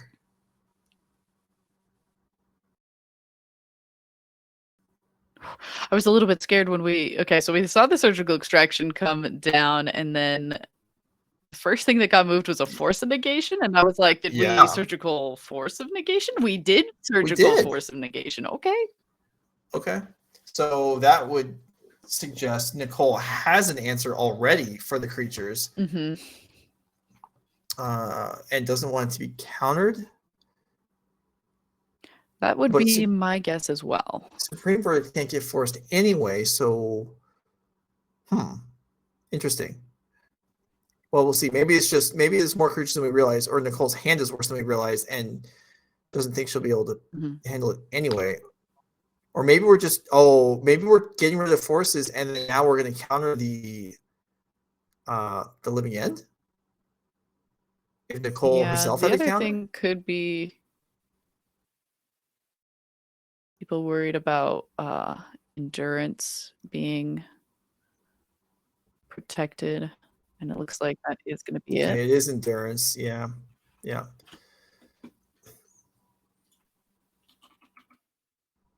So that is going to clean up Zoe's graveyard and then go into the graveyard itself. But job done from the endurance. Yeah, but I don't think we Force of Negations is non-creature spell. So if we were worried about endurance being taken out, we didn't really need to jump on the Force of Negations then and there. I want to agree with you. I imagine we're missing something, because I do agree with you that taking force negation there didn't seem particularly relevant. But we're probably overlooking something. All right, Ren 6 picks up Wooded Flails. Here's another Chalice. Ren 6 at 7. Well, now he's. Oh yeah, I was about to say, a if lot you're of also trying to problems. protect the Chalice of the Void that you know is in your hand to come down later, then I certainly understand just like taking the moment to go for it. So is able to do that. And Nicole with a nice rally there after that first game, and nicely being able to make sure that that companion doesn't get shuffled into the deck. Always a little bit scary when your commander gets shuffled in. So got to make sure different sleeve and able to pick out those differences. So Nicole able to even us up to 1-1, but Zoe being on the play with this living in deck could be a little bit spooky for Nicole to have to face down in game number 3. Shuffling in companions, shuffling in commanders. I don't know about any of this stuff. I can tell you that I tried playing Tron with Gigantha, and I think I played 2 entire leagues before I realized it was actually there to be able to bring in. I can't figure out every single time. Oh no. Were there times where it would have mattered? I don't remember. I just know it never happened. Okay. All right, so living end for Zoe. We saw this before. In fact, if you've been following the NRG series or following Zoe, you've seen this deck all year, performing pretty well, pretty impressively. Some cards maneuver in and out, number of colossal sky turtles, some of the sideboard choices, but the bulk of this deck has stayed consistent. And I was talking about some sideboard decisions, and I mentioned that subtlety probably going to be kind of winners. Brazen Borrower could be a little bit helpful if there's enough things that you're interested in taking out, and the additions of Dismember and like Mystical Dispute are certainly going to be pretty helpful in getting rid of some of the elementals that Nicole has in the deck. Yeah. I wonder. I'm not sure. So there's obviously Chalice is a big one. Chalice and Teferi. Unfortunately, subtlety, endurance, force of vigor, foundation breaker, none of those deal with both of them. Yeah. So definitely a rough situation. Yeah.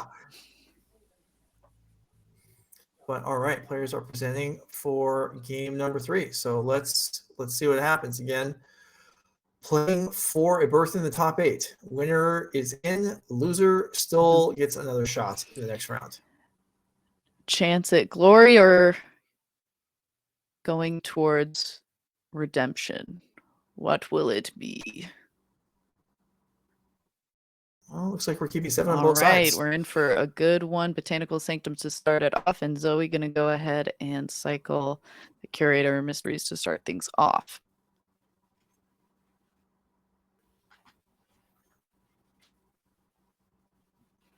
Nicole, fewer, probably 0 turn 1 plays. Now there is the 0 mana Chalice of the Void, which is great. However, that probably wouldn't come down turn 1 anyway, unless it's trying to slip under a force negation drawn off the top, which is certainly possible. Yeah, I guess they get to see sideboards, so wouldn't have to be as concerned about something like Spell Pierce if you know that your opponent doesn't have it. Joe Lisette and chose not to submit it in their 75. I was gonna say, even if they have it, you can just ignore it anyway half the time. Spell Pierce once upon a time had played a real role, but I don't know. I don't believe in it anymore. Me and Spell Pierce are a little bit sad that you don't believe in it anymore, but it's fine. Oh, please. You and Spell Pierce can go ahead. Why don't you try blocking once in a while? You know, that's fair. All right. Then me and Spell Pierce will be back. Waker, Waze, and Street Wraith going into the bin. All right. So already pretty sizable. Waker of Waves really adds a lot of strength to the board when it comes into play. So that's that's 3 creatures on the board in the graveyard right now, but that is a strong set of cards. And yeah, Zoe's gonna go ahead and bring them out right now. Yeah, let's see if we can start this party off right. Nothing in your graveyard. At least 3 things in mine, hopefully. As Nicole takes a look at the hand. Do we have something like an endurance? Clarifies that there is nothing to find. Go ahead. Go get Living End. There is a Solitude, though, which does a lot of work here, as you can take out the Shardless Agent and the No, I'm sorry, I can't. Trouble Sage is still on the Mhm. stack. But it can pitch cast anyway and then come back and take the Waker. No, okay, not going to do that.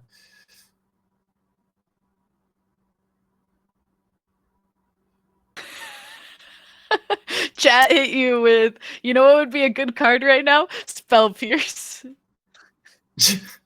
I mean, I suppose. All right, here is a Solitude pitching to Fairy. So Nicole had the tools, just so he didn't give her any time. Yeah, it's gonna go for that Waker of Raves. We'll gain a lot of life for Zoe at least, but hey, these creatures that remain are not too bad. The Ephemerate, whoa. Beautiful to see. Yep, and you know, we'll take that one too. Well, we're not, yeah, I don't even think we're done yet. This is devastating. Yeah, you know what? You had 3 creatures in your graveyard. Now you have 3 in exile. How do you like Hey, that? but Zoe's got a lot of life. That's true. That's true. I'm sure she's not feeling like that was a good exchange, but you're right. There is a consolation prize. Yeah, and at least Solitude being able to get Nicole back some life as well. So hopefully we can be on a little more even playing field in a sec. Our last game actually did come down to sudden death. This one, though, both of those first games went pretty fast. So I don't imagine we're going to get there this time. Though Zoe and Nicole could surprise me. Man, most people are just agonizing about the possibility of sudden death happening again. You're just waiting for it gleefully? You want to see it? Yes. I don't, it Alright. just, it's a different structure that I'm excited about. Yeah, sure. All right, Nicole, double fetching here. See what she's looking for. Teferi got pitched to Solitude with Ephemerate in hand, and that made sense. But I imagine any other white cards in hand were probably less valuable than Teferi. So either maybe there's another Teferi or whatever this follow-up is isn't white. I had a moment where I was, yeah. Alternatively, I don't know what I'm talking about. I but also, we'll see. I also We'll see had a what moment just where I was like, where did all of Nicole's lands go? And then we're just fetching twice. So happens. also shocking twice. So don't worry, Zoe. Sometimes these 4-color decks do all the damage for you. And there is another Teferi. Will this one be able to come through? Cycle Street Wraith in response, and Force and Negation came off the top. Okay, all right. Look, but we Oh. had another one anyway. Okay, well, maybe Zoe, another we blue shouldn't card, have done yeah. that because it would have looked so much cooler if I thought that it was the only one in your hand. Okay. I mean, maybe we needed the blue card, and it Yeah. really was just as intense. We'll go with that. Yeah, maybe it looks like it's the case. I don't think there's any creatures in Zoe's graveyard. There is a living end in hand, so everything is backwards right now. Oof. Yeah, that's not where you want it.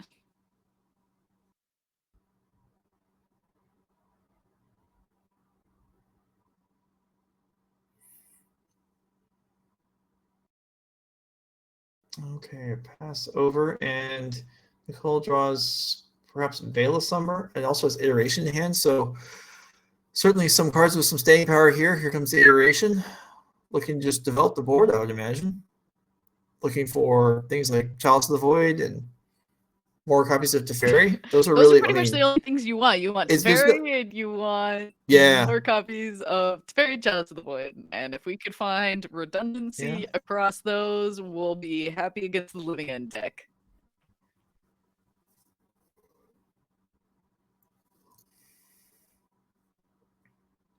Yeah, Endurance good too. Land drops into more card advantage. Yeah, it is a matchup where from Nicole's side, it is very clear what you want. Not necessarily what order you want to play things in, what's worth pitching and sacrificing, but it's very clear what cards you want to see more copies of. That's a really good point to make. Oof. Yeah, that's a... Okay, there's a Chalice, and then just like the Mishra's Bauble iterations, they're always so frustrating because they're free. This is even worse because not only is it free, it's not like cantrip, it's devastating hate card. And it looks like one of the cards also that we're choosing where it's going to go is an Endurance. So yeah, clear what you want, just hard to decide where things are Mhm. going. I think the other one's a Renin 6. Yeah, the other one was Ren 6. Yeah, in fact, the Ren 6 might actually have been the choice. It looks like we are going to go ahead and make sure it was an exile. Now it's on the field. 4-0, yes. Okay, so you have another force or Boseishu or Sky Turtle, something along those lines at some point. Nicole debating an attack here. Obviously, trading Solitude damage for Charlotte's damage back and forth is favorable for Nicole, but Zoe's not going to let that happen. She's going to block immediately, and there you go. Yeah, sure, no problem. I'll add creatures to my graveyard, says Zoe. Gain a little bit of life for Nicole. Consolation prize, and not having land drops is not exactly where you want to be for these 4-color decks. We saw a very long game that Ivan played against Andrew Elenbogen last round, and we got to see just how important and also great it gets to be when you have 5+ lands and get to kind of continuously just hard cast your incarnations. You get to do some fun things with Omnath. Like, it's a good time if you got a lot of lands. And Nicole, I don't know, we maybe anchored some lands. She did take that. We think she took that Ren 6 off the iteration, so they should start flowing next turn. Yeah, Soon. And then once it starts, then they probably won't stop. It'll just build and hit all the land drops. Unless Zoe Party can don't say stop something about when that. Renin 6 is on the table. That's right.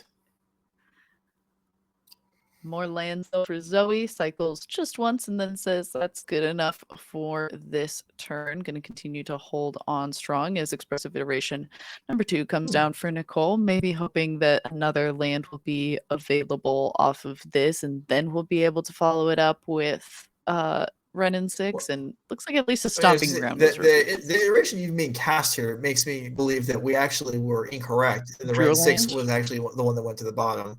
And it was the endurance that we got? Maybe. Drawing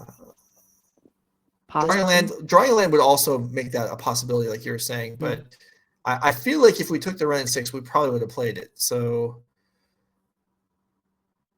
okay. Or there could be another endurance in the hand, and Ren 6 was held back because it's green. And that's why the iteration was cast there. Without full information on the hand, it's easy to speculate and be wrong, but certainly there was something or other that led Nicole to make the choices that she made, but it has resulted in her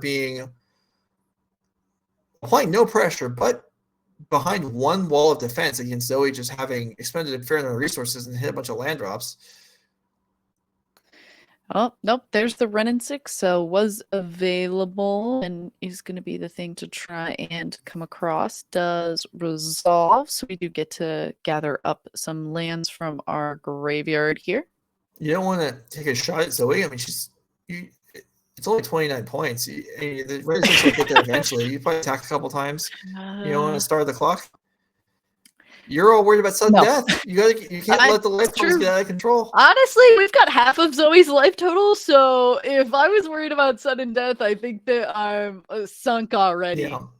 All right. Charlotte's Agent with maybe one creature in the graveyard, but also Chalice the Void on the board. So this is just a 2/2 that is hoping to attack Ren 6, which is an understandable position for Zoe to try and push, but this is not a good sign. Yep. Now flipping over a lot of cards to find a living end here. Subtleties did come in, those foundation breakers as well. Would be nice to see one to get rid of this Chalice of the Void, but went for it, and no living end because of said Chalice of the Void. So Zoe's not gonna has the option to cast it, throw it in the graveyard, but not interested in doing that. Just gonna leave it in the bottom portion of the deck, which is honestly right where you want it to be in the first place.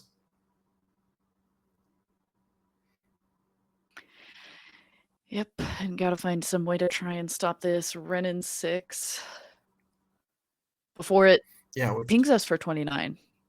Yeah. I mean, this is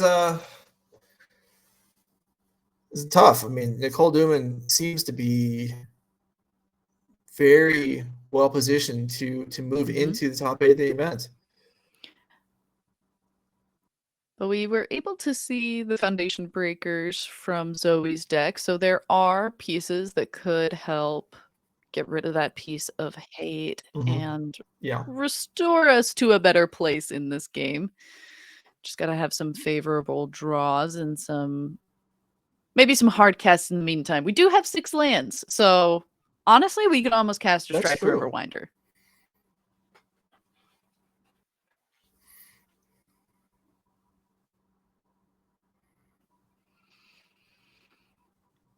Continuing to tick up with this Renin 6, continuing to make land drops. Finally, something Nicole is likely But no excited defense to be against your doing. Soilless Agent as of yet. That's Yeah, true. and As of yet. it comes across. Can it connect with Red and 6? Looks like there's a Solitude in Nicole's hand, so probably not.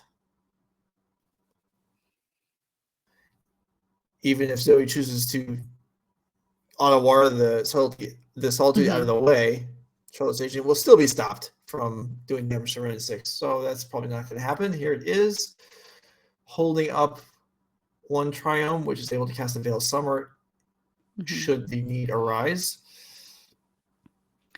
And Living End in hand, as you mentioned, kind of stuck there and not able to follow up with a hard cast of anything in hand either for Zoe. And now with the Solitude in hand and the Omneth is the follow-up. That is a huge, like, the door is closed and Nicole is just trying to lock it shut and lock herself into top 8 right now. Okay, dress down the draw. That's just a cantrip at the moment, but the way is clear. Just further card advantage. Lance picked up. Solitude attacking, and this is Nicole can start making dinner plans because she may be done for tonight after this game. That's gonna feel good, and I mean, hopefully you just don't get too ahead of yourself. Once again, we've been able to see this is Living End, so like if we're able to foundation break it, hey, okay, you know, I gotta. You think making dinner reservations in the middle of a game is too much? Is too presumptuous? Yes. All right. I suppose. I think that's something that I could see you doing. It's not something that I could see myself doing. Are you kidding me? I win 2 rounds of a Grand Prix. I'm like, yes. If I just continue this, I'll be top 8. Yeah, I know it's healthy to not think ahead like that, but I find myself consistently. I don't know. I think there's a middle ground though, for sure. And I think like actually being on the like riding on the high and using it to keep yourself in like a good mental space where you're like feeling positive is actually really good, because I find like a lot of players across multiple games definitely end up falling into like this pit of just like bad mental states that causes you to play poorly. Yeah, that definitely happens. All right, Kahira picked up.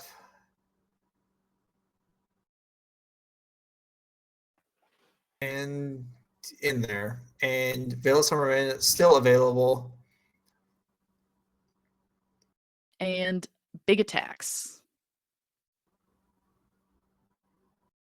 Has vigilance now because of Kahira. Woo! Yeah, and this won't take long to finish this out. Here is Onawara on perhaps Chalice. Okay. That would be pretty big. And that doesn't get caught by Veil as well. So that's true. So wait, are you saying that Nicole should not, in fact, is correct to have not taken a break to make dinner reservations during the middle of this game? All right, maybe Zoe's still in this. Yep, Nicole immediately is like, what's in your graveyard? Rightfully so. And what's in Nicole's graveyard? There's a Solitude, and that might be it. But I would trade a Solitude for a Solitude in Omnath and a Kahira. Well, when you put it that way, yeah, I suppose I would also too. Trading for our best creature, but then we're gaining more life. Gotta find the light at the end of the tunnel here.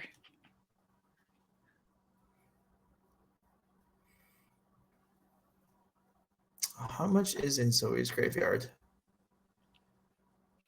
don't think I was quite able to make it out. And I don't think it's a lot. yeah.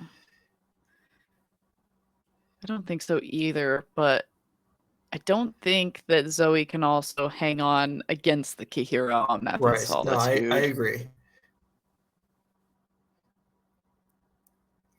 All right. Well, there was 4 cards off the top that Zoe wishes were in the graveyard, not in her exile zone momentarily. All right, here is Living End. All right. Do you think that Zoe brought in the 4th copy of Living End? I was wondering about that as well. And because of Endurance being one of the hate cards, I would say maybe you don't need to. Okay, there's a Stripe Riverwinder in response to Living End going in the stack. And here we go. There's a Riverwinder that survives Solitude. Architect. Okay, there's more than I thought. It's still not a lot, but it's something. Yeah, Zoe could get this game back under control. You made a good point that thankfully the Riverwinder that would normally be the thing that you would want to hit with Solitude does have hexproof, so it is going to be safe, and luckily it's only going to be one of these smaller creatures that's going to get picked off by the Solitude. Yeah. I was not worried about the clock 5 minutes ago. I am now aware that we're moving through this round. I don't know how much time is remaining. It's probably a decent amount still. All right, we've just been informed there's still 15 minutes left, so we should have no trouble finishing this game to its natural outcome, which, much to I will admit my surprise, is somewhat in doubt especially now. if we're worried about Zoe not having brought in the last copy of Living End, because we know that 2 have been used and 1 is in hand. Right. Well, an Endurance could push the other ones back into the deck, although I guess there's no reason for Nicole to play an Endurance now. Solitude going to go attacking, get blocked by Street Wraith. All right.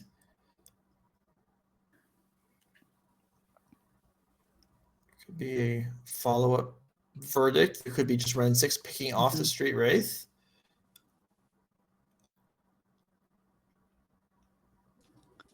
Yeah. The Supreme Verdicts for Nicole are also in the sideboard, and it's it is one of those things where it does depend on how you think the game is going to kind of unfold.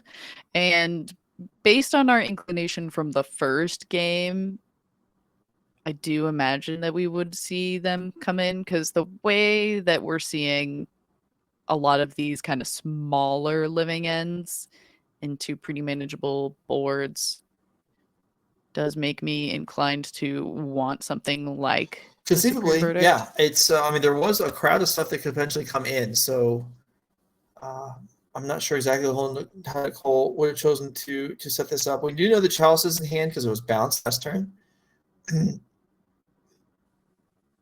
Is that a? I think that's the Supreme Verdict, yeah.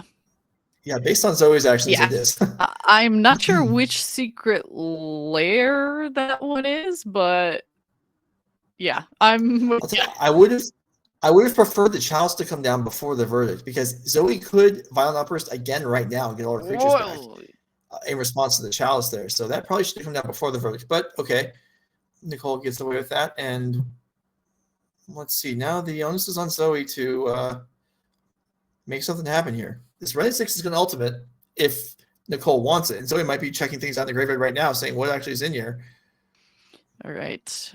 I believe that it's a lot of cards. And we've been told that there's about 15 minutes left. So yeah, this game should come to its natural conclusion, taking a look at both of the graveyards. And yeah, Zoe is getting into a worse and worse place if Nicole's graveyard comes back as well.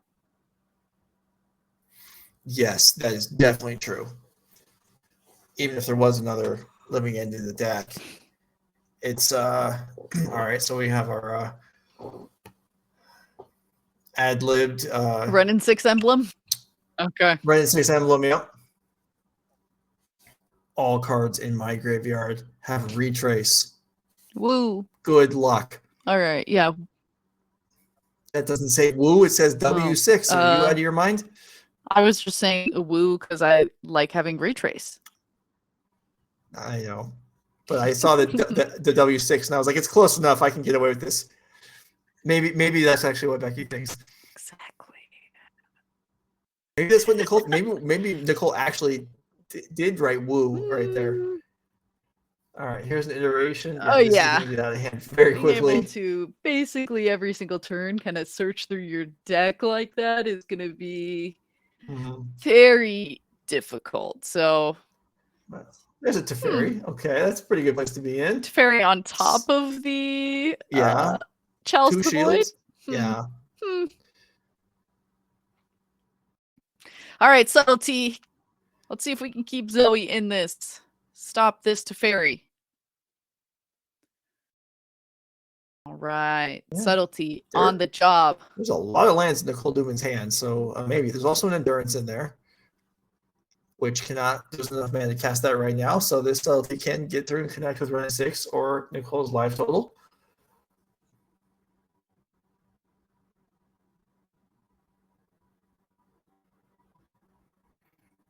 Do you think the coverage spotter should collect that Ren 6 emblem after the match For future use? you know, Yes. Nerd Rage historical archives? Oh, okay, or for future use. I guess that's true too. Does Nerd Rage have a historical archives? Maybe it can Ah, begin I'm with kind that of here Ren 6 for it. That would emblem. be kind of cool. All right, here's a Charlotte's agent. I believe Zoe indicated, yeah, there's no living end in here, so Dexter Cascade, and you can look at it if you want. Nicole will indeed do that, but it has to be somewhat comforting when your opponent's like, oh, by the way, my next namesake, Yeah. offline. Maybe this Mhm. is a trap. Maybe Zoe's saying, Nicole, I don't have any more living ends. You don't even need to cast that Teferi. And then she's going to kill the Chalice Endurance herself. Well, okay, that would get rid of all the creatures Yeah. in the graveyard. You know what?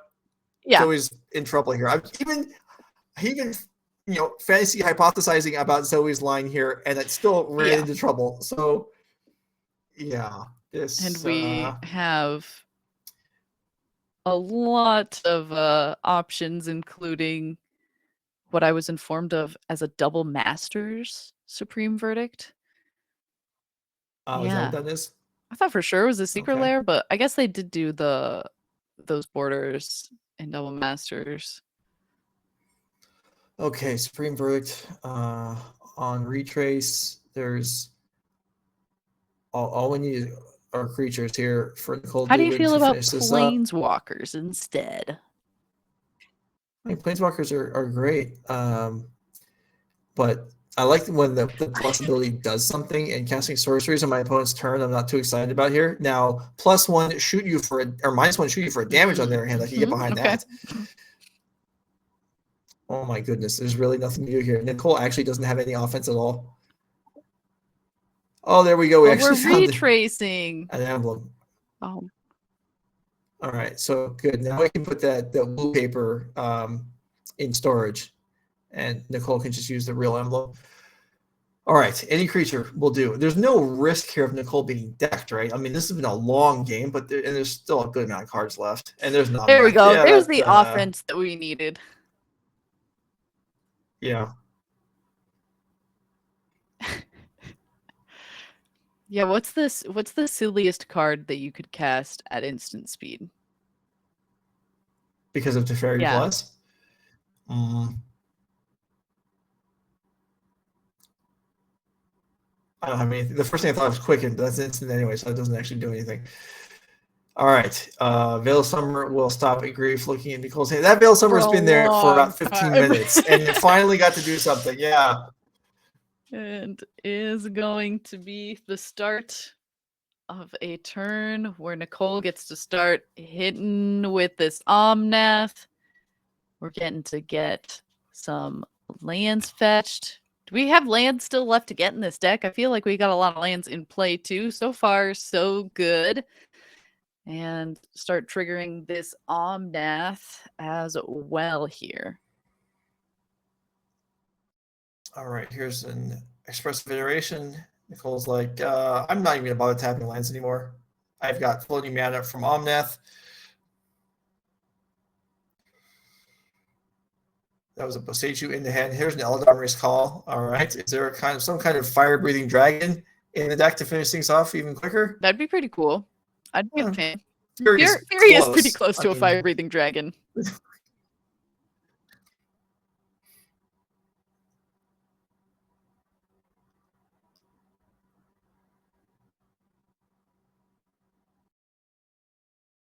So far, so good. Moving all of these lands, yeah. Yep, just gotta find 2 red in there somewhere.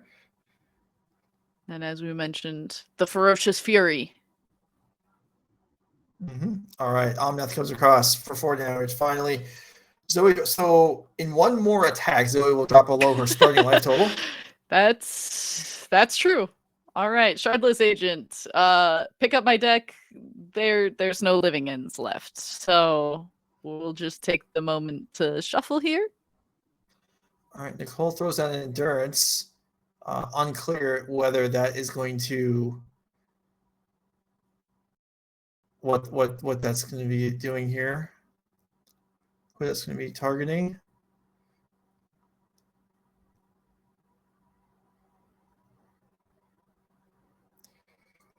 All right. Well, now we have a respectable attack here. It looks like about 13 that can come across. Nicole's like, well, let me.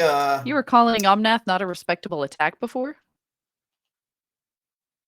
Well, not in going wide. No, we only had 1 creature in the board. Now we have 3. 3 is like a legitimate squad. We said, Zoe can bring back 3 creatures, and that's like, that's a good amount. So okay, we'll use the same standards for Nicole. We're not judging the creatures based on and their merits, just on their number, how many there are of them.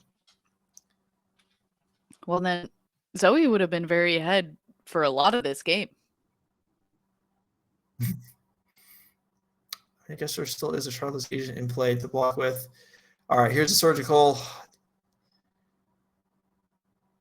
Force of Negation.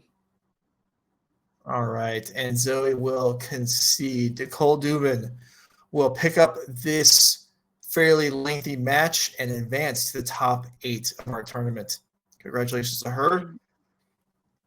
Zoe Riederman will have 1 more shot in the next round. We're going to go to a break, and we're going to come right back with the 3rd round of the double elimination. Thanks for being with us. This is NRG Gaming, the championship of 2022. We're coming right back.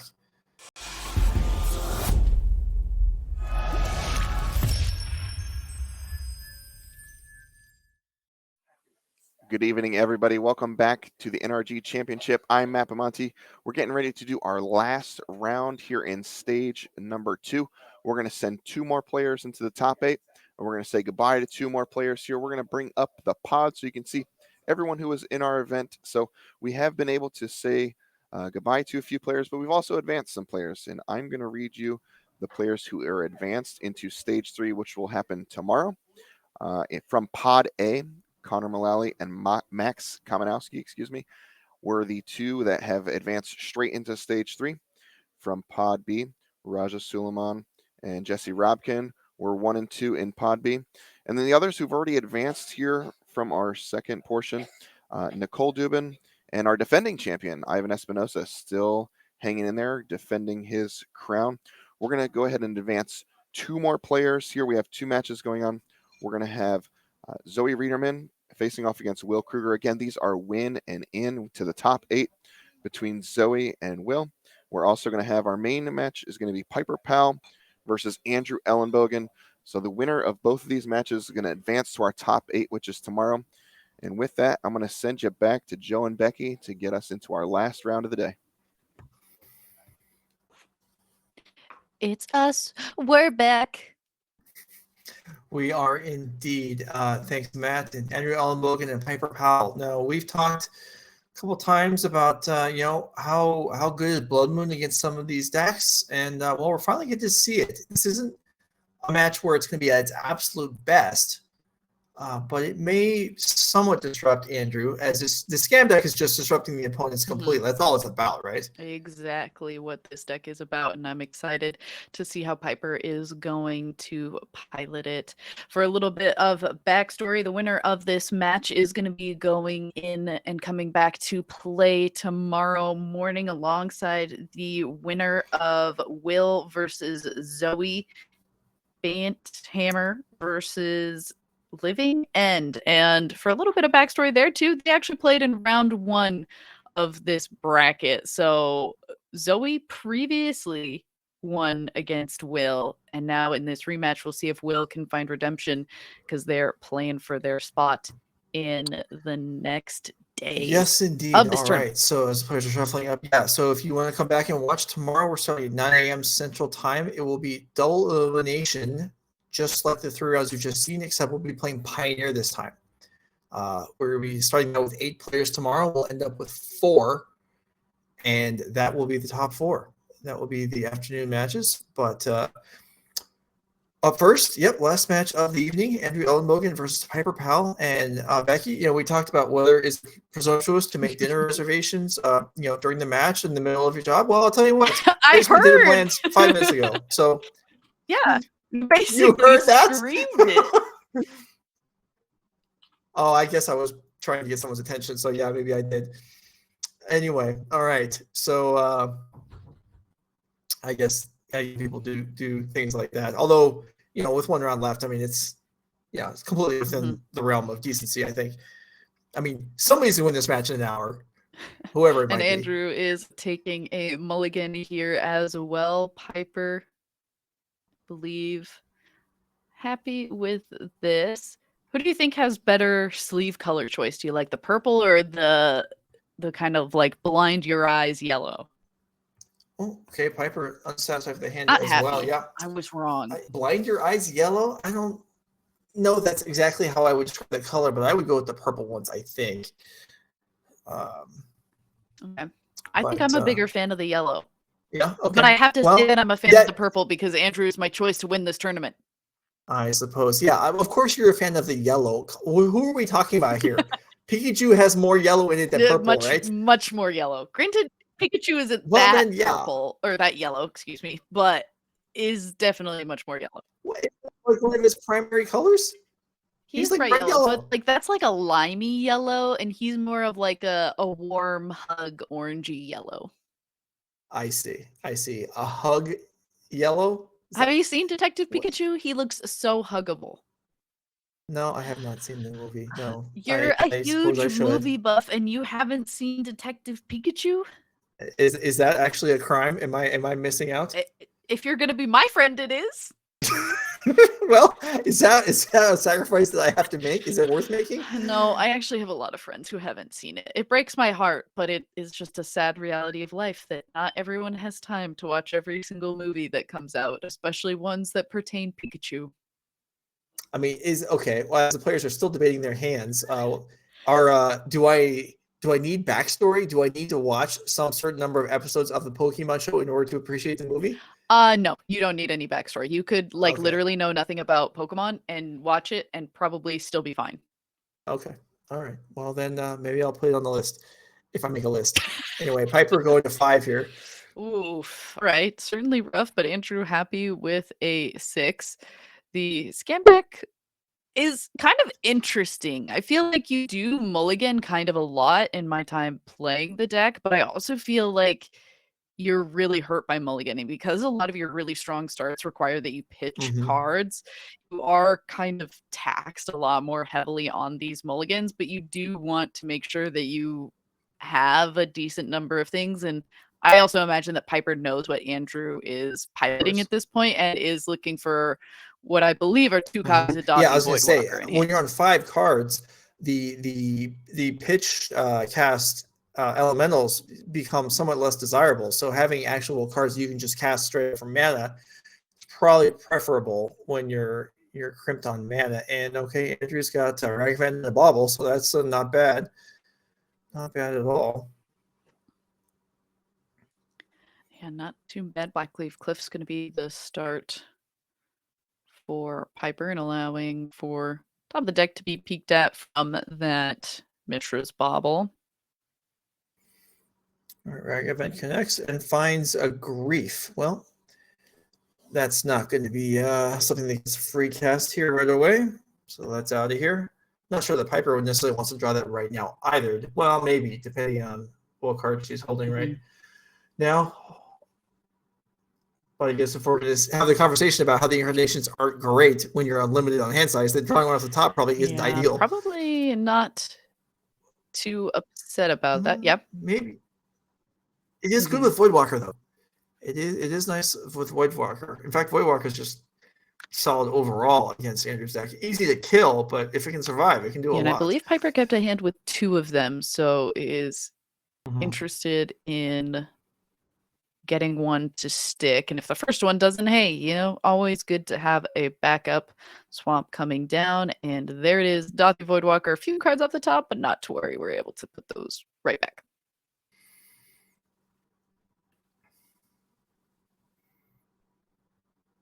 Okay, Ragavan comes in again. I guess there's a significant risk that you flip over a removal spell that, okay, there's a Fury. Whoa.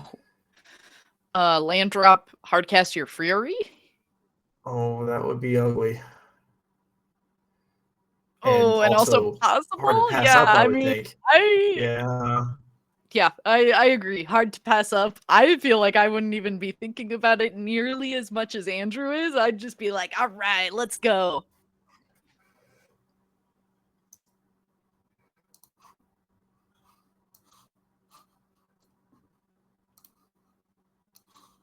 All right, hovering over that island, and instead, oh, we're looking. I mean, yeah, well, Oh, I think we are asking the question that chat was asking too, actually. Can you pitch cast a incarnation from a Ragavan? well, the question should be, do you even want to? I mean, you can just hardcast it.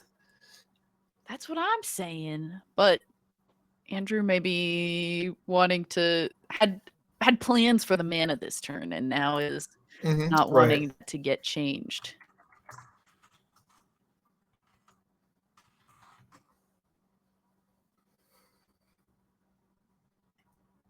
All right. Well, we'll wait for the answer to that. I'll admit I don't know the answer to this for sure either. I would guess that you cannot. Yeah, I would also guess that you cannot, and it looks like Andrew is instead, gonna say, we're just gonna pay for it, keep it in play on our side, and take out that Dothy Voidwalker, as it does stop us from being able to get some things in the yard for our Underworld breaches later down the line. Mm-hmm.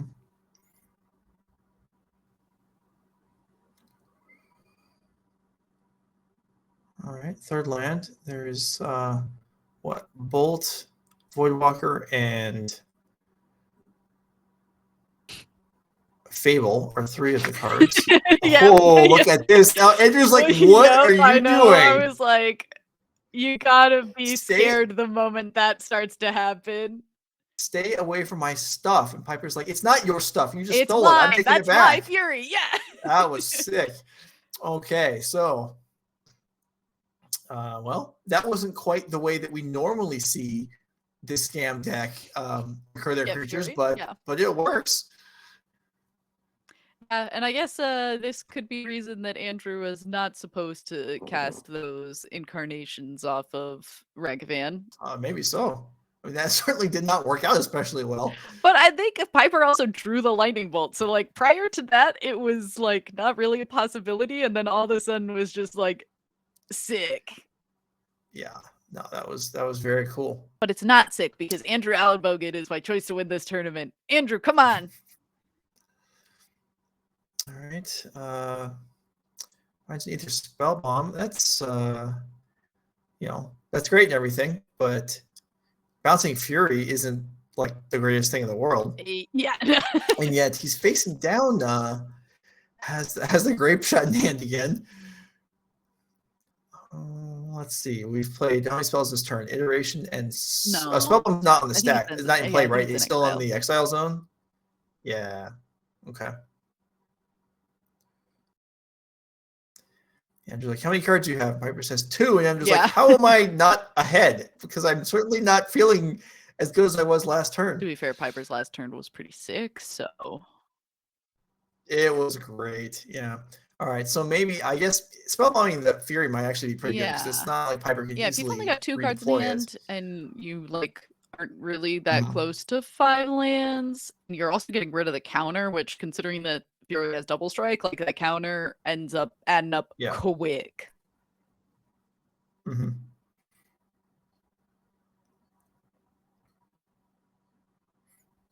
Breeding Pool gonna be the pickup off of that Misty Rainforest. As Andrew's trying to decide what's happening. Spellbomb does come into play from exile off that iteration, getting to plus that run in 6 and trying to hold on in this game after a pretty rough set of turns that we got back and forth between. All right, so Piper with, we believe, another Voidwalker and a Fable in hand, and probably can start this turn off with an attack. I would imagine attacking Andrew's life total, not the run in 6. Maybe. Looks like the draw for a turn was a land, Fable, and Dothy Voidwalker, Yeah. the other cards available for Piper. I guess. Okay, yeah. Attack first. Okay, attack Ren and Spell does bounce it.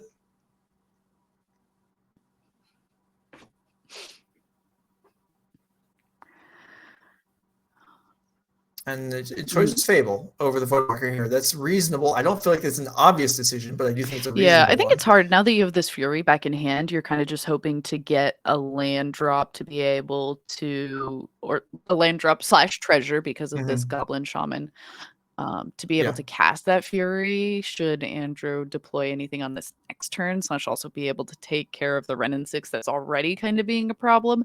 So I like the decision that gets us there a little bit more reliably, even though Dothy Voidwalker is certainly a good card in this matchup. Okay, iteration finds a Renin 6, another iteration, and a Mox. And the Renin 6 does go to the bottom. So that's 1 spell. That's 2 spells. I'm constantly trying to think, okay, how much can this Grape Shot do? When it's not We've really never even seen significant it. on the board. Yeah, But we've also never seen the Grey Shop even become close to castable in reality. it killed a Solitude earlier today. Yeah, it did too. Because Why it are did you 2 laughing? damage. That's the least Whatever. damage. Well, okay, that might beat me here. Least damage I've ever Yeah, seen there you go. a Grape Shot Bam. do.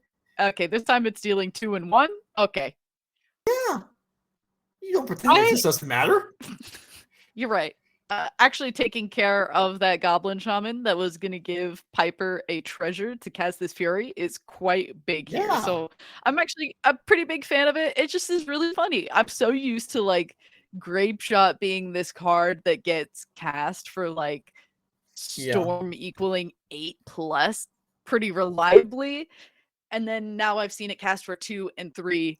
All right, I don't want to make At light least of twice today. Piper has a pretty tough decision, I would say, right now. With Fable rolling up to Chapter 2, the hand is Thoughtseize, Fury, and Dothy Voidwalker. All 3 of those are decent cards.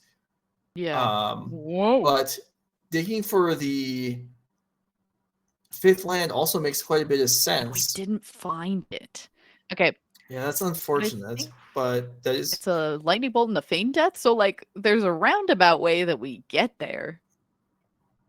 Okay. I feel like I would wait until we could copy it, though. Maybe that's like a little bit too long to wait, but... I mean, yeah, just bolting the Renin 6 seems reasonable also. That's just a simpler way to do the same thing and then wait for the next red card. Yep. Puts us ahead on board to wait for the next red card or a land. But I do think that was a fairly complicated decision there because Andrew has a number of cards in hand, so Thoughtseize is appealing. And you know Piper played and the Dothy Voidwalker and the Void and the Voidwalker plus the Thoughtseize is nice together.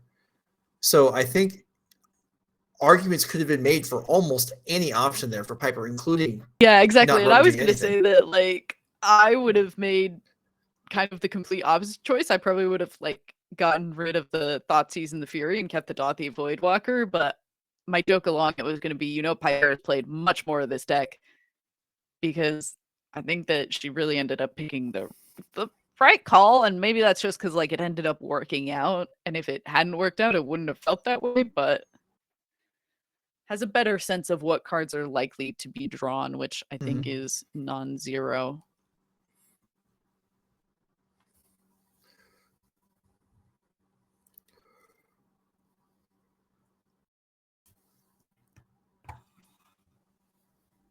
All right. Fable the Mirror Breaker. Now Reflection of Kiki-Jiki.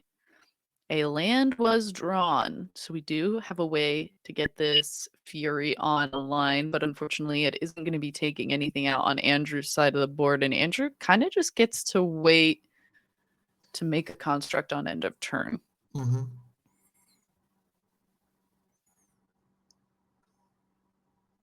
Yeah, Piper's turn may end up just playing the Blood Crypt tapped here without really having much all to do, which feels bad, but it's probably the right thing. Yeah, it's just Blood Crypt. That's it.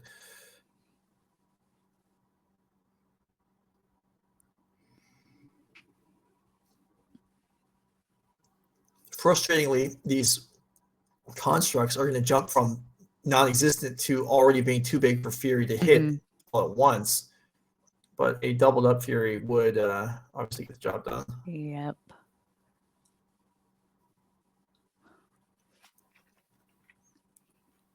And looks like immediately going to throw down another construct. Earlier in the day, we made it our job for the two constructs to match.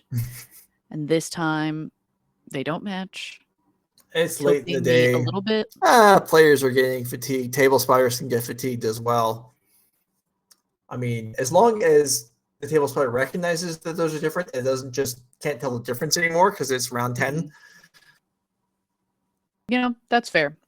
Ooh, Haywire Might, unfortunately, doesn't get rid of Reflection of Kiki-Jiki. It says non-creature. You are correct. I was going to say it's still an enchantment creature, but you're right. You're right. That one I also know because I've tried to do, and then was like, why doesn't this work? And then I was like, reading the card explains the card. That is frustratingly often the case. I know. There's just so many things to read and so many things to remember.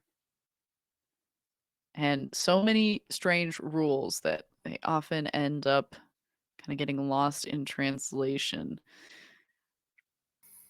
Something that I also just like have not been paying like as close of attention to in this matchup has definitely been life totals, and Piper being at 8 with both of these constructs on the field alongside a small collection, a small treasury, if you will, of artifacts is maybe not the most ideal for Piper.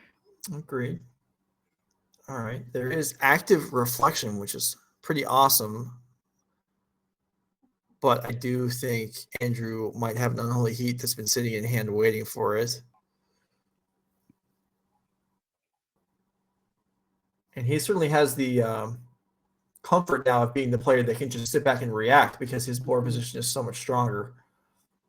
Yeah, and as you mentioned earlier, that is more pertinent here as well, is that these constructs are big enough that they don't die to just one Fury.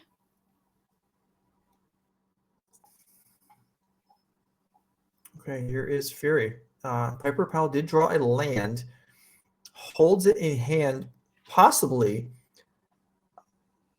so that Andrew will.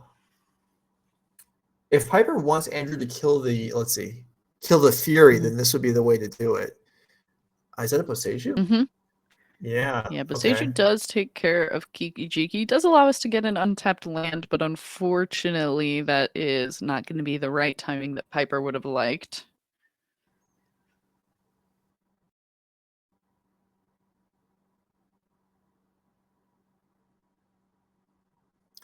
Give Andrew Elenbogen credit. He had, every time he's kept a Mistress Wobble around, it has proven to be very relevant. Yeah, I will agree. Something. There's a reason I picked him to be the winner of this tournament. something.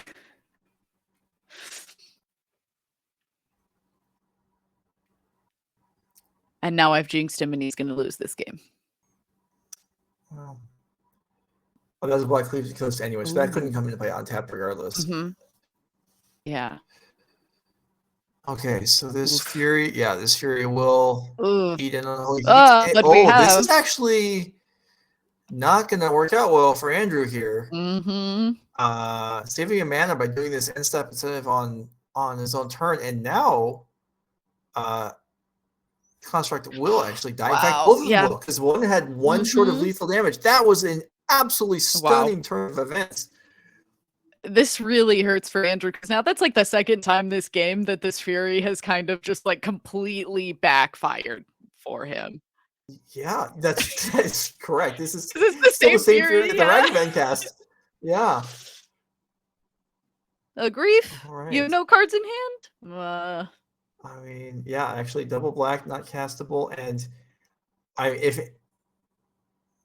unclear how much stuff Andrew has left in hand. He's got more iterations. All right. Saga and Bolt, maybe he might be taking a hit from this Fury. Yeah, you're right. This Fury has kind of been the undoing of Andrew Elenbogen so far this game. Andrew Elenbogen's #1 nemesis, the full art Fury. And it's gonna hit for a lot too. So It is. It's gonna hit very hard. Well, maybe not. There's Jonathan to hand. I think Ragavan at hand as well. Yep, there it goes.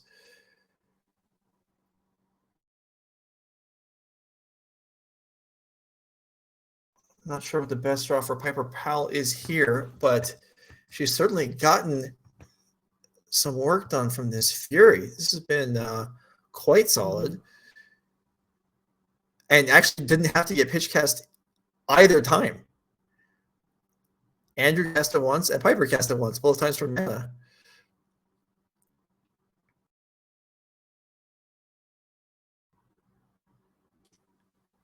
Lots of lands in play for Piper, so could do pretty much anything. And Andrew, unfortunately, with quite a few cards in hand, but not a lot happening on board. We're hoping that this Urza Saga maybe gets to a point where we can trade with the Fury or we find another way to answer it, because this is a rough place to be in for sure for Andrew. It's going to be... Checking the graveyard here. It's a Blood Moon. Get out of here, Urza Saga. Oh, woof. All right. Well, that's not game over, but it's not bad.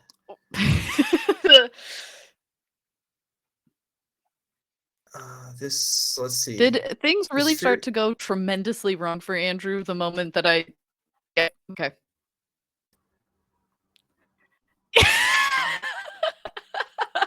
NRG Series owner from across the United States came over the mic and said, yes, it did.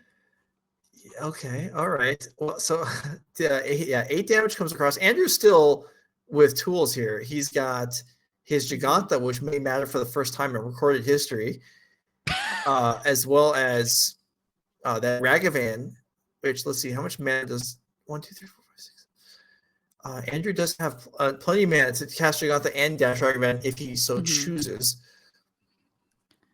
Yeah, things... I don't know. Based on the way things have gone for Andrew when he's cast cards on Piper's deck, he might not want to. All right, starting off with a dash Ragavan. Getting a second treasure and nothing off of Piper's deck.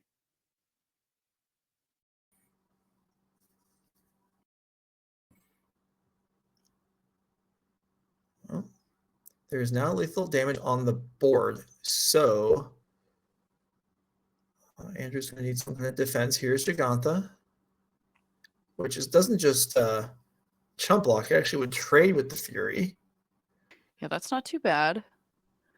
And we're just hoping that for fans of Andrew at home, that Piper doesn't draw a way to bring this Fury back from the dead or a way to take care of Giganta here. Well, I imagine if it was something that would kill Giganta, we would have seen it. Piper wouldn't have to think too hard about that. Yeah. It is worth mentioning that there are no like Terminates or Dreadbores for Piper's deck.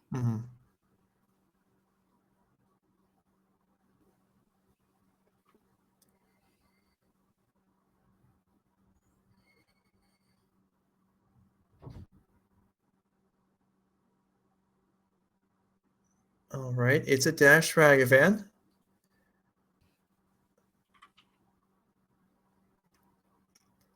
And there are no Terminates, no Dreadbores, Mhm.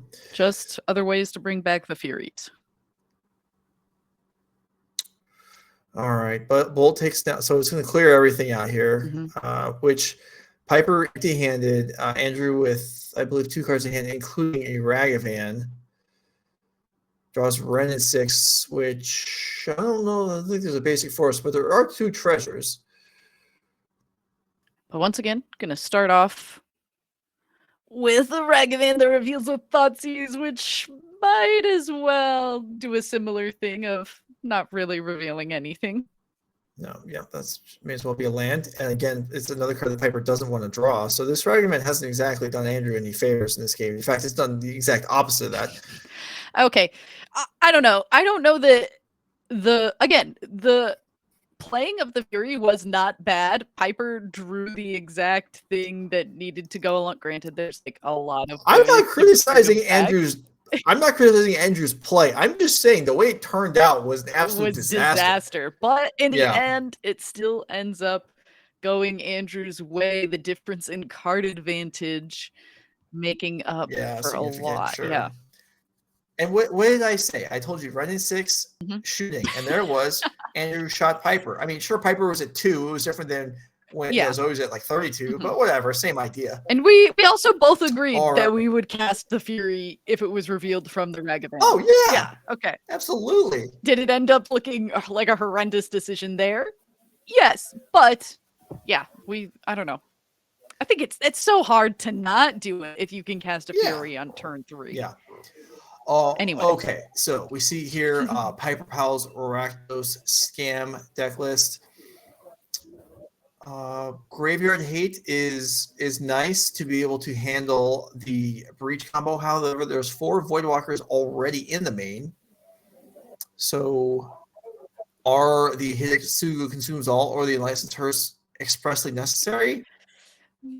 Yeah, maybe. I don't know. Maybe I feel not. like this is always like a hard place to be in with this deck too, is that unless you're getting like some really great kind of answers or changes to your deck for what you're playing against, it is kind of difficult to decide how you're kind of changing the viscosity of your deck with a lot of these sideboard cards and how much you really want to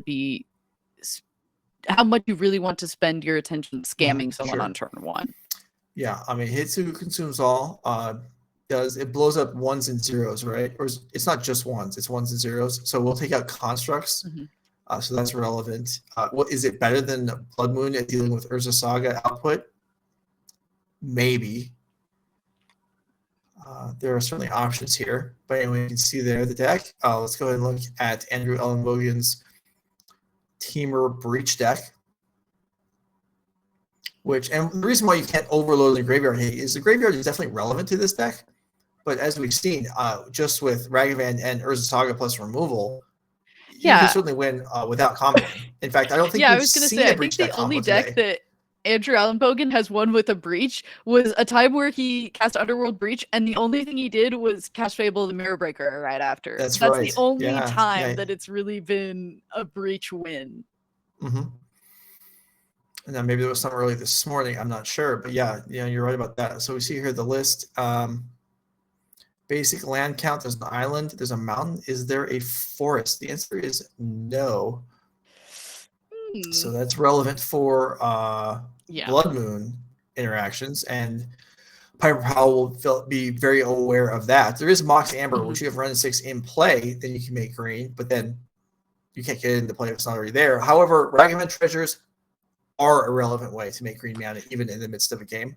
Yeah, and this is always awkward too, because you have something like the Veil of Summers in your sideboard as well, or the Spell Pierces, but sometimes the really big turns that you're kind of trying to fade are turn 1 where you can't have those things as reactions, especially now that Piper is going to be on the play.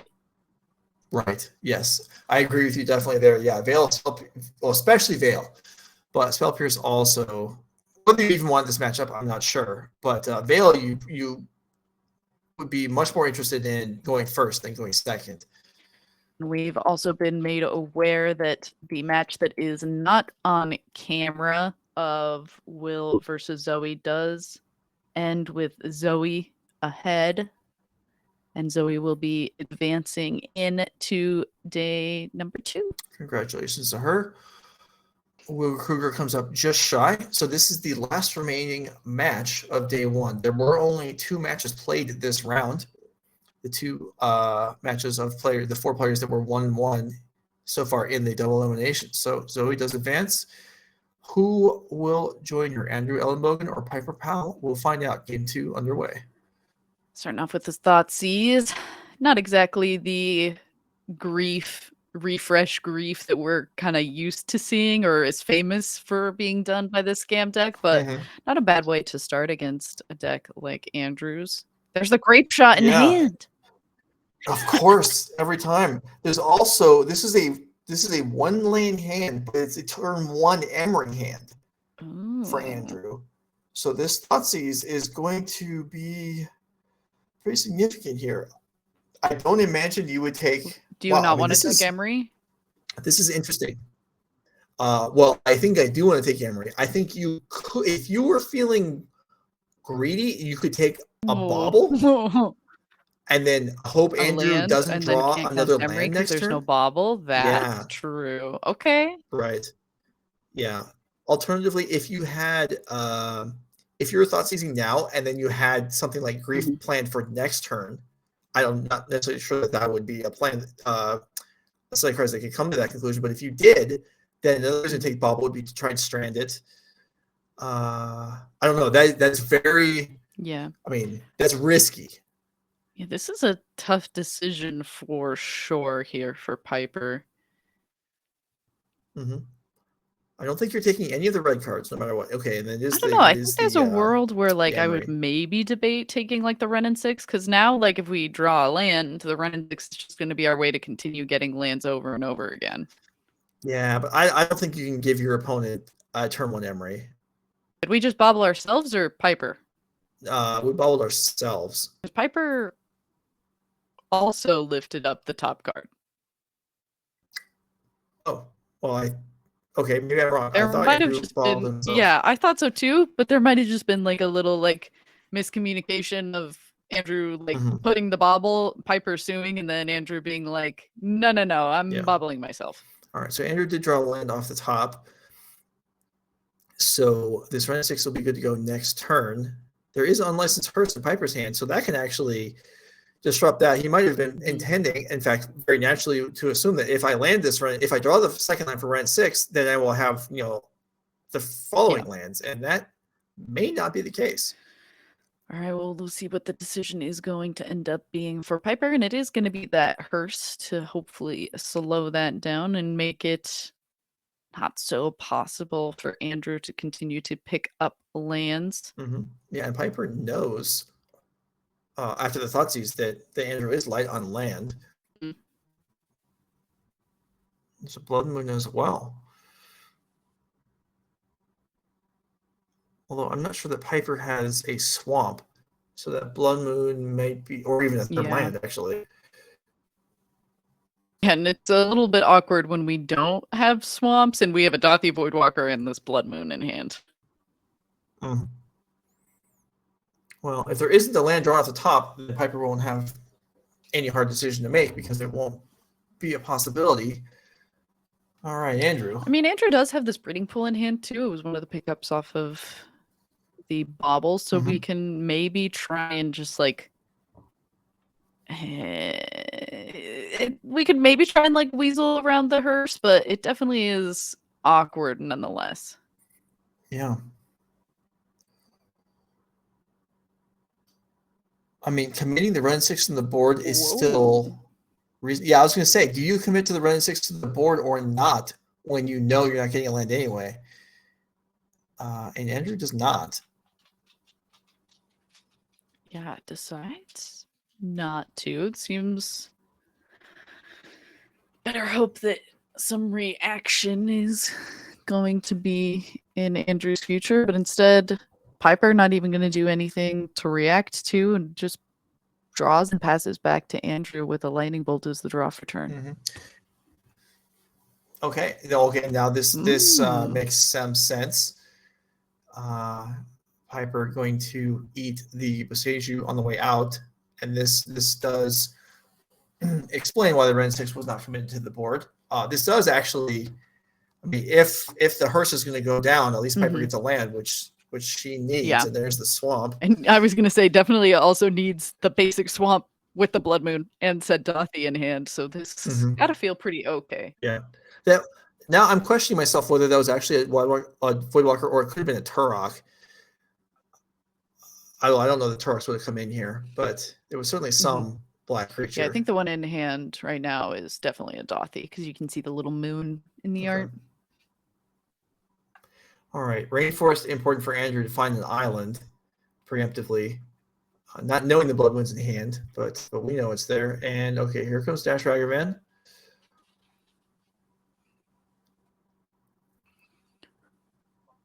Eats fire, which I mean, is that even the right choice? I mean, that Ragavan connecting was good for Piper last game, sort of. I mean, considering that Andrew still won the game, I would say in the end, maybe not. The Blood Moon follow-up does lock us out of our own Dothy, but it does, but it locks Andrew out of casting that Ren 6, just for starters. There is I can't do that. Yeah, that breeding pool doesn't have for green right now. So Andrew's hand, I mean, he's got that grape shot, which he seems to always have. And yeah, okay, pick up Jogantha. Wow. And there's another Boseiju in Andrew's hand.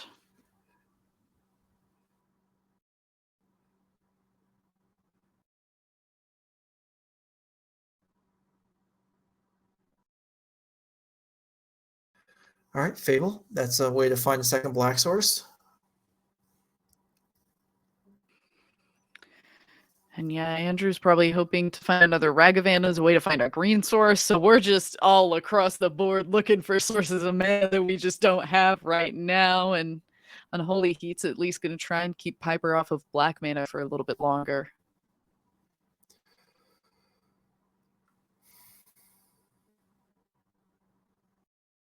Okay, there we go. Jogantha. Relevant. Who knew? Not us.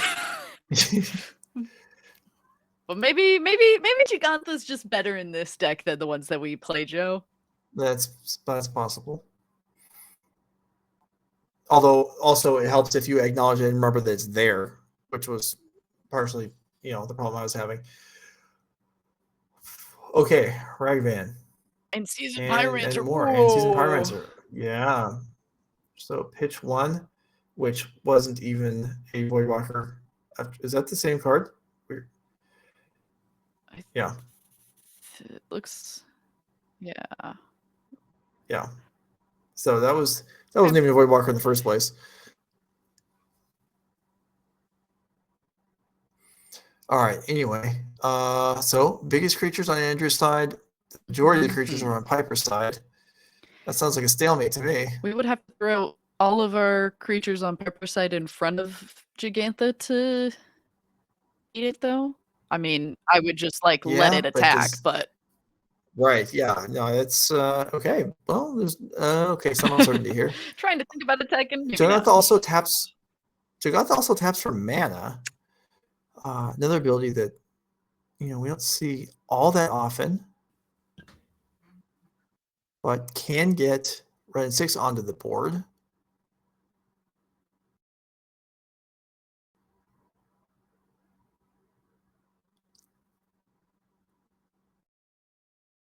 Okay, there is Jogantha casting Ren 6. We're probably killing Ragavan, right? It's hard I think it.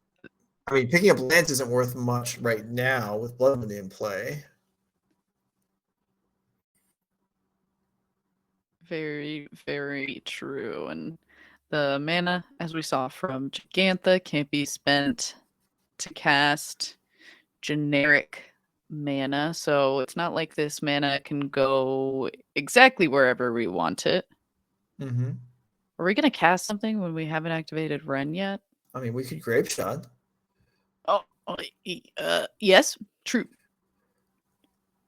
If the base issue hadn't been required to be played to get the Jogantha on the board, the mana now would even use could be used off Giganta to channel it, but that's just being a little too hypothetical. All right, here is the Grape Shot. All right. Teaming up with Run 6 to clear out most of the board Grape here. shots. Okay. Grape shots damage count on the day. 7. 4. No, we've done 7. two 2-mana casts and 1 3-mana cast. Oh, okay. You're right. You're right about that. I forgot about the 3. Okay, Reflection flips over. So Grape Shot has, it's efficient. 6 mana has been spent on Grape Shot to do 7 damage. Yep. You're right. Seems great. Elemental finally found and put onto the field. The Reflection of Kiki-Jiki is here. An unlicensed first number 2 to try and put more of a stomp to Andrew's possibilities at ever comboing off.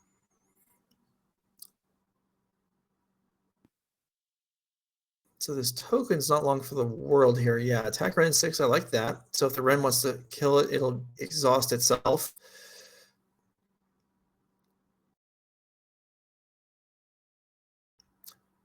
I don't know what creatures have the shortest average lifespan in Magic, but Reflection of Kiki-Jiki's got to be up there. You think it's shorter than Ragavans?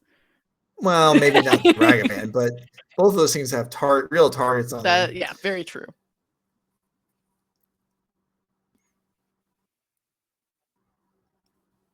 I mean, yeah, and it's so not fair. Like anytime if you play a Thallid, it's going to live for 30 turns. No one will ever bother killing it. But why can't it be the same for the good creatures? Because they're good. Yeah, I guess. You know what they say? Your haters are your biggest supporters. Do they say that? Some people do. Okay. Hey, you haven't taught me any new lingo today. I haven't taught you any new lingo today, as Piper is looking through Andrew's graveyard, trying to decide what is going to the super bin with unlicensed first. I'll have to now think of a word. I wasn't prepared for this. I didn't come prepared. And every word that's going to my mind, I've either already told you or there's no way you don't know. Like, there's no way you don't know yeet. Yeah, I have heard that. Okay. Yeah, there was a well, that's going to be a long story, and I'm not going to bother with it right now in the middle of this game. But Piper draws another Grief. So 3 discard spells in hand. Thought she's going to get fired off. Unholy Heat and Scalding Tarn, the only things available for Andrew. So these other Griefs, not going to be able to do as much as we maybe would like for Piper. And Giganta on the field, 5/5, red zone. Is Andrew Elenbogen going to advance the top 8 on the back of Giganta attacking? Wow.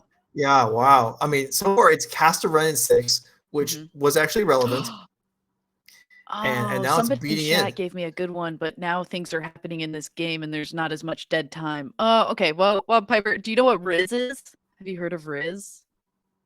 Okay. No. Riz is like, this one I don't know super well. Like, I don't know the origin of it, but if you're like flirting with somebody and you do it really poorly, you could say to or like somebody else is doing it, you could say that they don't have any Riz. It's like they don't have any pizzazz.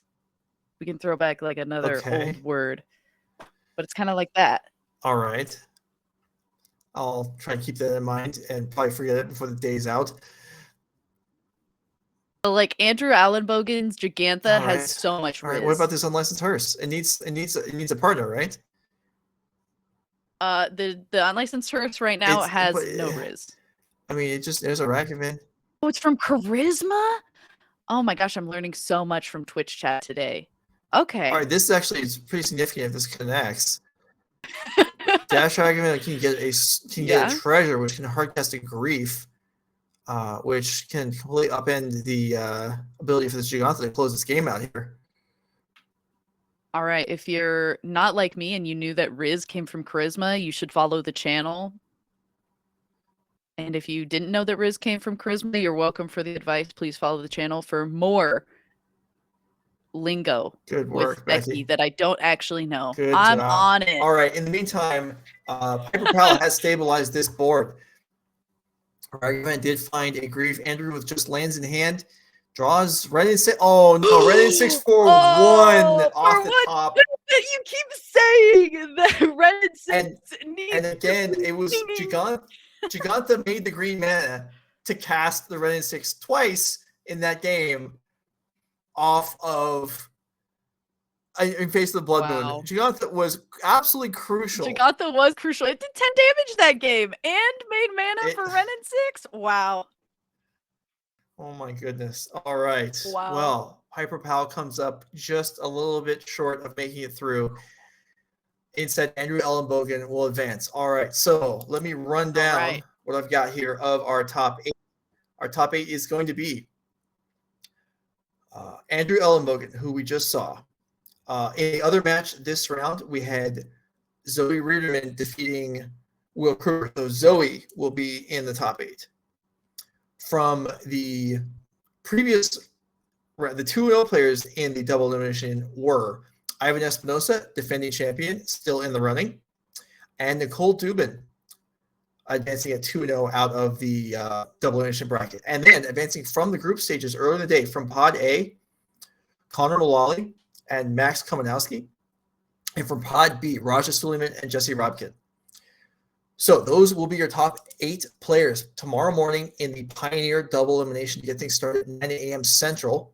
If we want to look at the commentators' picks, we can see how well everyone did and how many of them made it through. I believe the commentators overall did pretty well. Mapamonte's pick, Joseph Bernal, did not make it through. Unfortunately, my pick also not make it through. Everyone else, Honorog, Dominic, Drake, Becky. I know. I was sweating and until the Mason. very end there, but Andrew, Yeah. good job. Proud of you. Yeah. Crush it Everyone tomorrow. else's pick made it through. So Andrew playing for Becky, Raja playing for half the staff.